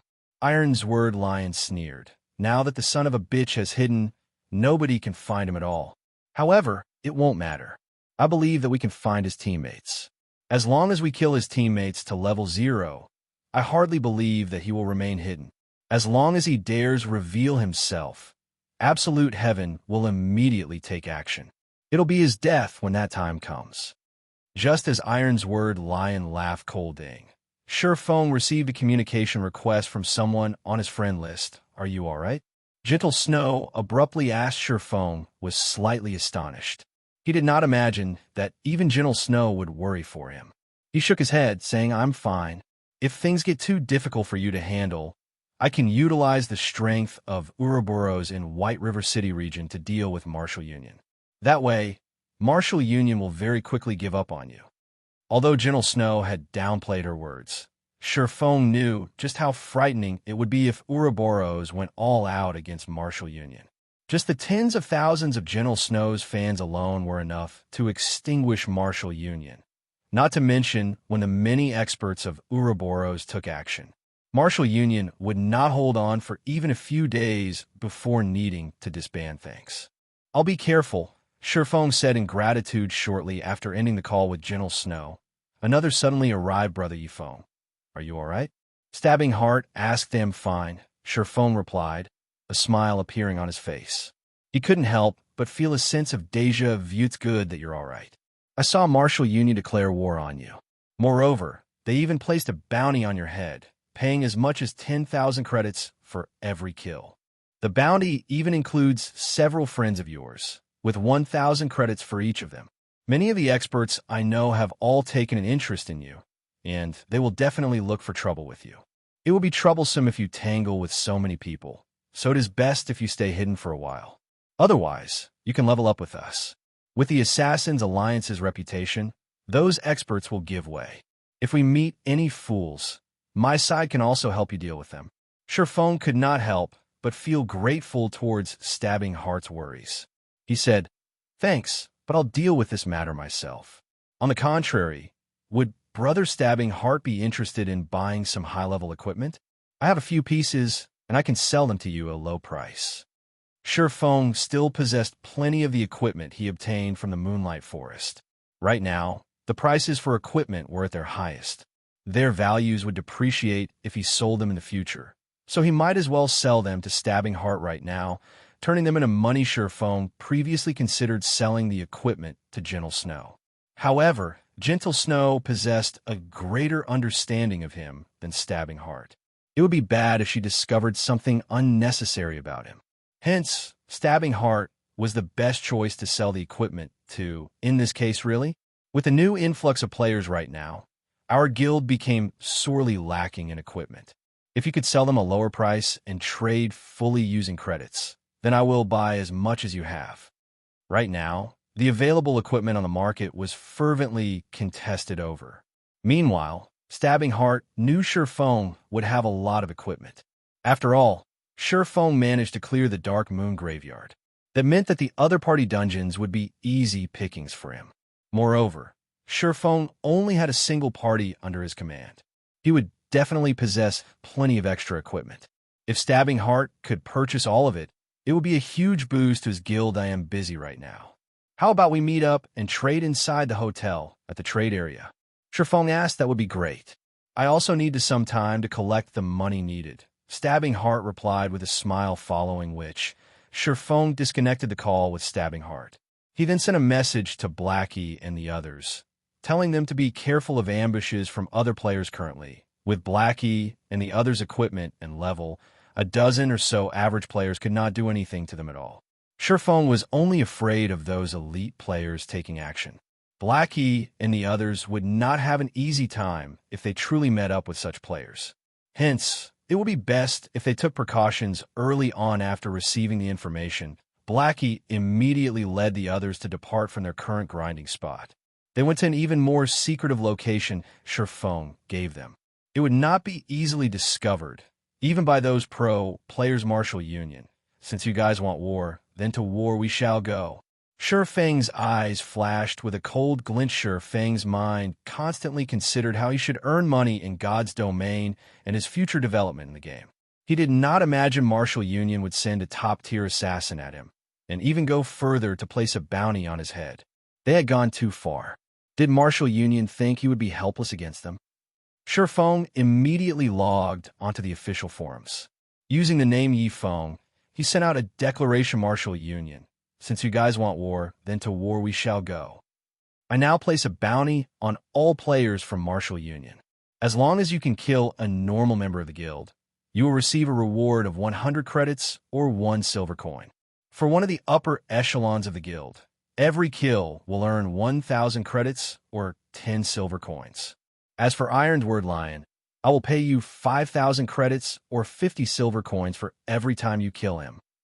This bounty will be effective until Martial Union completely disappears from Redleaf Town. After Surefong issued the post, it instantly caused a sensation in the forums of all of White River City region, giving rise to a raging tempest. A single independent player actually dared to declare war against a large guild. This was a first in the entire God's domain. Before this, one would only hear about guilds issuing bounties on a single player. It was the first time players had actually seen a single person place a bounty on an entire guild. The players who read Surefang's post were completely astonished. If a large guild acted rich and overbearing, then so be it. However, they never imagined an independent player would also make such a move. Said player even placed bounties on every single member of a guild. Although it was only limited to the area within Redleaf Town, a large guild would still have several hundreds of players there. The money needed for such a feat was impressive, and such a way of spending was no different than running water. Even tycoons would not dare play in such a way. Chapter 131, Owning a Mysterious Flame. Shortly after Surefong published the post, many players replied to it. No way. Such a high bounty. It would be great if I had chosen to start at Redleaf Town. 1 silver coin, just for the regular members, that's already an entire day's worth of my earnings. If I strive hard an entire day, I could kill at least 7 or 8 of them, which would be 700 or 800 credits. If I continued hunting for an entire month, the amount I could earn would be several times higher than my normal salary. Could it be a scam? Wasn't that Yifeng an expert in dire straits? Where did he get so much money? The commenter above is right. This is definitely a scam. This Yifeng is just trying to make a name for himself, and win the pity of the masses, tricking us into opposing Martial Union. There were many players who voiced out their own varying opinions. Some supported Surefong, while some felt disgusted with him. A large number of players cursed at Surefong, and an even greater number refused to believe that Shi Feng possessed that much money. After all, making a rough calculation, just killing all the members of Martial Union in Redleaf Town once would cost a lot, not to mention killing them several times. Even a normal tycoon would not dare carry out such an action, much less a poor expert in dire straits. I am stabbing hard of Assassin's Alliance. I am in full support of Brother Yi Feng, and I can guarantee that everything Brother Yi Feng has said is the truth. If you aren't able to cash in your bounties from him, you can collect them from me instead. Just when everyone determined Shi Feng was a scammer, Stabbing Heart's abrupt reply sent a tremor through the forums. Once more, although Yi Feng was famous, when compared to a large guild, his prestige was still sorely lacking. On the other hand, the words Stabbing Heart from the Assassin's Alliance had written were wholly different. Ignoring the fact that the Assassin's Alliance was a second-rate guild, possessing a member count in the tens of thousands, just the dozen years or so fame they had accumulated from other virtual reality games was strongly persuasive. Wow. The Assassin's Alliance's Stabbing Heart has appeared. Please let me join the Assassin's Alliance. Even Stabbing Heart has already shown himself, so the bounty must be real. This time, the players of Redleaf Town are going to make a fortune. Not long after Stabbing Heart's appearance, another reply appeared which instantly caused the number of views on Shi Feng's post to multiply by tens. Yi Feng is my friend. I can guarantee his credibility. If there are any problems, you can find me to deal with them. The reply, indeed, belonged to the snow goddess, Gentle Snow, herself. Moreover, she was willing to make assurances for Shi Feng. Those who cursed at Shi Feng previously immediately shut up after her reply, because if they did not, the Snow Goddess fans might pummel them into meat paste. Yi Feng, you are my idol. Please take me in as your disciple. I'm willing to do anything you ask. I guarantee it. Big brother Yi Feng, do you have a girlfriend? Little sister is 18 years old, has a beautiful appearance, a sexy body, and wishes to become Big Brother's girlfriend. I can give birth to a bunch of little monkeys for Big Brother. Looking at Gentle Snow's reply, everyone immediately thought Shi Feng was just too awesome. He had received the support of Stabbing Heart of Assassin's Alliance and the Snow Goddess of Ouroboros. This was not a treatment any ordinary expert would receive. Now that God's domain was so popular, Shi Feng's future would be limitless. Slum area, the Enchanted Bar. Boss Ironsword, this is not good. Yi Feng placed a bounty on our heads. An assassin suddenly rushed into the private room. Currently, Ironsword Lion happily drank away, his face flushed red. He did not think the alcohol in a virtual world could get a person get drunk. The alcohol had such a rich and mellow taste. Compared to the alcohol available in the real world, what he drank right now was much better. It was no wonder those players that tread on the path of darkness all love to hang around in this place at this moment. The person who rushed into the room shouting had immediately interrupting Ironsword Lion from enjoying his drink. Annoyed, he said, "Why are you shouting? It's not like the sky is falling. Which son of a bitch was it that placed a bounty on me? Let's see if I don't hack him into pieces." "Boss, I heard it was that Yi Feng who placed the bounty on us," Drifting Blood said in a daze. "Yi Feng? With him alone, he wants to place a bounty on us, Martial Union? Who would even believe his words?" Ironsword Lion laughed in contempt, swallowing another mouthful of Old Tom Gin Boss. "Ironsword, it's true. If you don't believe it, take a look at Yi Feng's post. Right now, views on it have exceeded 1 million already."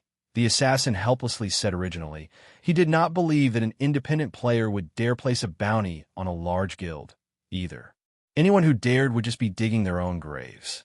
Without great enmity against a guild, no one would not carry out such an action. Such an action was a major threat to the reputation of a guild, and they would definitely not let off any players who dared provoke them. If they did not kill the player until he quit the game, they would not let the matter rest. However, reality told them otherwise, as such an incident had truly occurred. Ironsword Lion still did not believe his subordinates' words. To place a bounty on the members of Martial Union. Was this Yi Feng seeking death? Hence, Ironsword Lion checked out the official forums immediately. Ironsword Lion was dumbfounded. Yi Feng actually dared place a bounty on all of Martial Union. He really intended to fight until one side was gone. However, Ironsword Lion had forgotten that he was the one who first placed a bounty on Yifeng. He had already forgotten his own declaration to fight until one of them was obliterated after taking a closer look at the contents of the post. Ironsword Lion was truly shocked. Those who originally called Yifeng a scammer had all shut their mouths now, and they all itched to slaughter the members of Martial Union. It was like they discussed competing over vegetables on the forum when Ironsword Lion saw the price tag of his own bounty. He nearly exploded with anger. He had spent 1,000,000 credits to hire Absolute Heaven to assassinate Yifeng, and the bounty of 10,000 credits he publicly declared was just for entertainment.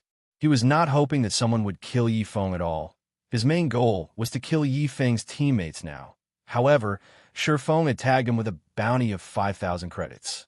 In doing so, wasn't Yifeng stating that he was far from being his equal?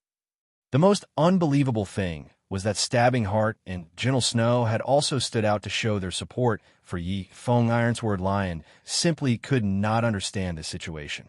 The bounty he placed was only on Yifeng, yet why did these fellows mind other people's business?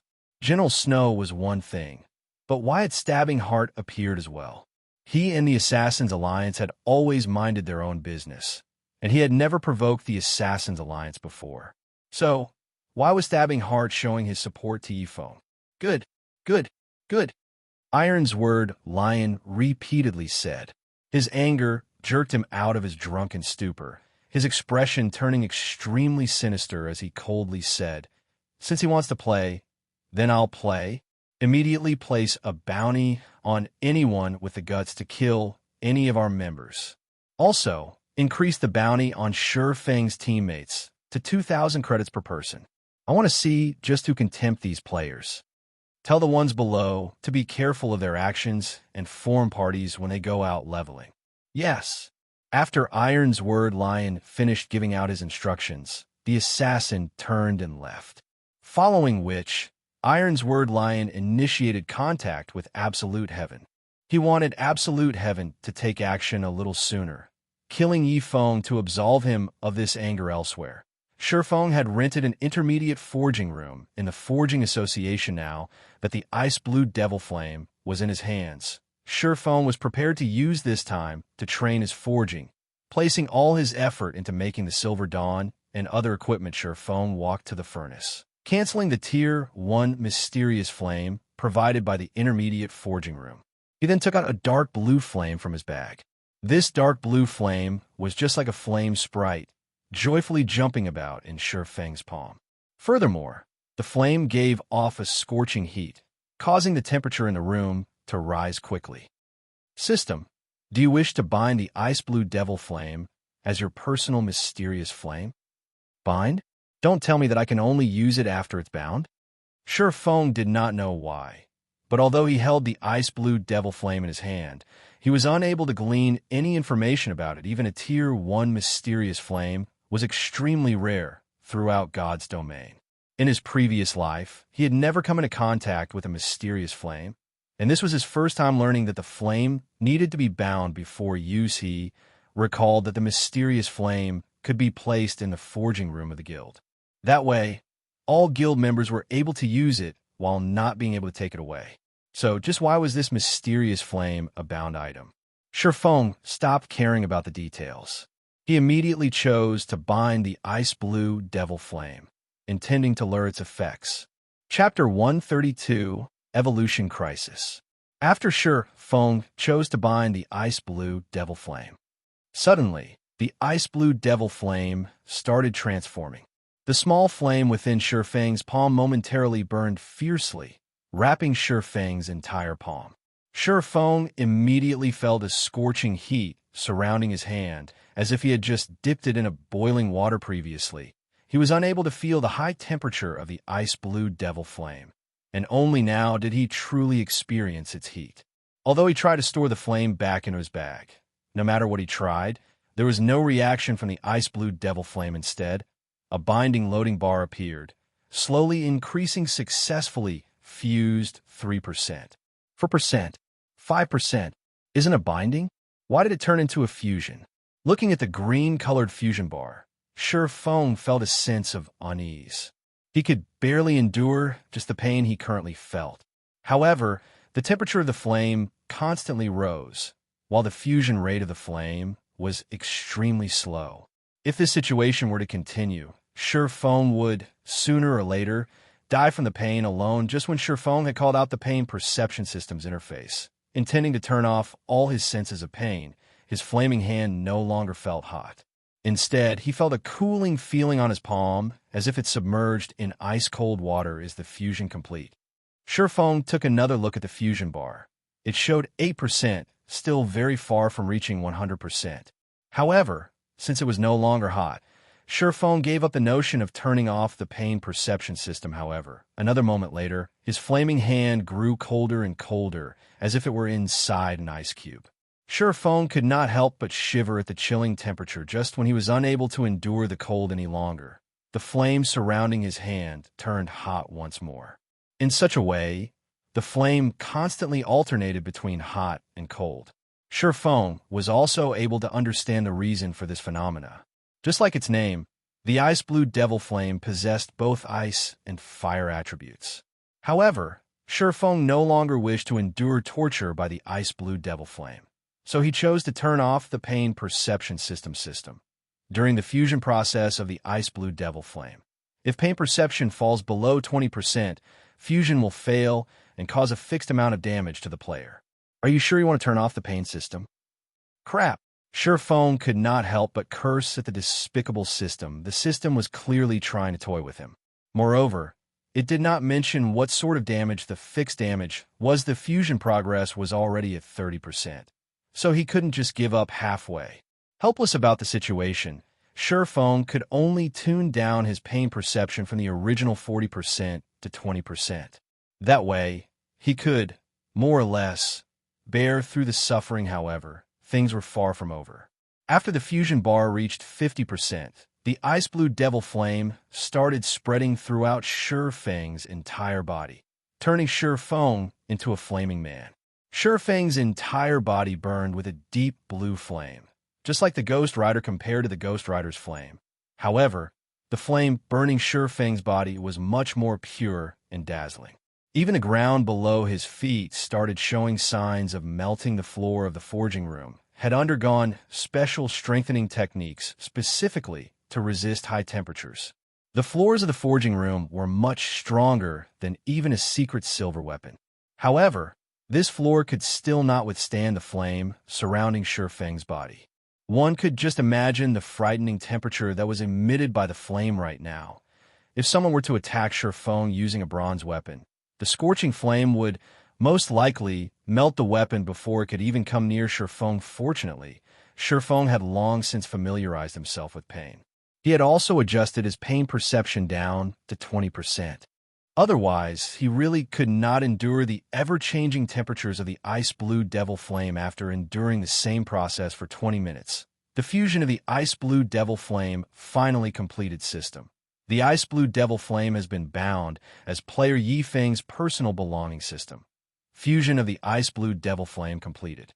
After undergoing the tempering of the ice blue devil flame, player's physique has improved.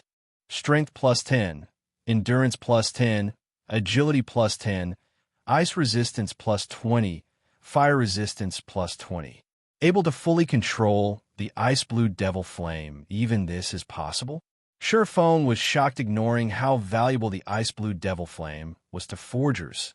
Shurfeng did not think that it could even improve a player's physique after fusion. Shurfeng had effortlessly obtained 30 attribute points and 20 points in both ice resistance and fire resistance.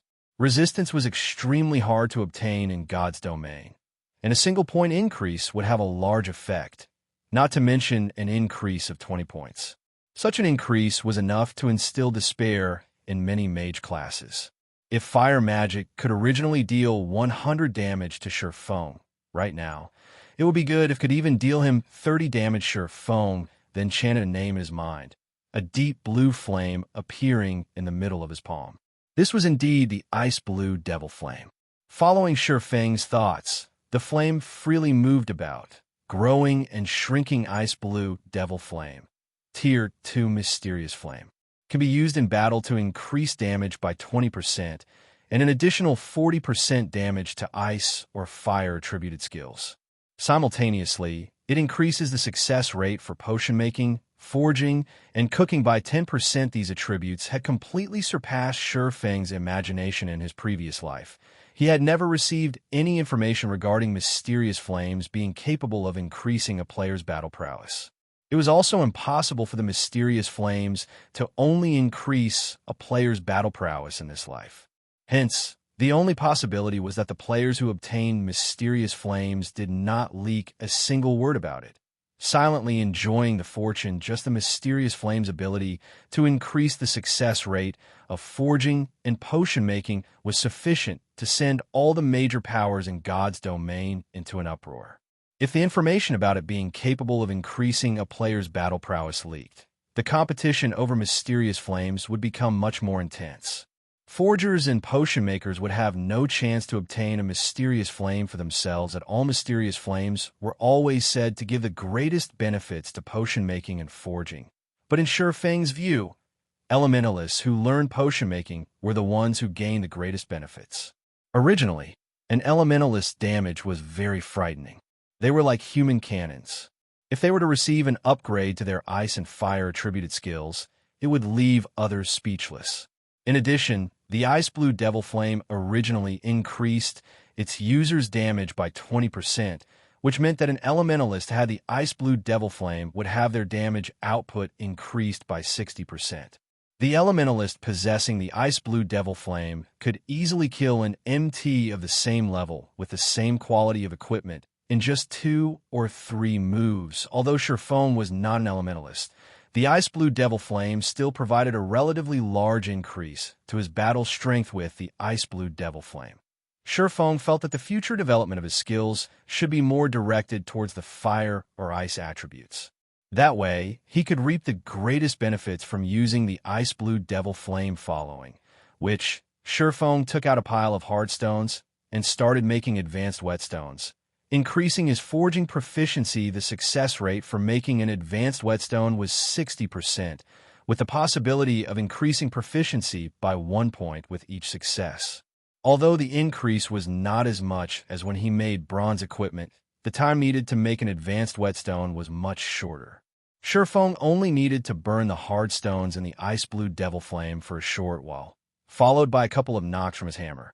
Then he would have completed an advanced whetstone. If Shurfeng were to make glimmer chest plates, he would not be able to sell them for a lot of money.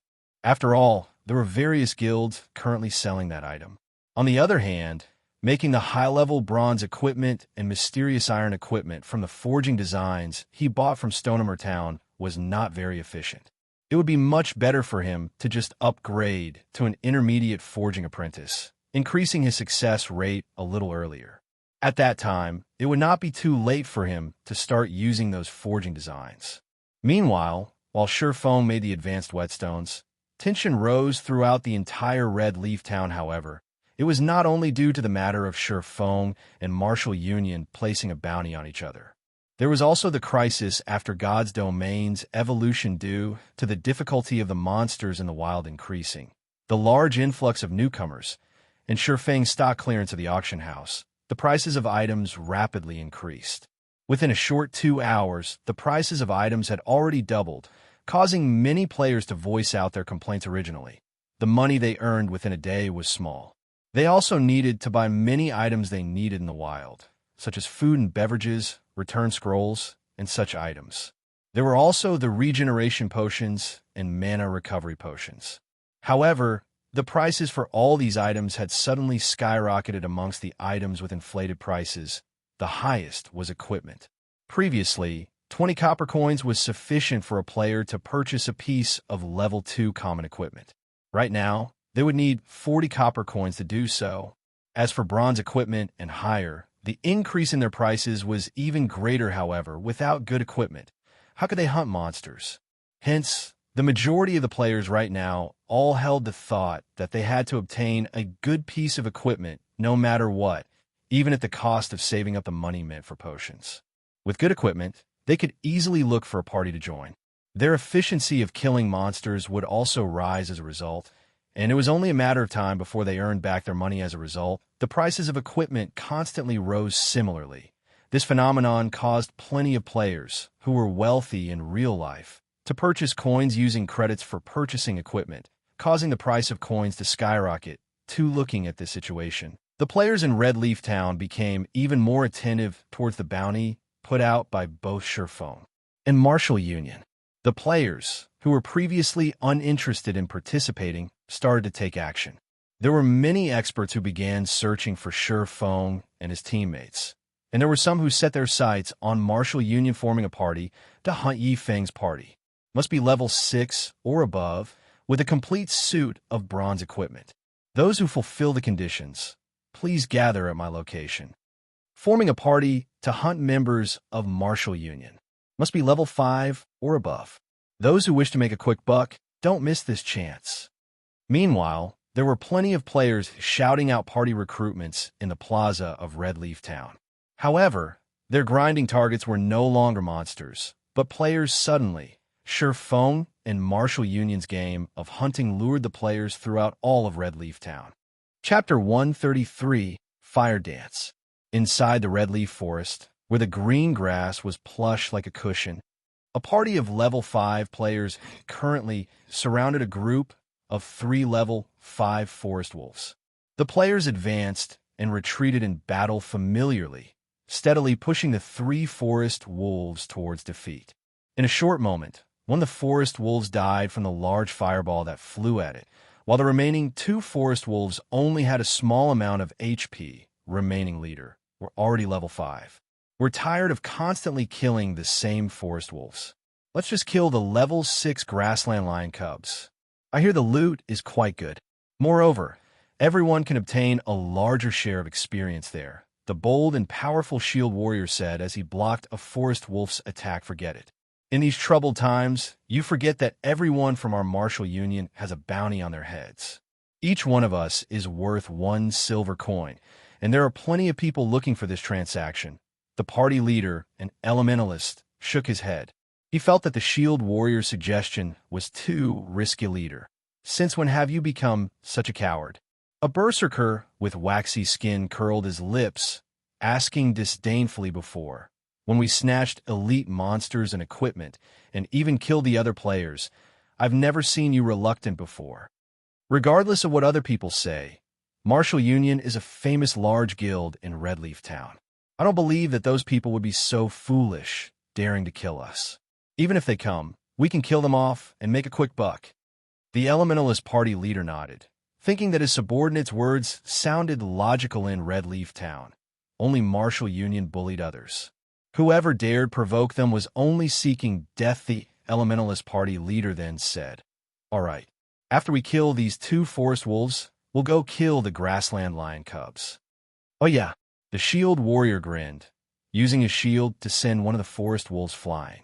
He then followed up with a heroic strike on the other forest wolf, taking away its remaining HP immediately after the party from Martial Union killed the final forest wolf. They suddenly discovered that they were surrounded by a team of over 20 players. Moreover, every one of these players was red-named, and clearly they had already killed a lot of players' brothers. Our luck is good this time. They are all from Martial Union. A red-named female assassin with a provocative body revealed herself from stealth. She wore a smile as she looked at the players from Martial Union. The members of Martial Union immediately felt chills through their bodies. This female assassin was clearly the scout for this entire team. Although she should have been hiding near their party this entire time, they did not detect her presence at all. "What are you all trying to do?" the Elementalist party leader asked in a cold tone, his eyes observing his surroundings. "What are we doing?" The female assassin gleefully smiled at the party leader from Martial Union, saying with a laugh, "Of course, we are here to do some happy things with you. Sister Fire Dance, why are you wasting your breath on them? Let's just kill them and be done with it." One of the rangers standing in the encirclement said, feeling restless. His bow was already knocked and aimed at Martial Union's cleric. The shield warrior from Martial Union knew that they were not a match for these group of players. Hence, he intimidated, "You guys better think through this. You will not have a good ending if you become Martial Union's enemies. By the time we take care of that Yi Feng, We will take revenge on those who dared attack the members of our guild. You guys best consider your actions properly. Don't make a mistake. Is Martial Union really that amazing? The female assassin, named Fire Dance, played with the dagger in her hand. Curling up her lips slightly, she said, "Why have I heard that you guys suffered a crushing defeat at the hands of my idol, Yifeng? Moreover, since you guys dare make trouble with my idol, it's no different than seeking for trouble with me. You should all just die, right here. Brothers, take action. Don't let any of them escape." Hearing Fire Dance's command, the 20-plus players surrounding Martial Union rushed forward. Meanwhile, the female assassin, named Fire Dance, suddenly appeared behind the party leader from Martial Union. She immediately knocked the elementalist unconscious, her icy cold dagger slashing across his neck. She then followed up with a backstab and eviscerate, instantly taking the party leader's life. Her techniques both quick and efficient. The other members of Martial Union were extremely shocked by this scene. Their hearts stopped beating completely. Immediately, they turned and ran. However, would it be that easy to run away? Immediately, the ice walls of elementalists blocked their escape, followed by ice spheres reducing their movement speeds. Several berserkers separately used charge on their targets, followed by breaks, greatly reducing the movement speeds of the members of Martial Union once more. With their fleeing speed slower than even a tortoise, the members of Martial Union died within moments. Tidy up the loot quickly. We'll be looking for our next target. Fire Dance issued her command. These fellows sure are fat. They have contributed 3 pieces of bronze equipment to our inventory. It really makes you wonder just how fat Yifeng's party, which is much more powerful, is, a lean berserker said as he collected the dropped items. He couldn't help but drool when he gazed at the bronze equipment the members of Martial Union left behind him. Water Buffalo, are you having ideas about my idol's teammates? Fire Dance looked at the berserker, smiling faintly as she asked immediately. The berserker called Water Buffalo quivered, hurriedly laughing as he replied, "How would I even dare? I was only fantasizing in my mind a little. If I really did look for trouble with them, I would only be there to die at their hands." "Umph, at least you know your limits," Fire Dance snorted. She then turned, departing in search of her next target. Redleaf Town, slum area, the Enchanted Bar. Pump. Ironsword Lion angrily smashed the alcohol bottle in his hand after seeing the report from his subordinates. "Who can tell me what is going on exactly? Why is it only our members are dying, while not even a shadow of Yifeng's teammates can be found?" According to the report from his subordinates, within a short 2 hours, of all the members of Martial Union stationed in Redleaf Town, 58 of them had already died once. Amongst those who died, 9 of them were even the top echelons or elites of their guild. Not only had they lost a level as a result of dying, they even dropped some of their equipment. This was a huge loss for Martial Union's Redleaf Town branch. Moreover, Ironsword Lion was required to compensate them for their losses. Besides that, the large number of deaths had largely impacted the loyalty of the members of Martial Union. Many started to think of leaving the guild, as they did not wish to be dragged into this game of hunting. If this matter did not quickly resolve, the Martial Union branch at Redleaf Town would, sooner or later, break up Boss Ironword. Could they be hiding? Why don't we increase the bounty on them?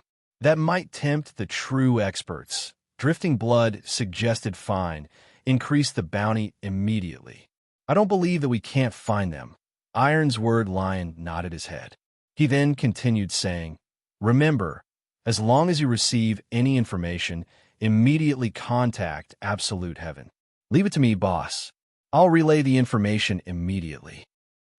Inside an intermediate forging room, Sure Feng repeated the same task. Over and over, Sure Feng took out a hard stone, immediately using the ice blue devil flame to burn it. He then used the runic hammer to tap at it a few times, very quickly forming a high-quality advanced whetstone system. Advanced whetstone has been successfully forged. Forging proficiency increased by 1 point. Obtained 200 XP advanced whetstone consumable. When used on a level 20 weapon or below, recovers the durability by 8 to 12 points. Simultaneously, it increases the damage of the weapon by 3% for a duration of 30 minutes. Number of usage remaining 3. In the later stages of the game, the value of this item would become greater and greater. The reason was that the damage to a weapon increased as monsters' prowess increased. It was especially true for monsters that were level 7 and above, as some of them possessed skills that could greatly reduce the durability of a weapon. Hence, Whetstones became one of the necessities when grinding and battling in God's domains whilst compared to a normal Whetstone. Not only could the advanced Whetstone recover a weapon's durability, but it could also increase the weapon's sharpness, increasing the weapon's damage by 3%. This effect could even compare to a buff. It would greatly benefit melee players. There would be plenty of melee classes scrambling over this item, and they would still be willing to buy more after buying the first. No player would willingly reduce their damage when fighting monsters, even if it were just a 3% reduction right after Sure Foam finished the advanced Whetstone. System, congratulations! You're the first player to be promoted to an intermediate forging apprentice. Obtain 50,000 EXP, rewarding 10 runic steel. Chapter 134, Silver Lake. After seeing the system notification, a faint smile appeared on Sure Feng's face. He finally received the promotion to intermediate forging apprentice after making over 400 advanced Whetstones. However, to obtain the promotion to advanced forging apprentice, he needed 3,000 proficiency points. He could not achieve such an amount in a short period. Sure Feng looked at his experience bar. It was currently at 94% of level 9, only 6% away from the level 10 threshold. As long as he strived a little further, he would break through that threshold in God's domain. There was a huge boost in attributes every 10 levels when players obtained their first 10 levels. It was an indication that they could enter a city. In a city, players could enjoy various benefits. Not only could they purchase resources not sold in towns, but they could also obtain plenty of high-level quests. Players could even purchase bronze equipment at a low price, though that depended on the player's luck. It would also be much easier for players to make money once they reached a city. Furthermore, players could use the teleportation gates available in the city to transfer to high-level monster areas. They would not need to waste a huge amount of time on travel, quickly arriving at level 10 or higher monster areas. Moreover, the game of God's domain only truly began after entering a city when that time came. The players from tens or hundreds of towns would gather in a city. A single city would have, at the very least, over 100,000 players. Moreover, White River City was one of the 5 largest cities located in Star Moon Kingdom. The number of players that would gather there would exceed 1 million. At that time, the various guilds could centralize their influence completely, displaying the true strength of a guild. This would also increase the competition between guilds. It would be a lot less peaceful when the various guilds competed over the limited resources available. This was the case with all virtual reality games. The resources available were limited, and the best resources and leveling spots would only number so many within a city's region. However, with the huge amount of players, if one wanted to level up and upgrade themselves quickly, they needed to compete over said resources. As a result, those without strength would be eliminated and left behind, not to mention an independent player. Even a small guild would have absolutely no chance of surviving inside a city. The large guilds would all monopolize the various high-level resources and valuable leveling areas, while the small guilds and independent players could only hold themselves up in locations with inferior resources. Hence, if one could set foot in the city even a moment earlier, the competition they would face would greatly lessen. However, that did not necessarily mean that one would be safe just by entering the city ahead of others. Instead, the more advantages a person possessed before entering the city, the better off one would become afterward. Take Blackwing City, for example. If an average player were to enter the city, they would only be there to gain some knowledge and experience, a purely time-wasting endeavor. However, if it were one of the upper echelons of a large guild, things would be quite different. Aside from being able to form a relationship of mutual exchange with guilds from other countries, they could purchase items unique to Blackwing City in bulk. Such benefits would lead to huge improvements of a guild. Right now, Sure Feng's level was ranked number 1 in White River City, and the others would need at least 2 or 3 days before they could catch up. During this time, Sure Feng wanted to increase the gap further. Only then could he carve out a place for the Zero-Wing Guild he wanted to establish in White River City. So, this is runic steel? As expected, this is a treasure. Shifeng took out a piece of blue steel, filled with magic, from his bag, joy filling his entire being in Shifeng's previous life. Many forgers competed madly for just a piece of runic steel. Even if they managed to buy one, they would treat it like their baby. They would not use it lightly. Meanwhile, Shifeng possessed 10 pieces of runic steel right now. Runic steel, fine gold rank consumable. When used to forge level 50 fine gold equipment or below, increases success rate by 10%. There is a fixed chance to increase the forged equipment's rank by 1, up to a maximum of fine gold rank no matter how one looked at it. Runic steel was significantly better than the 100 refinement steel. Moreover, it could even increase an equipment's rank. With this runic steel, my success rate for forging the Silver Dawn will be even greater now. Shifeng had purchased all the materials required to forge the Silver Dawn at the auction house. In addition to the materials he had purchased before, he could forge a total of 16 Silver Dawns.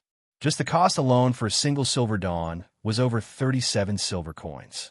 Even elite party needed to raid a hard mode party dungeon half a dozen times before collecting such an amount. Hence, Shifeng only chose to forge the Silver Dawn after he was promoted to intermediate forging apprentice. Shifeng took out the forging design for the Silver Dawn, clicking to learn it. He began the process of forging his first Silver Dawn previously, before he had obtained the Ice Blue Devil Flame. His success rate for forging the Silver Dawn was only 32%. After the addition of the Ice Blue Devil Flame, the success rate increased to 42%. If Shifeng used the runic steel, he could further increase it to 52%. A mere intermediate forging apprentice's chance of successfully forging a secret silver weapon was just over 50%. Even Master Forger would be flabbergasted at this success rate. The reason was that a basic Master Forger only possessed a 30% success rate when forging a secret silver equipment. And only a Grandmaster Forger had a 50% success rate. Shifeng carefully read through the process of making the Silver Dawn before refining the material. Shifeng first used the Philosopher's Stone to obtain a high-purity refinement of the materials. He then placed the materials into the Ice Blue Devil Flame, waiting for them to merge. Shifeng possessed 100% control over the Ice Blue Devil Flame, so he could merge the materials together to an exceptional degree. However, Shifeng chose not to include the incomparably precious runic steel in the forging process this time. The first attempt was only for Shifeng to familiarize himself with the forging process of the Silver Dawn. Moreover, he only possessed 10 pieces of runic steel, and each one of them was worth at least 1 gold coin. The runic steel was extremely hard to obtain, and using it now would just be a waste. If other forgers knew that Shifeng intended to use the runic steel to forge the Silver Dawn, they would curse at Shifeng in anger. The Silver Dawn was only a level 10 secret silver weapon. Yet, Shifeng actually thought of using the runic steel to forge it. Such an action was simply maddening. 10 minutes later, the refinement process was complete. Shifeng looked at the product of his refinement with satisfaction. He then placed the piece of metal on the anvil. Using the runic hammer to pound at it, sparks flew about as the sounds of the hammer striking the metal resounded throughout the forging room. Shifeng was extremely careful with every strike, afraid that a single misstep would affect the final shape of the Silver Dawn. After striking at the metal hundreds of times, sweat drenched Shifeng. Satisfied, he clicked the generate button, following which the red-hot metal began to take shape, transforming into a silver-colored longsword. He investigated the weapon's information after a full 5 seconds. System: forging of the Silver Dawn has failed. Shifeng looked at the weapon's attributes, discovering that it was only a level 10 mysterious iron weapon. Indeed, the forging failed. However, Shifeng was not overly disappointed at the results. Although the success rate stated was 42% on the surface, due to it being Shifeng's first time forging the Silver Dawn, the actual success rate was much lower. Success was impossible, no matter how one looked at it. If he succeeded, it would be a true miracle with a failure in hand. Shifeng summarized his experience into a lesson for himself. The reason Shifeng could lead a third-rate guild like Shadow to become one of the top second-rate guilds was not due to any inborn talent of his. Instead, it was because Shifeng always summarized and learned from his experiences. If others gained experiences from success, Shifeng gained experiences from failure. After reviewing for over 10 minutes, Shifeng started forging a second time. However, after 20 minutes or so, it was another failure. The weapon he forged was still Mysterious Iron ranked, though with a slight improvement. The attributes of the weapon were slightly better. Shifeng continued forging and failing for a total of 6 tries, taking a loss of over 2 gold coins. Feeling that he was mostly familiar with the forging procedures, Shifeng started his 7th attempt of forging the Silver Dawn. He even used a runic steel this time. Soon after, Shifeng refined, hammered, and shaped the lump of metal clicking generate. Suddenly, an exquisite-looking light blue-colored long sword formed. There were even mysterious runes carved on the blade of the sword, the runes possessing faint traces of magic circulating within. With a glance, one could immediately tell that it was no ordinary weapon. Shifeng immediately grew excited. He knew that he lucked out this time, and it was not as simple as a mere success. I wonder what the attributes are?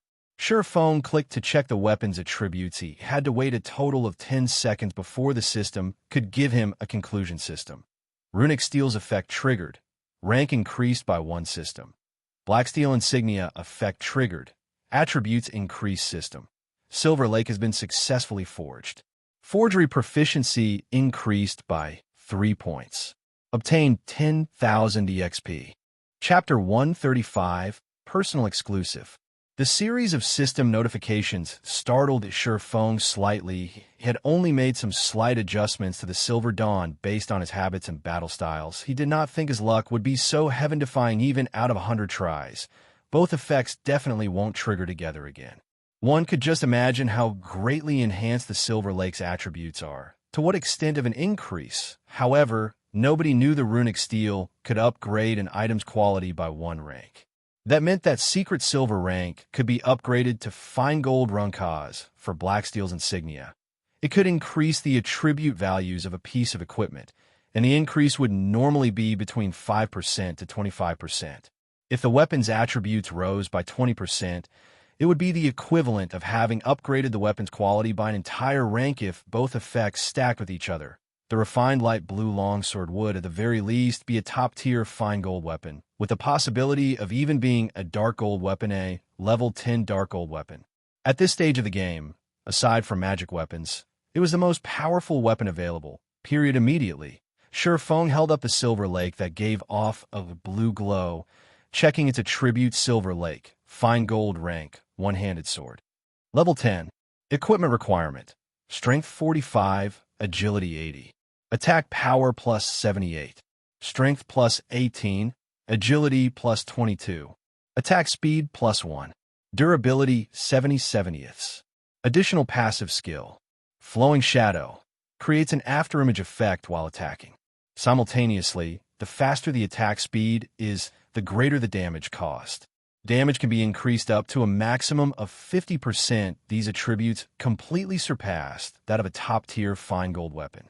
With the additional skill, Flowing Shadow, the Silver Lake was absolutely comparable to a dark gold weapon. The attributes combined both speed and strength. As expected, it is as I thought. The more he looked at the Silver Lake, the greater his love for it became. In God's domain, the equipment forged generally had better attributes than the equipment dropped by the bosses from dungeons. Moreover, the forged ones were more suitable for specific classes. Hence, many experts prefer to hire master forgers to craft them custom weapons and equipment personally. Hence, master forgers were extremely welcomed and respected in God's domain. The experts of God's domain, especially, loved to make friends with master forgers. Master forgers also held great influence within a guild within God's domain.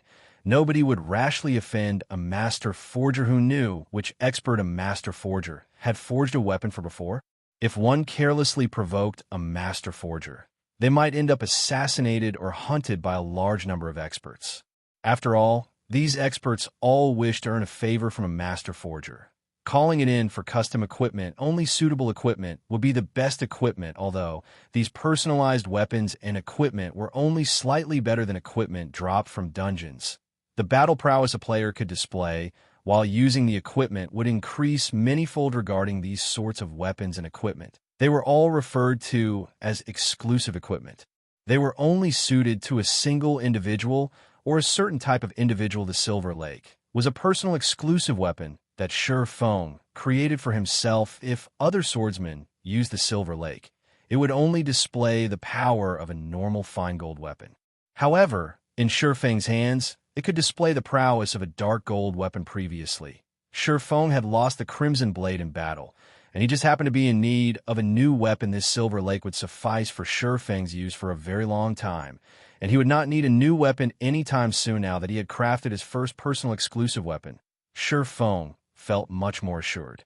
He then continued forging more Silver Dawns. After successfully forging the fine gold ranked Silver Lake, it became much easier for Sure Feng to forge the Silver Dawn. 2 days quickly passed. During the day, Sure Feng would move some items to his new house, decorating his new home with some furniture. He then trained his body as usual. At night, after he entered God's domain, he forged equipment without stopping. In such a way, his time was fully occupied. After training his body for a time, in addition to the constant aid of the nutrient fluids, Sure Feng could feel a clear improvement in his body's physique. Also, his mind felt much more clear. Currently, his physique had only caught up with the average standard of the athletes in his university. As long as he persevered for another fortnight, he might be able to reach the standard of the Fighting and Martial Arts Society's members. At that time, his body could absorb nutrient fluids more efficiently, allowing his mind to become much more active. Meanwhile, during the nights in God's domain, aside from occasionally visiting the auction house to purchase materials and appreciation items, Sure Feng had conducted a large transaction with Stabbing Heart. Sure Feng sold the level 5 to level 7 bronze equipment he possessed in bulk, earning himself over 2 gold coins and over 200,000 credits. Other than that, Sure Feng spent the remainder of his time cooped up in the intermediate forging room. Not only did he forge Silver Dawns, but he also forged plenty of equipment using the bronze and mysterious iron forging designs he obtained for Blackbeard. After he spent all his money on forging equipment, he continued making advanced whetstones. In a period of 2 days, Sure Feng had forged a total of 31 Silver Dawns, over 200 pieces of level 8 bronze equipment, over 100 pieces of level 9 bronze equipment, over 100 pieces of level 10 bronze equipment, over 60 mysterious iron weapons, over 70 pieces of mysterious iron equipment, and over 2,000 advanced whetstones. If other forgers saw at these numbers, they might faint from shock. Sure Feng's forging speed was simply outrageous. However, the main reason Sure Feng could create so many items was his low rate of failure after forging so much equipment. Sure Feng's level had long since reached level 10, and he was not that far from level 11. As long as Sure Feng desired, he could go to White River City at any time. However, he did not plan to make that journey yet. At the very least, he wanted to make a trip to Blackwing City first, before going to White River City. According to Sure Feng's understanding, the average players were mostly at level 6, the pro players at level 7, while only those leveling madmen who played the game 24 hours a day might be level 9. Hence, Sure Feng was not in a hurry. Going from level 9 to level 10, the EXP needed was not a small amount.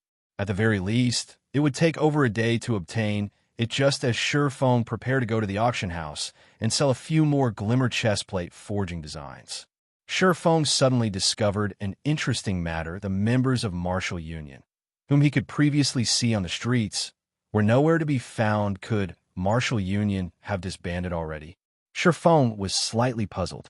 He then called out the bounty system governed by the main god system, checking just how many members of Martial Union have died during this period. The collection of bounties in God's domain could be done through the main god system.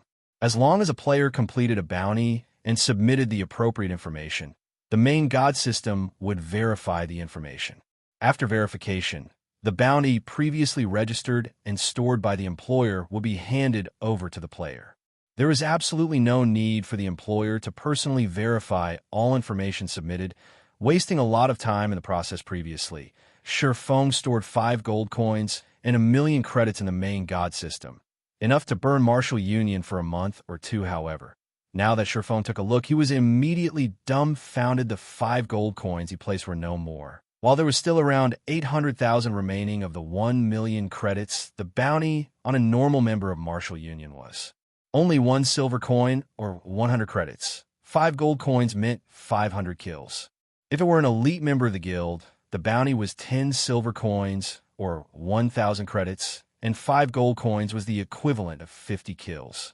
Such a number was sufficient to send all the elites of Martial Union in Redleaf Town back to level 0.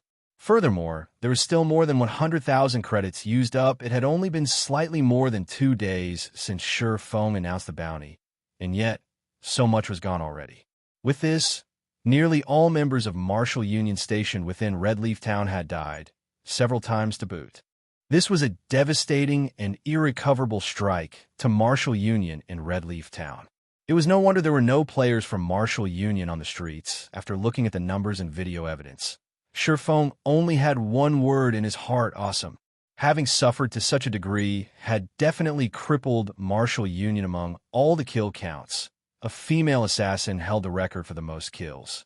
She slaughtered over 50 members of Martial Union, and none were repetitive.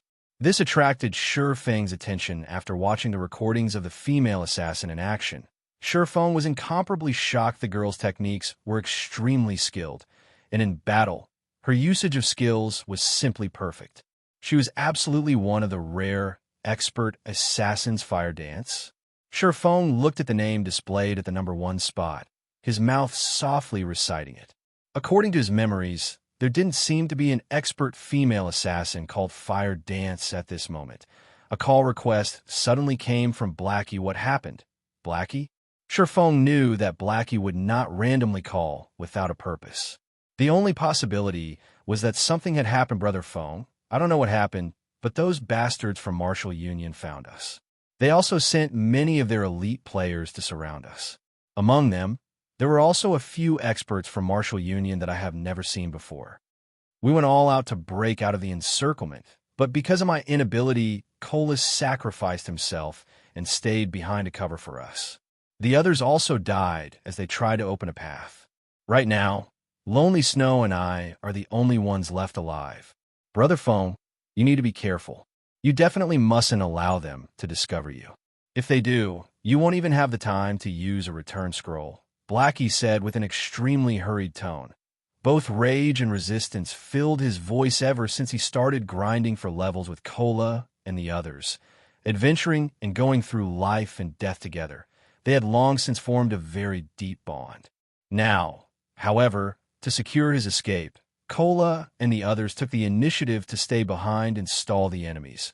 While he could only run away thinking up to this point, even more anger filled Blackie over his own inadequacy.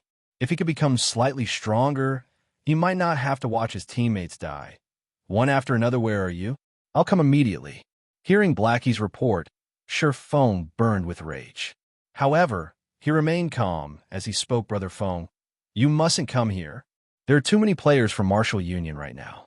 Moreover, there are several experts here as well. I'll try to think of a way to escape with Lonely Snow, Blackie advised. The only reason he contacted Shifeng was that he worried Shifeng might accidentally encounter the players from Martial Union. It was not that he did not believe in Shifeng's strength, but the players from Martial Union simply numbered too many.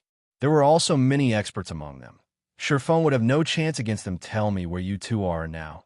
Shifeng said each word coldly, an icy glint flashing in his eyes. Hearing Shifeng's grave tone, Blackie knew that Shifeng was serious.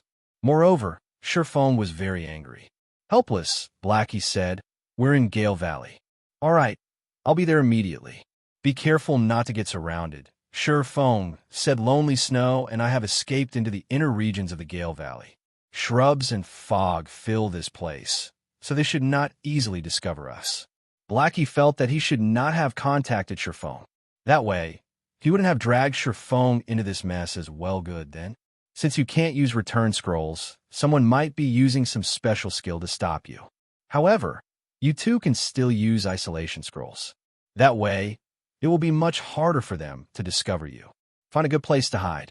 I'll arrive soon. Sherfone disconnected the call, though. Sherfone did not know how Marshall Union managed to find another group of players, even with experts leading them. They were gravely mistaken if they thought they could easily bully him. Sherfone dashed towards Gale Valley. Chapter 42:20. By the time Yi Xian returned to Mulberry Orchid, the second planet-wide craze for refining flesh medicine was already over. All of the ferocious beast flesh and blood from the 6 great forbidden zones of the Void Territory within a 100-million-mile radius were refined into great flesh and blood medicine, and all of it was distributed. Tens of millions of survivors of the Desolation Era in the 12 tribes of the Mulberry Tree Star and the thousands of villages of various sizes had all entered a state of seclusion. They were breaking through the bottlenecks of their cultivation and rapidly improving their strength. The 20,000 demon scouts led by Gui Haidao and Sang Qingyu were also in seclusion in the Wild Dragon Fortress.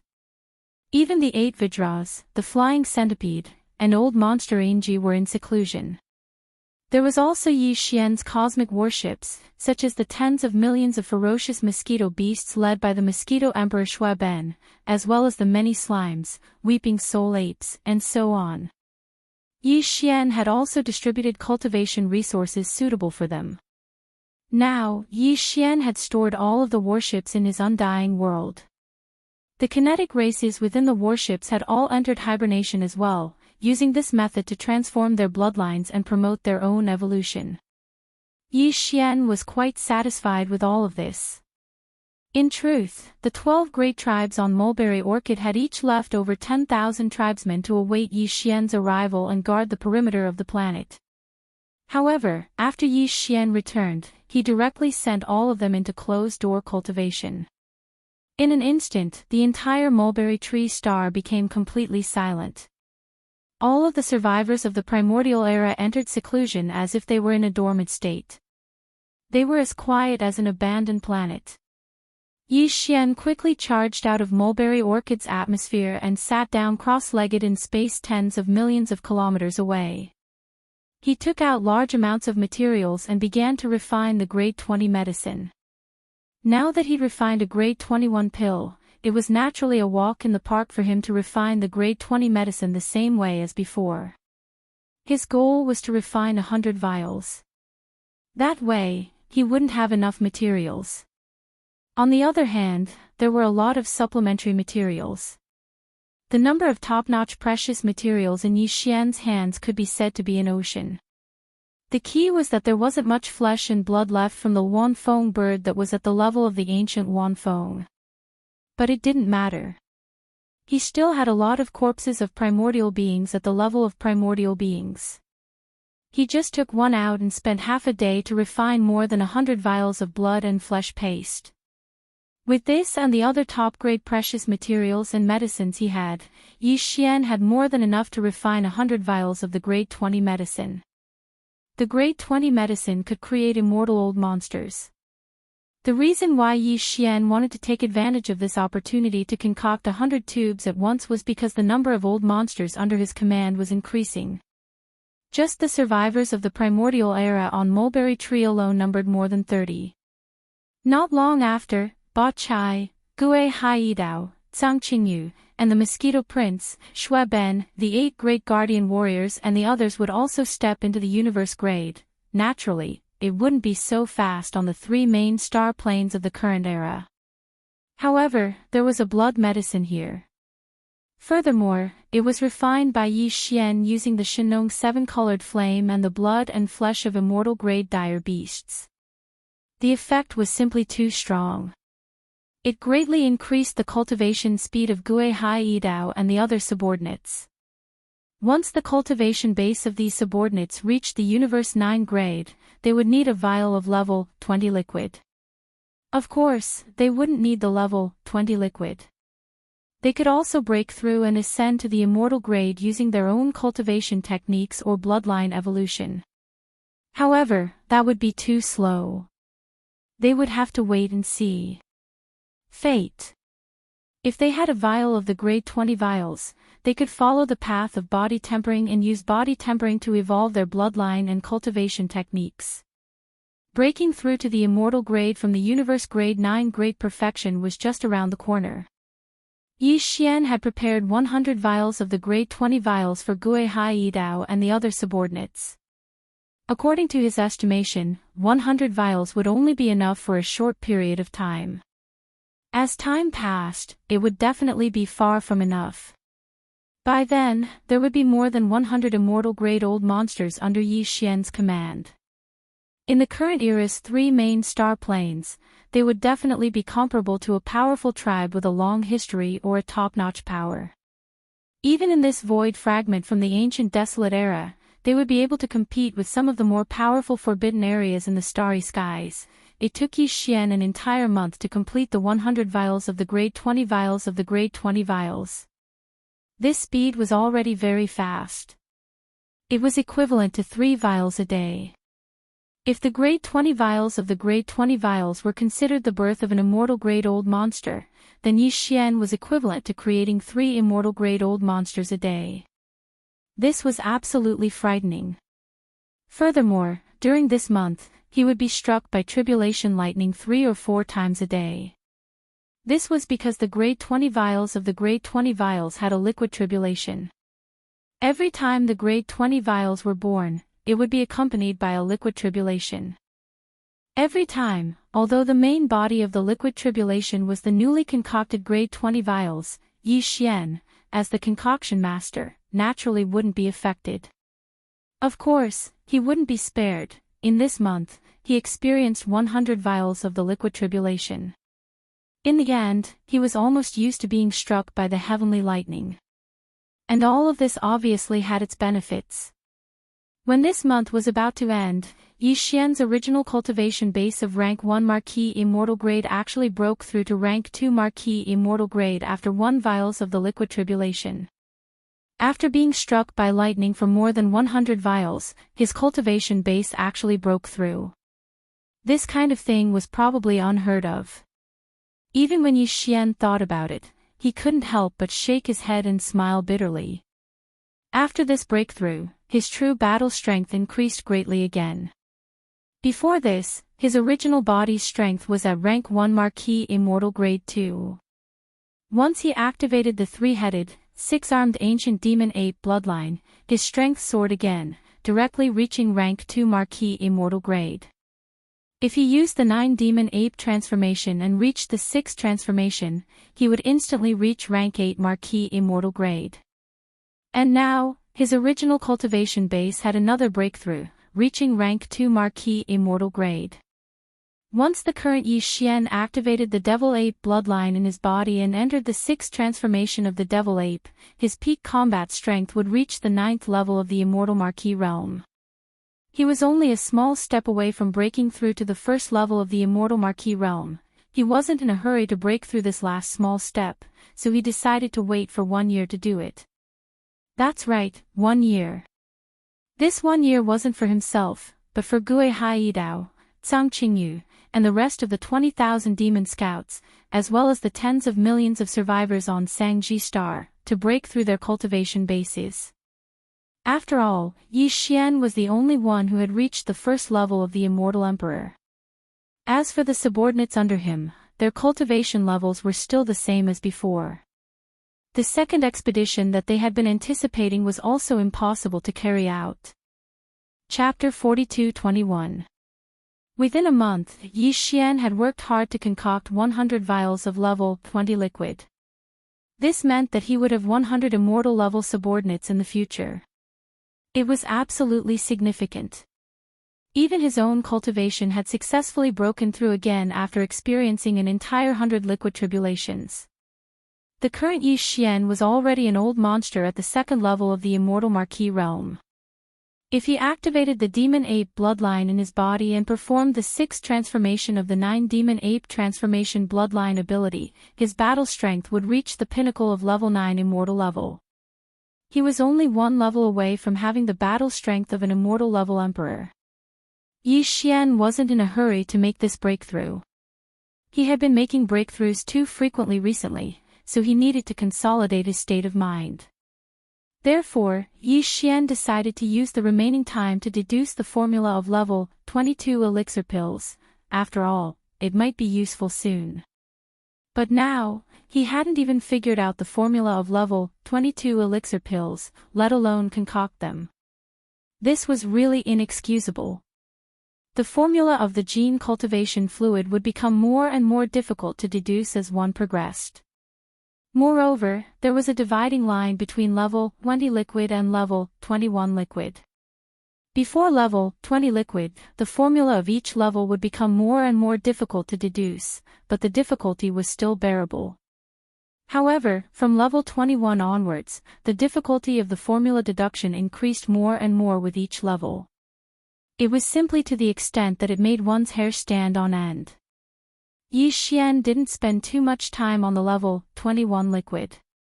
With his powerful immortal level spirit sense and the powerful calculation ability of the devouring system in his body, it only took him a few days to deduce the formula of the level 21 liquid.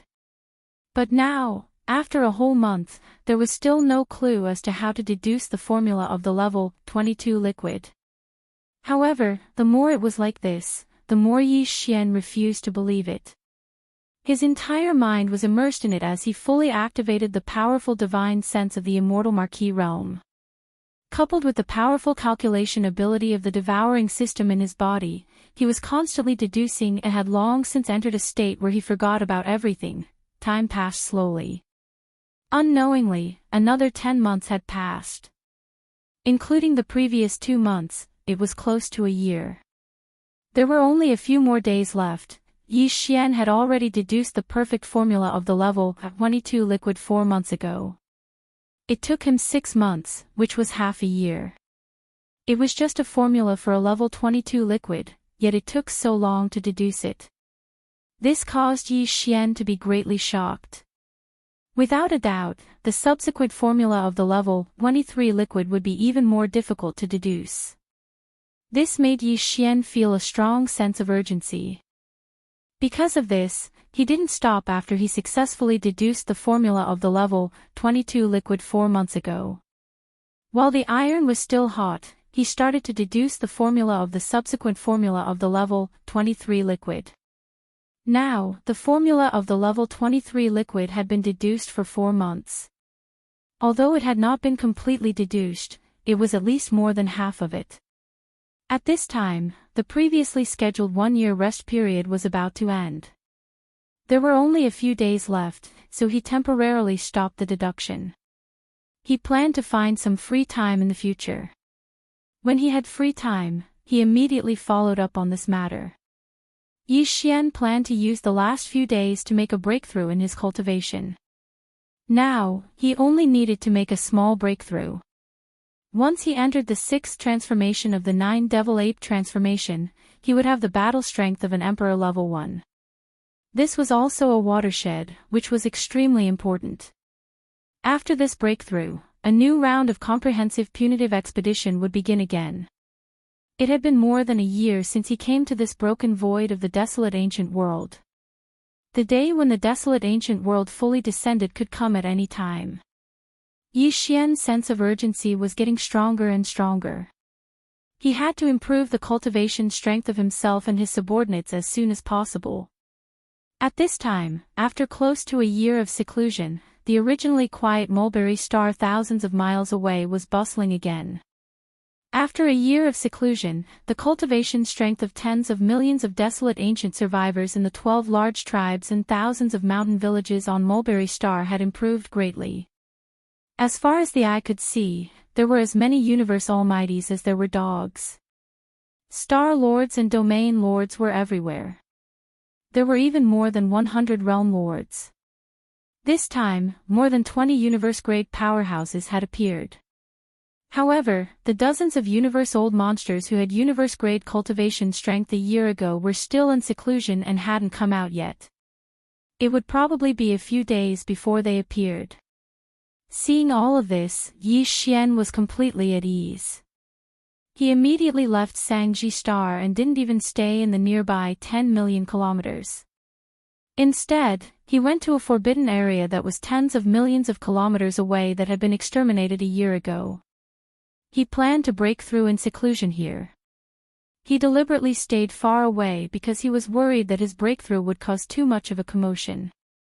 If the pressure of a level 3 Marquis Immortal spread and affected some of the survivors on Mulberry Star who were still in seclusion and in the midst of breaking through, that wouldn't be good. Yes, whoosh. With a flash of his body, Yi Xian's figure landed on an abandoned planet in the forbidden area of the starry sky. He casually found a mountain peak and sat down cross-legged at the top of it. Then, he waved his hand and took out a large amount of items, including several drops of evil origin liquid and 100 cubic meters of top-grade purple gold flesh medicine. Cultivation resources. After swallowing them, he closed his eyes and began his breakthrough, at the same time. Just tens of millions of miles away from Mulberry Star, Yi Xian left Mulberry Star and hid in another direction to begin his breakthrough in a forbidden space tens of millions of miles away. Huge starry fleets also broke through the dim light screen. From behind the light screen, the gray world, one by one, the dark world began to descend upon this place. These fleets were the fleets of various races that had entered the passageway to the desolate ancient world in the Shadow Devil Star region of the Second Universe. Of course, not all of the fleets had passed through the dim light screen and descended in the Mulberry Star region. Some fleets had gone in other directions of the Dark World and hadn't come here yet. Apart from some fleets of the Rogue Cultivator Alliance and small forces, the fleets that had come this time were mainly from the various races of the Second Universe. Apart from the top 10 races and the Dark Turtle tribe of the Sealing race, the fleets of the other 9 races had all arrived. In addition, the Myriad Race Alliance of the First Universe had also formed a fleet that was heading in this direction. After a year of interstellar travel, they had also entered the Mulberry Star region. The fleets of the 9 races of the Second Universe each had a scale of tens of millions of battleships. In total, the number of battleships exceeded 100 million. Chapter 42-22. Although the total number of battleships that arrived was more than 100 million battleships, the dim light curtain that separated the gray world was extremely vast. Therefore, in just less than half a day, more than 130 million battleships of various races had passed through the light curtain and arrived at the Sangji star field. Outside the star field, more than 100 million battleships did not gather together.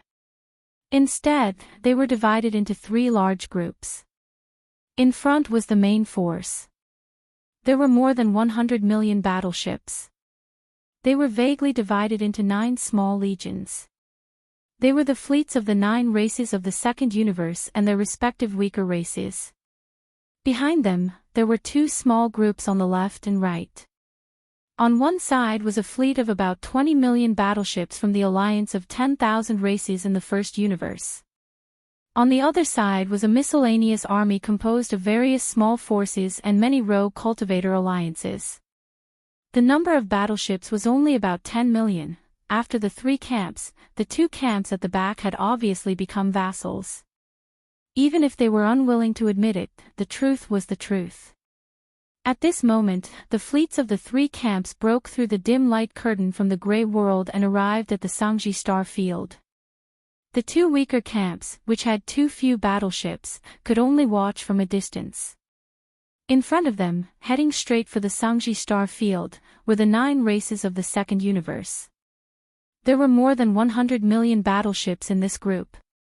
In fact, if it weren't for the fact that the 2 battleships behind had too few battleships, and that the overall strength of the 2 camps was far inferior, and there were several immortal old monsters in each of the 2 camps' fleets, the 9 races of the Second Universe, which had more than 100 million battleships in front of them, would have turned around long ago. Because they had swallowed the fleets of the 2 weaker camps that had been following behind them. In these 2 weaker camps, there were more than a dozen immortal old monsters. In front of the army of more than 100 million battleships from the 9 races of the Second Universe, the number of immortal old monsters was only about 30. If they turned around and wanted to swallow the 2 camps behind them, they would definitely force the 2 weaker camps to join forces. At that time, there would be more than 30 immortal old monsters on both sides, and the top battle strength would be equal. The balance of the battle was basically impossible for there to be any obvious conflict. It was precisely because of this reason that the internal strife between the three camps had never appeared. Previously, during the long and lonely year of space travel in that dark world, this kind of internal strife did not appear. Then, now that they had entered a new universe void, there was clearly a large amount of life aura in front of them, representing the appearance of external interests. This kind of internal strife naturally. Therefore, it was even more impossible for it to appear. However, the overall strength gap between the three camps at the battleship level was too great after all. Even if the spearhead was unanimously pointed outwards and tacitly divided the benefits in this strange starry sky, it was obvious that the leading 9 races coalition army of the second universe would eat the meat, and the weaker myriad races alliance army of the first universe would be at the back. The fleets of the Alliance and the various rogue cultivator alliances followed behind, drinking the soup and eating the bones. Although this situation was infuriating, such was the situation. Even if he didn't want to admit it, he could only admit it. For example, at this moment, as soon as they descended into the starry sky of this universe and confirmed that there was a life star with a strong life aura in front of them, the 2 weaker fleets following behind had reached a consensus. They would not interfere in this first meal and would leave it to the 9 great races alliance of the second universe, which was leading in front of them. The army ate heartily. This was both a kind of helplessness and a kind of expression. Everyone was well aware of it, and they both tacitly agreed and accepted it. In front of them, the 9 great races alliance of the second universe, which had a total of more than 100 million battleships, was divided into 9 small legions. These 9 small legions were led by 9 of the top 10 great races, including the Dark Turtle Clan, the Blood Dragon Clan, the Green Rock Clan, the Battle Lion Clan, the Inji Clan, the Barbarian Bull Clan, the Golden Eagle Clan, the Colorful Python Clan, the Greedy Wolf Clan, and the Tree Spirit Clan. The fleets of the weaker races that did not belong to the top 10 great races were vassals. Basically, each of the 9 small legions had a fleet of more than 10 million, between 11 million and 12 million. As for the immortal old monsters, each of the 9 small legions had 3 to 4 of them. Right now, in the central flagship of each of the 9 small legions, there were 3 to 4 immortal old monsters gathered and holding a video conference. The object of the conference was Mulberry Star, which was less than 10 million miles ahead. The conference was very short. In less than 10 minutes, it was over. Because there was nothing to discuss at all, the more than 30 immortal old monsters from the various races of the second universe and the 9 small legions reached a consensus. They immediately took down the life star in front of them with lightning speed. However, because they had just arrived and were not familiar with this strange starry sky, they obviously needed a guide if they wanted to enter the deeper areas and plunder more resources. Therefore, although the main direction of the conference was that they had to surrender, the group of immortal old monsters had their own opinions on the method of surrender. Some advocated a total slaughter. It was enough to take away the resources and continue to move forward, rushing to the next life star. Some advocated to surrender. They regarded the life forms of this life star as a bridge to understand this strange starry sky. They wanted to absorb them and make them guides for the subsequent expeditions. In this way, they could conquer this strange and vast void faster. The final result of the vote was that more than 60% of the immortal old monsters were in favor of surrendering. This matter was settled, and there were no more objections. As the strongest of the 9 great races, the Blood Wirm tribe naturally did not decline in this first battle when the Alliance army entered this strange star domain. The Blood Wirm tribe sent 4 immortal old monsters this time, including the 3-clawed dragon, who had secretly surrendered to Yi Xian. At this moment, these 4 immortal old monsters had already gathered in the flagship main control room of the Blood Wirm tribe's small fleet of battleships. Through the holographic 3-dimensional screen in front of them, they were looking at Mulberry Star, which was only 1 million miles away. In addition, the powerful consciousness of the 4 immortal old monsters, including the dragon-clawed dragon, had already extended out and swept the entire Mulberry Star across 1,000,000 miles of space. The result of the sweep of their consciousness made them somewhat excited. It seems that the people living on this planet are all remnants of the primordial era. There are quite a lot of them, at least tens of millions. Unfortunately, their cultivation is too weak. The strongest is only at the universe 9th level. Although there are dozens of them, it's obviously impossible for them to break through in the near future. TSK, TSK, TSK. There's not even a single immortal old monster. This old man is really not interested. There's no need to fight, just surrender. Chapter 42-23. When the 100 million or so warships of the 3 camps that had descended on the Mulberry G space zone passed through the dim light curtain and invaded the Mulberry G space zone from the gray world on the other side of the light curtain, the survivors of the desolate antiquity era on the Mulberry G space zone noticed it immediately. As the huge fleet of the 3 great factions headed toward the Mulberry G star from the edge of the dim light screen, more than 30 high-ranking members of the 12 great tribes, who had been in seclusion, were awakened by the powerhouses of their respective tribes and came out of seclusion almost at the same time. However, they soon discovered that they couldn't contact their lord for the time being. This fleet of more than 100 million battleships clearly came from the same world as their lord. In other words, they were the most powerful fleets of the 3 main planes of the universe, and they were rapidly approaching. Faced with this situation, the 30-odd high-ranking members of the 12 great tribes, who had just come out of seclusion and were all at the peak of the universe 9th grade, panicked for a while. But very soon, when the 4 immortal old monsters of the Blood Wirm clan unleashed their soul consciousness and swept across the entire Mulberry G star in an unbridled manner, they suddenly stopped panicking and regained their calm in just a few breaths of time. These 4 spirit consciousness auras were clearly only at the immortal realm. Since that was the case, what was there to be afraid of? Speaking of which, the 30-odd of them could be considered half-step immortal realm cultivators. In fact, their cultivation base was actually not much different from the other parties. Wasn't it just a few small ranks? In the past year of seclusion, which one of them hadn't broken through a few small ranks? In that case, the difference between them and these 4 fellows who had shrouded the Mulberry G star with their spirit consciousness was only about a year or so. If they had a year, they would definitely catch up with the other party. If they had another year, they would definitely leave the other party behind. How could there be any fear in his heart when he thought about it this way? Furthermore, there was an extremely powerful master behind the Mulberry G star. Even if 40 immortal old monsters attacked at the same time, they definitely wouldn't be a match, let alone 4 immortal old monsters. Half a day ago, their master had still been here, lingering in the void thousands of miles away in another direction, as if he was deducing something. Although they didn't know where he was now, it was obvious that he had only left temporarily. Perhaps he would return immediately after turning around. When this thought surfaced in their minds, the 30-odd high-ranking members of the tribes were completely certain. In fact, they weren't the only ones.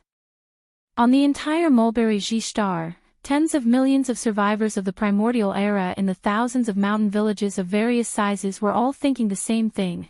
After all, Yi Xian's strength had been deeply rooted in their hearts. In just a few days, he had broken through the 6 forbidden zones and killed all the immortal rank ferocious beasts. All of this had left a deep impression on them. It could be said that in the face of this powerful fleet of battleships, the tens of millions of survivors of the desolation on the Mulberry G star, after the initial brief panic, quickly calmed down and did not intend to pay any attention to it. They continued to do what they were supposed to do. Perhaps their lord would come back soon. Master would take care of it. It had nothing to do with them. The immortal realm was the primordial era immortal realm survivors of millions of survivors of the various mountain villages in the various mountain villages stronghold, after a brief moment, were stunned. Immortals of survivors of the mountain villages were, immediately immortal. Captive. Was this a joke? The commander of this powerful fleet was too funny. This so-called captive. Was he talking about himself? That was probably it. Master had a bad temper. Taking advantage of his absence, he actually sent a fleet to capture tens of millions of his subordinates. What was even more infuriating was that the leader didn't even have the strength of an immortal marquis. A few ordinary immortals had come out to act tyrannically. There were so many of them. Master definitely wouldn't tolerate this. Thinking of this, the tens of millions of experts on the mulberry tree star all showed gloating smiles on their faces. An incomparably joyful atmosphere quickly grew in the atmosphere of the entire star, spreading and spreading out.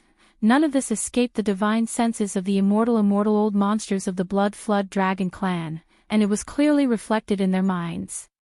In fact, the four of them weren't the only ones who saw this scene. At this moment, within the three camps that had already stopped 1,000,000 miles away from Sangji Star, there were a total of over 60 undying old monsters, as well as even more universe old monsters, sector lord old monsters, domain lord old monsters, and star lord old monsters. At this moment, almost all of them had released their divine sense, or were just inhonorable. Or they were secretly sweeping the scene in the atmosphere of the Mulberry G star. Therefore, there were simply too many great beings of the various clans who saw this scene. However, the scene captured by his divine sense was indeed too strange. Facing the invasion of a powerful fleet of battleships, and their overall strength was far weaker than the enemy's, it could be said that the difference was too huge. There was no comparison at all. These survivors of the primordial era were actually in the mood to laugh. And it wasn't just one or two people who were laughing. Tens of millions of people spread across the entire star, without exception. They were all laughing. Such a strange scene instantly made everyone's jaws drop. The four immortal realm old monsters of the Blood Flood Dragon clan, who were in charge of this battle, even carefully scanned the entire life star in front of them with their divine consciousness, inside and out, with slight worry. They even did the same for some of the other abandoned stars around this star. To prevent overly powerful beings from lurking on these abandoned stars and being carelessly overlooked. However, the final result was not unusual at all. In the life star in front of them with tens of millions of survivors of the primordial era, the most powerful beings were indeed more than 30 universe grade 9 perfection fellows. Moreover, these 30 half-step immortal old monsters were obviously the core higher-ups of more than a dozen top forces on this planet. This was the result of the divine senses sweep. It was clearly displayed. This result made the three-clawed flood dragon and the other immortal old monsters of the Blood Wirm clan feel completely relieved. While he heaved a sigh of relief in his heart, there was also a wave of anger that suddenly rose in his heart. As immortal old monsters, they were actually frightened by a group of primordial era survivors who obviously had some mental problems just now. If this matter were to spread, it would be really embarrassing. Even if it didn't spread, they obviously felt uncomfortable in their hearts, and their chests were stifled. Chapter 42-24. In the starry sky forbidden zone tens of millions of miles away from Sangji Star, on the abandoned planet that Yi Xian had chosen to use for his seclusion breakthrough, Hua. Walala, at this moment, Yi Xian was sitting cross-legged with his eyes closed on the peak of a giant mountain on this abandoned planet. Almost half a day had passed since he had started his seclusion cultivation. The few drops of all evil origin liquid he had swallowed earlier, as well as over 100 cubes of purple gold top-grade flesh medicine and other cultivation resources, had already surged within his body after transforming into a vast wave of scorching energy. It had already circulated through several dozen great circulations of energy. During this time, the clanking sound of chains resounded within Yi Xian's body. An invisible shackle of the human body's potential had appeared within his body after he had swallowed these cultivation resources. As long as he could break through it and tear apart this shackle, Yi Xian's cultivation strength would make another small breakthrough. However, after his original body's cultivation strength had entered the marquee level, although there were still many shackles of the human body's potential remaining in his body, each one of them had become incomparably tough. They were far from the shackles that had appeared before he had become a marquee-level immortal, so they could be easily broken and torn apart. For half a day, Yi Xian had been enduring extreme pain from his body. The scorching energy that surged like a river in his body was burning every inch of his flesh and bone at almost every moment. If it wasn't for the fact that he had been through this before, he would have gotten used to this inhumane torture. This time, if it had been anyone else, they would have most likely failed in their breakthrough. For half a day, the clanking sound of the shackles in Yi Xian's body had not stopped for a single moment. This also meant that the pain he was enduring had not stopped for a single moment. However, at this moment, it was clear that everything was nearing its end. This breakthrough was about to end. Xiao! Xiao xiao xiao! A sound that was so faint that it was almost inaudible rang out. Yi Xian's body, which had been incomparably dim, suddenly burst forth with an endless radiance. At this moment, the 1,080,000,000 pores on the surface of his body were erupting with dazzling auspicious multicolored energy. His precious body was so dazzling that one couldn't look straight at it. The energy that was as boundless as a great river and as hot as magma that had been surging through his limbs and bones was finally completely exhausted at this moment. The clanging sounds of the chains that had been going on in his body for half a day came to a complete stop at this moment. Yi Xian opened his eyes. For the first time since he had broken through, there wasn't excitement in the depths of his eyes. Instead, there was a faint glow of exhaustion. This breakthrough had indeed taken far too much time, and during this period of time, he had been enduring unprecedented extreme pain at every moment. It was hard to explain in words. Fortunately, everything was over at this moment. With the arrival of the breakthrough, the familiar system notification rang in Yi Xian's mind. Ding! Congratulations to the host for breaking through the realm of the ancient void tactics. Current realm, level 3 Marquee Immortal. Ding! Congratulations to the host for breaking through the realm of the physical body. Current realm, level 3 Marquee Immortal. Before this, his original body's strength was at level 2 Immortal Realm. Once he activated the three-headed, six-armed ancient demon ape bloodline, his strength soared to level 3 Marquee Immortal Realm. If he performed the 9 demon ape transformation and reached the 6th transformation, his strength would instantly reach level 9 Marquee Immortal Realm. And now, as Yi Xian's original body broke through again, reaching level 3 Marquee Immortal Realm, which was the peak of the initial stage. Once he activated the ancient demon ape bloodline in his body and entered the 6th transformation, he would reach level 1 Marquee Immortal Realm. His pinnacle strength would reach Emperor level 1, crossing a huge realm. He would finally be able to feel the majestic strength of an emperor, an immortal emperor. Although it's only after activating the ancient demon ape bloodline in my body and performing the 6th transformation of the 9 demon ape bloodline, clenching his fists tightly, Yi Xian's eyes burst out with an unprecedented blazing light. At this moment, the passion in his chest was like an avalanche as he raised his head and roared, but no matter what, this is after all the battle prowess that I, Yi, possess. The next moment, Yi Xian raised his head and roared, activating the ancient demon ape bloodline in his body. Roar! As his anger spread out, the power within Yi Xian's body instantly surged like a surging river.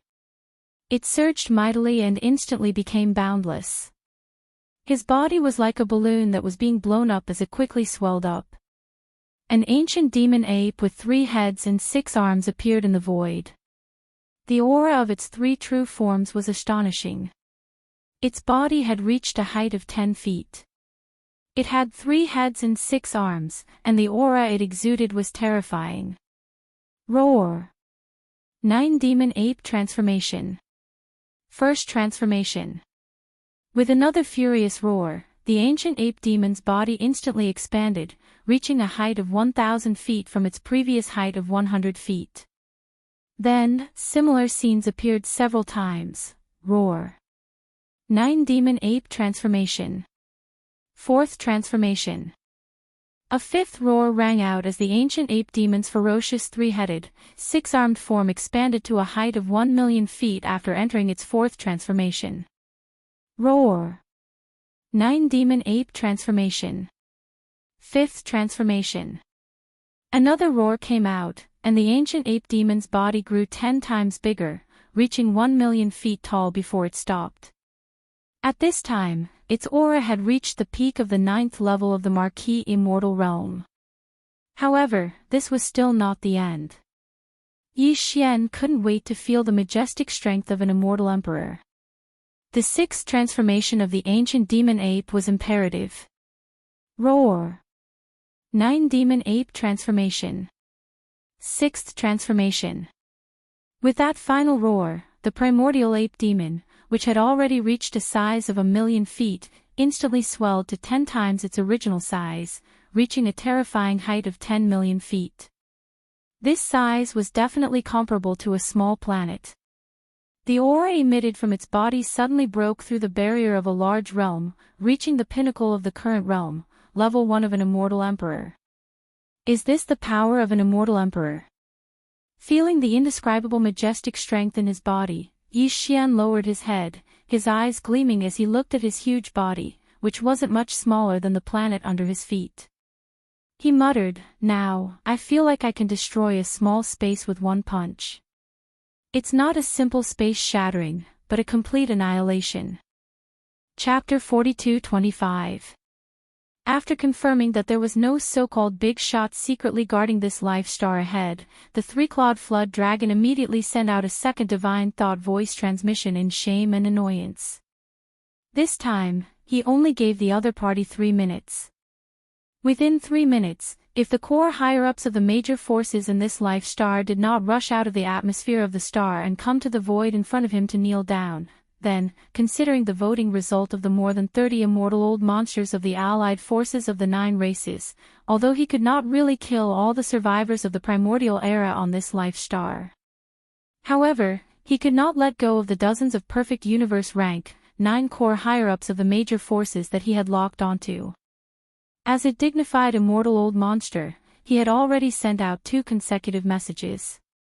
The second time, he even asked the dozens of half-step immortal old monsters in this life star in front of him to kneel down and surrender, but they actually dared to ignore it. If he did not kill them, how could he make a warning to others? The 3 minutes passed in a flash. The final result made the three-clawed flood dragon almost go berserk on the spot. Even the nearly 70 immortal old monsters of the 3 camps who were closely monitoring the situation inside the life star in front of them, as well as the more numerous universe old monsters, sector lord old monsters, domain lord old monsters, and so on. At this time, the expressions on their faces, all of them also revealed strong displeasure and indignation. The indigenous survivors of this life star in front of them were really too unruly, or perhaps it would be more appropriate to say that they did not know the difference between life and death. In the 3 minutes after the three-clawed flood dragon sent out his second message, the tens of millions of indigenous survivors in the atmosphere of the entire life star clearly heard this warning, but they still did not take it seriously at all. They still did what they were supposed to do. Occasionally, some people would raise their heads to look at the atmosphere above their heads, but their faces were full of ridicule. Roar. Damn it, are all the indigenous survivors of this life star really idiots? This is so infuriating. In the face of such an embarrassing scene, it was impossible for the three-clawed flood dragon to maintain his dignity even if he wanted to. He immediately roared, his tone full of exasperation. A powerful immortal realm old monster was infuriated to the point of spitting out blood because of a bunch of brainless aboriginal survivors. He was too unlucky. He originally thought that this battle would be a show of face, but he didn't expect that before the battle even started, he had already lost all his face. At this moment, even his intestines were about to turn green with regret. Against such a group of idiots, not just him, even an official-level Undying wouldn't be able to do anything, he would still be angered to death. What an unlucky year for him to encounter such an unlucky thing.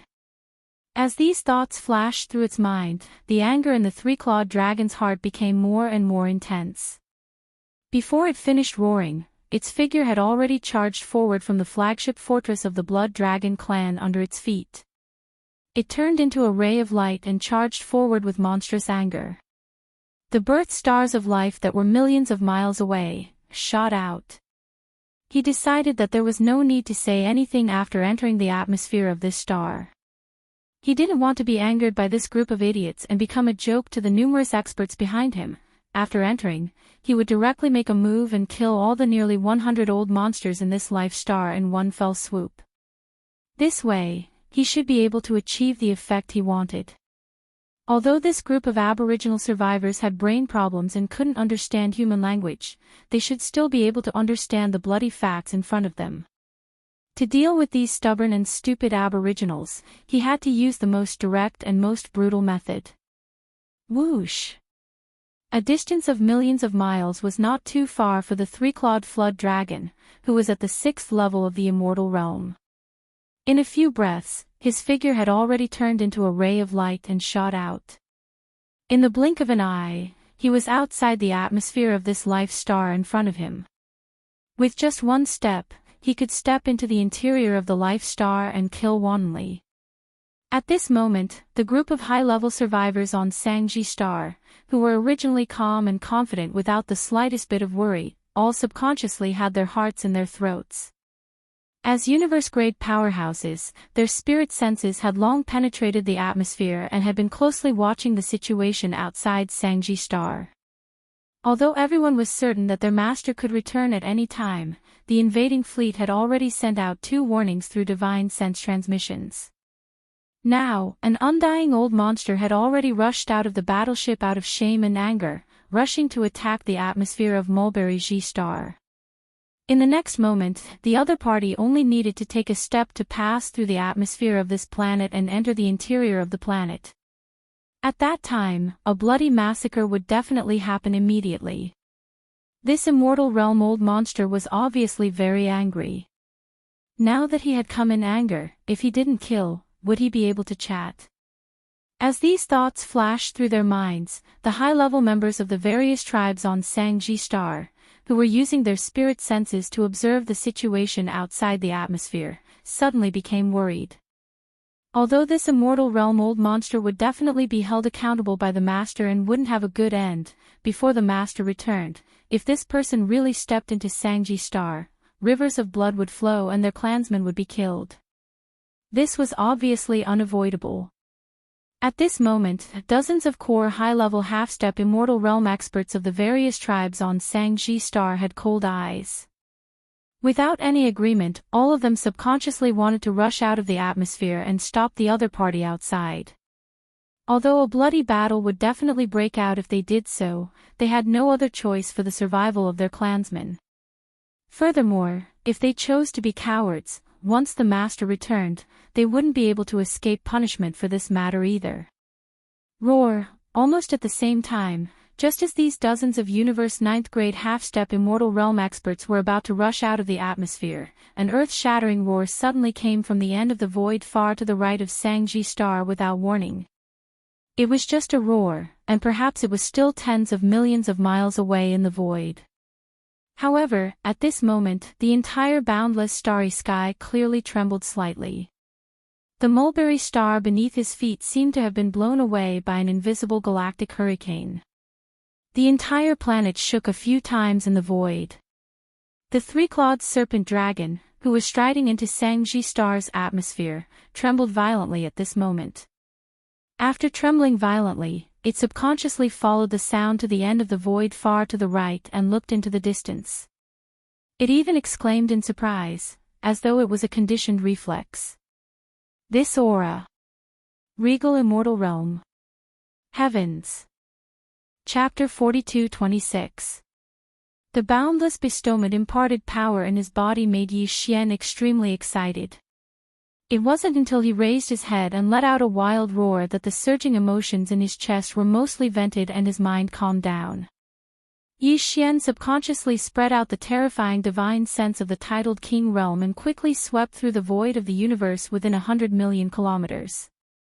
In an instant, he found out everything that was happening around Mulberry Star, which was tens of millions of kilometers away. Are they finally here? The leading army is actually the allied army of the 9 great races of the second universe. This is exactly what I want. With a flash of light in his eyes, Yi Xian disappeared with a thought. Today, not only had he activated the ancient demon ape bloodline in his body, but he had also used the 6th transformation of the demon ape 9 transformation bloodline ability. Within the giant true body of 10 million feet, the terrifying power of the Emperor Immortal Level 1 surged. Tens of millions of miles, with just a flash, he had already flashed. Of course, considering that it was not a good time to reveal his true identity, when Yi Xian stepped forward, he had already retracted the skeleton body and the black fog body in the 3-headed 6-armed demon ape true body, leaving only the flesh body. He also made some small changes to reveal his appearance. It was like a star berserk ape. In the next moment, his figure crossed tens of millions of miles of space and appeared in an empty space only a few million miles away from Sangji Star. Although it came silently without any warning, at this moment, whether it was the 12 tribes on Sangji Star, the tens of millions of remnant experts of all sizes, or the countless stars and the hundreds of millions of battleships of the 3 camps outside the planet's atmosphere, they were all stepping into the atmosphere of Sangji Star. The 3-clawed flood dragon that wanted to enter the planet's atmosphere and start a massacre, in the void within a radius of 10 million miles, all the breathing life forms subconsciously cast their gazes at Yi Xian because of an inexplicable fear in their hearts. His body was tens of millions of feet tall, his eyes gleaming coldly. Although the aura within his body was restrained, it still gave people a feeling that he could destroy the world. At this moment, Yi Xian's invincible aura of the star berserk ape was incomparably clear and almost eternally engraved in everyone's hearts. The 3-clawed flood dragon's reaction was the fastest. As his body trembled violently, he subconsciously exclaimed on the spot, "This aura, an Emperor-level undying? My God, big brother, don't be impulsive. This is a misunderstanding." Almost in the next instant, in the universe void a million kilometers away from Mulberry G Star, within the hundreds of millions of starships of the 3 camps that had only arrived less than 2 hours ago, cries of despair rang out from all over the place. Emperor level. It's actually an Emperor level undying. It's over this time. No wonder these indigenous survivors are laughing so strangely. They are completely fearless. To think we treated them like idiots. The ones with brains are clearly us okay. A group of normal undyings with over 100 million battleships actually dared to attack an Emperor-level undying's life star. Let's flee, there's no suspense. Not only is he an Emperor-level undying, but he's also a star berserk ape.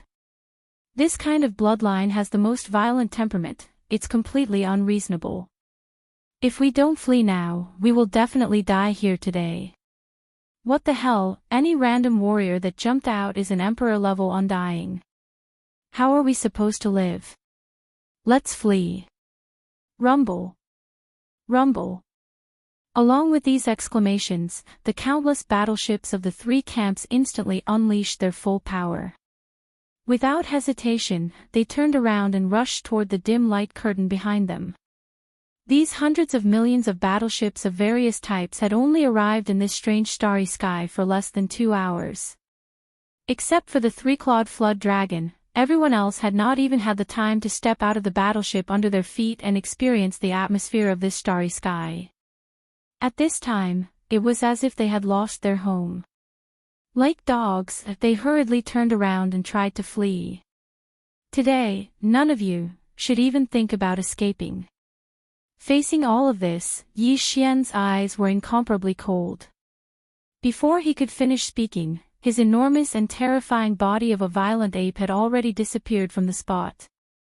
In the next instant, when his figure appeared once more, he was shockingly over 50,000 kilometers away. He crossed his arms and stood boldly in front of the dim light barrier that led to the gloomy world, and he obstructed the path of escape of everyone.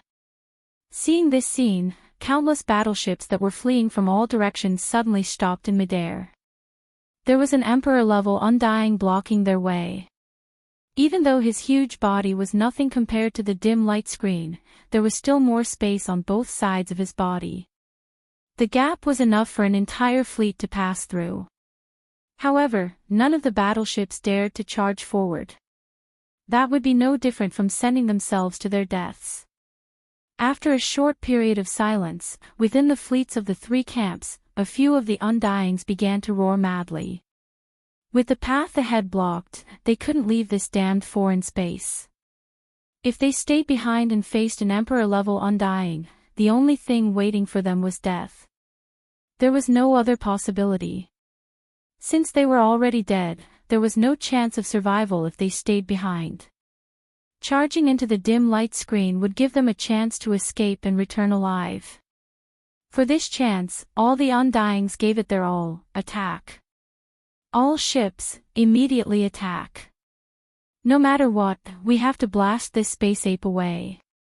Otherwise, if we stay here, we will definitely die. My God, if I knew there was an Emperor-level Undying here, I wouldn't have come even if you beat me to death. Rumble. Rumble, rumble, rumble. Following the roars of the Undying old freaks, the fleet commanders below did not hesitate and immediately gave the order to activate the cannons and launch an attack. In an instant, countless different-sized energy beams shot out from all directions. It was as though they were free, covering the skies and land as they shot towards the huge space ape. Seeing this, Yi Xian was enraged. With his current cultivation base and the boundless blood and chi of his gigantic true form, the energy beams of ordinary battleship cannons could no longer harm him, unless they were the energy beams of the antimatter death ray cannons of the fortresses. However, among the more than 100 million battleships of the three great factions, although there were quite a few strongholds of varying sizes, they were only around 20%. Moreover, they were scattered throughout the vast void in front of them. With Yi Xian's strength, there was no question at all about avoiding these scattered antimatter death beam cannons. Problem. In a flash, he had already flashed out. In the blink of an eye, he was in front of a fleet, raising his fist and punching. Pang! Chapter 42-27. As the battleship exploded, the other weaker existences, even universe-grade powerhouses, were unable to escape. Their bodies were either torn apart by the explosion of the battleship or blasted into a bloody mist by the terrifying impact of Yi Xian's punch. More than 100 battleships of various types exploded, leaving only 3 survivors. These 3 fellows were all immortal old monsters from the Green Rock race, one of the 9 great races of the Second Universe. These 100 battleships all belonged to the Green Rock race of the 9-race alliance in the Second Universe. One of the large fortresses was the central flagship of the Green Rock Army. Yi Xian had deliberately targeted this side and attacked. The hundreds of millions of battleships around him had all fired at the command of the immortal old monsters of various races. If he wanted to stop all this, he had to start with the immortal old monsters. However, even he had not expected that the central flagship fortress he had targeted would actually belong to the Green Rock race of the Second Universe. Speaking of which, this race did not have a good relationship with Yi Xian back then. In fact, among the top 10 races of the Second Universe, besides the Dark Turtle race, which had already been sealed, the other 9 races were all like this. They were all Yi Xian's enemies. Although Yi Xian had later become the Star Master of the Sky River Star, their relationship had eased on the surface.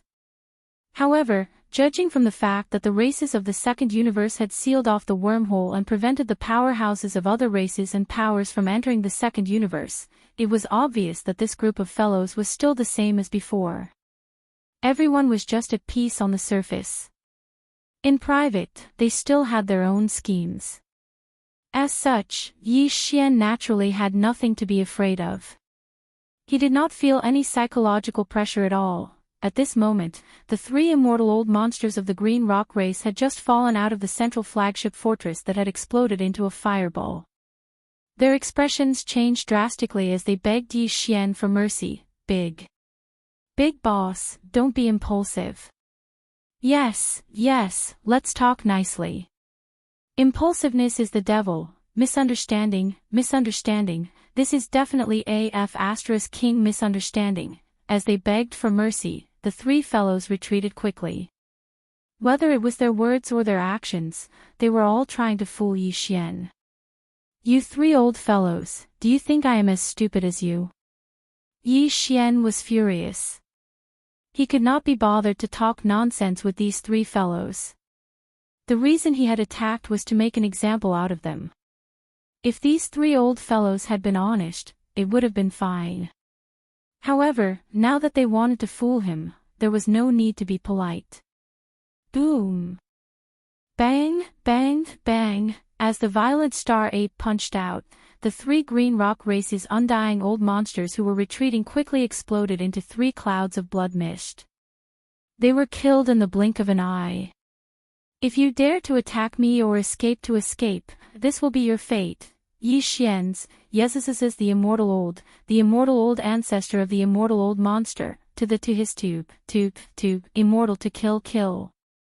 At the same time, the three immortal old monsters of the green rock race were sucked into his body and sent into the farmer god cauldron in his undying world. He did not want to reveal his identity as Yi Xian. Therefore, not only could he not reveal his ancient ape demon form, he could not even summon the farmer god cauldron.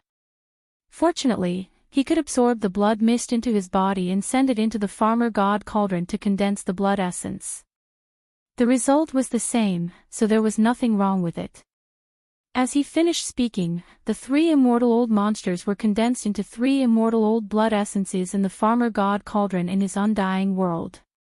Yi Xian kept them in the cave at the bottom of the volcano in the central region. He would use them to refine the level 22 pill in the future, or when he was in seclusion to break through. At this moment, as Yi Xian's thunderous attack destroyed more than 100 different types of battleships, followed by another punch that killed the three powerful immortal old monsters, the surrounding battleships that were firing in unison suddenly stopped as if they had agreed to it. Following that, faint sounds of breaking through the air could be heard. One figure after another rushed out from the central flagship strongholds of the various battleships. They hesitated as they slowly flew towards Yi Xian. At a glance, there were a total of 62 such figures, and they were all immortal old monsters. These fellows clearly understood the situation. They knew that it was impossible to create chaos and escape from such a powerful immortal emperor. Although they had a lot of people, a total of 62 immortal emperors, the other party had killed 3 of them with just one punch. Even if they killed all of them, it would only take a few more punches. If that was the case, they might as well give in temporarily and think of a way to escape in the future. After all, since this galactic berserk ape only asked for all the battleships to cease fire and not allow anyone to escape and did not directly charge into the fleet and attack without restraint, it meant that its purpose was very likely not to kill everyone. If that was the case, there was room for negotiation. Why, are you not running anymore? Seeing that the 62 immortal realm old monsters had all arrived in front of them one after another. They were divided into several groups and gathered in the air in front of them, maintaining a safe distance. All of their faces were filled with vigilance. Yi Xian immediately laughed sinisterly. Towards this, the group of immortal emperors were all bitter. Some sighed, some were speechless. Although no one said anything, they all shook their heads. Obviously, this was a sign that they had accepted their fate. At least on the surface, they had surrendered and did not dare to talk about escaping. Yi Xian was quite satisfied with this kind of performance. He immediately nodded his head, raised his hand, and pointed around. Since you're not escaping, then from now on, all of you, including all of the warships behind you, as well as all of the lives within the warships. All of you have been captured by this king. Captives. The group of immortal old monsters stared at each other, their faces showing strange expressions. They naturally understood the meaning behind Yi Xian's words, but, a powerful emperor-level undying, why would he capture them? Even though there were quite a number of immortal emperors, over 60 of them, there was not a single immortal emperor. They could not even take a few punches from him. And even though the space battleships behind them were more in number, over 100 million, compared to an immortal emperor, they were obviously not enough. At this moment, the 62 immortal emperors were all stunned. They couldn't understand what Yi Xian's goal was. From now on, all the battleships will be reorganized into 10 small legions. When these 10 legions are combined, they will be this king's captive legion. Chapter 42-28. Plop. Plop. The moment Yi Xian finished his words, the 62 undying old monsters in front of him were almost flipped over in the void space. At this moment, they basically understood why Yi Xian had captured this huge fleet. If there were no accidents, he probably wanted to build them into an army and conquer the territory. After all, even though the enemy was powerful and was an emperor with terrifying cultivation base, he couldn't possibly go into battle alone for such a great expedition in the star field, right? It just so happened that the indigenous survivors on the life star he was protecting were all very weak. Hence, he naturally had his eyes on this powerful fleet behind them. Including the 62 undying old monsters, he also had his eyes on them and wanted to use them as generals to lead the army. This originally wasn't a big deal. Being the vanguard of an emperor wasn't shameful at all. In the starry sky, the strong were always respected. Besides, according to the enemy's words, it seemed that after the army was formed and reorganized into 10 small armies, they would form a council to manage it, and the enemy wouldn't interfere. This gave them a very high degree of freedom. Even if they weren't happy living under the enemy's banner in the future, it was still possible for them to find an opportunity to escape from this star field. However, putting aside the fact that this army was called the Captive Army, the Supreme Council that led the army was also called the Captive Army. Wasn't this a little too much? An organization like the Council sounded high-end, but if they added the word Captive Army in front of them, how could this group of undying old monsters still have the face to go out and meet others? Since none of you have any objections, then this matter is settled. Just as these old guys were feeling miserable and were hesitating whether they should discuss with this being in front of them who didn't care about names and see if they could change the name of the council, Yi Xian took it as their silent agreement. He waved his hand and turned his gaze to the three-clawed flood dragon. You look quite pleasing to the eye. From now on, you'll be the chairman of the Captive Army Council. Plop. This time, the three-clawed flood dragon was really thunderstruck and directly fell into the void. It was not easy for him to get up, and his face was already incomparably miserable. At this moment, he really wanted to puff out his chest and tell the other party that he was not a thing. No, it did not matter whether he was a thing or not. In short, this captive was a matter of discussion. No matter what, he didn't want to take up the position of patriarch. What happened today would definitely spread after they returned to the second universe in the future. At that time, the so-called Captive Army and Captive Council would definitely become the laughingstock of countless powerhouses in the 3 main planes of the starry skies. The number of members in the army did not matter at all. There were more than 100 million battleships, and there were even more experts from various races. Who knew which one of them was? Even if the other 61 members of the parliament were captured, there were still quite a number of them. When the news spread, it was impossible to name them one by one. Only he, the chairman, could not escape no matter what. At the thought that when people mentioned this shameful matter in the future, they would definitely mention the chairman of the Captive Council. The three-clawed flood dragon immediately felt as though there was nothing left to live for. He was so anxious that he almost cried. When they saw this scene, the other 61 immortal old monsters exchanged glances and expressed sympathy for the three-clawed flood dragon. At the same time, they all secretly heaved a sigh of relief. In any case, they should be thankful that the chairman of the Captive Council had not fallen on their heads. Master. Welcome back, Master. At the same time, more than 30 figures came together from the direction of the distant Sangji star. Although they were still quite a distance away, they all greeted Yi Xian excitedly. These 30 figures were the upper echelons of the 12 major tribes on the Sangji star. They had just been summoned out of seclusion by the remnant powerhouses of the tribes 2 hours ago. Although none of them had broken through to the immortal realm, all of them were already at the peak of the universe grade 9, which was half-step immortal realm. Ha! All of you broke through from the initial universe grade to the peak of the universe grade 9 in 1 year. Not bad, not bad. Yi Xian turned his head to look, and his eyes immediately lit up. After a few words of praise, he suddenly waved his hand, and in an instant, streaks of dark light shot towards this group of fellows.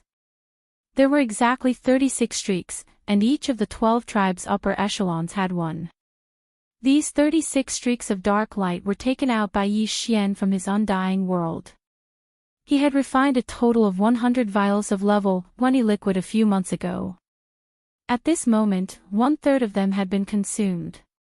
The level 20 liquid could allow a universe grade 9 to break through to the first level of the immortal realm. Now, Yi Xian had given each of the 36 half-step immortal old monsters a vial of level 20 liquid.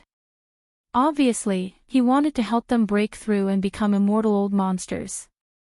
As a result, there were now 36 immortal old monsters among the remnant people of the Sangji star. Their strength was finally passable.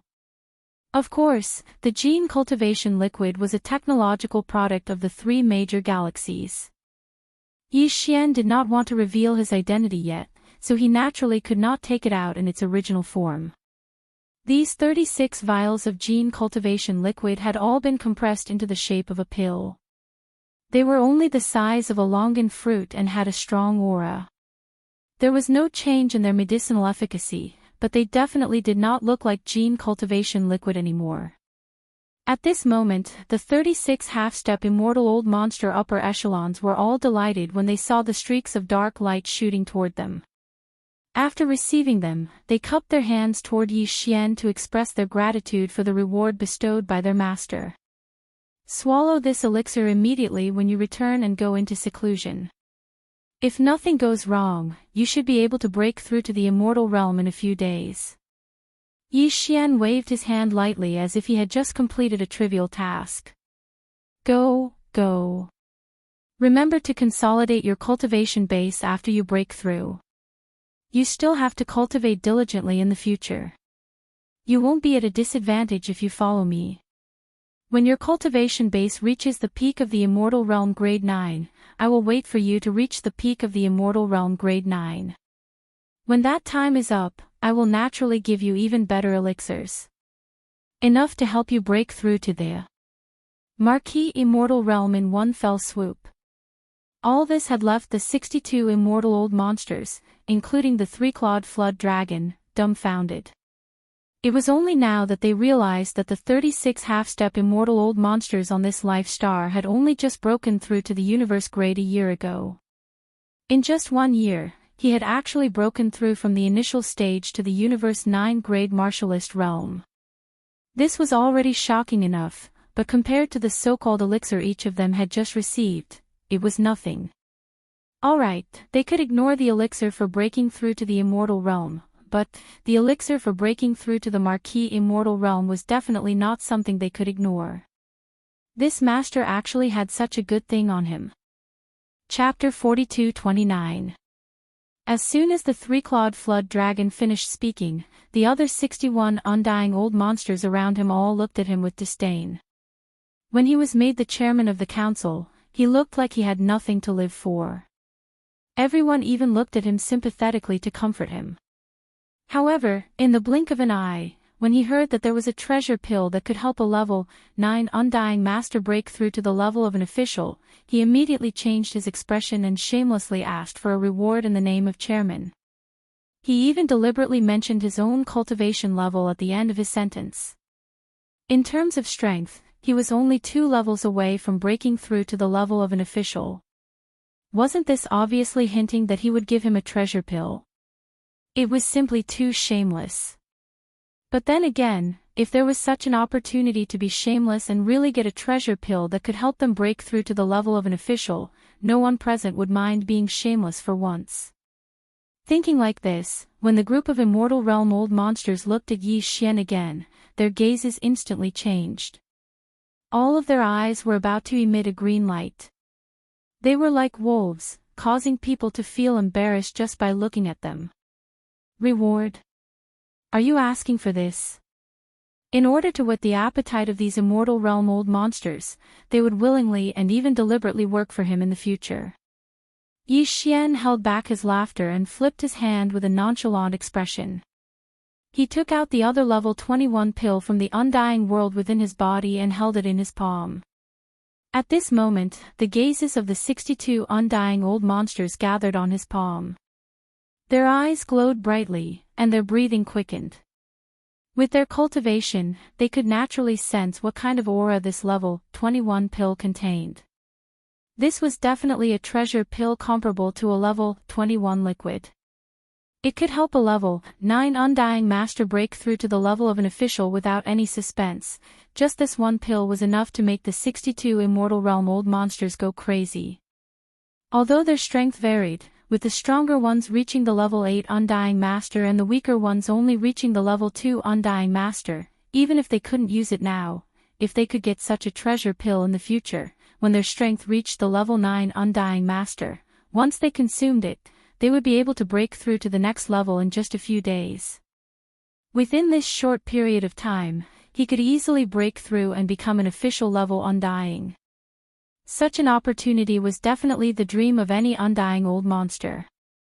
After all, under normal circumstances, an undying level 9 Undying would need at least 1,000 years of closed-door cultivation to break through to the official level. And there was no guarantee of success. Basically, out of 1,000 undying level 9 peak undyings, only a few could successfully become official level undyings. As for the others, they would either be stuck at the sempiternal realm or perish. Yes, yes, yes, that's it, that's it. Thank you, my king, for your reward. The three-clawed serpent nearly drooled at the sight of the pill. To him, the allure of this pill was countless times greater than the drop of All-Fiend Origin elixir that Yi Xian had given him.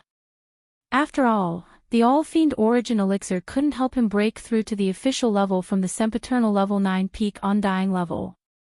Seeing Yi Xian take out the pill, this guy thought that he was really going to be rewarded. He was overjoyed. He thanked Yi Xian before he even got the pill.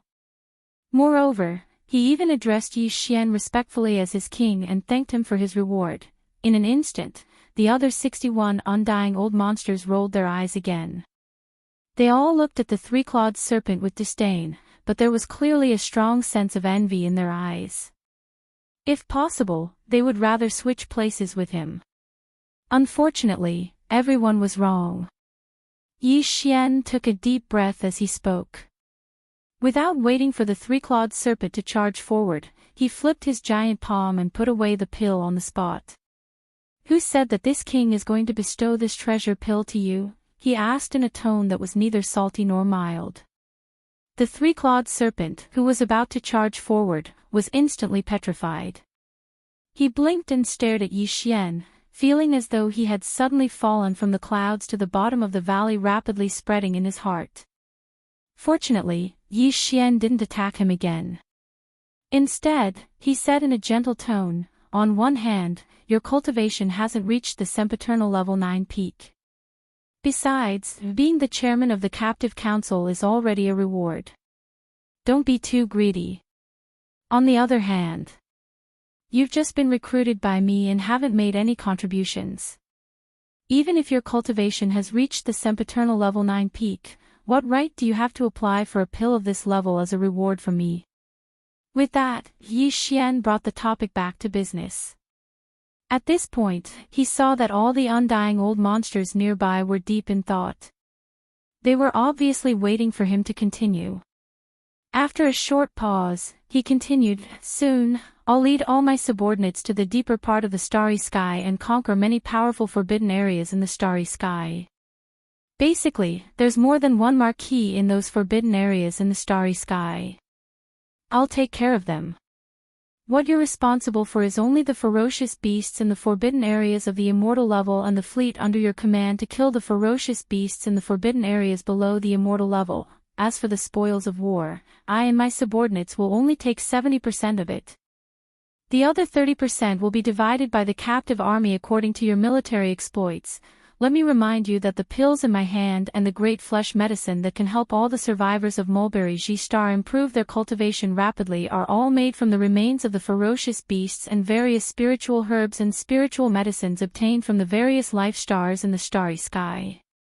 If you want to get the pills and the great flesh and blood that can improve your cultivation rapidly, you can accumulate military exploits. If you need them, you can apply to me. There's another way, and that is to save up the 30% of the spoils. When you've reached the required amount, you can ask this king to help you refine the precious pills and flesh medicines. Hearing this, the eyes of the immortal realm old monsters immediately lit up, and even their breathing became rapid again. After all, they came to this starry sky to plunder resources. Although they were now captives, what they were going to do next was obviously not in conflict with their original intention. Although they were only left with 30% of the spoils of war, following an undying emperor on an expedition, the total amount of spoils of war each time was far more than what they could get by going on expeditions alone. Therefore, 30% was actually not a loss at all. Chapter 42:30. Originally, the 62 immortal old monsters, including the three-clawed flood dragon, had only submitted to Yi Xian's despotic power on the surface. In their hearts, they had already planned to oppose him in public. As long as they found an opportunity, they would immediately flee with their race's spaceship into the dim light screen from which they had come and escape. However, now that Yi Xian had displayed his methods, the mentality of these 62 immortal old monsters had completely changed in an instant.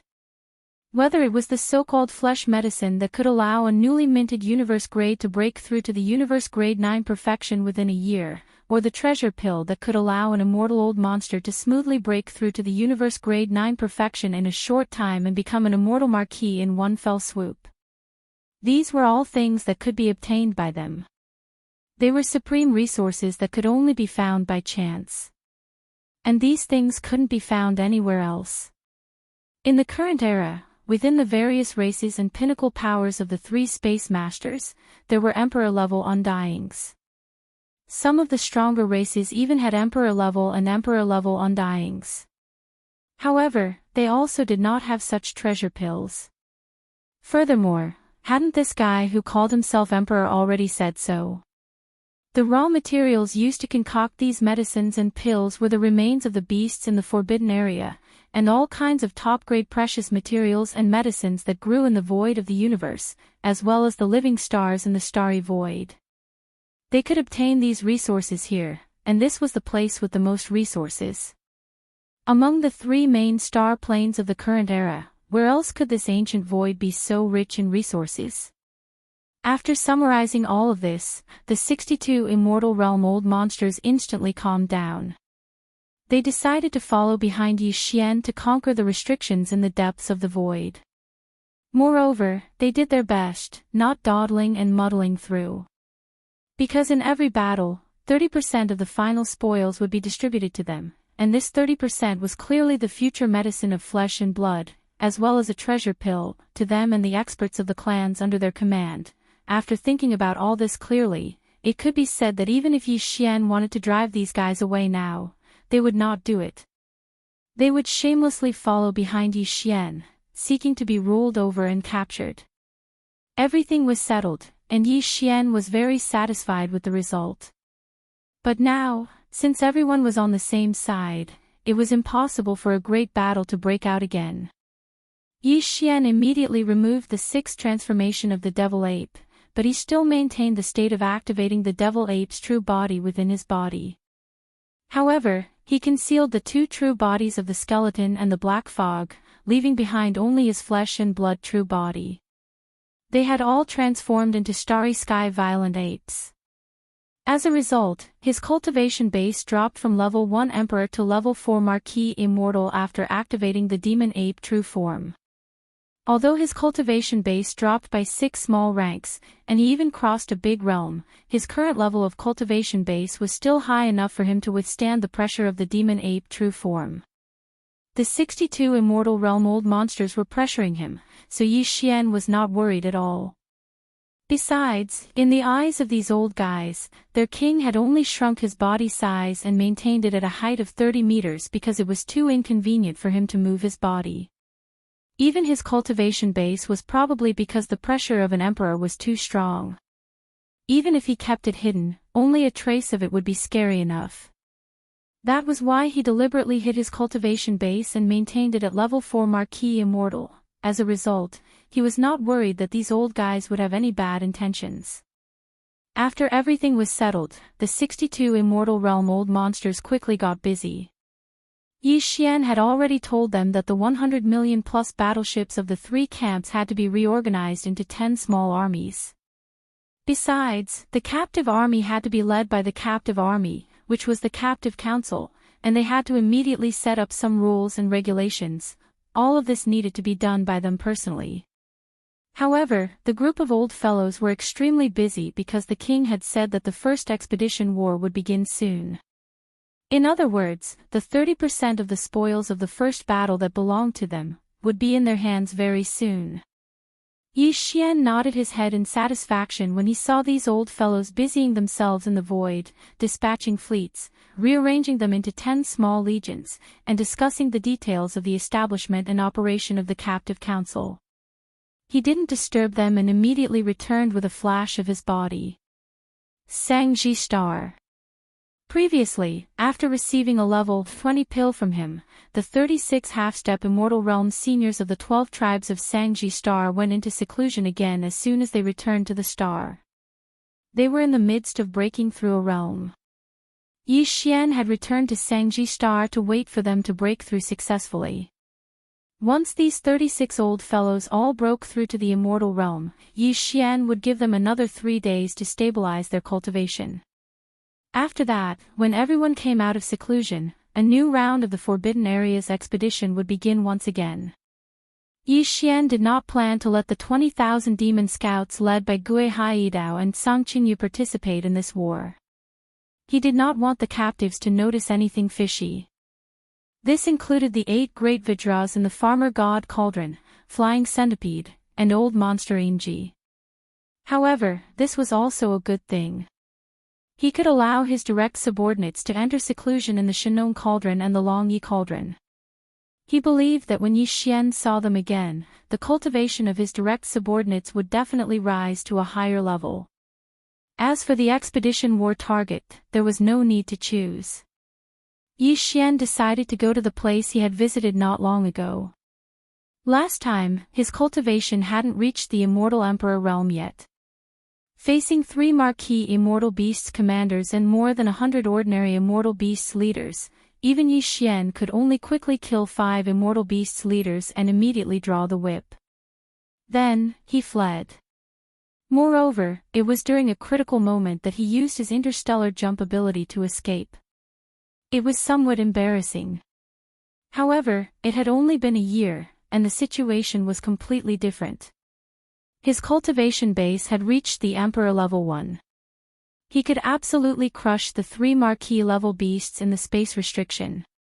Even the 36 Immortal Realm seniors under him, including the 36 Immortal Realm seniors who were about to break through, the 3 Clawed Flood Dragon and the other 62 Immortal Realm seniors, had reached a total of close to 100 Immortal Realm seniors. Chapter 42-31. 5 days had passed in the blink of an eye.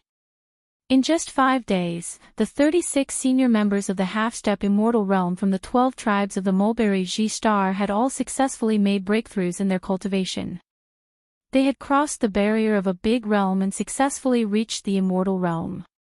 Among the tens of millions of survivors of the remote antiquity, today, there were finally Immortal Realm existences. Furthermore, there were 36 of them as soon as they appeared. Such a great change made the tens of millions of survivors and experts in the thousands of mountain villages of various sizes on the entire Mulberry Tree Star cheer for a whole day. In fact, it wasn't just the 36 high-level remnant experts. The thousands of remnant experts on Mulberry G-Star had all improved significantly compared to a year ago. For the remnant race that had been trapped in this void for a long time, this 1 year was like a complete transformation. Over the past year, under the 36 undying remnants, there were close to 100 more universe-grade powerhouses, 200 to 300 sector lords, 400 to 500 domain lords, and close to 1,000 star lords. If this had happened in the past, perhaps none of the tens of millions of remnant experts would have believed it. However, it had all become a reality now. Furthermore, the birth of the 36 immortal realm old monsters on Mulberry G-Star was equally shocking to the countless experts who had formed a captive council in the past 5 days. They had also organized all the battleships into 10 small army units. Even among the strongest tribes and top forces on the 3 main star planes, immortal realm old monsters didn't appear often. Usually, it would take many years for one more immortal realm clansman to break through to the immortal realm. However, in this place, in just a few days, 36 immortal realm old monsters had appeared at the same time on a small life star. This was definitely not an ordinary matter, especially when all the starry sky powerhouses in the captive army found out that these 36 immortal old monsters had all successfully broken through from the Universe 9 grade to the immortal realm after consuming a treasure pill. Everyone's eyes lit up in an instant. It was even more intense than before. Perhaps their current cultivation base and strength were not enough, but as long as they accumulated enough battle merits and were allocated enough materials, they still hoped to exchange for a treasure pill with a heaven-defying effect comparable to the level 20 liquid from King Chiao in the future. This hope was quietly buried in the bottom of everyone's heart. They gathered their strength and couldn't wait to rush to the battlefield in space. It was time for this battle to come. Whether it was the captive army or the tens of millions of survivors on Mulberry Tree, they were all ready. On the 6th day, Yi Xian rushed out of Mulberry Star and into the void beyond the atmosphere. Swish! With a wave of his hand, the giant life plug of the Wild Dragon battleship appeared. However, its appearance had undergone some changes. This was originally very simple. He just had to give the command to the core crystal of the world bug that formed this giant plug. And now, the Wild Dragon ship was about the size of a small planet. However, it looked more like a ship from the survivors. This was in line with the characteristics of this ancient space. For an emperor to have such a huge ship was a captive. The 62 immortal realm old monsters in the army didn't have any doubts. Soon, as the Cork of Life appeared, a large number of battleships of various sizes rushed out of Mulberry G's atmosphere and into the Cork of Life, which had long since been opened. At the same time, the captive army in space not far away was making their final preparations. All the small ships were passing through the doors of the various fortresses, entering within.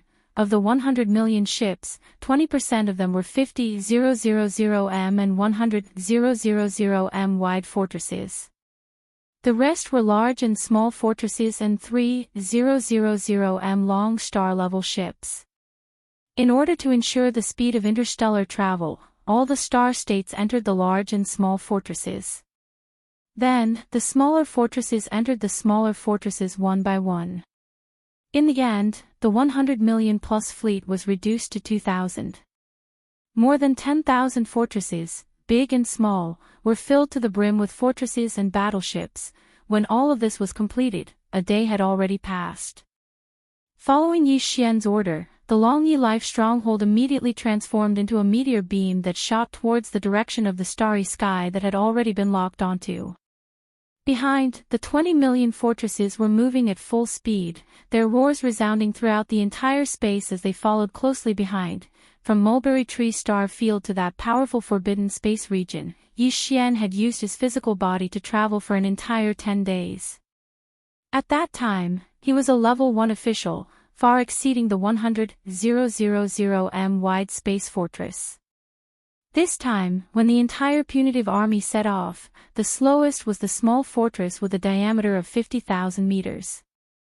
No matter how fast the Long Yi battleship was, it still had to take into account the progress of the army behind it. Thus, the entire journey took a total of 17 days, and this was with the 20 million fortresses behind the Long Yi battleship. They did their best to use spatial jumps during the entire journey. The result. Otherwise, it would have taken even longer. After 17 days of boring space travel, the giant fortress of life and the 20 million fortresses behind it finally arrived at a space tens of millions of miles away from this powerful forbidden space. The entire army stopped in the air after Yi Xian gave the order. Immediately after, large and small fortresses drove out from the 20 million fortresses behind them.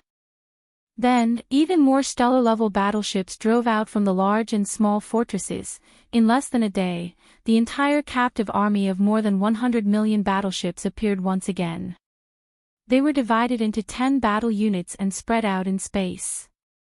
During this period of time, the million-plus battleships of the Desolate-era survivors in the Wild Dragon ship had also been set out, forming a huge combat unit.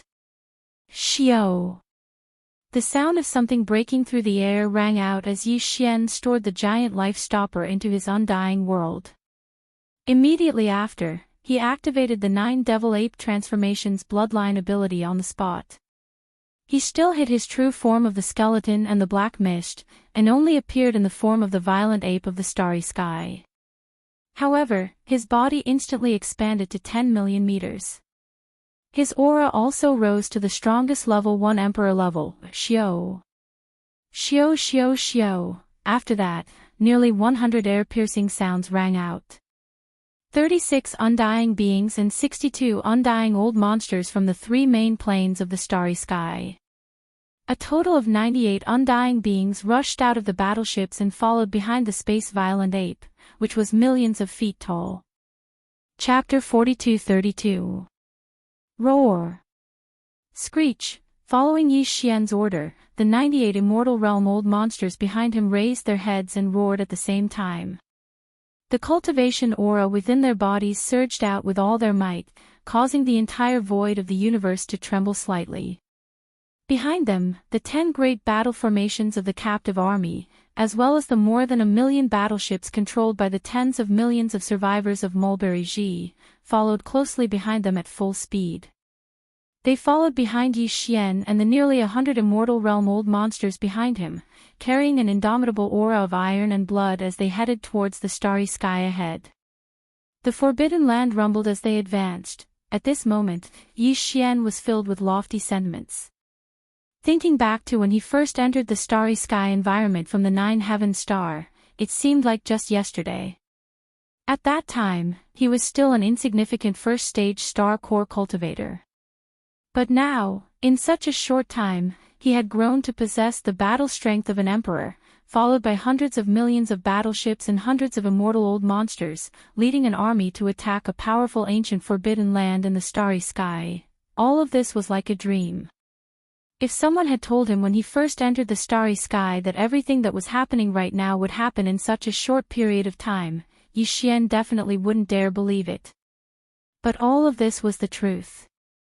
It was the truth that was happening right now. Moreover, even this ancient and powerful forbidden area in front of him was far from the limit of his growth. It was only a springboard, a turning point. From here onwards, the stage in front of Yi Xian would be even wider. The height of his growth in the future, even if it was the current him. Even now, it was impossible to predict. Screech.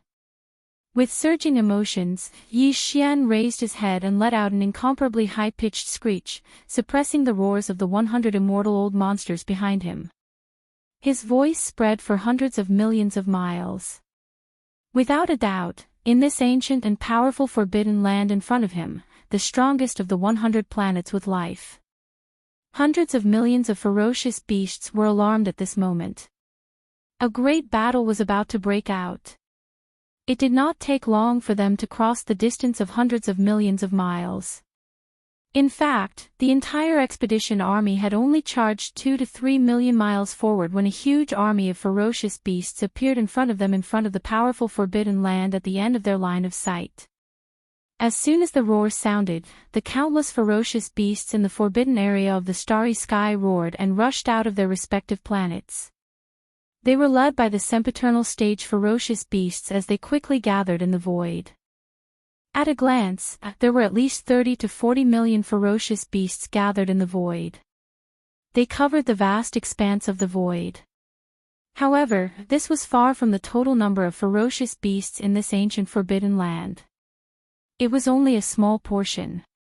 Behind the army of ferocious beasts, there were still a large number of ferocious beasts in the forbidden land. They rushed out of the atmosphere of the planets and gathered towards the army of ferocious beasts. Meow! Roar! Screech! At this moment, 3 earth-shattering roars and screeches were heard. The most powerful beings in this ancient starry sky forbidden land, the 3 ferocious beast commanders, had finally arrived.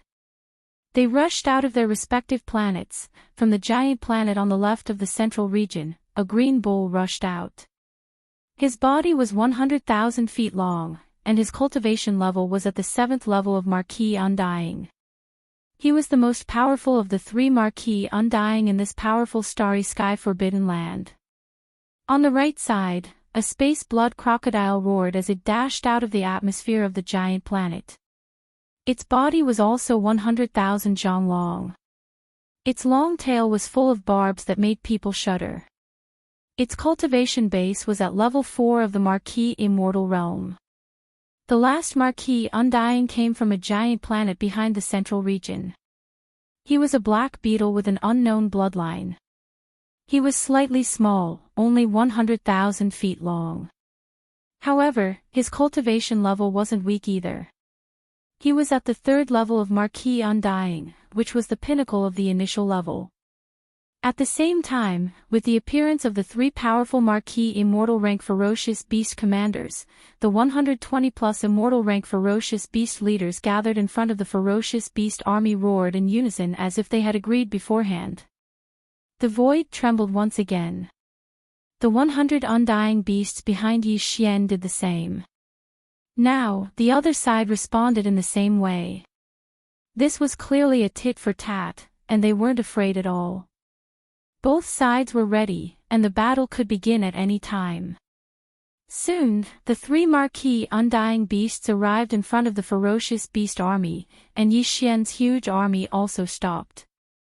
The distance between the 2 sides was only 5 to 6 million miles, which was already within the range of the battle. At this time, Yi Xian was still in his space violent ape form.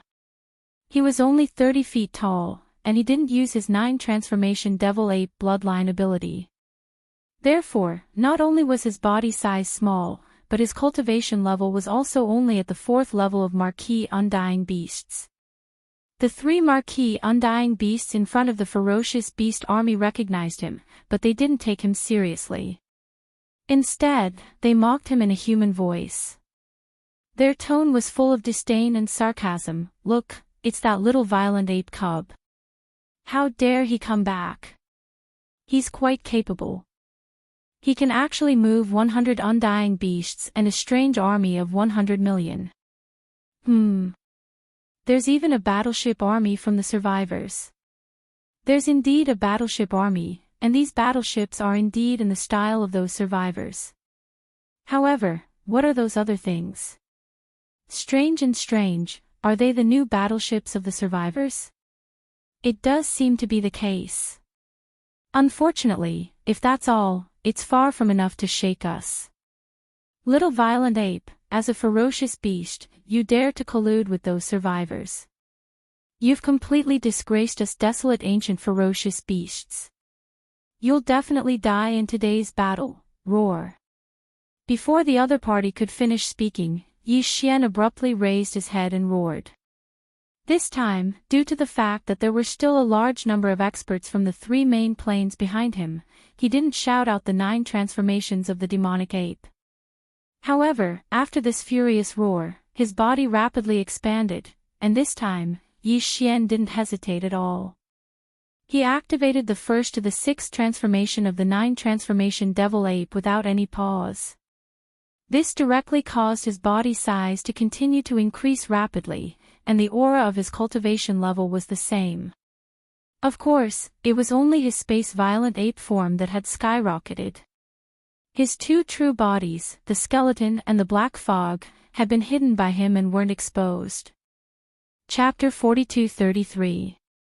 From the Devil Ape's first transformation to the Devil Ape's sixth transformation, even if they were to activate it one by one, it would only take 6 breaths of time. Now that Yi Xian had activated it at the same time without any gaps, the time was even shorter. 4 breaths later, his body had grown from 100 feet to 10 million feet tall. His aura had risen from level 4 Marquis Immortal to level 1 Emperor Immortal.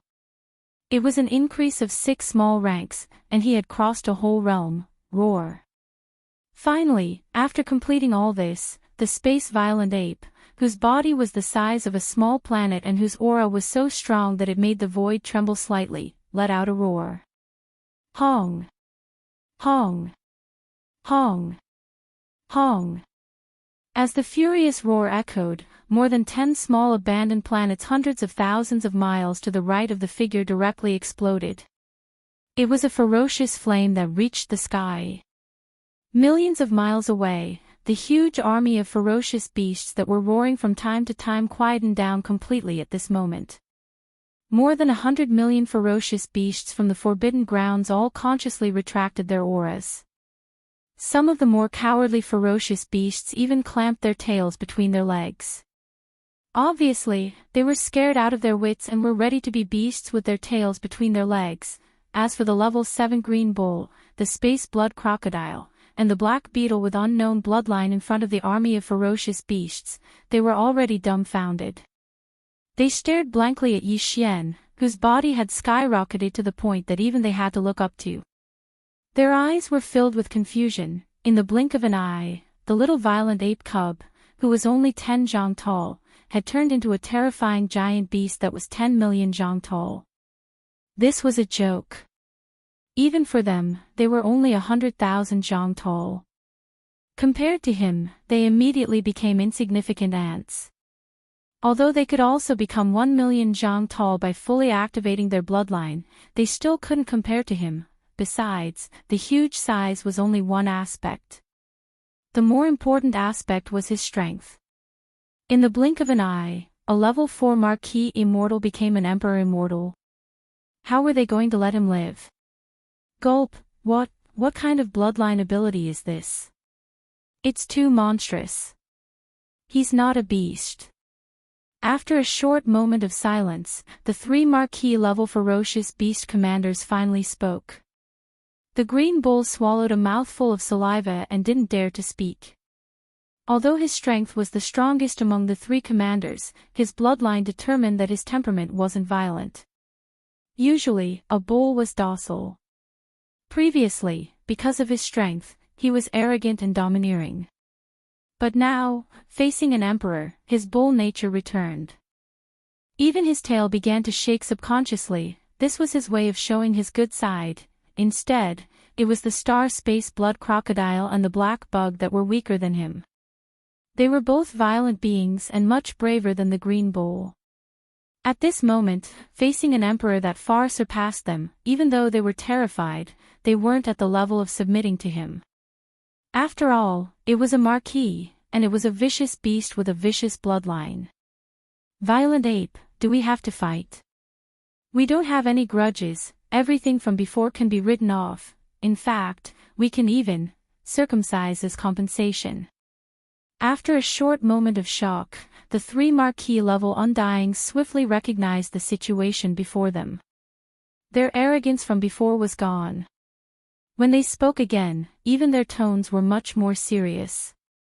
The last sentence was actually said by the Green Ox, who was the strongest among them and had reached the 7th level of the Immortal Marquis realm. It was truly shocking. It seemed that the docile nature of the Green Ox's bloodline had been completely awakened by Yi Xian's Emperor realm cultivation. Written off. Too late. Howl. Yi Xian had to start this battle.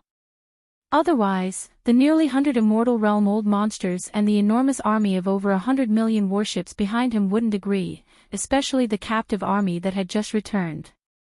The reason why they were willing to submit to Yi Xian was because of benefits, and these benefits were war benefits.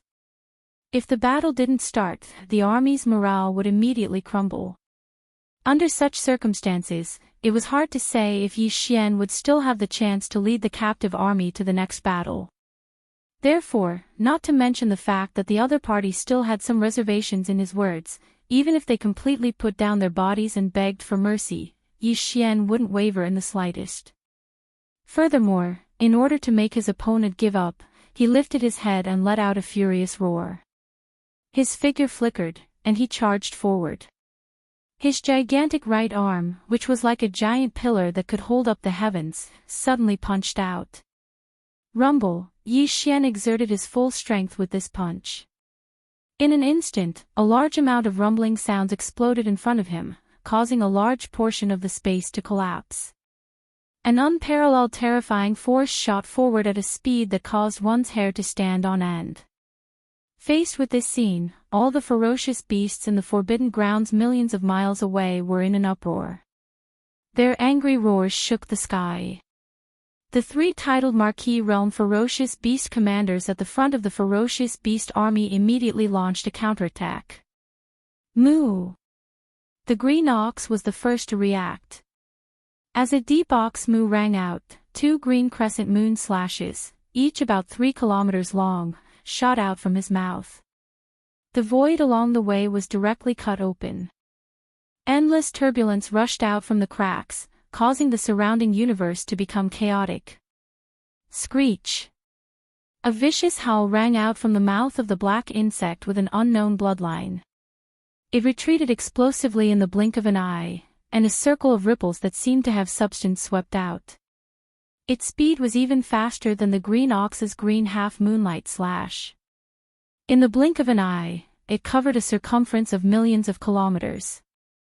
Immediately, the 100 undying realm monsters behind Yi Xian felt their bodies become sluggish. They felt like they were stuck in an endless swamp. Yi Xian had a taste of this strange circle of ripples before.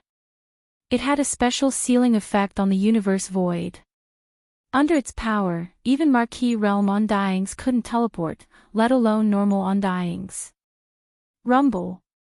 At the same time, the level 4 Marquis Realm Blood Crocodile dashed to the right side of the void. Its huge crocodile tail, full of ferocious barbs, suddenly swung.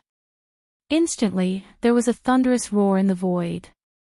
A formless and terrifying shockwave attacked Yi Xian from behind. Chapter 42-34. Roar! You're courting death. Yi Xian was infuriated by the black beetle and the star blood crocodile's trick. The nearly 100 immortal realm old monsters behind him were generals that he had painstakingly nurtured or subdued. In the future, they would be the backbone of this desolate ancient fragment void. Yi Xian wasn't willing to easily deal with any of the immortal realm experts. Earth damage. But now, in the face of his attacks, the two beast commanders had actually avoided the tip of the spear and specifically targeted the generals behind him. They picked up soft persimmons and even tried to use this method to force Yi Xian to submit, so that they could take advantage of the opportunity when he turned around to save them to turn around and flee. This was absolutely intolerable. They were so vicious that he couldn't tolerate it. Yi Xian roared angrily. Two formless, majestic forces blasted out of his mouth and met the two half-moonlight slashes that were coming at him. Although the two half-moonlight slashes were only 3,000 feet long, they were completely disproportionate to Yi Xian's enormous body. Even if they hit his body, it would only leave a small wound. However, this green ox was at the 7th level of the Marquis Immortal Realm. In order to escape, it had used all of its power. Although the two half-moonlight slashes didn't look impressive, the energy it contained was terrifying. If there were no accidents, the slashes would definitely leave a deep wound on his body. It would be fine if he couldn't avoid them, but Yi Xian had the ability to disperse them. there was no need for him to stupidly take them head-on. With his current strength as an undying emperor, even if he only shot out 2 majestic forces in a hurry, it was enough to disperse a level 7 undying level 7 being's energy slash. At the same time, Yi Xian's fist that was originally heading towards the front quietly changed its direction. It no longer smashed towards the stage 7 Azure Ox, nor did it target the black arachnid. Although the latter's bloodline ability was strange, after the ripple spread out, it had already temporarily sealed the space behind Yi Xian within a radius of tens of thousands of kilometers. Even the hundreds of Immortal Realm old monsters seemed to be stuck in a swamp and could not get out at all, not to mention the 10 camps of captives behind them and the millions of battleships of survivors in the void. But all of this didn't matter. At most, it would only delay the progress of this battle. At least, it would cause no harm to the army behind Yi Xian. Therefore, he didn't rush to attack the black bug. Instead, he changed his direction slightly and went straight for the star blood crocodile that was swinging its giant tail and creating a terrifying shockwave. This guy was the real threat. Although this threat wasn't to Yi Xian, killing his undying subordinates behind him was more unforgivable than attacking Yi Xian directly. This guy had to be killed. Hong. Hong. Long. Long. Following Yi Xian's punch, the incomparably terrifying invisible shockwave formed by the swinging of the star blood crocodile's enormous tail was instantly dispersed. Even the large number of sharp barbs that were shot out from his huge crocodile tail amidst the invisible shockwave were turned into ashes in an instant. The explosion shook the sky, and a large part of the space collapsed again, but all of this wasn't the end. How could an emperor's punch only have this much power? In fact, the terrifying power of this punch had only been reduced by 30% after destroying the shockwave formed by the star blood crocodile swinging its giant tail. In the blink of an eye, the remaining 70% of the majestic power directly blasted onto the body of the starry sky blood crocodile. No. This guy swung its giant tail and set off a terrifying shockwave like a hurricane. He turned around immediately. He originally thought that the star violent ape in front of him would turn around to protect the close to 100 undying subordinates behind it. However, he obviously underestimated the strength of an emperor, and he didn't expect the star violent ape to be so huge. The star violent ape was so huge, and the energy and blood in its body were so majestic. At this moment, he saw that the star violent ape didn't dodge or turn around to protect the more than 100 undying subordinates behind it. Instead, it used brute force to break through the attack. Without hesitation, it turned around and threw a punch at him. Moreover, the invisible shockwave that he had unleashed with all his strength collapsed at the first moment. The giant fist that was like a meteor was already rapidly approaching him. As his heart trembled, he raised his head and let out a roar filled with unwillingness and resentment. Hong! In the next moment, before the vicious roar from the starry sky blood crocodile's mouth could be heard, an earth-shattering explosion resounded. The meteor-like giant fist of the star violent ape hit his body directly. Without any suspense, it destroyed this marquee-level undying star blood crocodile into a mist of blood and flesh that spread out. Shio! A weak sound broke through the air. The star violent ape waved its left hand, and an invisible shockwave swept up. In the blink of an eye, the bloody mist formed by the explosion of the star blood crocodile's body was absorbed into its body and sent into the Shinnon cauldron, where it began to condense the blood essence. At the same time, his figure suddenly turned around and took a large stride in the void, rushing towards the right side of the distance. This direction was the direction that the black bug with an unknown bloodline was escaping in. After all, the other party was also a marquee-level undying, and its bloodline ability was the type that could form a powerful sealing effect on the void. It was obvious that its ability to escape was extraordinary. Yi Xian had only used less than 2 breaths of time to kill the starry blood crocodile with a single punch. However, this black arachnid, who had attacked at the same time as the starry blood crocodile and then turned around to flee, had actually fled tens of millions of kilometers away in such a short period of time. It was almost at the end of Yi Xian's line of sight. This ability to escape made even Yi Xian sigh. If he gave the other party a little more time, even if it was only a few minutes, it would be difficult to find him later. Unfortunately, he didn't manage to escape far in the end.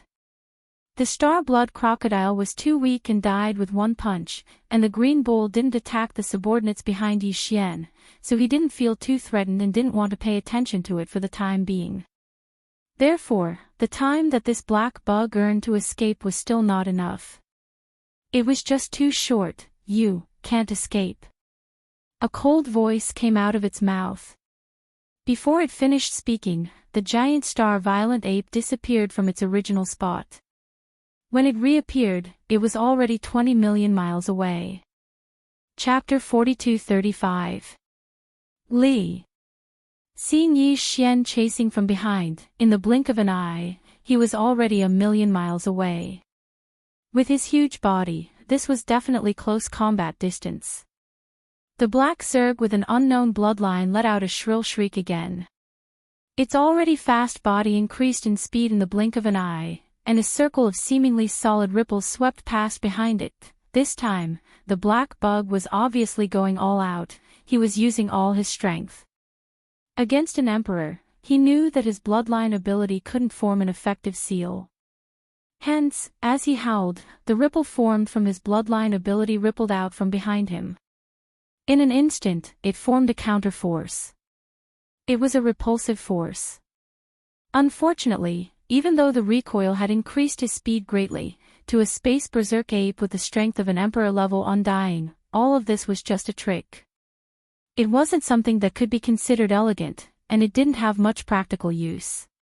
Have you been forced into a corner? You actually used such a move. As an official level undying, don't you think your current state is a little too unbearable? Against all this, Yi Xian could only laugh coldly. Before he even finished his words, his body flashed once more and vanished. At this moment, an extremely strong sense of life and death crisis rose from the bottom of the heart of this black insectoid with an unknown bloodline. He almost subconsciously stopped his body and suddenly paused in the void. At the same time, he let out a shrill and fearful plea, "Don't kill me. Surrender." Xiao. Almost at the same time, Yi Xian's figure suddenly appeared hundreds of thousands of miles in front of him, just in time to hear the other party's words of submission and begging for mercy. However, Yi Xian obviously didn't intend to accept it. The space berserk ape's lips curled into a smile filled with tyrannical energy. Without hesitation, he punched out, "Surrender. I'm sorry, my underlings have just submitted. If I don't kill you, I'm afraid their morale will be affected. Your surrender. I won't accept." Li. Hearing that he had already put down his dignity as an official level undying and begged for mercy, the other party still wasn't willing to let him go. And the reason was to appease the close to 100 undying underlings he had just ambushed. The black bug was furious. He raised his head and let out an unwilling howl. At this moment, he was filled with resentment. Rumble. In the next moment, before he could finish his sentence, an earth-shattering explosion rang out. The space berserk ape's meteor-like huge fist smashed into the black bug's body. Without any suspense, it destroyed the black bug's body, turning this official level undying into a bloody mist. Xiao. The space berserk ape waved its left hand, and an invisible wave of air swept up.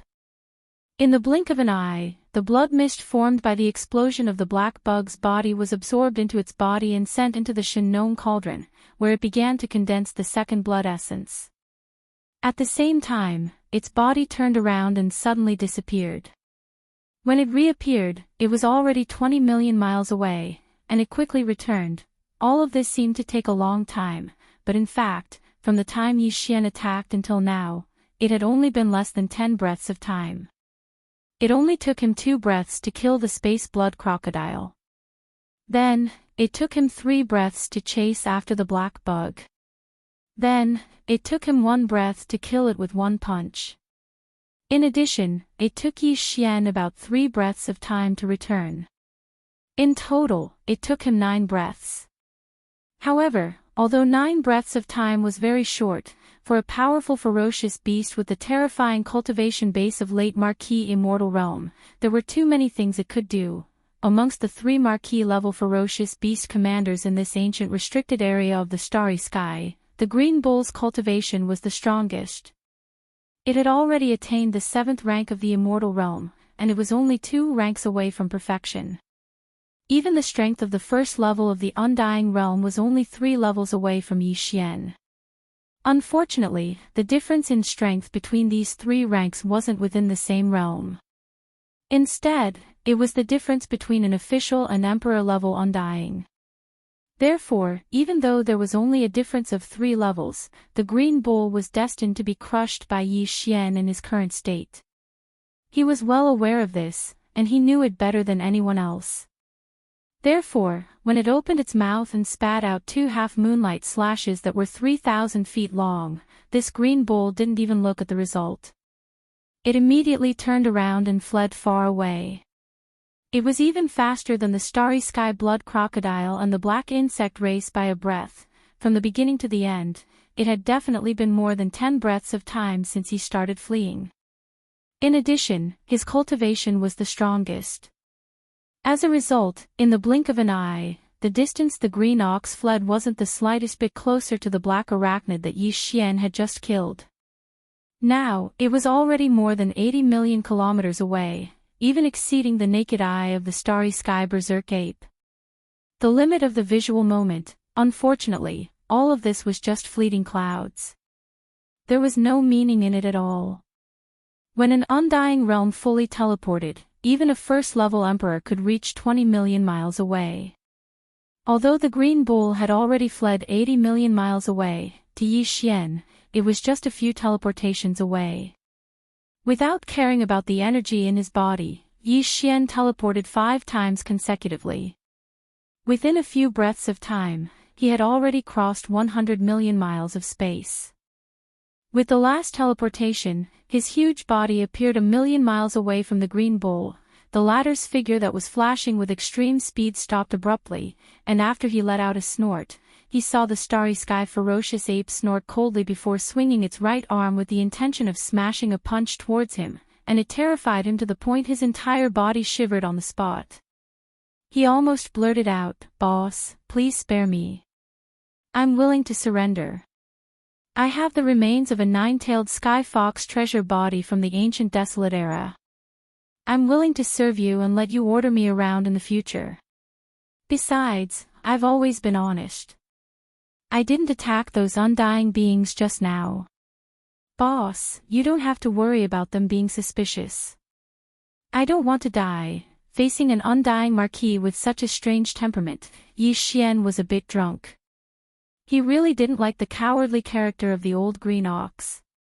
He reckoned that he wouldn't have much of a future after taking it in as a subordinate. However, the temptation of the corpse of a primordial supreme being 9-tailed heavenly fox was still quite extraordinary to Yi Xian. At the very least, it was far better than this cowardly green ox in front of him. Chapter 42-36. Boss, what this old cow said is true. The remains of the primordial ancient 9-tailed heavenly fox treasure body are under the planet that this old cow is in charge of. This old cow can bring you there to take a look later. Seeing that Yi Xian had really stopped the punch in his hand, the rank 7 green ox's eyes instantly lit up. He hurriedly struck while the iron was hot and hurriedly said, "In addition, for this forbidden area in the starry sky, this old cow is actually an outsider. I only came from outside more than 1,000 years ago, so there is no old cow here. A direct descendant." At this point, the Tier 7 green ox pointed in the distance behind him, "Don't think that I am the strongest beast commander in this forbidden area of the starry sky. However, for the past 1,000 years, I have been ostracized by the starry sky blood crocodile and that black arachnid. The two of them are the original commanders of this place. However, this old ox has always obeyed in public but opposed in private. The two of them are in cahoots. I don't have a sense of belonging here at all. For more than 1,000 years, my entire heart has been like a rootless duckweed. I've drifted so far that I almost have nothing to live for, until today, I met you, boss. This is truly pitiful. I finally feel like I've found an organization. Boss, you are my birth father, stop. Seeing that this shameless fellow was getting more and more ridiculous, the violent ape of stars was speechless. If this continued, he probably wouldn't know what kind of words he would say in a while.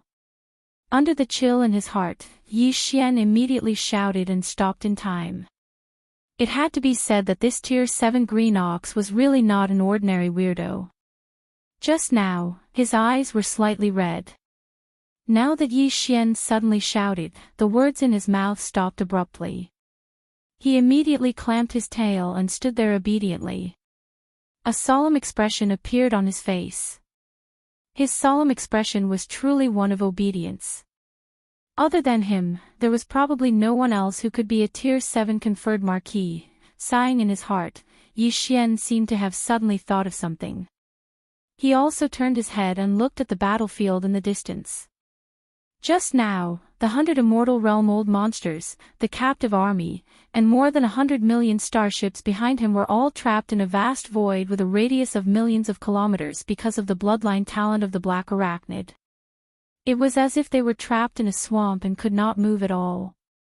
However, at this moment, because the black arachnid with an unknown bloodline had been killed, the vast sealed void with a radius of millions of kilometers in the battlefield was quietly unsealed and returned to normal. The 100 immortal realm old monsters who had been holding back their fury charged out as soon as possible, followed by the 10 square arrays of the captive army and the million arachnids of the survivors of Sangji.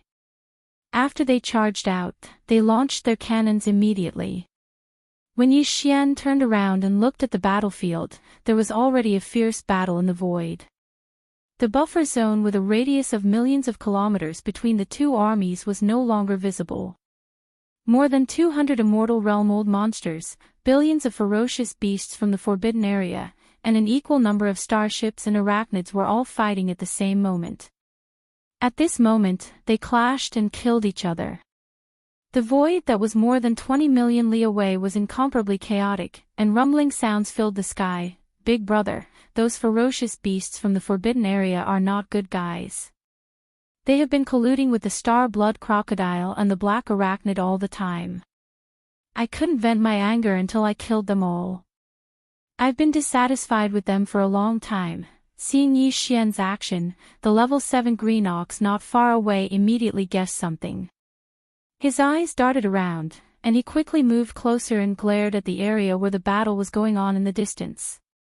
He changed the topic and continued, however, among the more than 100 immortal level ferocious beast leaders, there are some who are like old Nyo. They are gentle and pure creatures. In fact, they have not had a sense of belonging to this place all these years. They are just hoping that you will come and save them soon. Why don't I call them over and greet you together? Of course, if you don't like them, I'll immediately slap them to death one by one. Who asked them to be so ugly? It's their fault for making you unhappy. The green ox's tone carried a sense of probing as it spoke carefully. Of course, if you don't like them, I'll immediately slap them to death. There was really no one else who was as shameless as him.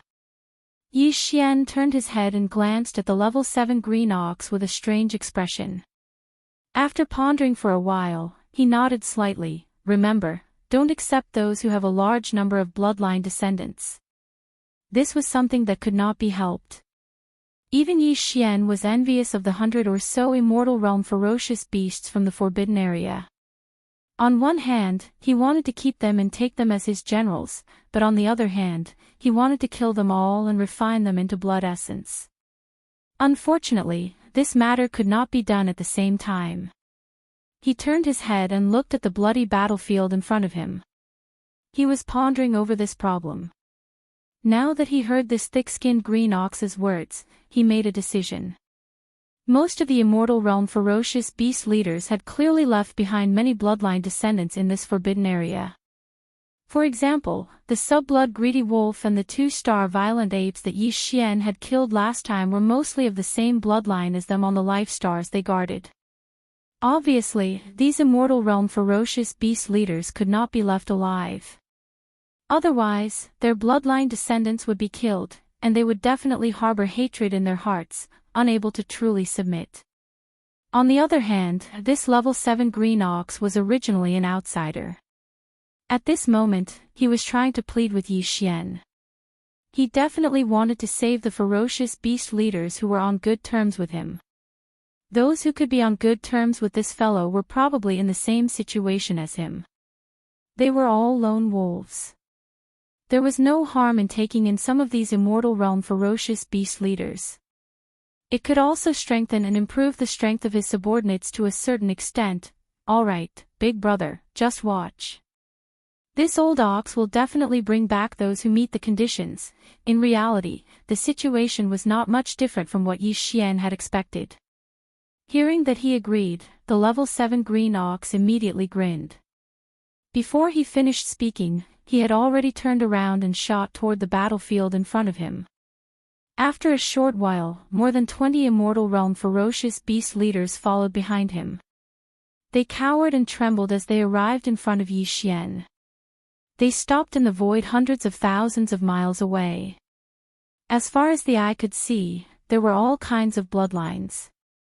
Basically, they were the kind that were difficult to breed. The race of their descendants was indeed a group of lone wolves. Why are you trembling?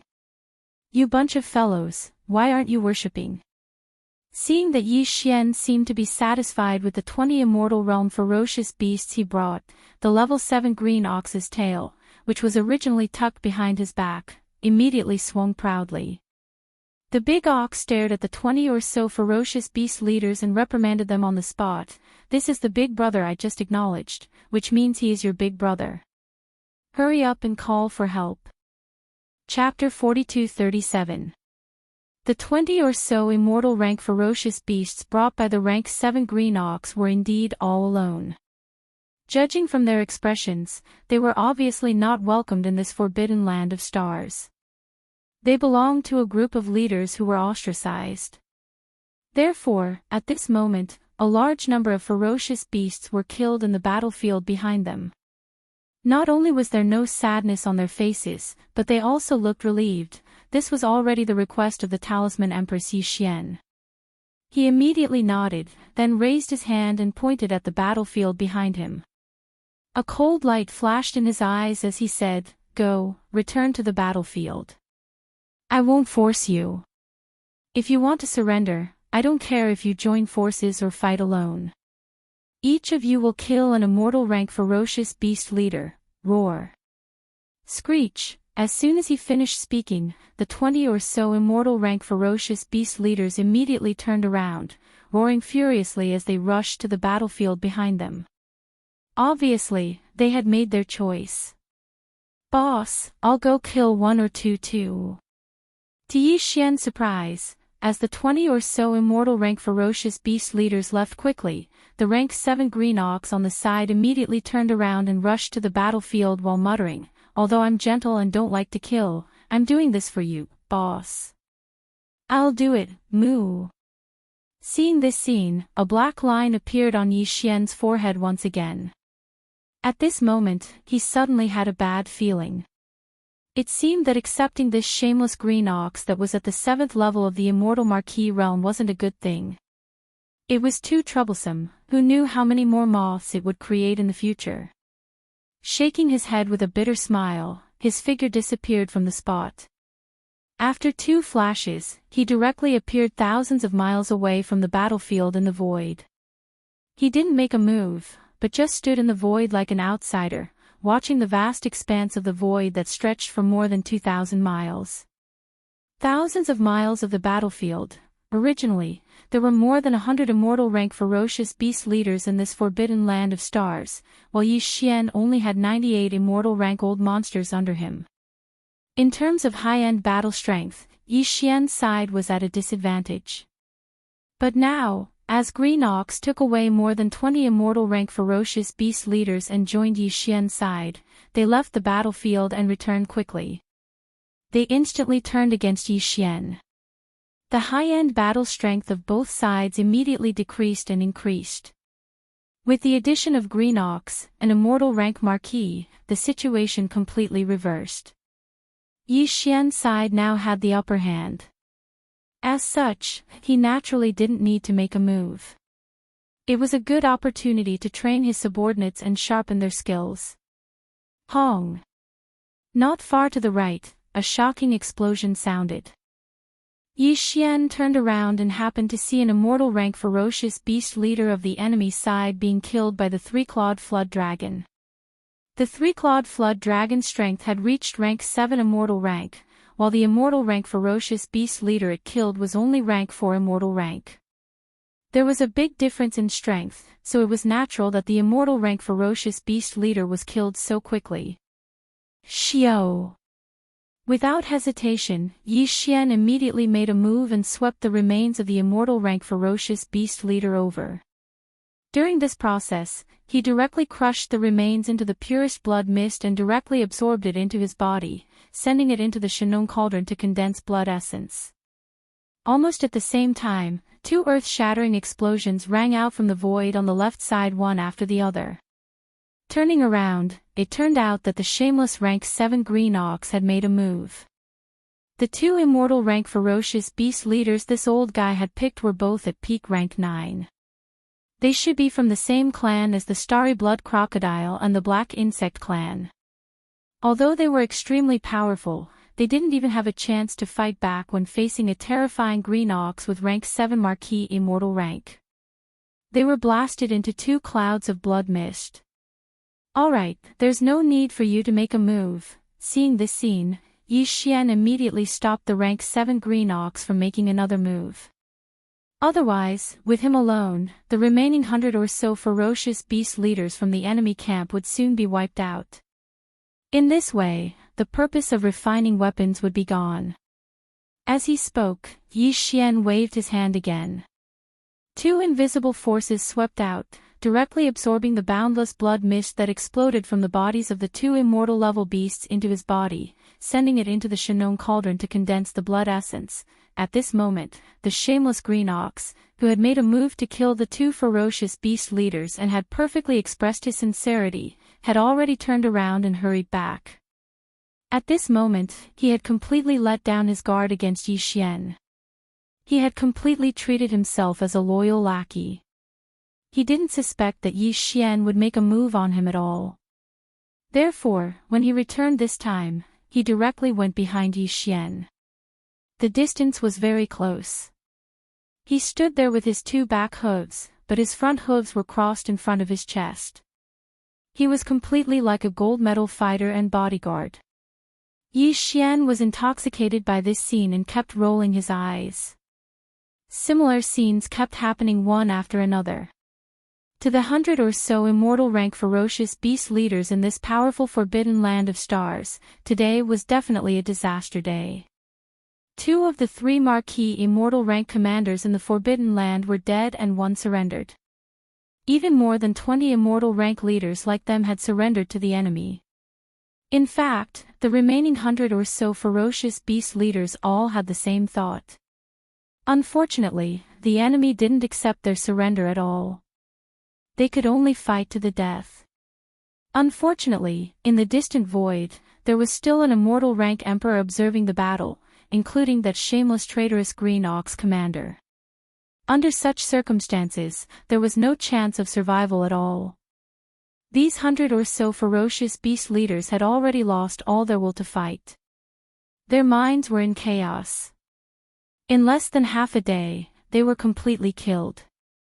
All the remains of the immortal rank leaders were crushed into a cloud of blood mist by Yi Xian with a wave of his hand.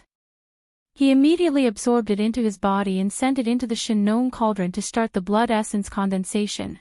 However, even though the 100 or so sempiternal realm ferocious beasts had been killed, there were simply too many ferocious beasts in the forbidden land of starry sky.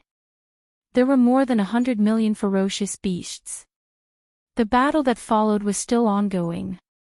Almost a day later, this shocking bloody massacre finally came to an end. Almost all the 100 million ferocious beasts in the Forbidden Land were killed. Only a few million ferocious beasts remained because they were chosen by the survivors of Sangji Star and kept as mounts. Because of this, they were safe lives. After a day and a half, the battle ended. Next, it was time to count the spoils of war. For the expedition army, this battle's harvest was shocking. There were more than 100 million ferocious beast remains, not to mention there were more than 100 life stars.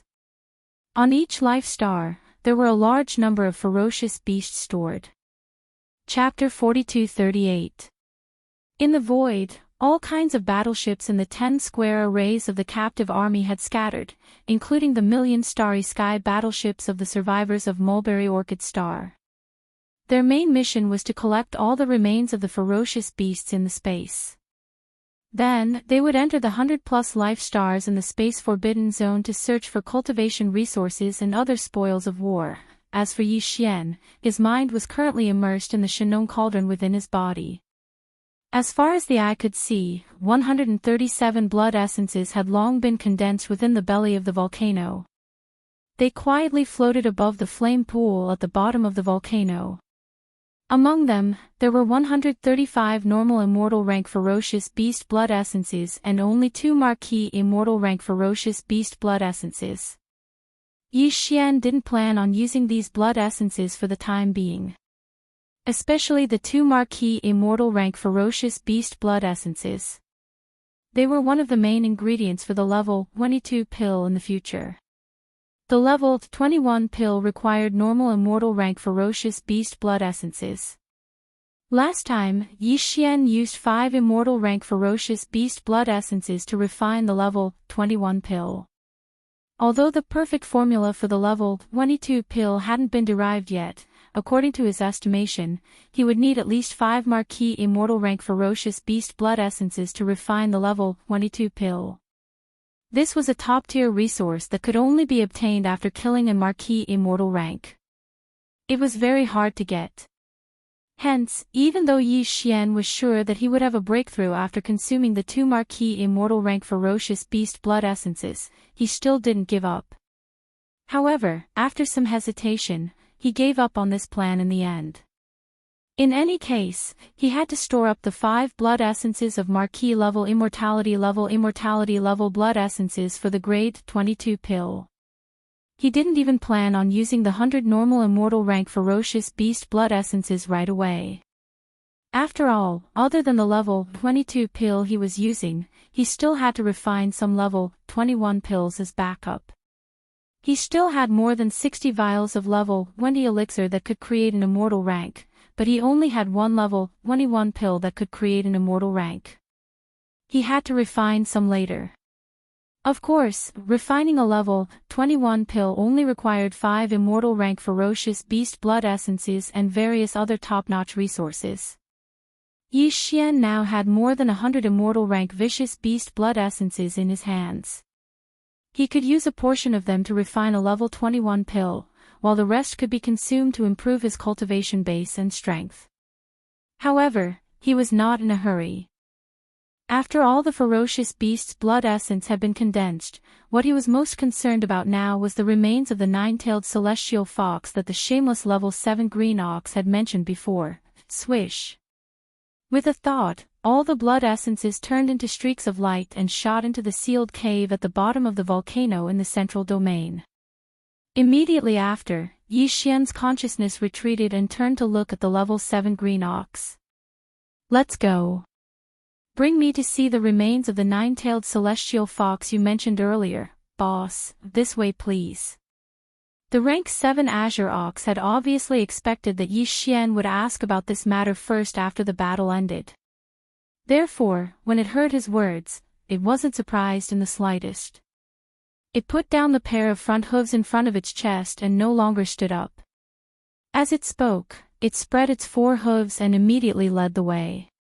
He flew toward the largest star among the hundreds of stars with life in the distance.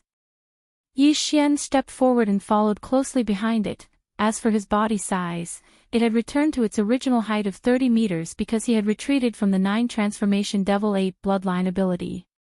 It could not be helped. Although the terrifying body size of 30 million meters was strong, it was not convenient and could not be maintained at all times.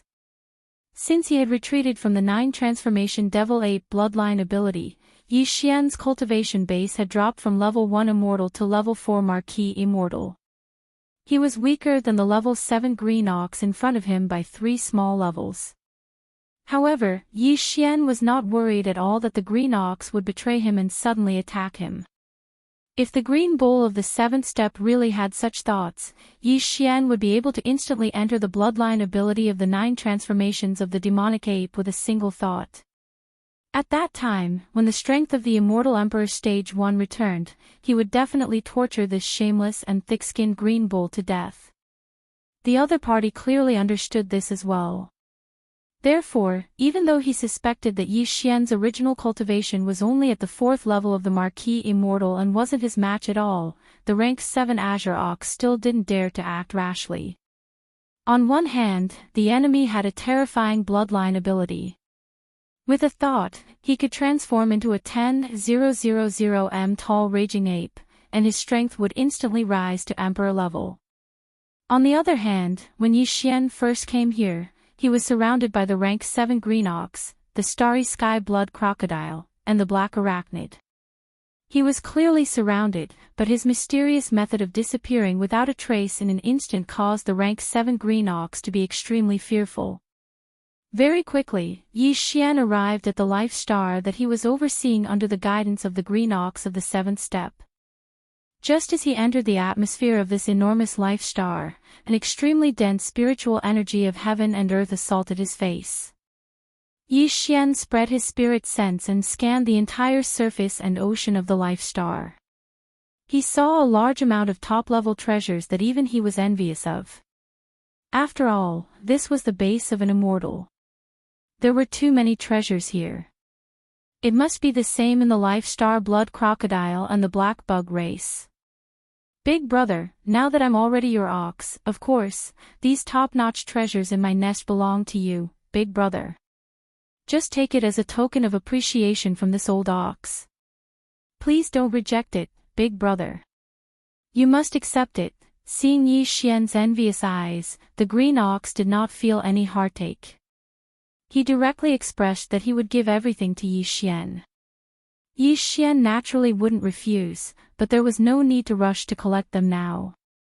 In any case, all of the top-notch treasures in the Starry Sky Blood Crocodile and the Black Arachnid's nest would appear on the list of spoils of war and be delivered to Yi Xian. At that time, he would collect them all together. It would appear more generous. However, the attitude of this shameless Green Ox in front of him made Yi Xian's heart tremble. He looked at him with deep meaning. After that, the corner of his mouth slowly rose into a playful smile. Old ox, seems like you have something to ask of me. Yes, yes, yes. Boss is wise. Nothing can escape your eyes. Chapter 4239. Boom. As soon as he finished speaking, the rank 7 Green Ox had already made his move. With a raise of his hooves, a huge explosion sounded out. A mountain in front of him was directly blasted apart, revealing a huge space within the mountain. There was nothing else in this huge space, only the remains of a 9-tailed fox. Clearly, it was the rank 7 Green Ox's treasure that had been stored here. This treasure was extremely large, over 30,000 meters in size. Its entire body was silvery white, and there was not a single strand of hair on it. Behind the heavenly fox's body, there were a total of 9 furry silvery white tails. However, there were many damages on its body. Clearly, it had experienced a very tragic battle before it died. Close to a quarter of its enormous body was missing. However, this 9-tailed fox was an existence that was second only to the primordial supreme beings like the golden divine dragon and the void tortoise. Even though it had fallen countless years ago, its body was still full of vitality. The silver blood that flowed out of its wounds had not even coagulated yet.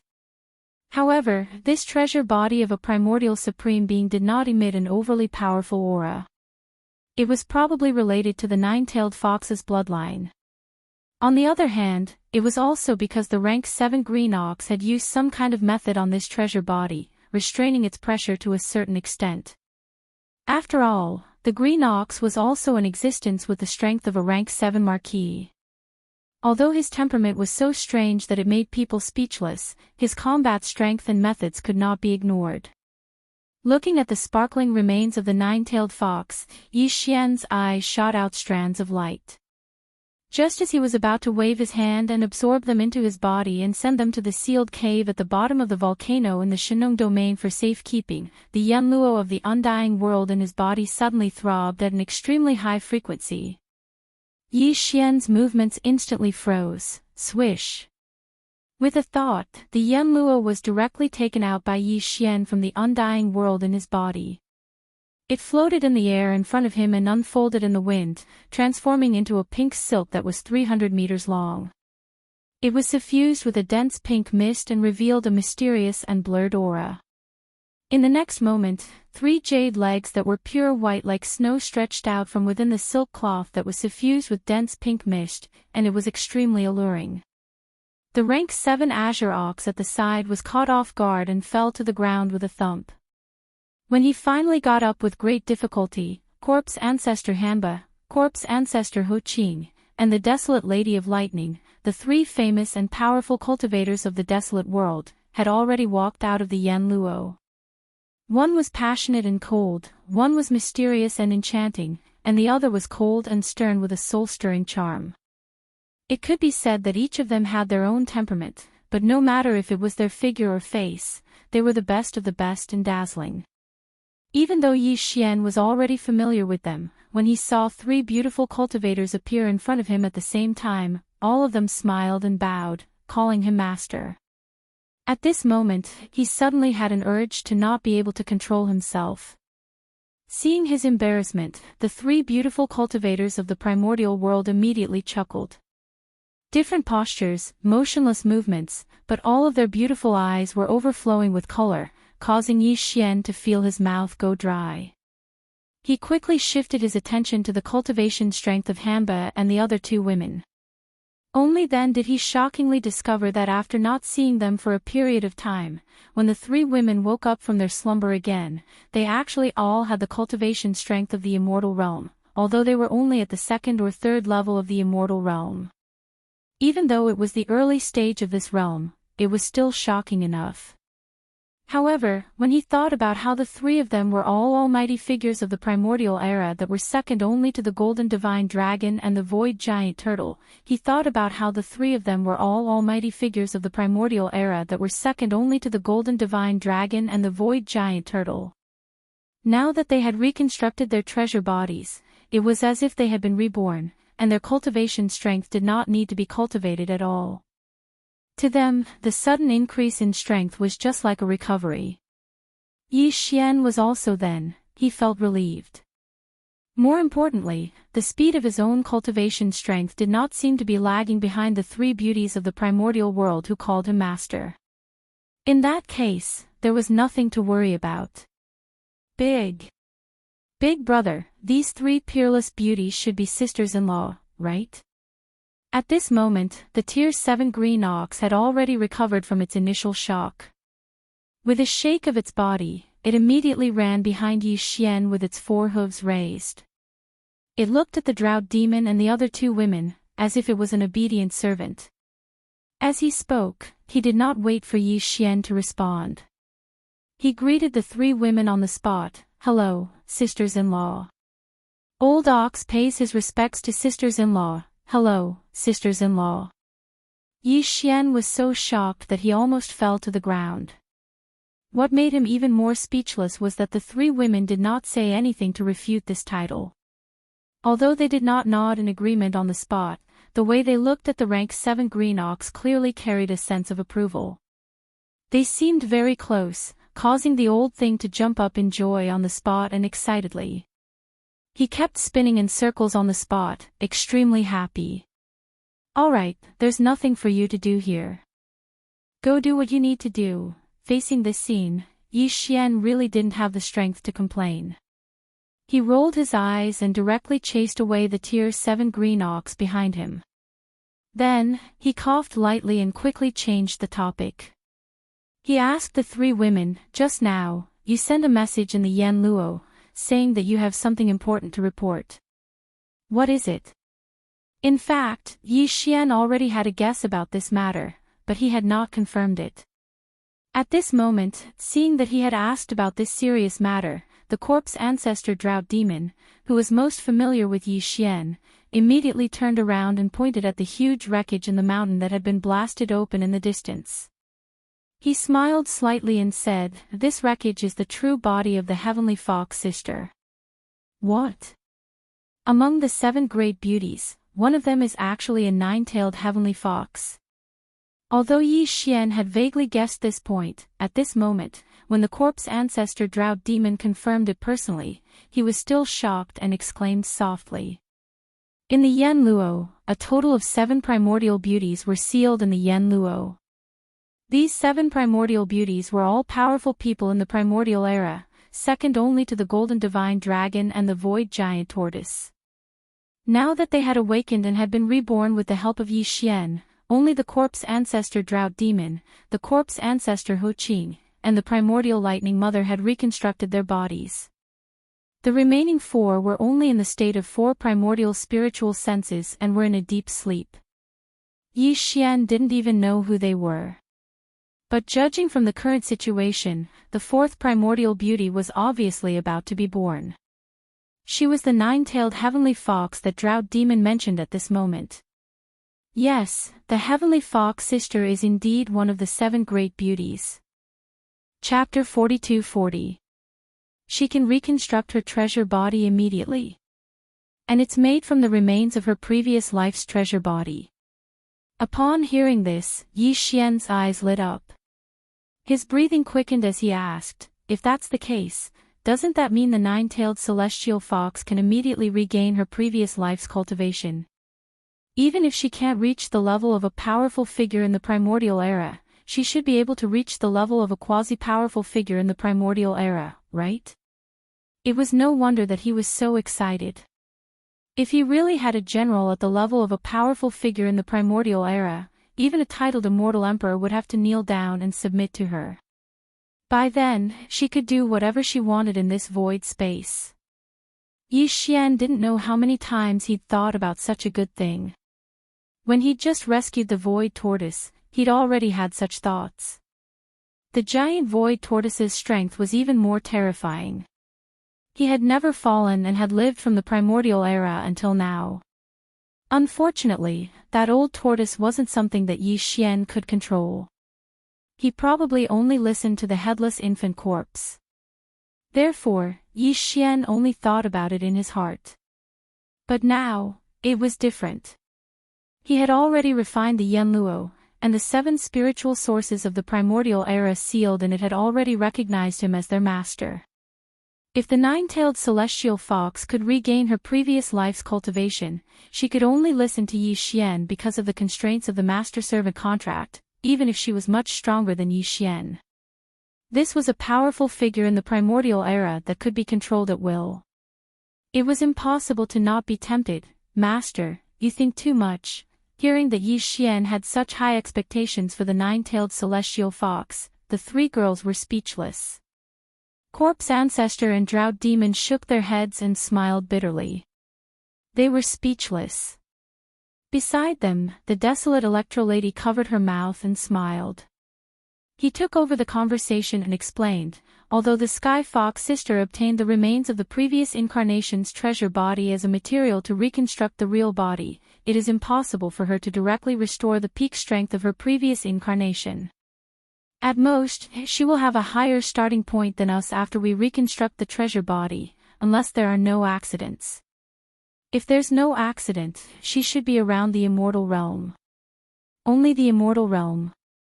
That's too low. Hearing the words of the desolate lightning goddess, Yi Xian's entire body went cold. The supreme being of the desolate era that he had been expecting had turned into an immortal old monster in the blink of an eye. This difference was too great, and it was truly unacceptable. However, no matter how much he couldn't accept it, he still had to accept it in the end. After a period of depression, Yi Xian quickly adjusted his state of mind.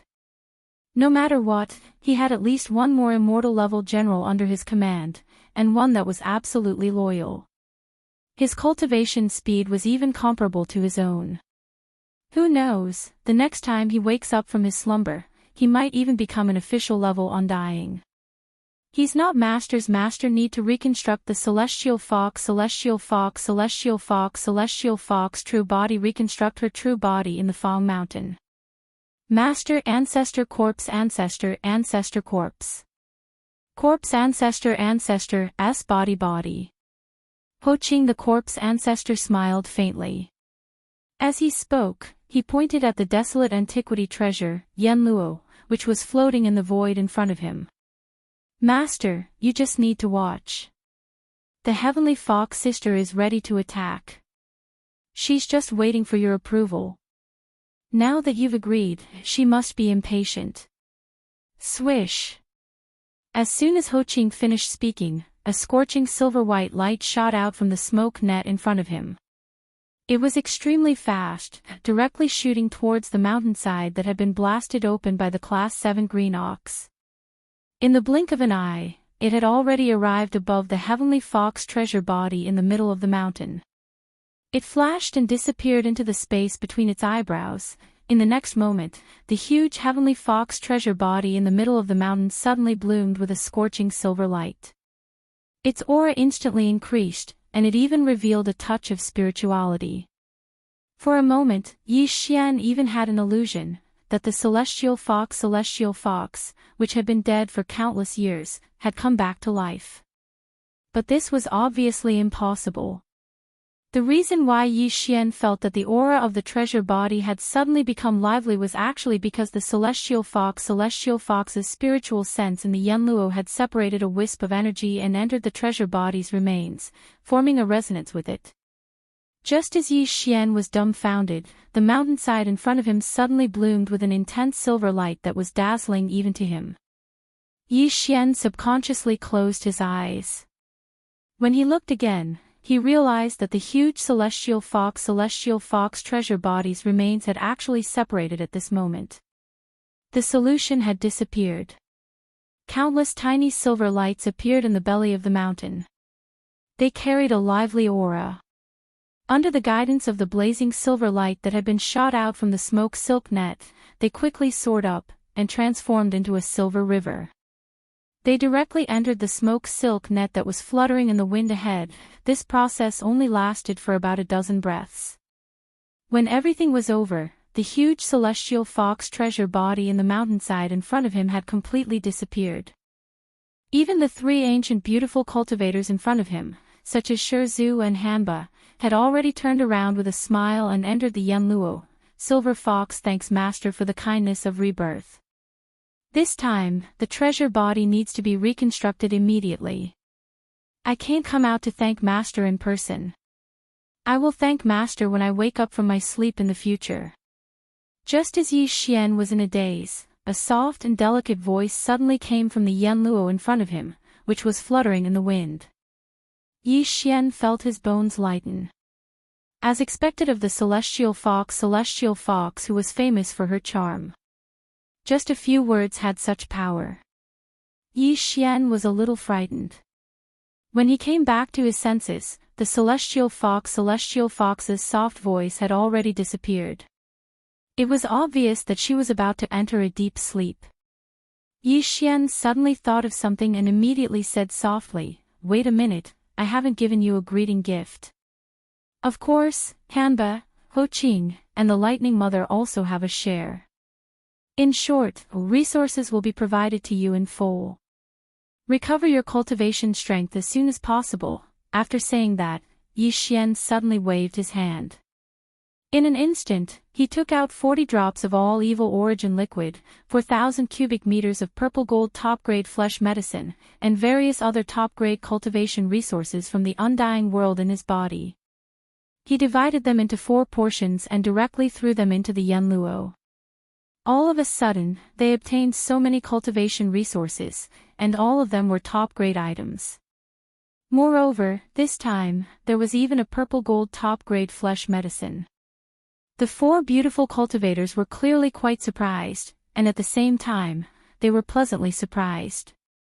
Immediately, there was a sound of delicate laughter. "Thank you, Master. See?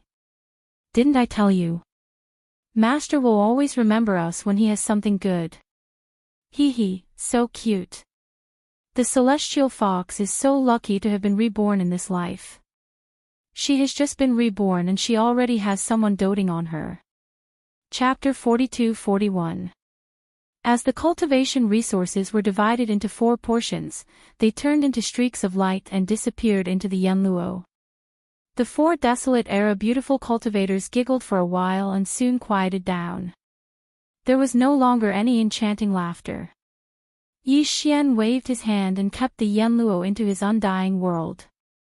Then, he turned around and rushed out of the big balloon of the life planet. He collided head-on with the rank 7 green ox who was waiting in the void outside. This old fellow was obviously not a good person.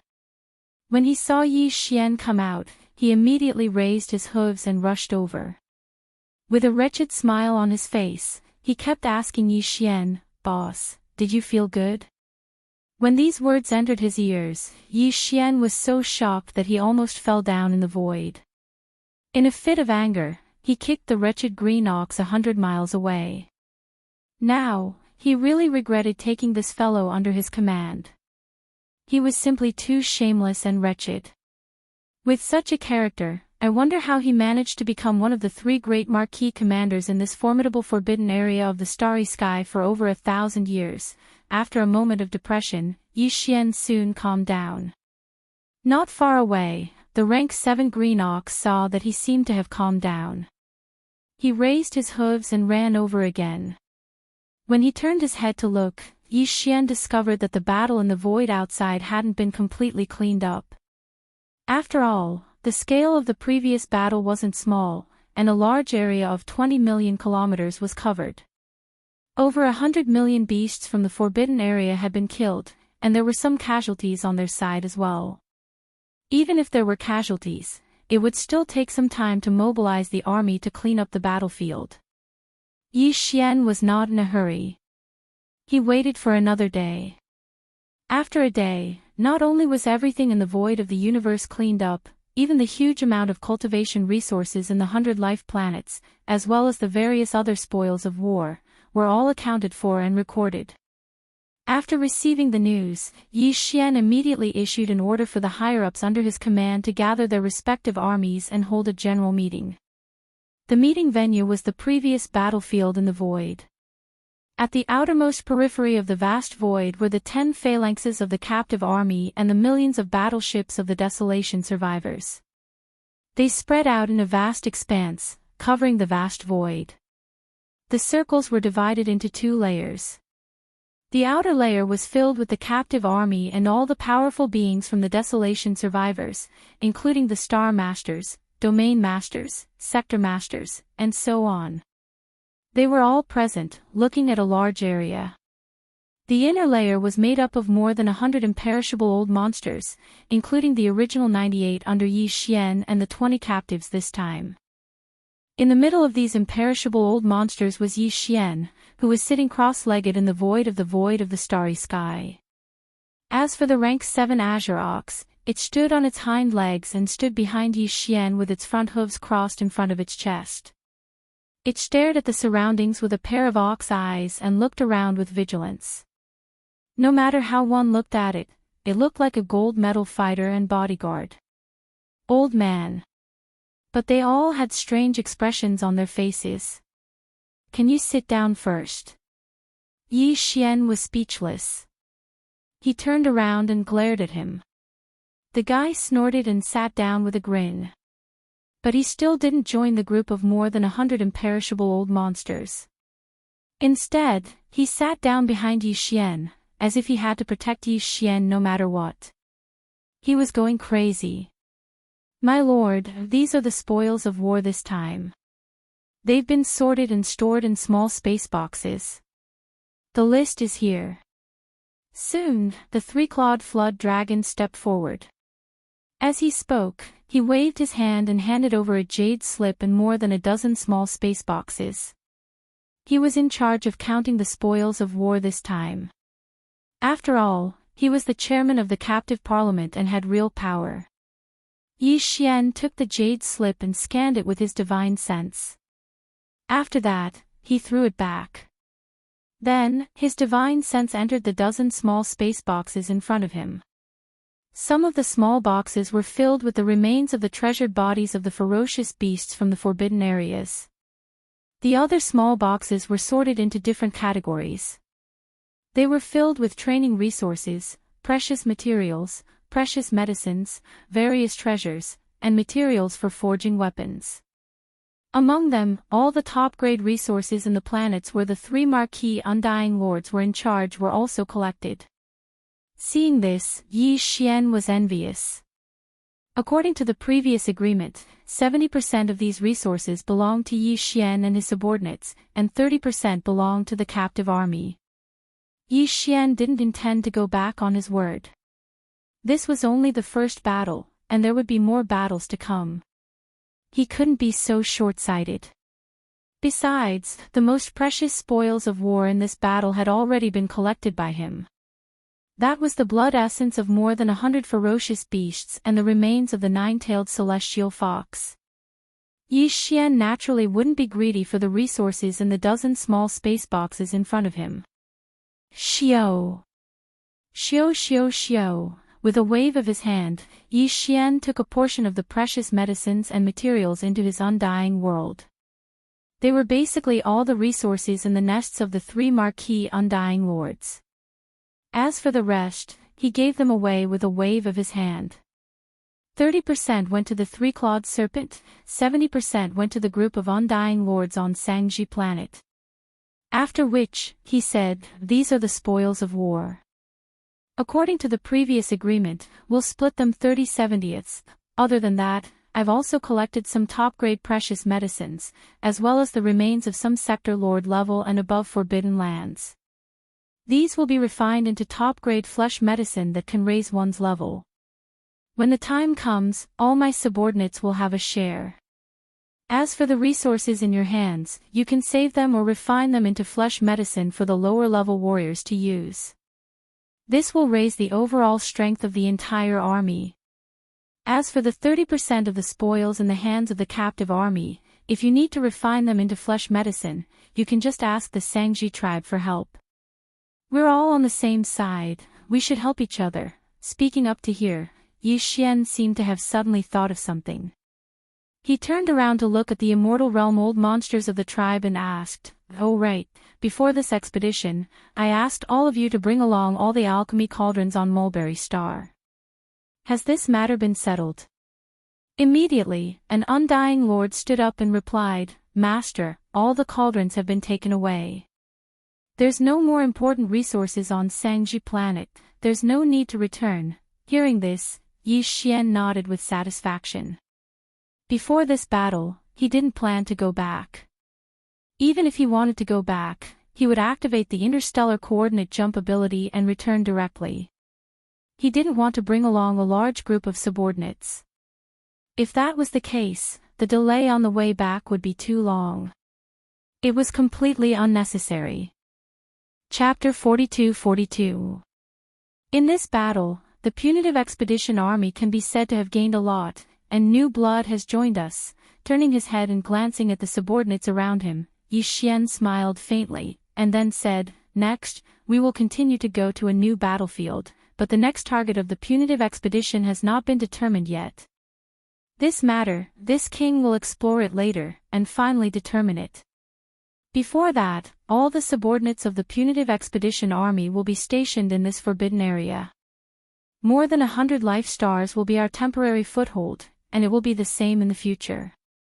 Wherever we go, we will stay there.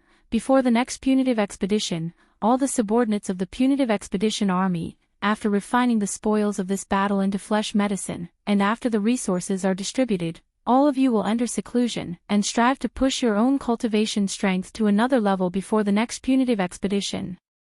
This is our ultimate goal. Everything is for our own cultivation, to go faster and further on the road of cultivation. Finally, Yi Xian waved his hand. Okay, all the punitive expedition army, each select a life star to settle down, and then start refining the flesh medicine.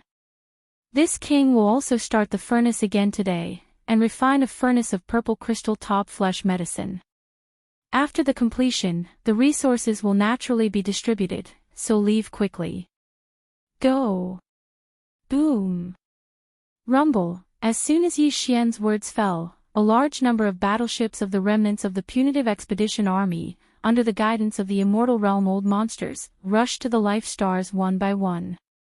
There was no doubt that the 12 tribes of the remnant people would each choose a life star. After settling down, they would immediately take out their cauldrons to attract the earth core fire and start another round of refining the flesh and blood medicines. Although the captive army did not have the ability and technology to refine the flesh medicine, Yi Xian had already said that everyone was on the same side, and they should love and help each other. Presumably, they would not miss this opportunity, and would definitely ask the remnants for help, and use the resources in their hands to refine the flesh medicine, and at the same time, learn the refining techniques. None of this was something that Yi Xian needed to pay attention to. What he needed to do now was to use a portion of the resources he had just obtained to refine another cauldron of top-grade purple gold flesh medicine. After all, the higher-ups in the captive corps had not tasted the benefits of such a top-level medicine. It was time for them to taste some sweetness. In this way, they would work harder in the subsequent expeditions. Swish! With a flash of his body, Yi Xian immediately entered a life star, followed closely by the rank 7 Azure Ox behind him. This time, Yi Xian didn't chase him away. It was because of this guy that the 3-clawed flood dragon and the others didn't dare to come over, lest the farmer god cauldron be exposed.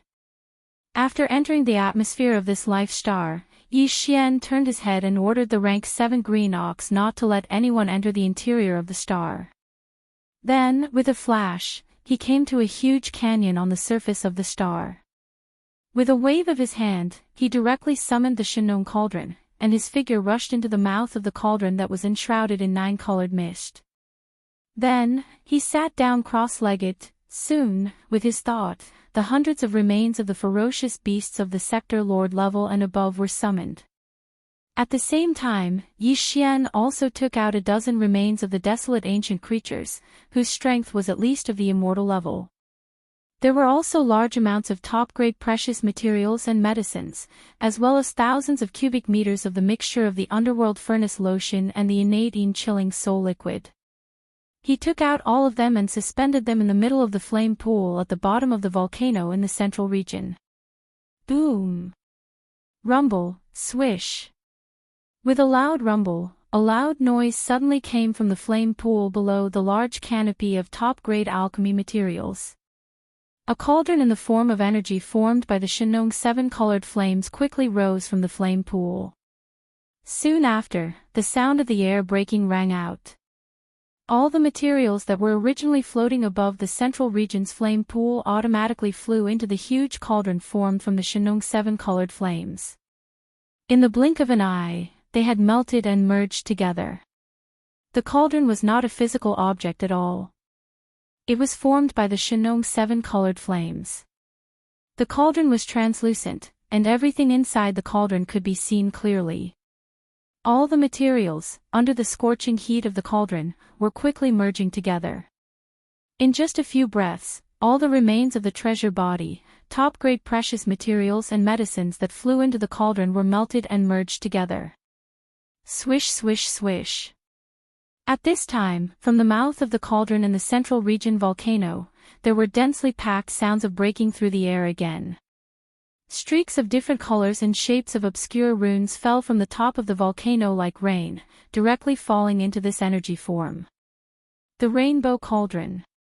These obscure runes were made by Yi Xian, who was sitting cross-legged at the mouth of the cauldron, using the perfect alchemy technique that he had just mastered. At this moment, as they fell into the rainbow cauldron above the flame pool at the bottom of the volcano, this cauldron of top-grade flesh medicine was completely refined. Een. Ong. Roar. As a large number of obscure runes fell into the rainbow energy cauldron, this cauldron of flesh medicine was completely formed. For a time, the phantoms of true dragons and true phoenixes rushed out of the cauldron, stretching their necks and roaring. Boom! In the next moment, a loud roar sounded.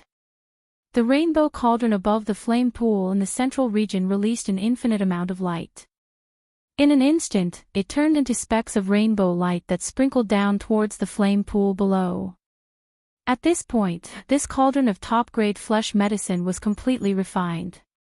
The cauldron condensed from the Shenong 7-colored flame had successfully retreated, turning back into the rainbow flame and returning to the flame pool. Floating above the flame pool was a large canopy of purple-gold top-grade flesh medicine.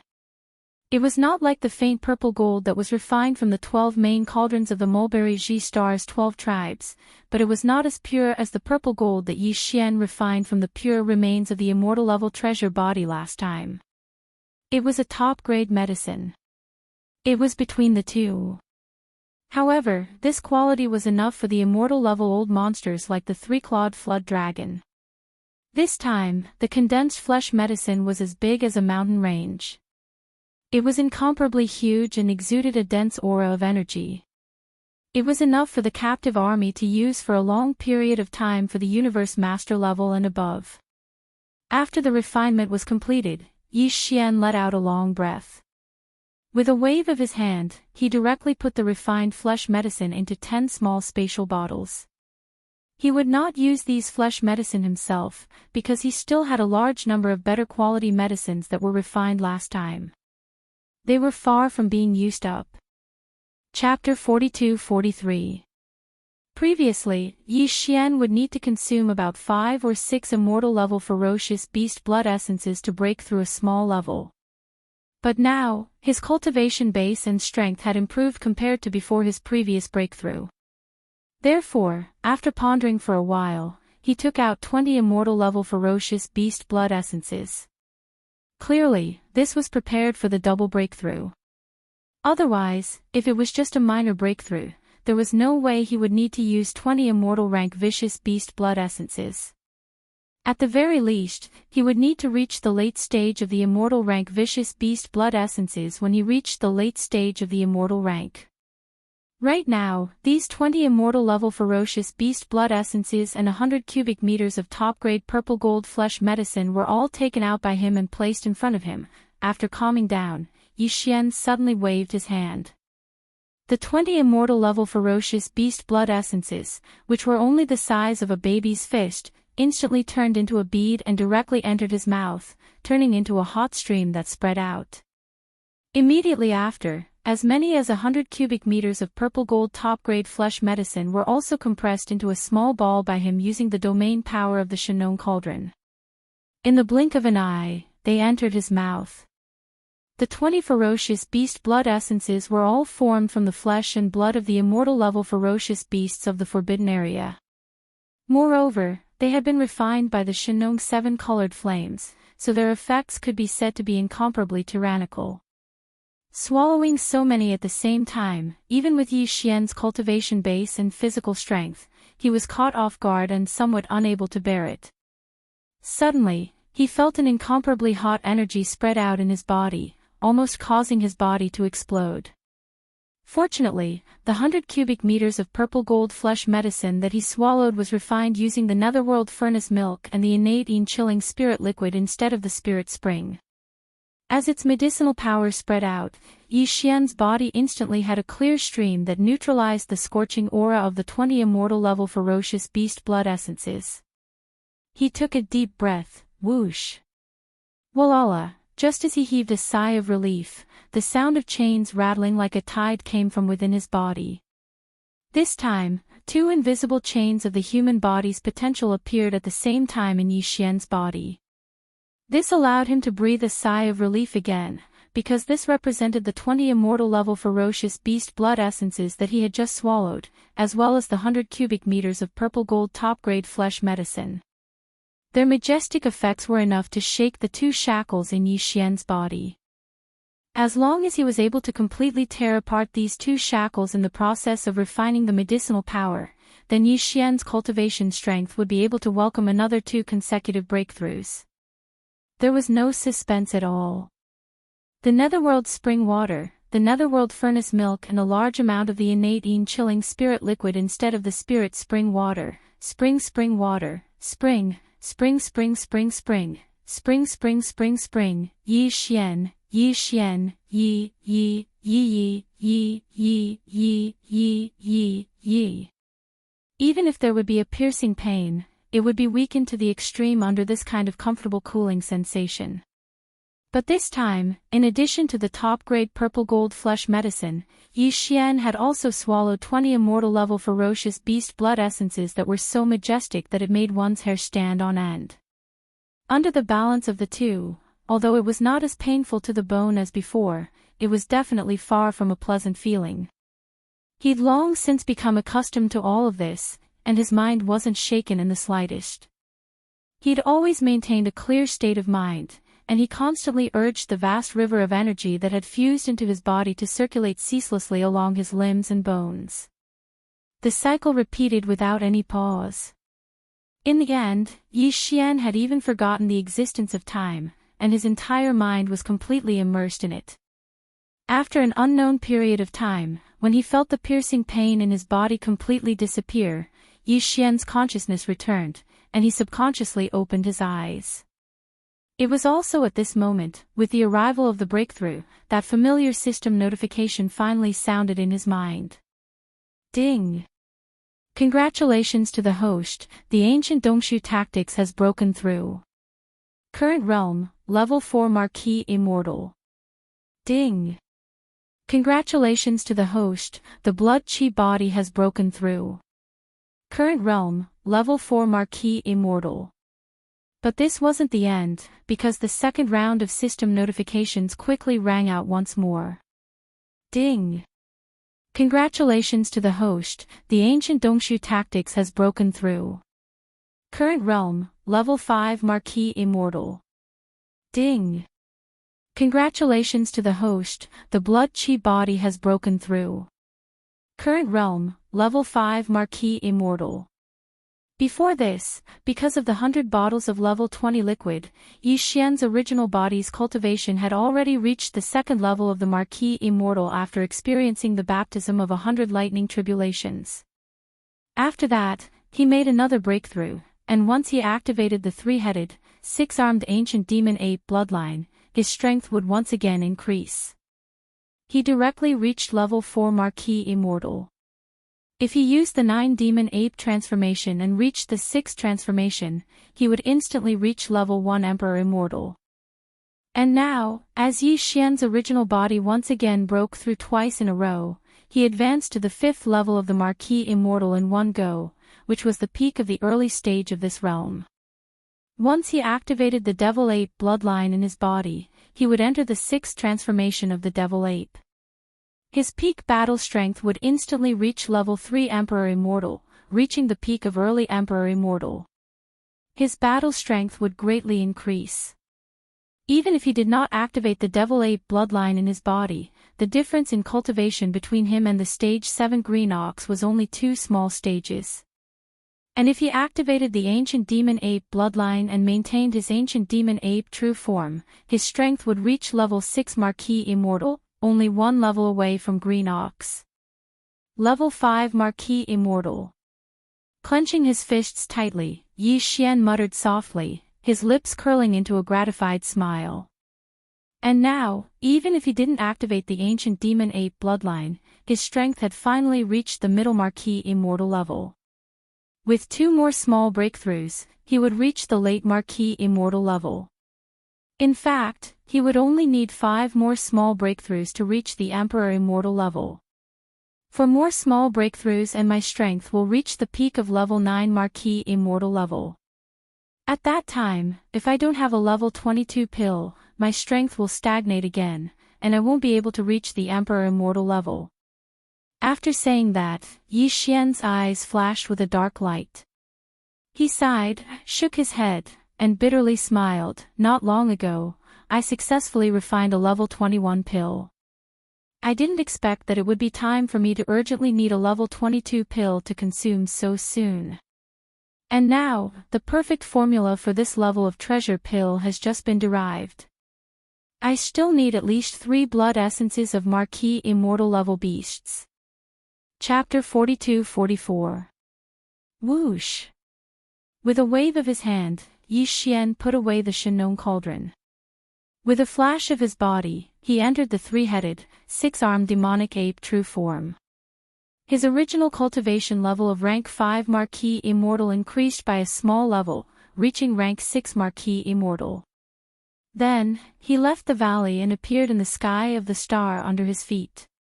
Congratulations, big brother. You've broken through again. When Yi Xian entered the valley, his body returned to its original height of 10 feet, and his cultivation level was only rank 3 Marquis Immortal. But now, when he came out, his body didn't change.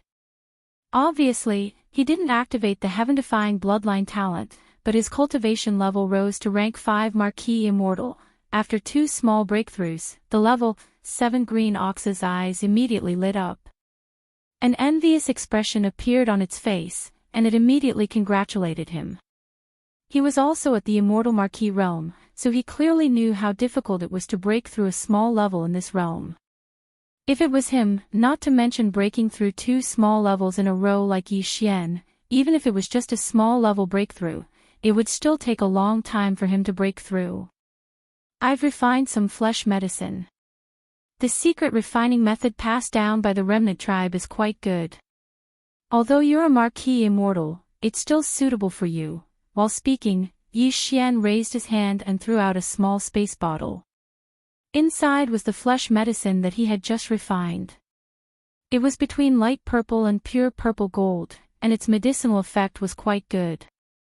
Yi Xian's eyes flashed with a dark light when he saw the other party accept the spatial bottle.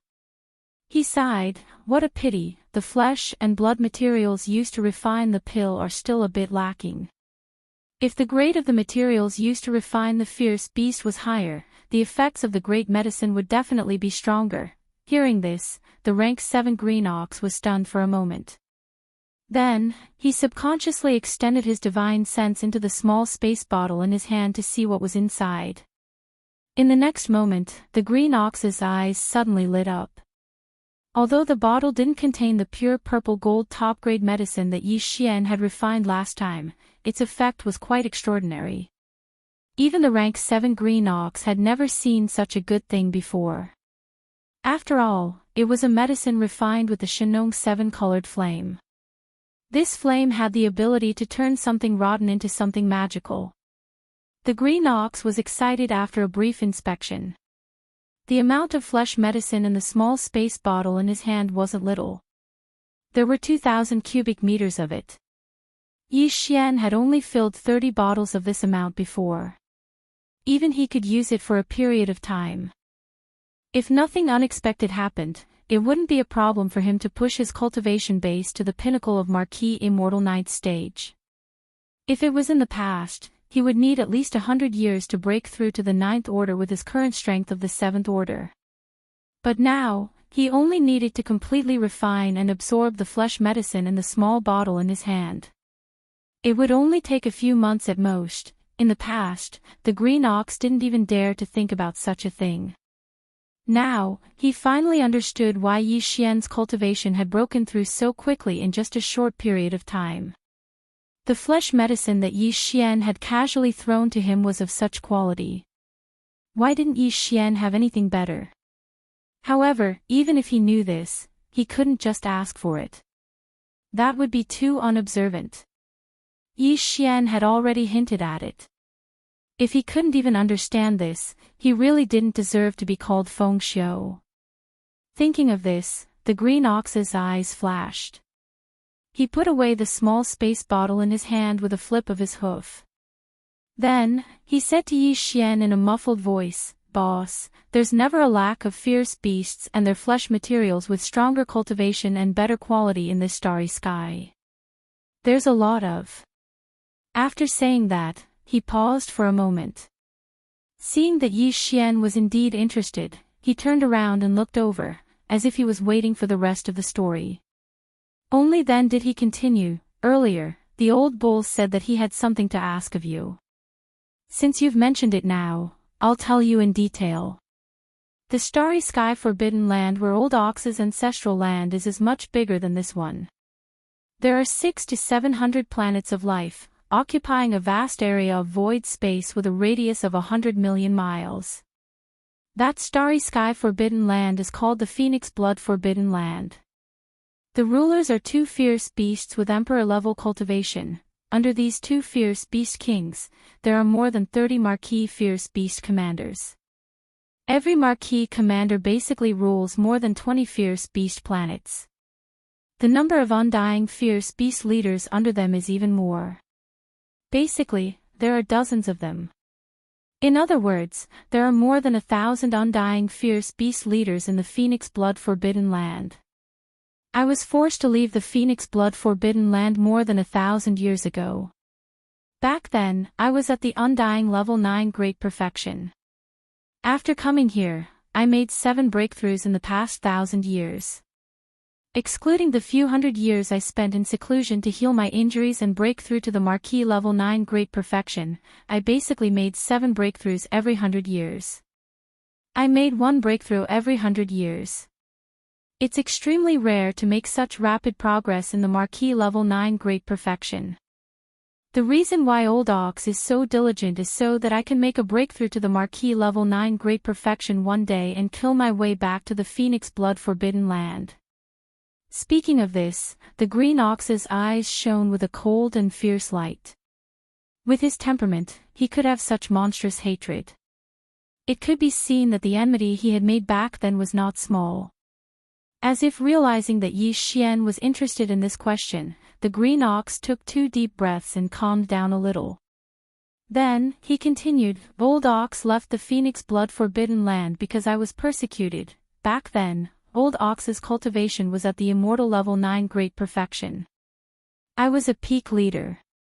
I only needed 1 more breakthrough to reach the Marquee Level 1 Great Perfection. Then, I would be able to advance to the next level and become a Marquee Level Fierce Beast Leader. In the Phoenix Blood Forbidden Land, the hierarchy is very strict. It's not as loose as here. After all, there are fierce beast kings there. Generally speaking, immortal level fierce beast leaders are led by 2 or 3 fierce beasts at the same time. As for Marquee level fierce beast leaders, they have more than 20 life stars under their command. That's 50 to 60 immortal level fierce beast leaders. Back then, there were more than 30 Marquee level fierce beast leaders in the Phoenix Blood Star region. 600 to 700 life stars have basically been divided up. There are only 20 or 30 life stars left. If there are no accidents, once Old Ox breaks through and becomes a Marquee level fierce beast leader, I will be able to choose about 20 of these 20 or 30 life stars to rule under my command. Chapter 42-45. At this point, the Green Ox did not continue. It fell into silence, but its eyes turned red. Yi Xian sighed. Although the other party did not continue, he had already guessed what happened next. Obviously, in order to ensure the interests of his only son, the Green Ox's immediate superior, the Marquee commander he was loyal to, had secretly attacked the Green Ox. Originally, he might have wanted to kill it, but because this matter could only be done in secret, the Green Ox had just said that this kind of ferocious beast was in a forbidden zone. The hierarchy of the forbidden zones in the starry sky where kings were in charge was very strict. Since the hierarchy was strict, the discipline would definitely be the same. Therefore, even if the other party was a Marquee commander, he probably would not dare to wantonly kill the immortal realm leaders under him. One had to know that there were only 1,000 immortal realm ferocious beast leaders in that huge forbidden zone. They were definitely not star lords or domain lords that could be killed at will. It was precisely because of this reason that the Green Ox was able to escape with its life, but it was also forced to leave the forbidden land of Phoenix Blood.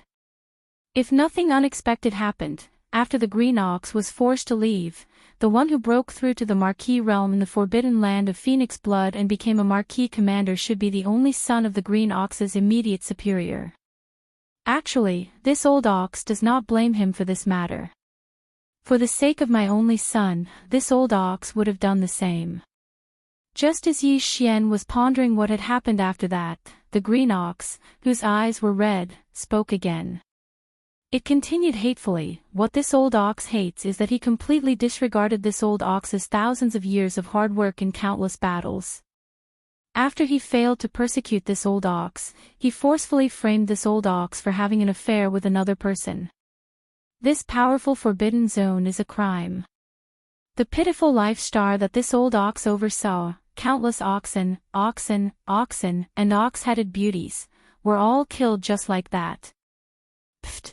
Yi Xian also thought of this. If one did not eliminate the roots, they would grow again when the spring breeze blew. Whether it was the human race or the ferocious beast race, this kind of thing was not uncommon. However, the Green Ox's heart was filled with sorrow. It was one thing for it to recall those oxen that had been killed, but what the hell was that ox-headed beauties? He was already so old, but his hobbies were still so unique. It really caught Yi Xian off guard. He was so shocked that he almost spat out a mouthful of blood. However, after hearing this, he could be considered to have completely understood the Black Ox's towering resentment. The other party was indeed not kind, and could even be said to be extremely heartless. After all, the Black Ox was a general under his command that had followed him on many campaigns for many years. It was fine if it was harmed for no reason and escaped with its life. One should be lenient whenever possible. Not to mention that the Azure Ox hadn't even attained the conferred Marquis realm, so it was impossible to seek revenge from him. The Azure Ox had already fled with heavy injuries, yet he was still accused of colluding with the enemy in the forbidden land of Phoenix blood, causing his bloodline descendants to be completely annihilated. After understanding the bloody history of the past, Yi Xian sighed. He could not help but sympathize with the Green Ox, but his words were not polite. Like pouring cold water, he changed the topic and continued, "But have you ever thought that more than 1,000 years have passed? You have already broken through from the 9th level of the immortal realm to the 7th level of the conferred Marquis. Your immediate superior back then. If nothing unexpected happened, he would have long been a conferred king. Even if you break through soon and become a king of ferocious beasts, how can you seek revenge with only the 1st level of this realm? It would be best if we didn't deliver ourselves to them in the end." The Green Ox had obviously thought of this as well. Just as Yi Xian finished speaking, his expression darkened. He sighed and said, "Indeed, so before this, although this old ox had wholeheartedly cultivated and used revenge to numb myself, desperately seeking a breakthrough, in reality, I was very clear in my heart that my cultivation was still there. While I was improving, so was my opponent. If nothing unexpected happened, I'm afraid I have no hope of revenge in this life. But now that I've met you, I see hope again. Otherwise, I'm still a titled Marquis. How could I be so cowardly and surrender on the battlefield?" His words were a little pretentious. Yi Xian had long seen through this old man's temperament. However, the other party was feeling miserable now. It was rare for him to be pretentious, so Yi Xian naturally would not expose him. After thinking for a while, he said, "If that's the case, I can make a trip to the forbidden land of Phoenix blood with you. Of course, the first time there, we can only do it secretly. On one hand, we can see the situation. On the other hand, we can see if there's a chance to lure and kill a few conferred Marquis. Sigh, there's no other way. Although I can make a treasure pill that allows conferred Marquis to directly break through to the Emperor level, in terms of raw materials, every treasure pill needs all the blood of at least 5 conferred Marquis corporeal bodies. I only have 2 pills now. I can't help you even if I want to." "What?" "A treasure pill that allows conferred Marquis to directly break through to the Emperor level."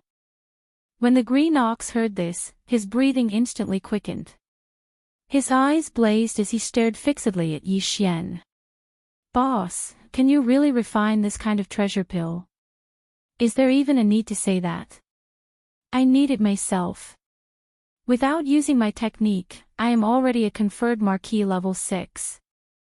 With a few more breakthroughs, I will reach the pinnacle level 9. When that happens, I will be able to eat one. You can see the effects yourself. At most 3 days, I will reach the pinnacle level 9.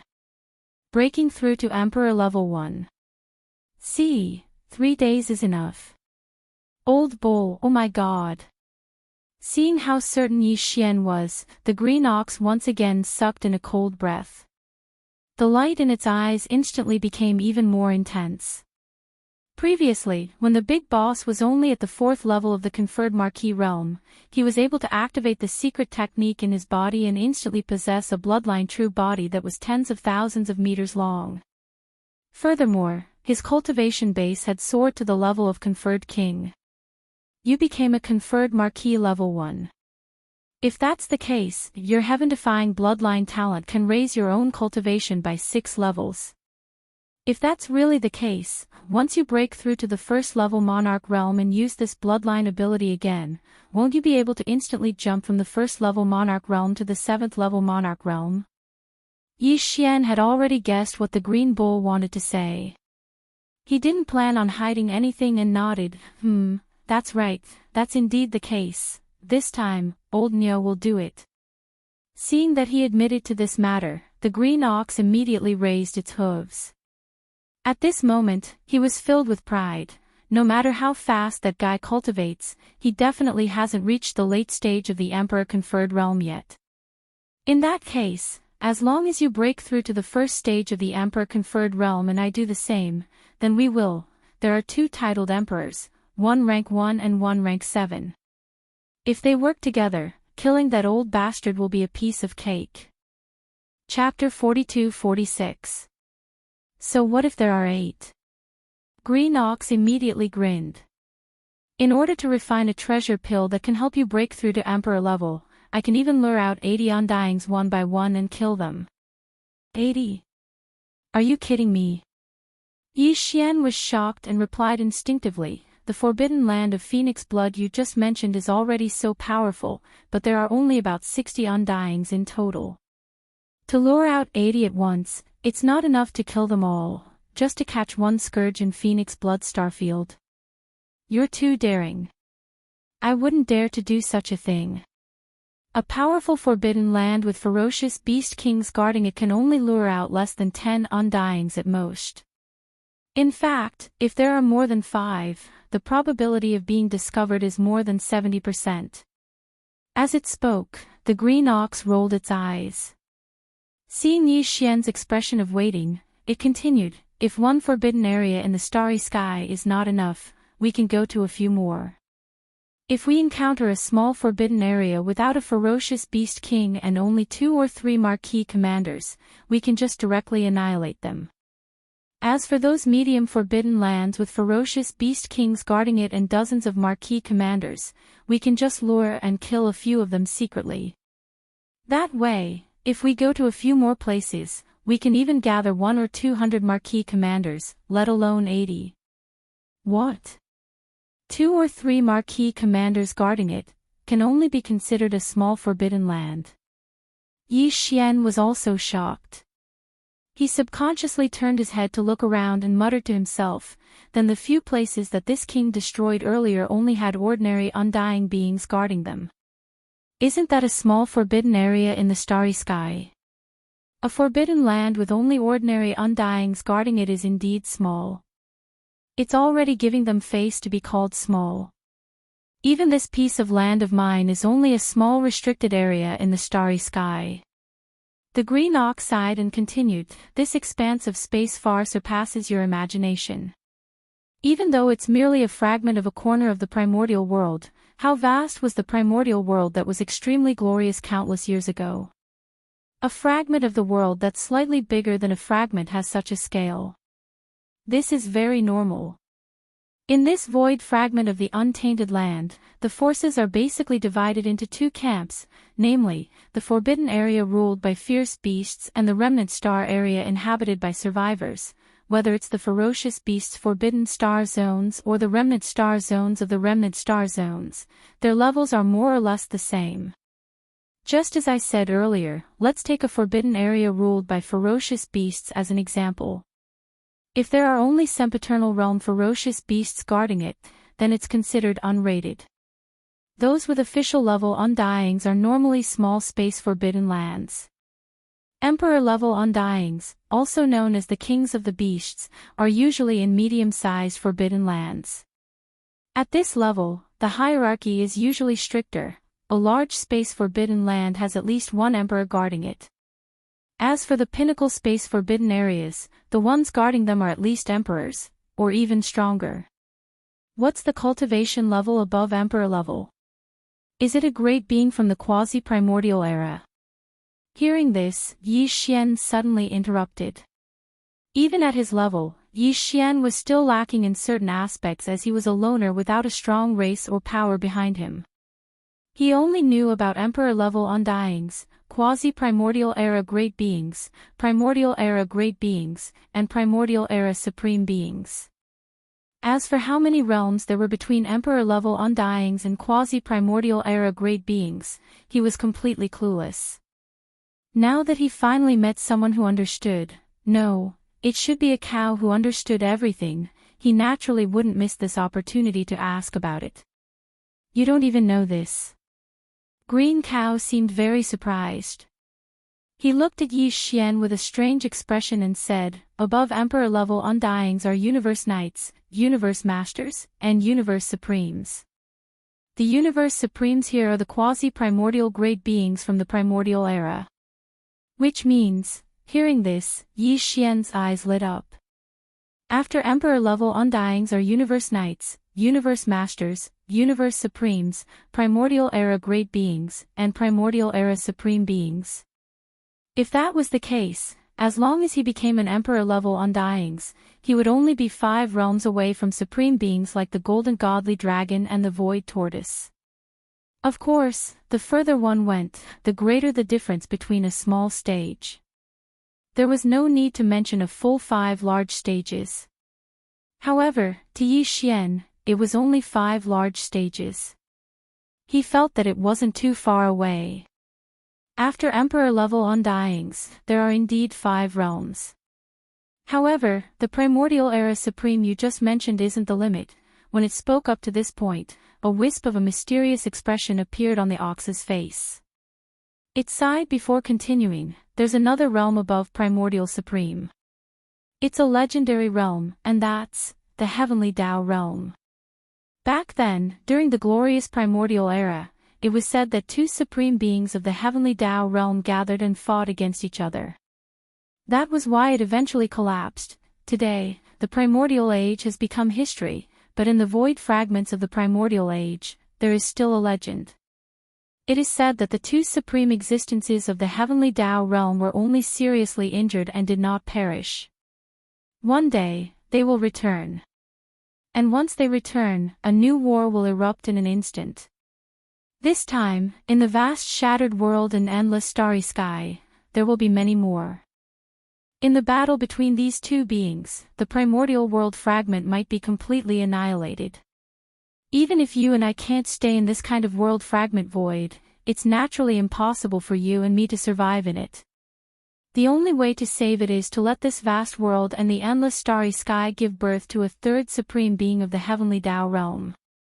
In this way, under the tripartite balance of power, the 2 tigers that once destroyed the primordial world can be avoided.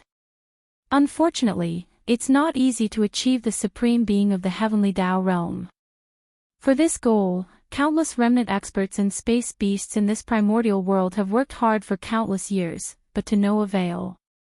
It's said that the opportunity to achieve the Heavenly Tao realm only exists in the ancestral planet. Where is it located? In this part of the starry sky, I'm afraid only the core upper echelons of the few supreme forbidden lands and the remnant star field can grasp some clues. Chapter 42-47 Didn't you say that after the Undying Emperor level, there are still the 5 realms of Universe Knight, Universe Master, Universe Supreme, Primordial Great Being, and Primordial Supreme? Nodding, Green Ox continued, the Forbidden Lands where the Undying Emperors are in are called top-tier Forbidden Lands.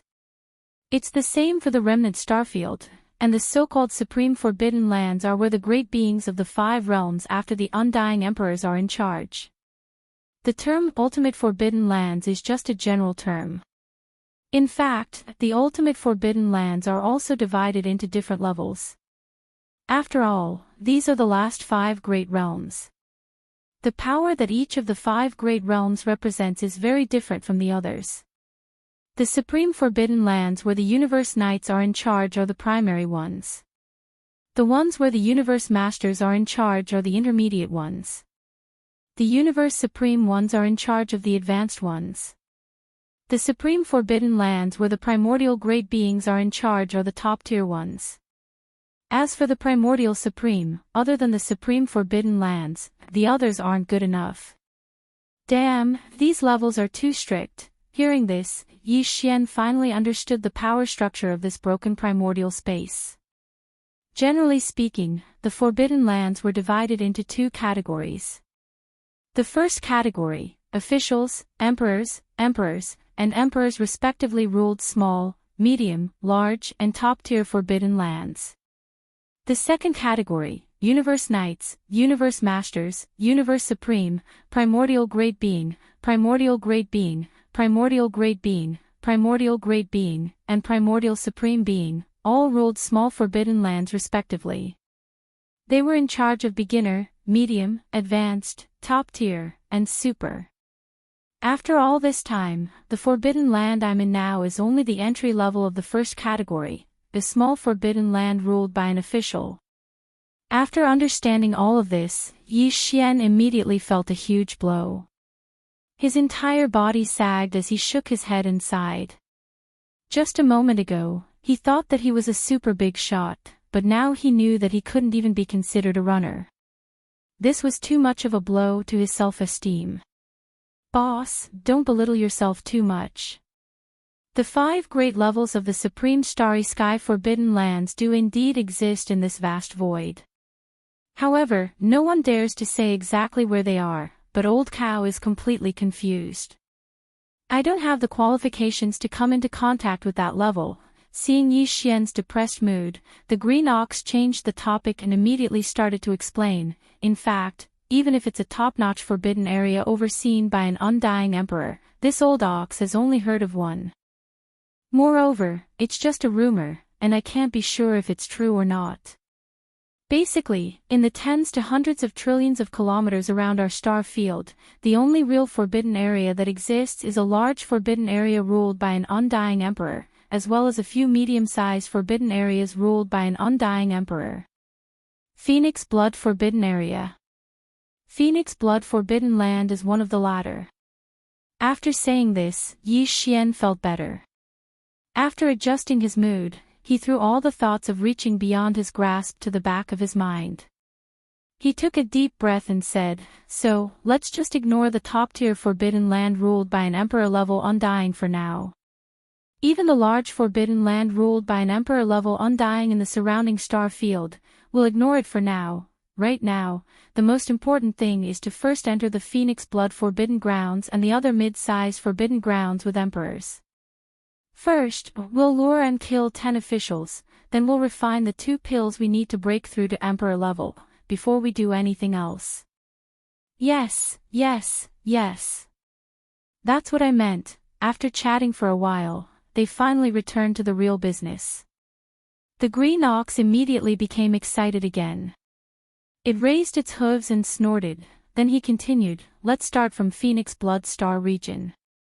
I'm familiar with that place. Although I've been away for more than 1,000 years, there shouldn't be any changes in the forbidden area. It shouldn't be a problem to lure out a few marquee-level Undyings and kill them. In that case, this matter is settled. In a few days, the 2 of us will pack lightly and go on a long journey together. Taking another deep breath, Yi Xian pondered for a moment before continuing, let's set the departure date for tomorrow. After all, my subordinates have just gone through a great battle and have not completely settled down here. This king still has some matters to attend to. You don't have to follow me anymore. If there's anything you need to do, just deal with it yourself. Come back here at this time tomorrow. After we meet up, we'll set off immediately."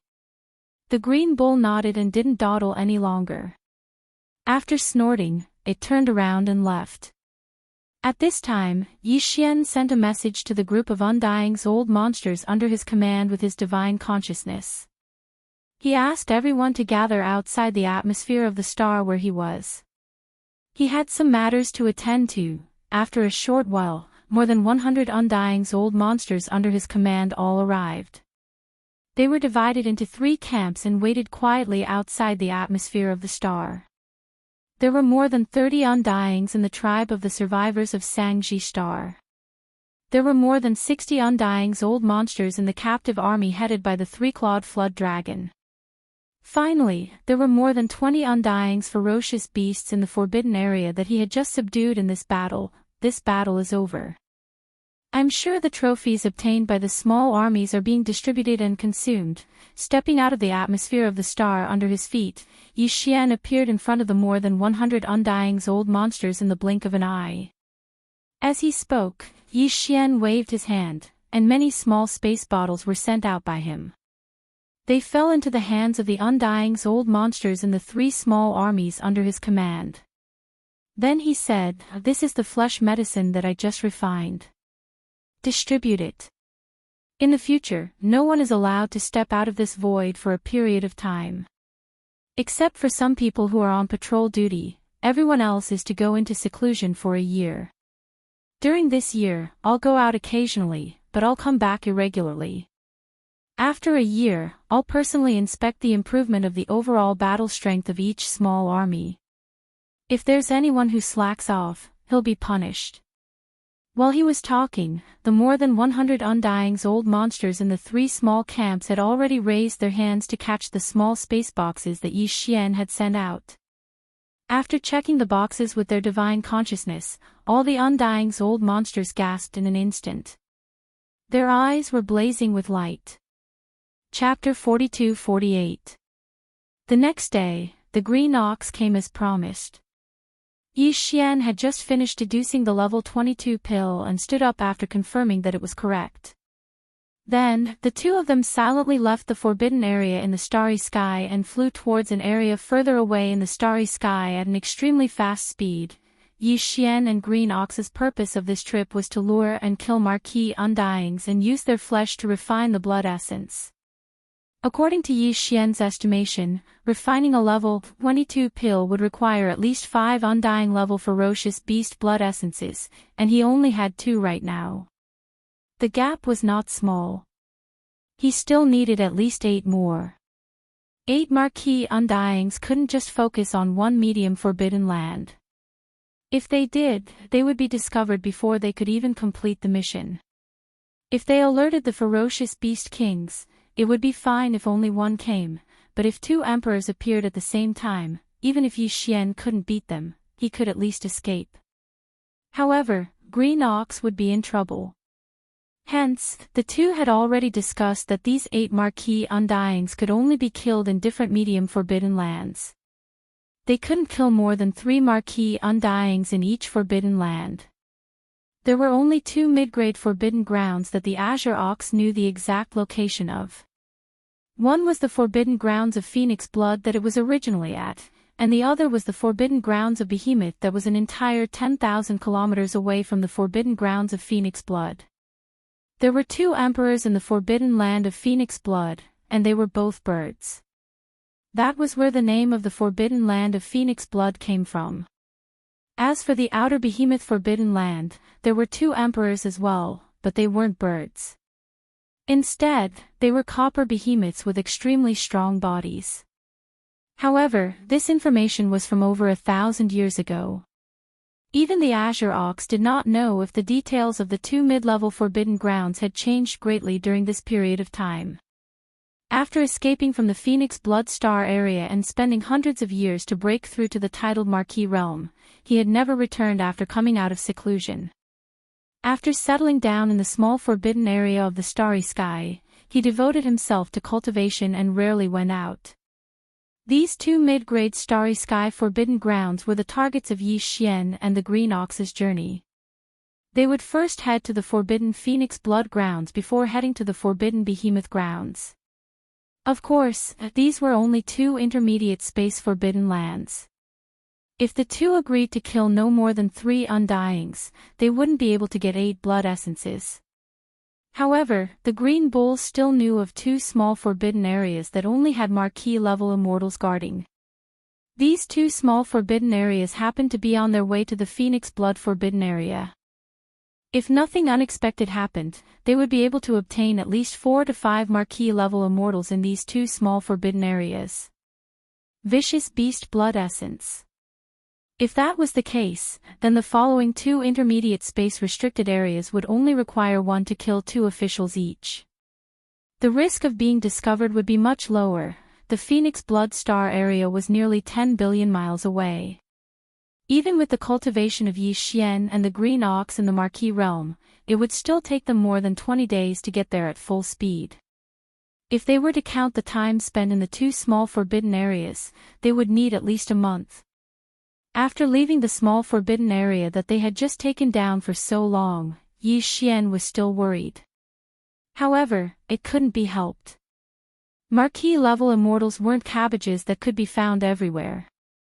It was inevitable that they would have to travel far in space to kill them. A few days later, the two traveled at full speed and left behind nearly 2 billion miles of space behind them. At this time, they finally arrived at the first small forbidden area on their way to the forbidden Phoenix Blood ground. Roar! Raising his head and roaring, Yi Xian didn't hesitate to use the bloodline ability of the 9 transformations of the demonic ape and directly entered the 6th transformation. His body didn't slow down in the slightest as it continued to expand. In a few short breaths, it had already reached a height of 10 million meters, like a small star. The power emitted from his body also skyrocketed to the 3rd level of Emperor level. It was unprecedentedly powerful. Beside him, the Green Ox, who had shrunk his body to the same size as Yi Xian and was only 10 feet tall, also activated the majestic power of blood in his body and instantly transformed into a giant green ox that was 1 million feet tall. Unfortunately, although this kind of body was already like a small meteor, compared to Yi Xian, who was beside him, it was nothing. It was simply an unremarkable little thing. Roar! Roar! In a small forbidden area in the starry sky thousands of miles away, several fierce roars and roars suddenly came, followed by the roars of countless fierce beasts in the forbidden area. The vast void of the universe within thousands of miles was in an uproar. There are actually 3 marquee-level immortals? What a surprise! As Yi Xian's divine sense quickly extended outwards, everything within this small forbidden area of space that was tens of thousands of kilometers away was instantly investigated. According to the Green Ox, there used to only be 2 marquee-level immortals in this forbidden area. However, that was over 1,000 years ago. Today, there was obviously another ferocious beast leader that had broken through and become an official level leader. As he muttered to himself, Yi Xian's figure didn't slow down in the slightest. Before he could finish speaking, the pressure within his body had already spread out in all directions. His enormous figure was like a meteor that was flying through the starry sky at an extremely fast speed, rumbling as he sped forward. What? This is an Emperor-level space berserk ape. It's actually still Emperor level 3, there's no chance of winning this battle, flee. Flee! As the strength of the titled Emperor realm spread out from Yi Xian's body, a few screams that were filled with boundless fear immediately sounded out from tens of thousands of kilometers away. The 3 marquee-level immortals in this small forbidden area didn't hesitate at all and turned to flee. They even split up and fled, each choosing a different direction and increasing their speed. The weakest one on the left, the early marquee level, I'll leave it to the old ox. Boss, the other 2 are mid-marquee level, they aren't much slower than the old ox, we'll have to trouble you then. Moo, A wisp of a cruel expression appeared on the corners of the green ox's mouth when it saw this scene. As it spoke, it raised its head and mooed. In an instant, it transformed into a green ray of light that shot towards the starry sky to the left. Xiao! Rumble! Yi Xian didn't even reply. In a flash, he blocked the path of one of the marquee-level immortals. Without saying a word, he blasted him into a bloody mist and kept it into his body.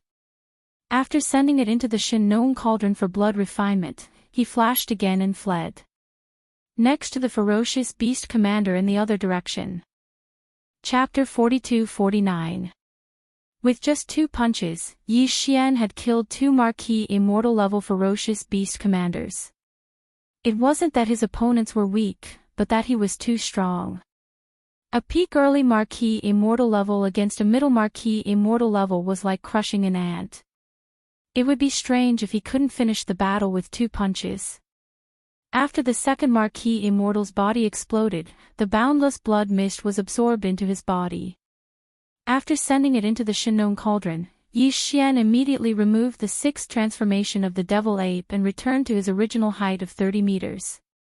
Even so, his cultivation was still at the 5th level of the marquee immortal. To the countless ferocious beasts in the Forbidden Lands, he was still an existence that they could only look up to. At this moment, the ferocious beasts in the Forbidden Lands on the surrounding life stars had already fled in all directions, rushing to the surrounding void space. Yi Xian didn't plan on chasing after them at all. With a casual wave of his hand, the various spirit herbs, spirit medicines, and other cultivation resources within the 100 or so life stars in front of him automatically flew up, transforming into multiple streams that shot out from the atmosphere of the life stars, finally converging into a majestic stream. Yi Xian absorbed all of them into the farmer god cauldron.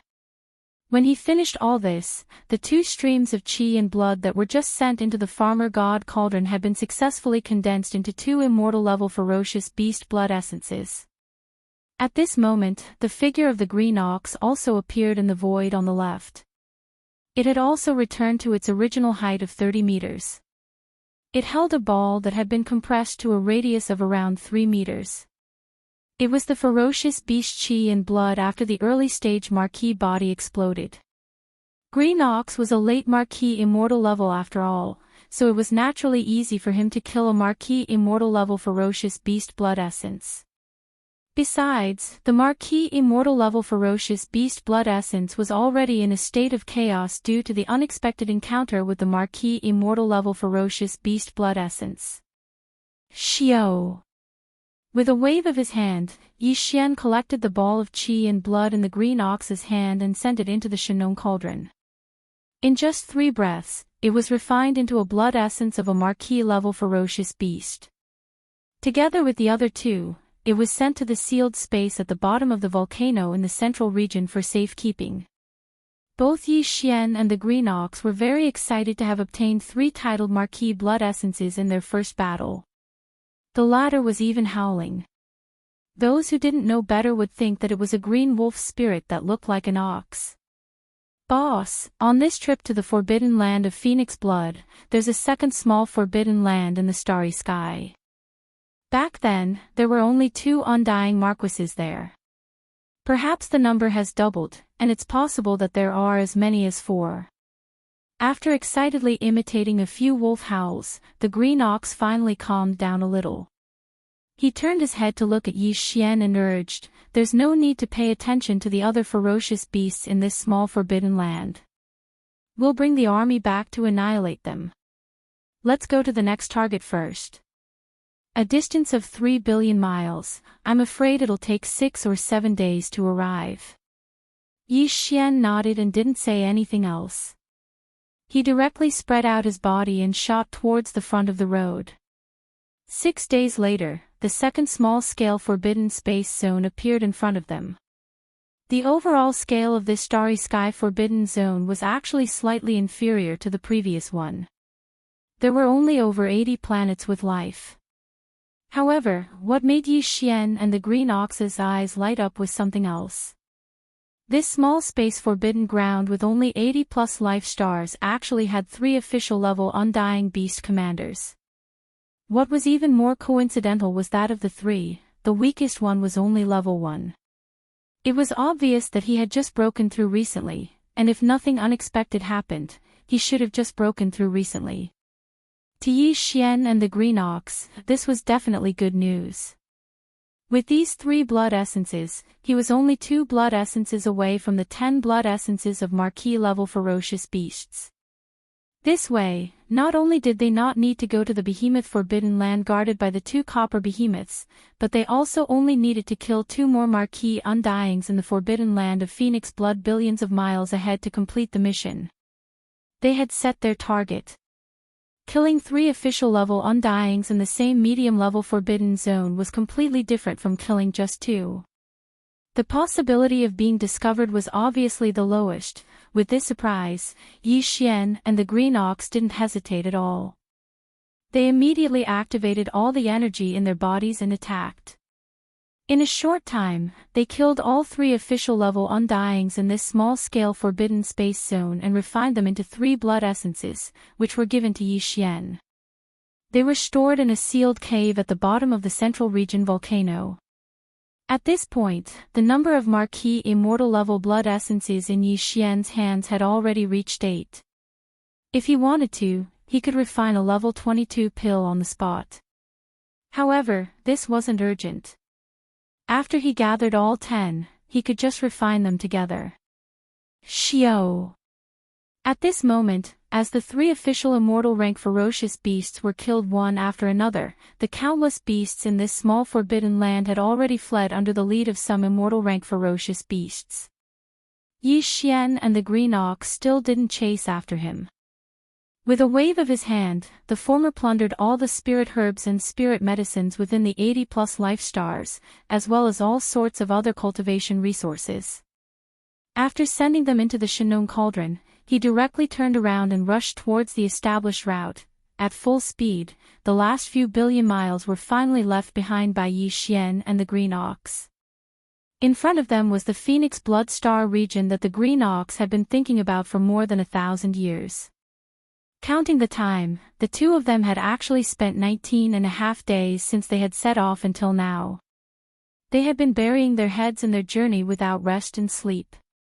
However, even though the journey was long, he had obtained 6 Marquis-level ferocious beast blood essences.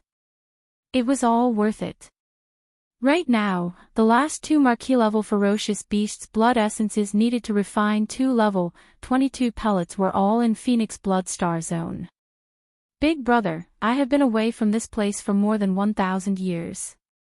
Even the 2 small forbidden areas in the starry sky have changed a lot in the past 1,000 years, not to mention the Phoenix Blood Star area that is 50 million miles away. After stopping, the Green Ox turned to look at Yi Xian. He was obviously nervous. Perhaps this was the feeling of being close to home, even if there were no more descendants of his bloodline in this familiar space. Chapter 4250. You're familiar with this place, so I'll leave this matter to you. Yi Xian nodded and turned to look around. Finally, he raised his hand and pointed at an abandoned planet in the void to his right. With a flash of his body, he shot over. Be careful not to be exposed. If you can't capture an undying being, even a sector lord or a domain lord will do. Of course, it's best if it's an undying being. The information of an undying being is obviously more reliable. As he finished speaking, his figure had already disappeared and entered the abandoned planet in front of him.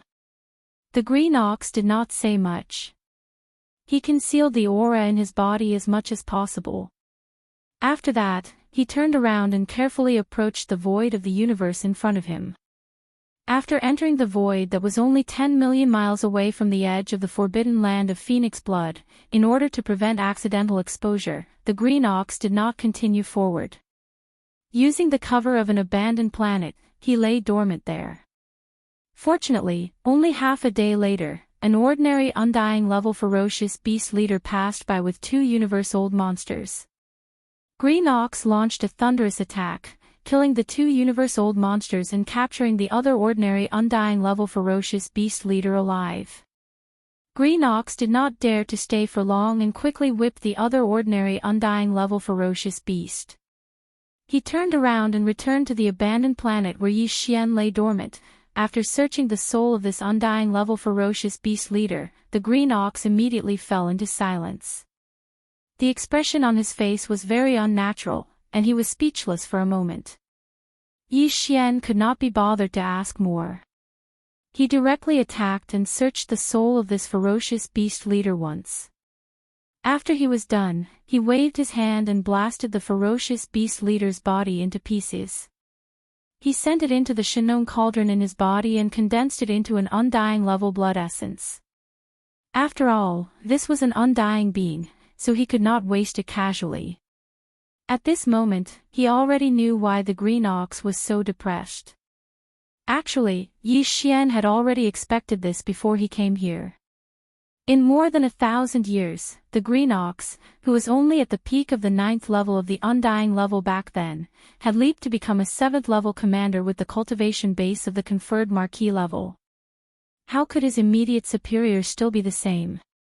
What if he stayed in the conferred Lord realm? That guy was already at the peak of the middle stage of the Marquis immortal realm back then. Now that 1,000 years had passed, he was already an Emperor-level Beast King.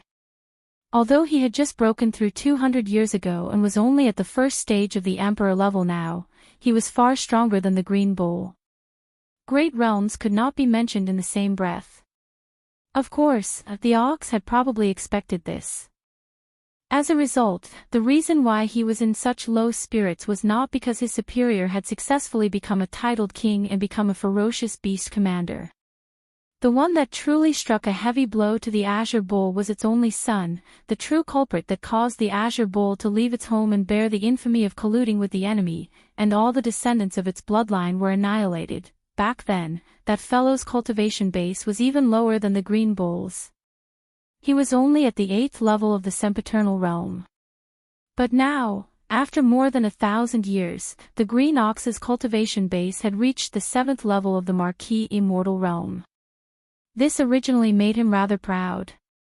After all, it was the result of more than 1,000 years of painstaking cultivation. But in fact, the guy whose cultivation base was not as strong as his back then had now surpassed the youth, reaching the 8th level of the Marquis immortal realm, a small level higher than the Green Ox. With another breakthrough, he would be at the peak of the 9th level. The reason for this was clearly because the young man's immediate superior had successfully broken through to the Emperor level and become a ferocious beast king. He had taken care of his only son. To put it bluntly, the situation before them was actually a grassroots competing with a rich second generation, only to be slapped in the face. Alright, he has an Emperor-level father, and is the only son. It's normal for him to cultivate faster than you. Seeing the Green Ox's depressed expression, Yi Xian was speechless. He rolled his eyes and continued, "Isn't it just a Marquis level 8? What's the big deal? Even his father is only at the first level of the Emperor level. At most, I'll help you kill them all." "Don't." As soon as Yi Xian's words fell, the Green Ox immediately raised his head, his eyes shining brightly again. "I don't care about the other ferocious beasts, but please leave these two to me. If I don't kill them myself, I'll be letting down the Ox-head beauties and Ox-head descendants who were slaughtered back then." "Stop." Hearing this old guy mention the Ox-head beauties again, Yi Xian felt a chill in his heart and quickly stopped him. He shrugged and said, "Alright, you'll break through to the Emperor level soon anyway. Killing the young ones won't be a problem. Even the old ones, as long as you work hard, you'll break through to the 2nd level of the Emperor level in a short time. But it's not completely impossible. When the time comes, you'll naturally have the ability to kill your nemesis." Speaking of this, Yi Xian seemed to have suddenly thought of something. His expression instantly turned solemn as he frowned slightly. However, the situation in the forbidden land of Phoenix Blood is a bit complicated. Not only has the territory expanded, but the number of planets with life has also increased from 6 to 700 to over 800 now. Even the ferocious beast commanders at the official level are close to 50 now. Of course, these aren't important. The most important thing is the ferocious beast kings at the emperor level. At this point, Yi Xian sighed. In the past, there were only 2 undyings here, but now, there are 4 of them. In the past 1,000 years, other than your direct superior, there was actually another conferred Marquis commander who successfully broke through to the conferred emperor realm, a total of 4 emperors. Even if 2 of them are only at the first level of the emperor level, no matter how weak they are, they're still emperors. Facing 4 emperors, it'll be fine if everything goes smoothly from now on. But if there's an accident that alarms these 4 fellows, I'll have to fight 1 against 4, and 2 of them are in the middle stage of the emperor level. Their cultivation levels are higher than mine. This will definitely lead to disaster. Green Ox clearly understood this point. His mood was so low because, other than the blow he received, to a certain extent, it was also because he was frightened by the 4 emperors. Now that Yi Xian pointed out this matter directly, Green Ox immediately hesitated. After hesitating for a while, he said bashfully, "It seems that we can't take down such a middle-level forbidden land yet. If that's the case, there's no need for us to go to the beaming forbidden land anymore. Why don't we look around? See if there are any small forbidden lands in the surrounding areas." What he meant was that he planned to do his best to bully the small forbidden lands in which there were only Marquis-level undyings. Just this little bit of ambition made Yi Xian speechless. Chapter 42-51. Boss, do you have a way to bring me away from the encirclement of 4 emperors? Hearing Yi Xian's words, Green Bull's eyes gleamed, and he immediately became excited. Is this true? Those are 4 emperors. It's not like you haven't seen them before. Back then, Yub, the space blood crocodile and that black bug attacked me at the same time. I'm also an official level, but didn't I escape in an instant? Seeing his suspicion, Yi Xian rolled his eyes. I think you didn't even find a single trace of me back then.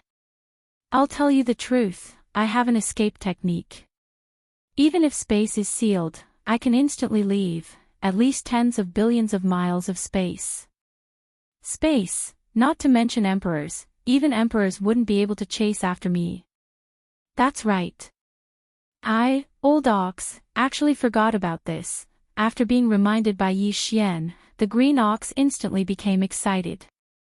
At that time, you disappeared in an instant without leaving a single trace behind.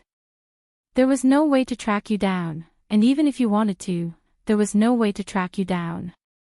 At that time, you even angered this old ox to the point of choking. Speaking to this point, he paused and grinned, continuing, if that's the case, we can change our hunting plan a little. Since we only need to kill 2 emperors, if we split it into 2, we'll lure them out 1 by 1. Since that's the case, why not infiltrate the enemy camp and kill the 2 official-level undyings? Then, before the 4 emperor-level undyings react, you can use your heavenly movement technique to bring me and escape. This way, we can do it again. That way, we only need to attack once, and the chances of being exposed will be lowered to the lowest. Yi Xian naturally understood this logic. However, Green Bull's plan was easy to say, but it was extremely difficult to execute. Not to mention other things, just encountering 2 emperors in the same life star was not something that could be controlled by humans. There were already more than 800 life stars in the forbidden land of Phoenix blood. If Yi Xian and the Green Ox only hunted ordinary immortal-level beasts, then this matter would naturally be simple. Within these 800 or so life stars, each life star had more than 2 ordinary immortal-level beasts overseeing it. Yi Xian didn't even need to deliberately choose one to enter. As long as he attacked, he would be able to kill more than 2 immortal-level beasts at the same time. Normal undying level leaders could be killed instantly. However, if the target was an official immortal rank ferocious beast commander, the difficulty would instantly increase countless times. This was because every official immortal rank ferocious beast commander ruled over more than 20 life stars. They basically stayed in their own nest and rarely came out. To capture a life star with 2 undying level leaders at the same time, one could only rely on luck and wait.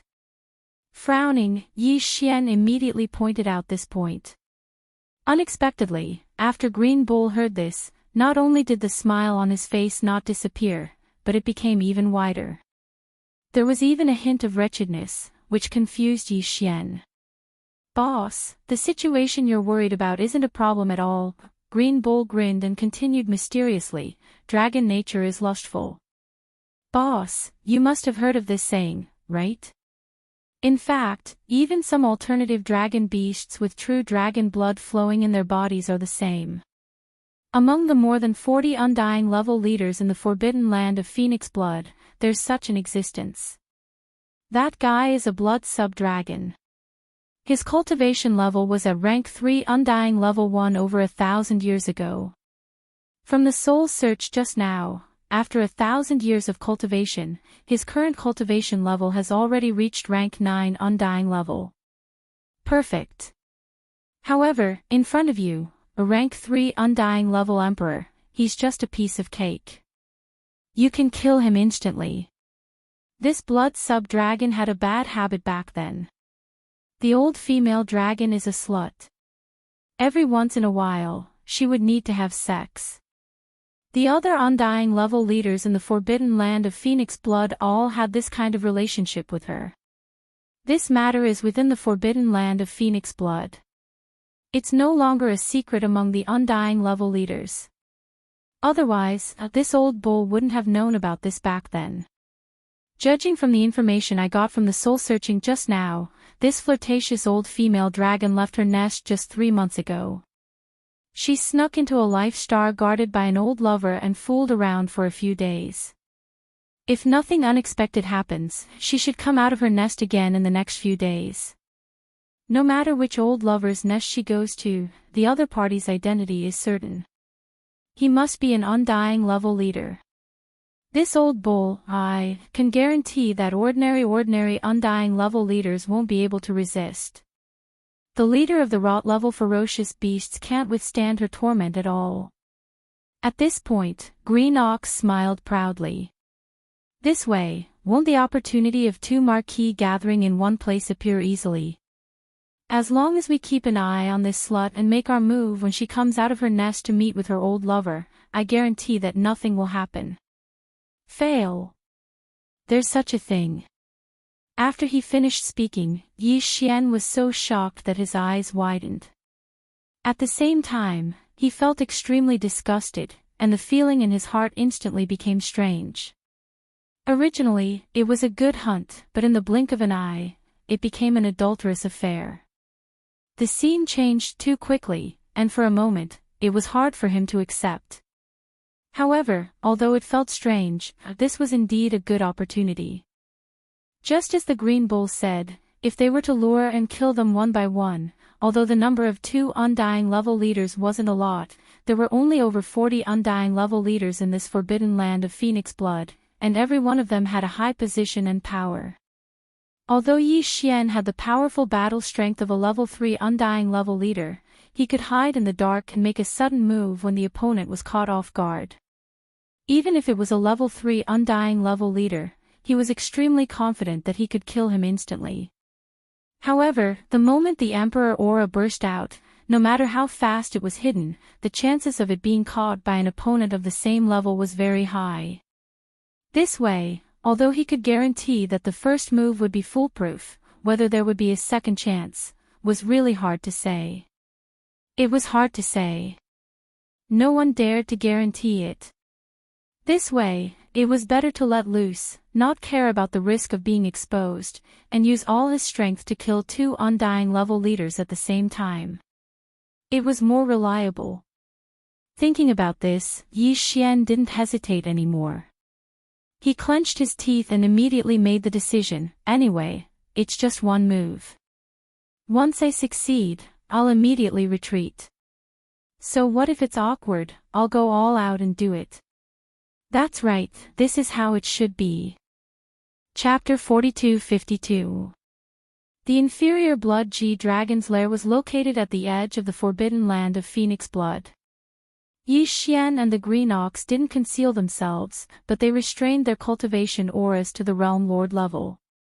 This level of strength was neither high nor low among the beasts of the Forbidden Land. They didn't care about those above Undying level and didn't dare to provoke those below Sector Lord level. They were the most suitable. Apart from that, even the appearance of the Green Bull had changed. Yi Xian was still in the form of a space berserk ape because there were many space berserk apes in this forbidden grounds. However, it was impossible for the Green Ox. His ox children and all the ox-headed beauties had been annihilated all those years ago. If a green ox were to suddenly appear within this restricted area in the starry sky at this moment, then the effect would probably be no different than a firefly in the night, and it would instantly draw over. Countless gazes would be attracted. Helpless, the old fellow could only shake his body and transform into a starry sky berserk ape that had a similar cultivation and figure as Yi Xian. However, the fur on its body was green. After ascertaining that there were no flaws, the two of them swaggered all the way to the edge of the Subblood G-Dragon's nest star and laid in wait.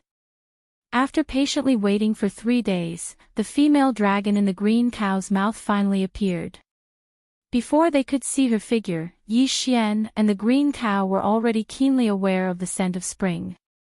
The two exchanged glances and smiled awkwardly. They immediately became alert. Soon, a figure dashed out of the atmosphere of the planet ahead.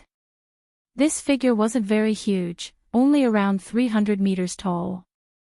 However, the aura in his body was shocking. He had reached the pinnacle of the 9th level of the Marquis level. It was 2 small stages stronger than the Green Ox, and 3 small stages stronger than Yi Xian in his normal state. However, on one hand, it was because Yi Xian and the Green Ox didn't deliberately conceal themselves.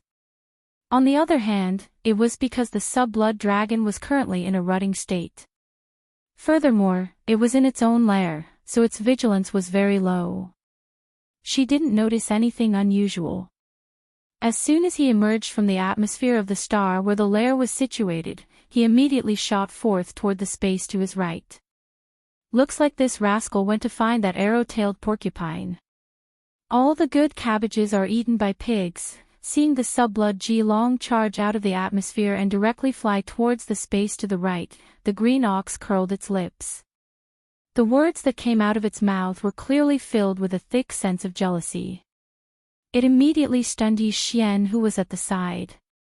This old fellow was clearly interested in her as well. It seemed that other than the ox-head beauty, he also liked other types of beasts. Perhaps as long as it was a female, it would not be a problem. That youth back then wasn't even an official level, yet he dared to target the level 3 Subblood G-Long. One could see that this fellow wasn't just a little lustful. Also, what do you mean by all good cabbages are eaten by pigs? Let's not talk about whether the Subblood Dragon was a good cabbage, but even if it was, why would a cow look down on a pig so much? This logic was a little messy. Yi Xian was absolutely certain that if the immemorial porcupine was here, it would definitely fight him to the death with just a few words. Since they had already confirmed their destination, the two weren't in a rush. Because according to the Green Ox, the female dragon that had disappeared a long time ago would have a private meeting with her lover for at least a few days. It was enough for Yi Xian and him to rush over. They had arrived at their destination. When it said this, the Green Ox's tone was even more jealous. Hearing this, Yi Xian was drunk and completely speechless. A day later, the two finally arrived at the lair of the arrow-tailed porcupine. When they were still a few 100,000 miles away from this star, Yi Xian caught the thick scent of lust in the air. There was even a faint smell of pig. Most likely, the forbidden beasts on the star ahead were mostly the bloodline of the arrow-tailed porcupine. They were mainly from the bloodline of the arrow-tailed porcupine. A dragon, even if it was a subblood, would sneak into an extremely large pigsty to have sex. There was probably no one else who could do such a thing. Yi Xian felt strange. Beside him, the green ox kept sighing, his face full of resentment. We're here. The adulterous couple is doing something. Once we enter the interior of the star, we can immediately take action. On the side, the green ox gnashed his teeth as if he had a deep grudge. He turned around and looked at Yi Xian. That arrow-tail porcupine inside is so lazy that no one can compare to him. Back then, he was already at the first level of the Immortal Marquis realm. It hasn't even reached rank 6. In a while, I'll stop this dead pig. You first deal with that shameless wench, then attack the dead pig. This was the best plan. Even though the green ox could also kill the arrow-tailed porcupine, it was only a rank lower than him. The battle would definitely take a long time. This was obviously unacceptable. Hence, in this battle, he could only stop the arrow-tailed porcupine and prevent it from escaping. To this, Yi Xian didn't say anything. Those who could do more work, safety was the most important. After nodding, the two entered the atmosphere of the Life Star in the form of space berserk apes. Looking around, as expected, most of the forbidden beasts were arrow-tailed porcupines or other mutated beasts with the blood of porcupines flowing in their veins. However, there were other races of space beasts as well, including space berserk apes. Hence, Yi Xian and the green ox's arrival didn't attract much attention. At this time, after entering the atmosphere, the sub-blood Ji Long's energy instantly became dense and clear. Other than that, there was another aura of an Immortal Marquis. However, it was much weaker. After locking onto the location, Yi Xian didn't hesitate and immediately shot over. In a flash, he appeared above the space a few thousand miles away from the sub-blood Ji Long. 9 Transformation of Demon Ape. 6th Transformation. An explosive roar came out of his mouth. Yi Xian's starry sky berserk ape's body was like a balloon that was being blown up as it rapidly expanded. Moo! On the side, the green ox who had been suppressing his anger for a long time raised his head and roared. He revealed his true form, 100,000 zhang tall, and charged towards a huge valley below. Just as he moved, Yi Xian had already completed the 6th transformation of the Devil Ape's bloodline ability. From the 1st to the 6th transformation, even if he activated them one by one, it would only take 6 breaths of time. Now, Yi Xian activated them all at the same time. In just 4 breaths of time, his body had already expanded to 10 million zhang tall. The aura in his body soared like a rocket to rank 3 Emperor Immortal from the world level he had been hiding before. Roar! Chapter 42-53. In the valley, a pitch-black arrow-tailed porcupine was having sex with the sub-blood dragon that had appeared earlier. The two of them maintained their sizes of about 1,000 feet as they fought intensely. What made Yi Xian completely speechless was that the fat arrow-tailed porcupine was actually being pressed down while the relatively slender sub-blood dragon was riding on it. It was pouncing on its wings while moving up and down. The scene was rather obscene. These two fellows immediately sensed the arrival of Yi Xian and the green ox. Their originally intense movements came to a halt in the blink of an eye as they turned to look at the sky above. In the next moment, the expressions of the sub-blood dragon and the arrow-tailed porcupine changed drastically at the same time as they cried out in shock. 3rd stage Regis Emperor. This is impossible. Green ox. It's that damned green ox. It's actually not dead yet. Boom! Before the cries of surprise could end, Yi Xian's punch had already landed. He directly blasted the sub-blood dragon and the arrow-tailed porcupine, who were still connected together, into a bloody mist that quietly dispersed. At the side, the green ox, who was about to intercept the arrow-tailed porcupine, was stunned on the spot. It was shocked by the terrifying power of Yi Xian's punch and was dumbfounded. Whoosh! With a casual wave of his hand, the bloody mist that was spreading in the sky above the valley was split into 2. Immediately after, Yi Xian wrapped it into his body and sent it into the Shinon cauldron space to begin the blood essence condensation. Boom. Almost at the same time, the atmosphere of this life star instantly exploded. Even the entire life star was torn apart, emitting a terrifying thunderous sound that shook the heavens and earth. Under the sudden envelopment of this terrifying aura, at least 60% of the countless ferocious beasts in the forbidden grounds in the atmosphere died. They were all torn apart by the raging wind created by the explosion of the planet's atmosphere. Screech, roar. Who dares to attack the commander of the forbidden Phoenix Blood Ground? That's the young man from back then. As the planet and atmosphere exploded at the same time, countless pieces of flesh and blood splattered. 4 figures appeared in the void of this life star at the same time, and incomparably cold roars and angry roars could be heard. It was a blood-red weeping blood-fiery phoenix. It was a crane-head azure one without a single strand of other feathers. Its entire body was covered in azure feathers, and there was only a hint of captivating red on the top of its head. These 2 birds were both middle-stage emperors. Apparently, they were the 2 veteran ferocious beast kings of the Phoenix Blood Forbidden Land. As for the other 2, one was an insectoid, and the other was a coiled horned dragon goat. They were both early-stage emperors. Apparently, they had just become ferocious beast kings in the past 1,000 years. The 4 feral kings were descending too quickly. From the time Yi Xian used the 9 transformations of the demonic ape's bloodline ability to killing the sub-blood G-dragon and the arrow-tail porcupine with a single punch, it hadn't even been 3 breaths of time. He didn't expect that just as he put away the 2 separated blood mists of the fierce beasts, the 4 vicious beast kings would arrive. Duh. From the looks of it, it was fortunate that they found the opportunity to kill 2 marquee leaders at the same time. Otherwise, it would be impossible for Yi Xian and the Green Ox to split up and kill 2 marquee-level undyings in this forbidden land of Phoenix blood. At this moment, with the arrival of these 4 emperors, just the terrifying auras from their bodies gathered together and completely sealed the shattered planet beneath their feet and the surrounding space within 10 million miles. Even though Yi Xian was a 3rd-stage emperor, he could no longer teleport. As for Green Ox, who was only a 7th-stage emperor, there was no need to mention it. Even though they knew that Yi Xian had a heaven-defying technique that allowed him to ignore the sealing force of this space and escape with him, they had not realized it yet.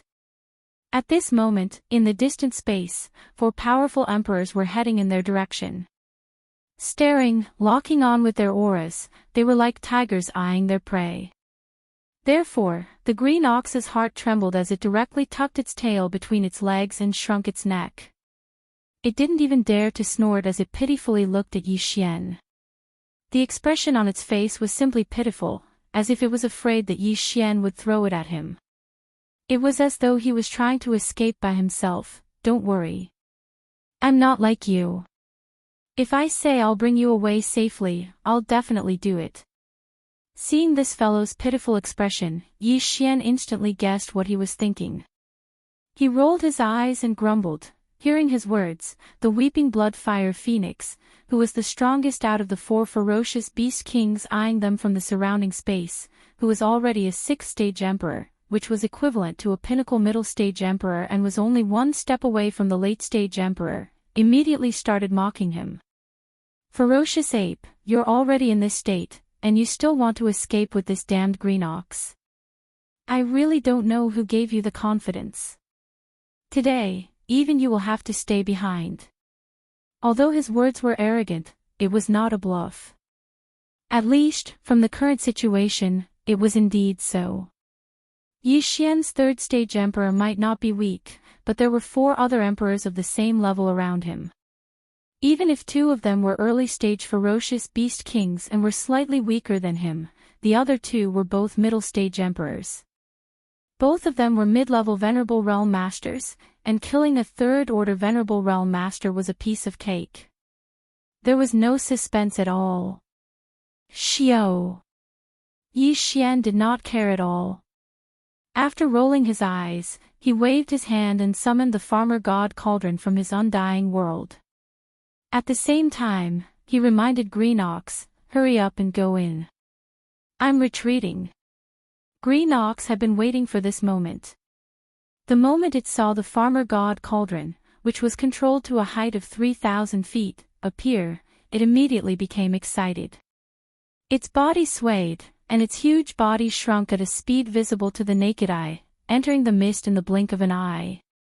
The nine-colored mist at the mouth of the farmer god Cauldron disappeared. At the same time, the four emperors who were watching covetously from the surrounding space exclaimed at the same time, "That bastard is actually escaping. Attack immediately." The farmer god Cauldron. It's actually the legendary primordial treasure, the farmer god Cauldron. Stop him and take that cauldron. An artifact of the era that only exists in legends. Who would have thought that it would be real and appear before our eyes? Roar. Amidst the earth-shattering roars, the four ferocious beast kings attacked almost at the same time. The vast space within 10 million miles of them completely froze at this moment. Unfortunately, Yi Xian could no longer see what happened next. Just as Green Ox turned into a faint light and entered the mouth of the farmer god Cauldron, he waved his hand and put away the cauldron. At the same time, he ordered the devouring system in his body to immediately activate the interstellar coordinate jump ability. Order. Chapter 42-54. Whoosh. Along with the faint sound of something breaking through the air, an undetectable light flashed in the air where Yi Xian was originally standing. His figure instantly disappeared without a trace. Boom. Rumble. It was only then that the attacks of the four ferocious beast kings in the surrounding void finally arrived, but they all missed and were completely ineffective. The scene was so unexpected that the four feral kings were caught off guard. As their faces paled in shock, cries of shock and disbelief filled their voices echoed at once. What? He vanished just like that. What technique is that? It's definitely not teleportation. There's no sign of spatial energy ripples, but his figure clearly vanished in an instant. Damn it, I can't even deduce where to start tracking him. What secret technique is that? It's too heaven-defying. What a pity for that cauldron, a treasure of the primordial era, to be lost just like that. Blue Ox. That damned Blue Ox is actually still alive. See, wasn't I right all those years ago? If he hadn't secretly contacted other intermediate forbidden zones, how could he have risen to rank 7 Marquis Immortal in just over 1,000 years? The last sentence came from the coiled horn dragon goat who was a rank 2 Immortal Emperor. This fellow was the ferocious beast commander that the youth had pledged his loyalty to, and he had harmed Blue Ox for his only son. In just over 1,000 years, his only son had grown to late-stage Marquis Immortal, and he himself had broken through a major realm to become a ferocious beast king. Even so, he still panicked when he suddenly saw Blue Ox again today, and there was even a hint of fear in his heart. The reason was actually very simple. As far as he was concerned, even though it was only a form of slander when it was said that the Green Bull had secretly colluded with other mid-grade forbidden grounds, it had clearly turned this sort of slander into reality after it fled. Today, he brought a third-level undying ferocious beast king back to Phoenix Blood Starfield. It was definitely not just to kill the 2 ferocious beast commanders, the Subblood G-Dragon and the Arrowtail Porcupine, for no reason. Back then, Green Bull and these 2 Marquis-level undying ferocious beasts, there was no enmity between them. In fact, Blue Ox had secretly fantasized about Blue Ox many times back then. Judging from the current situation, Blue Ox's purpose was clearly to demonstrate his dominance. That fellow had gone mad. Killing Blue Ox, who he had secretly fantasized about for years, was clearly a deliberate show of determination. His determination to take revenge for what had happened back then. Blue Ox's own cultivation was naturally unable to do that, but since this fellow had a rank 3 ferocious beast king by his side, it meant that he must have made a name for himself in that unknown intermediate forbidden zone. Otherwise, why would a rank 3 ferocious beast king follow him to Phoenix Blood Starfield to do such a boring thing? Normally, a mid-level space forbidden land with Emperor-level Undyings would definitely not have just one Emperor as their pinnacle strength. Hence, if Green Bull managed to convince 2 Emperors to attack him in the dark, he would be able to do so. Blue Ox, with his rank 2 Immortal Emperor cultivation base, would die without a doubt. Even though he was one of the 4 titled kings of the Forbidden Land of Phoenix Blood, he was still the weakest among them. Once another powerful mid-level Forbidden Land of Phoenix Blood decided to kill him, the other 3 ferocious beast kings of the Forbidden Land of Phoenix Blood had to consider the overall situation. In the face of benefits, they might not necessarily fight to the death to ensure his safety. As these thoughts flashed through his mind, the coiled horn dragon goat completely panicked, almost jumping and roaring in the void. Flustered and exasperated, he said, "We must find that damned ox. Find him, and we can find that rank 3 violent ape." The Shinnong Cauldron is an era treasure of the primordial era, and its significance is extraordinary. "Everyone, are you willing to give it up just like that?" He was clearly forcing the other 3 immortals to express their stance. In fact, these 3 immortals were indeed unwilling to give up on an era treasure of the primordial era. Hence, even though they all saw through the coiled horn dragon goat's scheme, after exchanging a few glances, they all nodded and agreed with the former's words, "Give the order. Leave half of the Marquis-level ferocious beast commanders and undying ferocious beast leaders in Phoenix Blood Starfield. The rest are to move out immediately and start searching. Focus on the intermediate forbidden zones in the nearby starfield. Don't alert the enemy, just search in secret. No matter what, we must find that blue ox and confirm the whereabouts of the Shinnong Cauldron." As these orders were given, Phoenix Blood Starfield, which had more than 800 life stars and occupied a vast territory in the universe, was instantly mobilized. More than 50 Marquis and Undying Ferocious Beast commanders. More than 1,000 Undying Ferocious Beast leaders. In an instant, half of them formed their own teams and led even more ferocious beasts below the immortal realm to charge in all directions of the forbidden land of Phoenix Blood. They began a large-scale exploration of the starry skies. Shio. A faint air-piercing sound was heard, accompanied by an almost undetectable flash of light. The next moment, Yi Xian's figure quietly appeared, still in the form of the raging star ape that was more than 10 feet tall. Looking around, he quickly determined where he was now. It was the Mulberry Starfield where the first interstellar jump coordinates had been imprinted on this universe's plane. Not long ago, Yi Xian led the Mulberry Starfield's remnant tribe and the entire captive army away from here, heading to the small forbidden zone ruled by Blue Ox. It took him a long time to get there.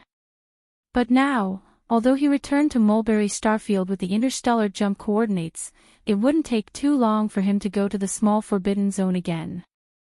Once he activated the 9 demon ape transformation and entered the 6th transformation, he would be able to become an Undying Emperor. With the support of the Undying rank 3 strength, he would need at most 2 days to reach there. However, Yi Xian didn't plan to rush back immediately. He decided to stay in Mulberry Starfield and condense the level 22 pill that he urgently needed soon. After making his decision, a light flashed in Yi Xian's eyes. With a wave of his hand, he directly summoned the Shinnong Cauldron. Then, with a thought, Blue Ox, who had entered the Farmer God Cauldron earlier, turned into a beam of light and rushed out of the Farmer God Cauldron's mouth. Moo. As soon as the figure appeared, Blue Ox let out a dissatisfied moo. To him, it had only been a few breaths of time since he entered the Farmer God Cauldron.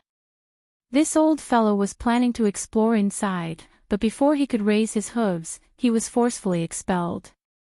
Chapter 4255. A level 22 pill.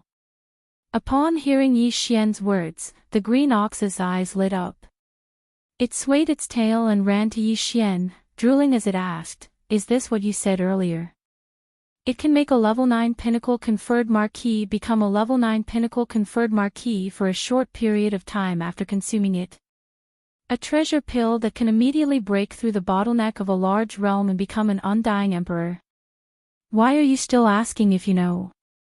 Yi Xian rolled his eyes and warned again, go to the side and watch. Don't let anything disturb me.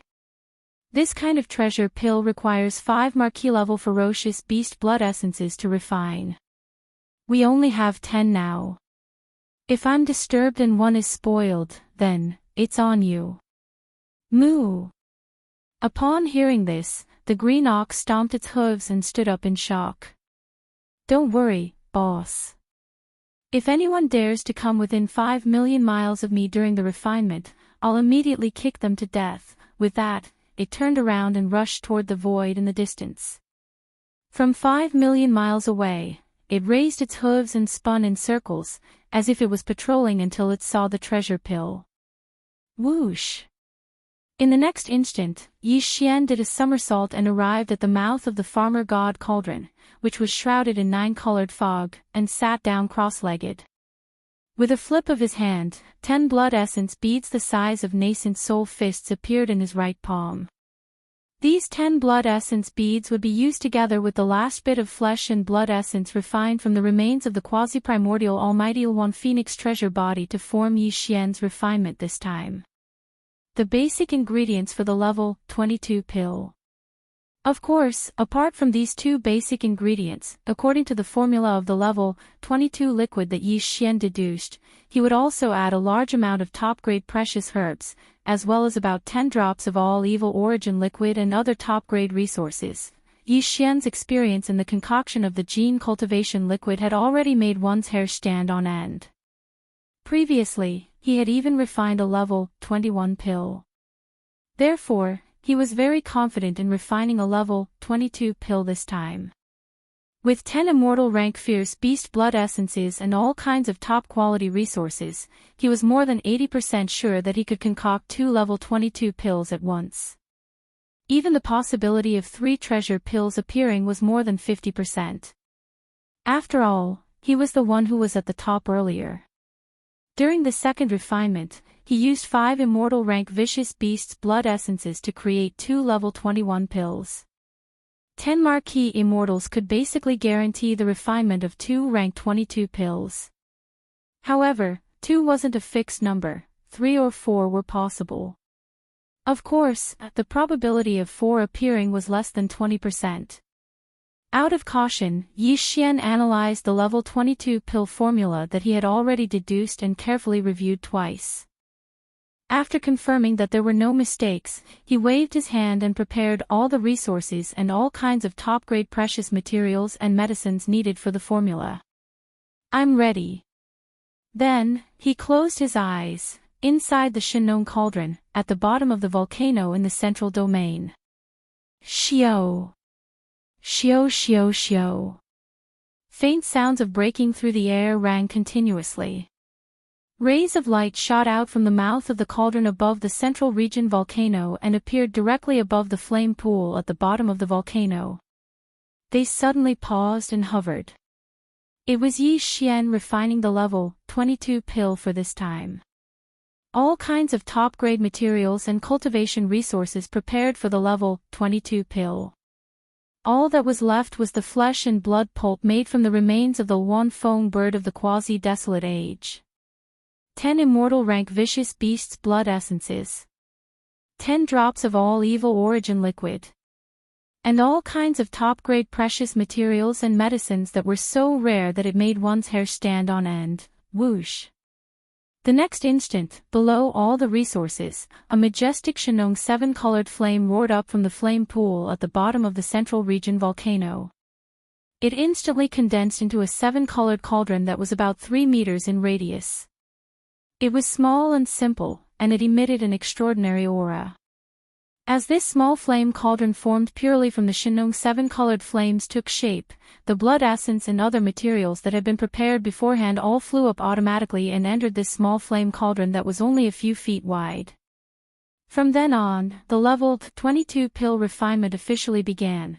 A level 22 pill was enough to make a level 9 immortal rank pinnacle immortal become an emperor in an instant.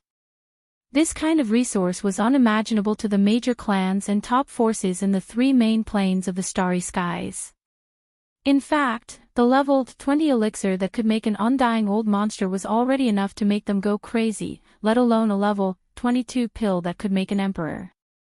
Adding on the various top-tier resources prepared for the refinement of the level 22 pill, just the 10 blood essences of the Marquis immortal rank beasts were extremely hard to obtain. Hence, Yi Xian was especially solemn this time. He put all his focus on controlling everything. He performed one pill refinement technique after another, transforming them into obscure and mysterious runes that floated from the mouth of the Shenong cauldron and fell into the central region volcano below. Inside the energy cauldron at the bottom.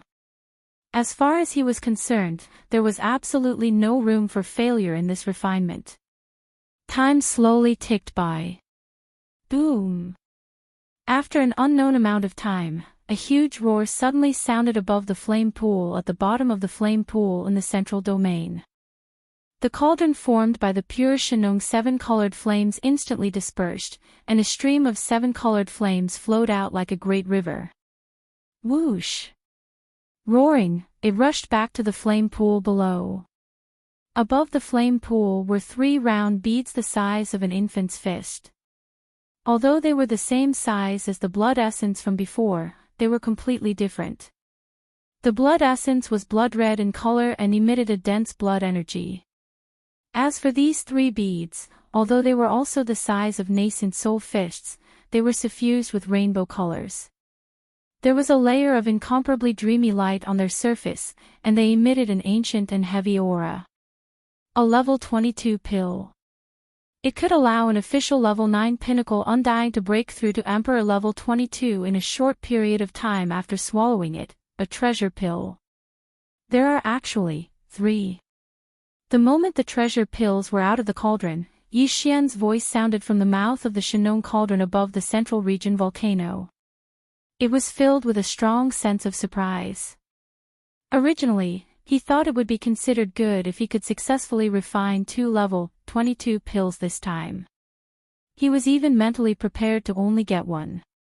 After all, he didn't have much experience in refining treasure pills this way. At most, it was limited to the level 21 pill from before. The possibility of unexpected situations happening was still very high. However, the final result was something that even he didn't dare to believe. Not only was the refinement extremely smooth, but he even got 3 level 22 pills in the end. This was definitely a shocking surprise. Chapter 4256. Yi Xian had originally planned to store the 3 level 22 pills in a small, high-grade spatial bottle. He wanted to keep them in his undying world as soon as possible to prevent any loss of medicinal efficacy. However, a muffled sound of thunder suddenly came from the sky above his head. Looking up, he saw an extremely dense tribulation cloud condensing. He immediately understood and shook his head with a bitter smile. He had almost forgotten about this. How could there not be a pill tribulation for level 22 pills? However, this did not matter.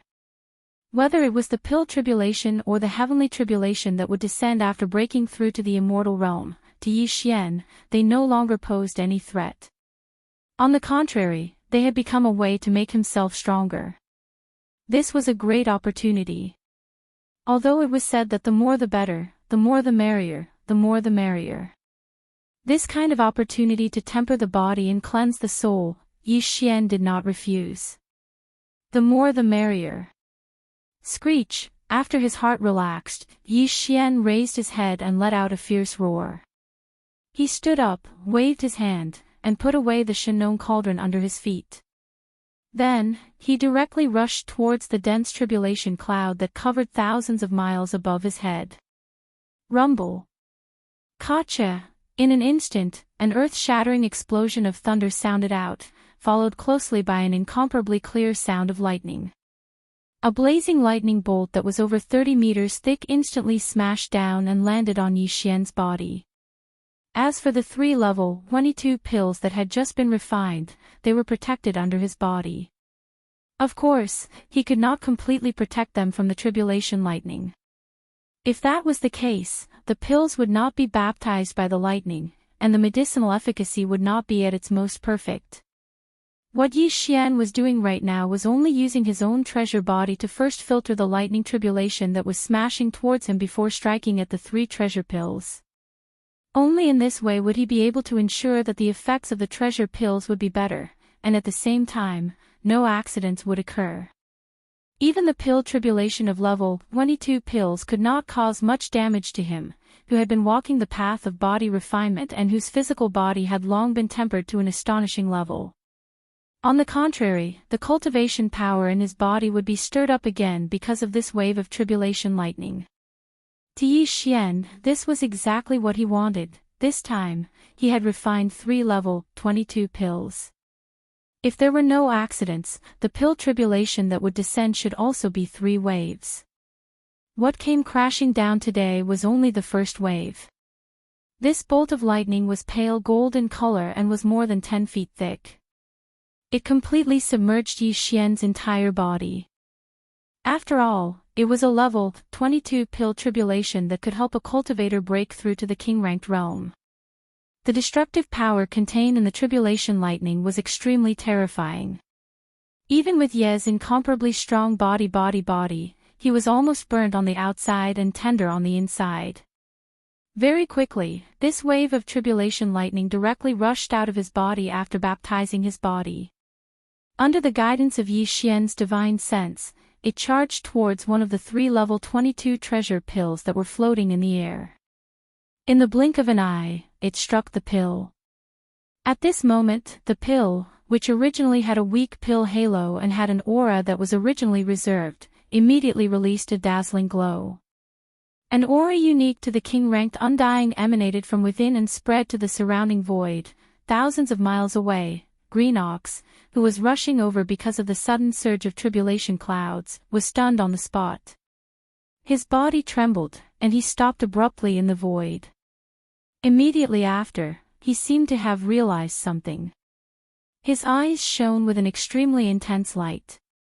He raised his 4 hooves and charged toward the area where Yi Xian was undergoing the pill tribulation. He was so excited that it was as if he had just been injected with chicken blood. He cried out, "Moo! Boss, is this the rhythm of a successful refinement? I can smell the fragrance. This is definitely a supreme treasure pill that can help me become a king-ranked undying saint." Moo! Yi Xian ignored this guy. With a wave of his hand, he took out a large amount of cultivation resources from the undying world in his body. This included 5 drops of all evil origin liquid, a purplish gold top-grade flesh medicine with a radius of 100 meters, and so on.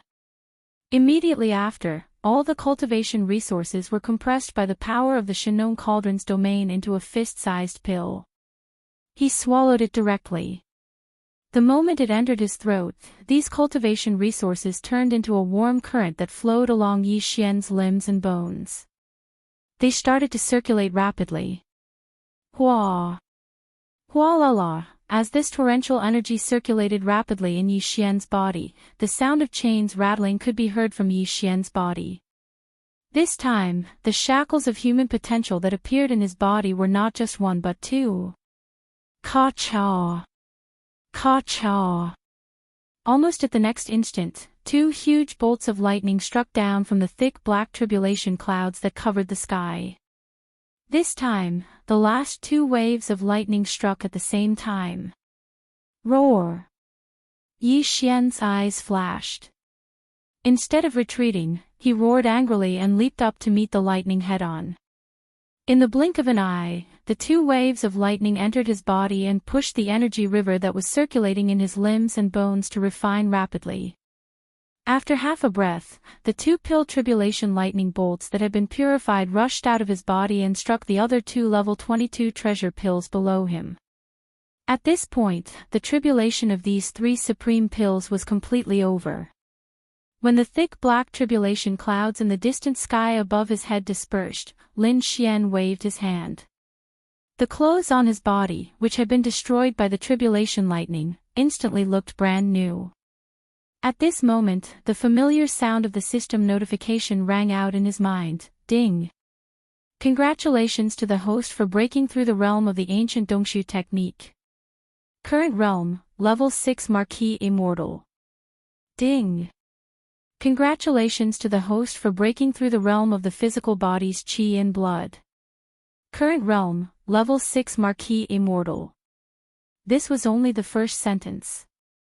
As a result, 2 shackles had appeared within his body. As a result, before the breakthrough was complete, Yi Xian already knew that he'd received another rare 2 consecutive breakthroughs. As expected, the second system notification rang out very quickly. Ding! Congratulations to the host for breaking through the realm of the ancient Dongshu technique. Current realm, level 7 Marquis Immortal. Ding! Congratulations to the host for breaking through the realm of the physical body. Current realm, level 7 Marquis Immortal. Level 7 Marquis Immortal was the late stage of this realm. Before this, Yi Xian's original body's cultivation had already reached the 5th order of the Marquis Immortal realm.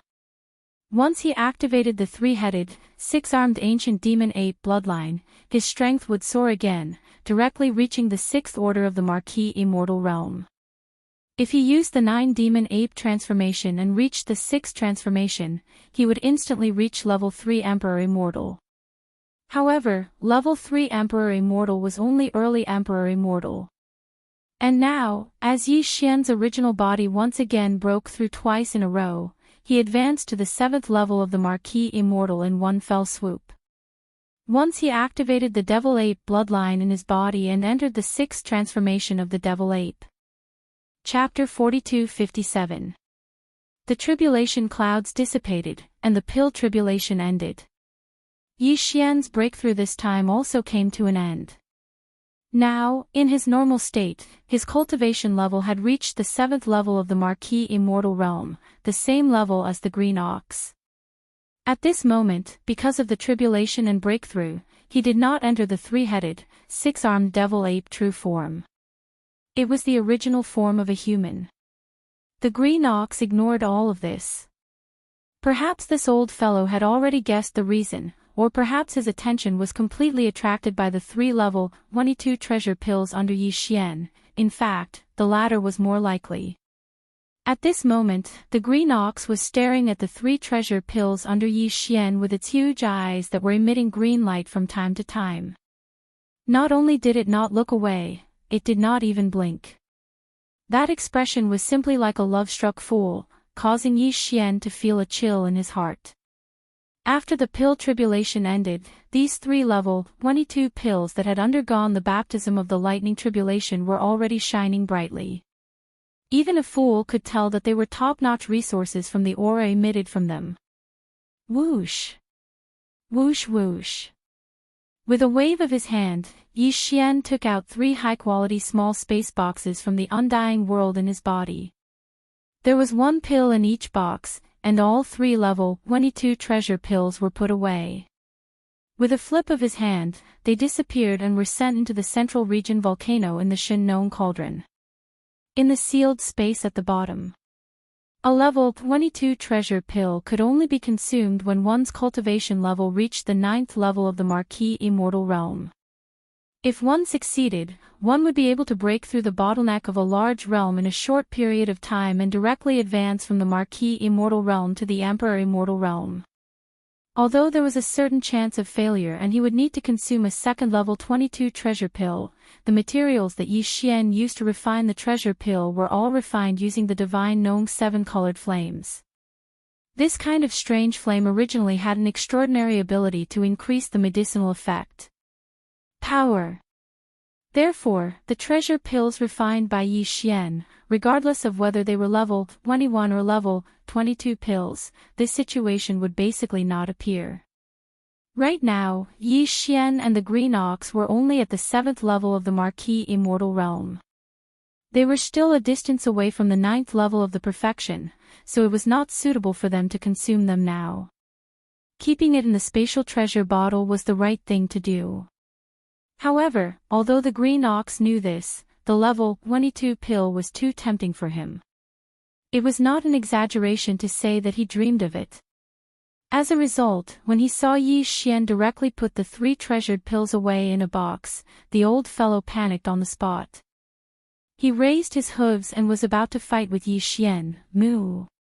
Where did this little bastard come from? You actually dared to take away this bull's treasure pill. Take it out immediately. Otherwise, this bull will fight you to the death. Whoo whoosh whoosh, as he spoke, the green ox had already raised his hooves in the void. He lowered his head, as if he could charge straight at Yi Xian at any time. Yo, I haven't seen you for a while, and you've grown a temper. Yi Xian sneered and did not say much. However, he gave the green ox a look that said he had to experience it himself. Hearing this, and especially after meeting Yi Xian's cold gaze, the green ox immediately trembled and returned to his senses. Boss, it's not that I'm excited, but this treasure pill is too important to me. I didn't even see it clearly and you took it away. I'm anxious. After trembling for a moment, the green ox immediately changed its move and pitifully charged towards Yi Xian. It stopped by his side and snorted. It seemed that it was indeed quite anxious. Your cultivation is only at the 7th level of the Marquis Immortal Realm. What's the use of being anxious? Even if I throw one to you now, you can't swallow it. Yi Xian rolled his eyes speechlessly and turned to leave. If you're really anxious, you should first raise your cultivation to the 9th level of the Marquis Immortal Realm. My original body is also at the 7th level of the Marquis Immortal Realm. There are only 2 levels of difference. If nothing unexpected happens, I'll be able to break through within 2 months. By then, I'll have to swallow one first. As for you, I've already given you the flesh medicine I made. It's enough for you to reach the 9th level of the Marquis Immortal Realm. If you're really anxious, you can go back and cultivate in seclusion. Moo! Cultivate in seclusion, I want to cultivate in seclusion. When he heard that Yi Xian would reach the 9th level of the Marquis Immortal Realm in 2 months, he would be able to swallow a level 22 treasure pill and raise his original body's cultivation to the Marquis Immortal Realm in one fell swoop. The green ox had obviously suffered quite a bit of stimulation. It raised its head and let out a wolf howl. Without any hesitation, it actually rushed in front of Yi Xian and rushed towards the small forbidden area in the starry sky. Both of them were Marquis Immortals, and they were at the late stage of the Marquis Immortal Realm. When they used their full speed, they were naturally extremely fast. In just 2 days, the small forbidden area in the starry sky, which had become the temporary base camp of Yi Xian's army, could be seen in the distance. It hadn't even been a month since Yi Xian and the green ox left. Nothing unexpected happened in the base camp, and the hundreds of life stars were all very quiet. Whether it was the army of survivors or the army of captives, they were all on one life star after another. They were all in seclusion. Only a small number of battleships were left to patrol the void and be on alert. The green ox didn't stay any longer. He returned to the life star where he was originally stationed and entered seclusion immediately. With the light purple and gold flesh medicine given to him by Yi Xian and the stubbornness of the old ox, he was able to cultivate in seclusion. Besides, it had been a long time since he reached the 7th level of the Marquis Immortal Realm. Therefore, although it was impossible for him to complete the 2 small breakthroughs before swallowing the level 22 treasure pill in 2 months, half a year was not a problem at all. As for Yi Xian, he wasn't in a hurry to cultivate. After returning to the base camp, he entered the life star he had chosen immediately. He waved his hand and took out the Shinnong cauldron. He jumped into the cauldron and directly appeared at the bottom of the volcano in the central region to begin his seclusion. However, the purpose of his seclusion this time wasn't to cultivate. After all, he had just broken through 2 small levels because of the 3 waves of level 22 treasure pills. Even if he had a huge amount of top-notch cultivation resources, he could still push his cultivation strength up a few more small levels. However, doing so would be akin to spoiling the seedlings to help them grow. If it weren't for the situation, it wouldn't be necessary at all. The only purpose of Yi Xian's seclusion this time was to deduce the perfect formula of the level 23 pill. Chapter 42-58. Inside the Shen cauldron, at the bottom of the central region volcano. Only Yi Xian and Shi Wanjin, who hadn't woken up yet, were inside the central region volcano. As for Flying Centipede, Old Monster Inji, and the 8 Vajra, they were all in secluded cultivation in the mountain range of the cauldron. Their cultivation levels were not bad, but ever since they followed Yi Xian into this corner of the desolate ancient world fragment and encountered a large number of powerful beasts, they were no longer strong enough. It was precisely because of this reason that Yi Xian threw them into the cauldron after experiencing 2 great battles in the Mulberry Tree Star region. Even the demon cultivator scouts led by Gue Haidao and Song Qingyu were the same. Their mission was to cultivate and break through. At the bottom of the central region volcano, Shi Wanjin was lying in a cage on a mountain wall far away. His aura was very weak. Yi Xian had already treated him as a dead man and had completely forgotten about his existence. Yi Xian sat cross-legged beside the flame pool on the bottom of the ground. He closed his eyes and entered a state of cultivation where he forgot about everything around him. However, he didn't cultivate. Instead, he fully activated the powerful divine sense of the late-stage Marquis Immortal Realm. Together with the devouring system in his body, he began to deduce the perfect formula of the level 23 pill. Unknowingly, his mind had been completely immersed in it. He had completely forgotten everything around him. He even forgot the existence of his own self. His mind was almost like an inertia, cooperating with the devouring system in his body. Deduce with all his might. Time passed slowly. In the blink of an eye, 5 months had passed. In the past 5 months, Yi Xian's figure hadn't even swayed once. Until now, his shoulders suddenly moved slightly as if he had passed away. Then, his eyes, which had been tightly shut, slowly opened. A ghostly light flashed from the depths of his eyes as Yi Xian's consciousness completely returned. After nearly 5 months of all-out deduction, the perfect pill formula for the level 23 pill that could help him become an immortal emperor in one fell swoop was finally successfully deduced. A level 23 pill could allow an Emperor level 9 pinnacle being to break through to Emperor level in a short time after consuming it. The pill formula was even more complicated than the level 22 pill. However, when Yi Xian deduced it, he originally used the various resources in his hands to try and combine them. Therefore, the pill formula for the level 23 pill required all sorts of cultivation resources to refine it. It was simply a sea of resources. However, Yi Xian basically had all of them. The only thing he lacked was the blood essence of an Emperor-level fierce beast. To make a cauldron of level 23 pills, he would need at least 5 pieces of Emperor-level fierce beast blood essence. The more blood essence he had, the more pills he would be able to make. For example, this time, he added 10 pieces of Emperor-level fierce beast blood essence of an Emperor-level fierce beast to make the level 22 pill. Blood essence, he unexpectedly made 3 level 22 pills. If nothing went wrong, using 10 Emperor-level beast blood essences to refine a cauldron of level 23 pills, if everything went smoothly, the number of level 23 pills he refined would very likely reach 3.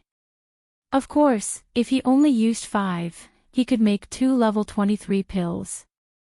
However, the chances of making 2 would be even lower. However, to Yi Xian, it was meaningless to ponder about this now. Because he didn't even have a single Emperor-level beast blood essence. He wasn't in a rush. He hadn't even consumed the level 22 pill, he still had plenty of time to make the level 23 pill. However, in the subsequent expeditions, they would have to start preparing for the blood essences of Emperor Immortals. After all, there were fewer Emperor Immortals than Marquis Immortals. They were harder to hunt. Previously, they had collected 10 Marquis Immortals. It was already so difficult. Now, he needed 10 Emperor-level beast's blood essence. The difficulty was obvious. It wasn't something that could be done in a day. He could only slowly accumulate them. 5 months have actually passed. After calming himself down, Yi Xian checked the time. This time, he had actually used a full 5 months of time to deduce the pill formula. This was the result of the previous 4 months, and only half of the pill formula was left. In other words, it took him almost 10 months to deduce the perfect pill formula for a mere level 23 pill. Thinking of this, Yi Xian couldn't help but shake his head and smile bitterly. This was only a level 23 pill. What about the level 24 pill used to break through to Emperor level? Wouldn't it take him more than a year just to deduce the pill formula? Furthermore, in this 1 year, he couldn't do anything. He had to focus all his attention, not sleep or rest, and deduce continuously. Thinking of this, even he couldn't help but sigh. This method of using gene cultivation fluid to train the body, tearing apart the shackles of the human body's potential, and pushing the evolution of life, although breaking through major realms was extremely fast, and after breaking through each major realm, the breakthroughs of the 9 minor realms were also very fast. Basically, as long as the accumulation of energy reached a certain level, one could smoothly break through. But not to mention other things, just the amount of mental energy needed to deduce the pill formula was a little outrageous. This was Yi Xian, who had a huge amount of resources, and all of them were rare top-notch resources. If it were anyone else, other than spending a large amount of time to deduce the pill formula, the amount of refining materials after deducing the pill formula would probably be enough to drive people crazy. It would directly drive them crazy. However, the world was like this. Everything was two-sided. After he sighed, he threw this matter to the back of his mind and gradually calmed down. Master. Just as he stood up from the ground, a call suddenly sounded in his ears. It was filled with sincerity and respect, and it came from the right. Yi Xian was caught off guard and almost jumped in fright. As if it was a conditioned reflex, he subconsciously turned his head to look in the direction of the voice. Then, Shi Wanjin's figure appeared in his line of sight. At this time, this guy had already stood up and was in the cage of the mountain wall not far away. He bowed slightly and looked at Yi Xian with extreme respect. Previously, when his Tao foundation had been snatched away and he was like a cripple, Yi Xian had already refined him with a mutated slave seal and taken him as a servant. The reason Yi Xian didn't kill this guy was, on one hand, because of the 9 Berserk Lion transformation bloodline ability. On the other hand, it was because he had already been refined into a servant, so it was impossible for him to have any ill intentions towards Yi Xian. Therefore, at that time, Yi Xian threw some cultivation resources directly into his body, including a drop of all evil origin fluid.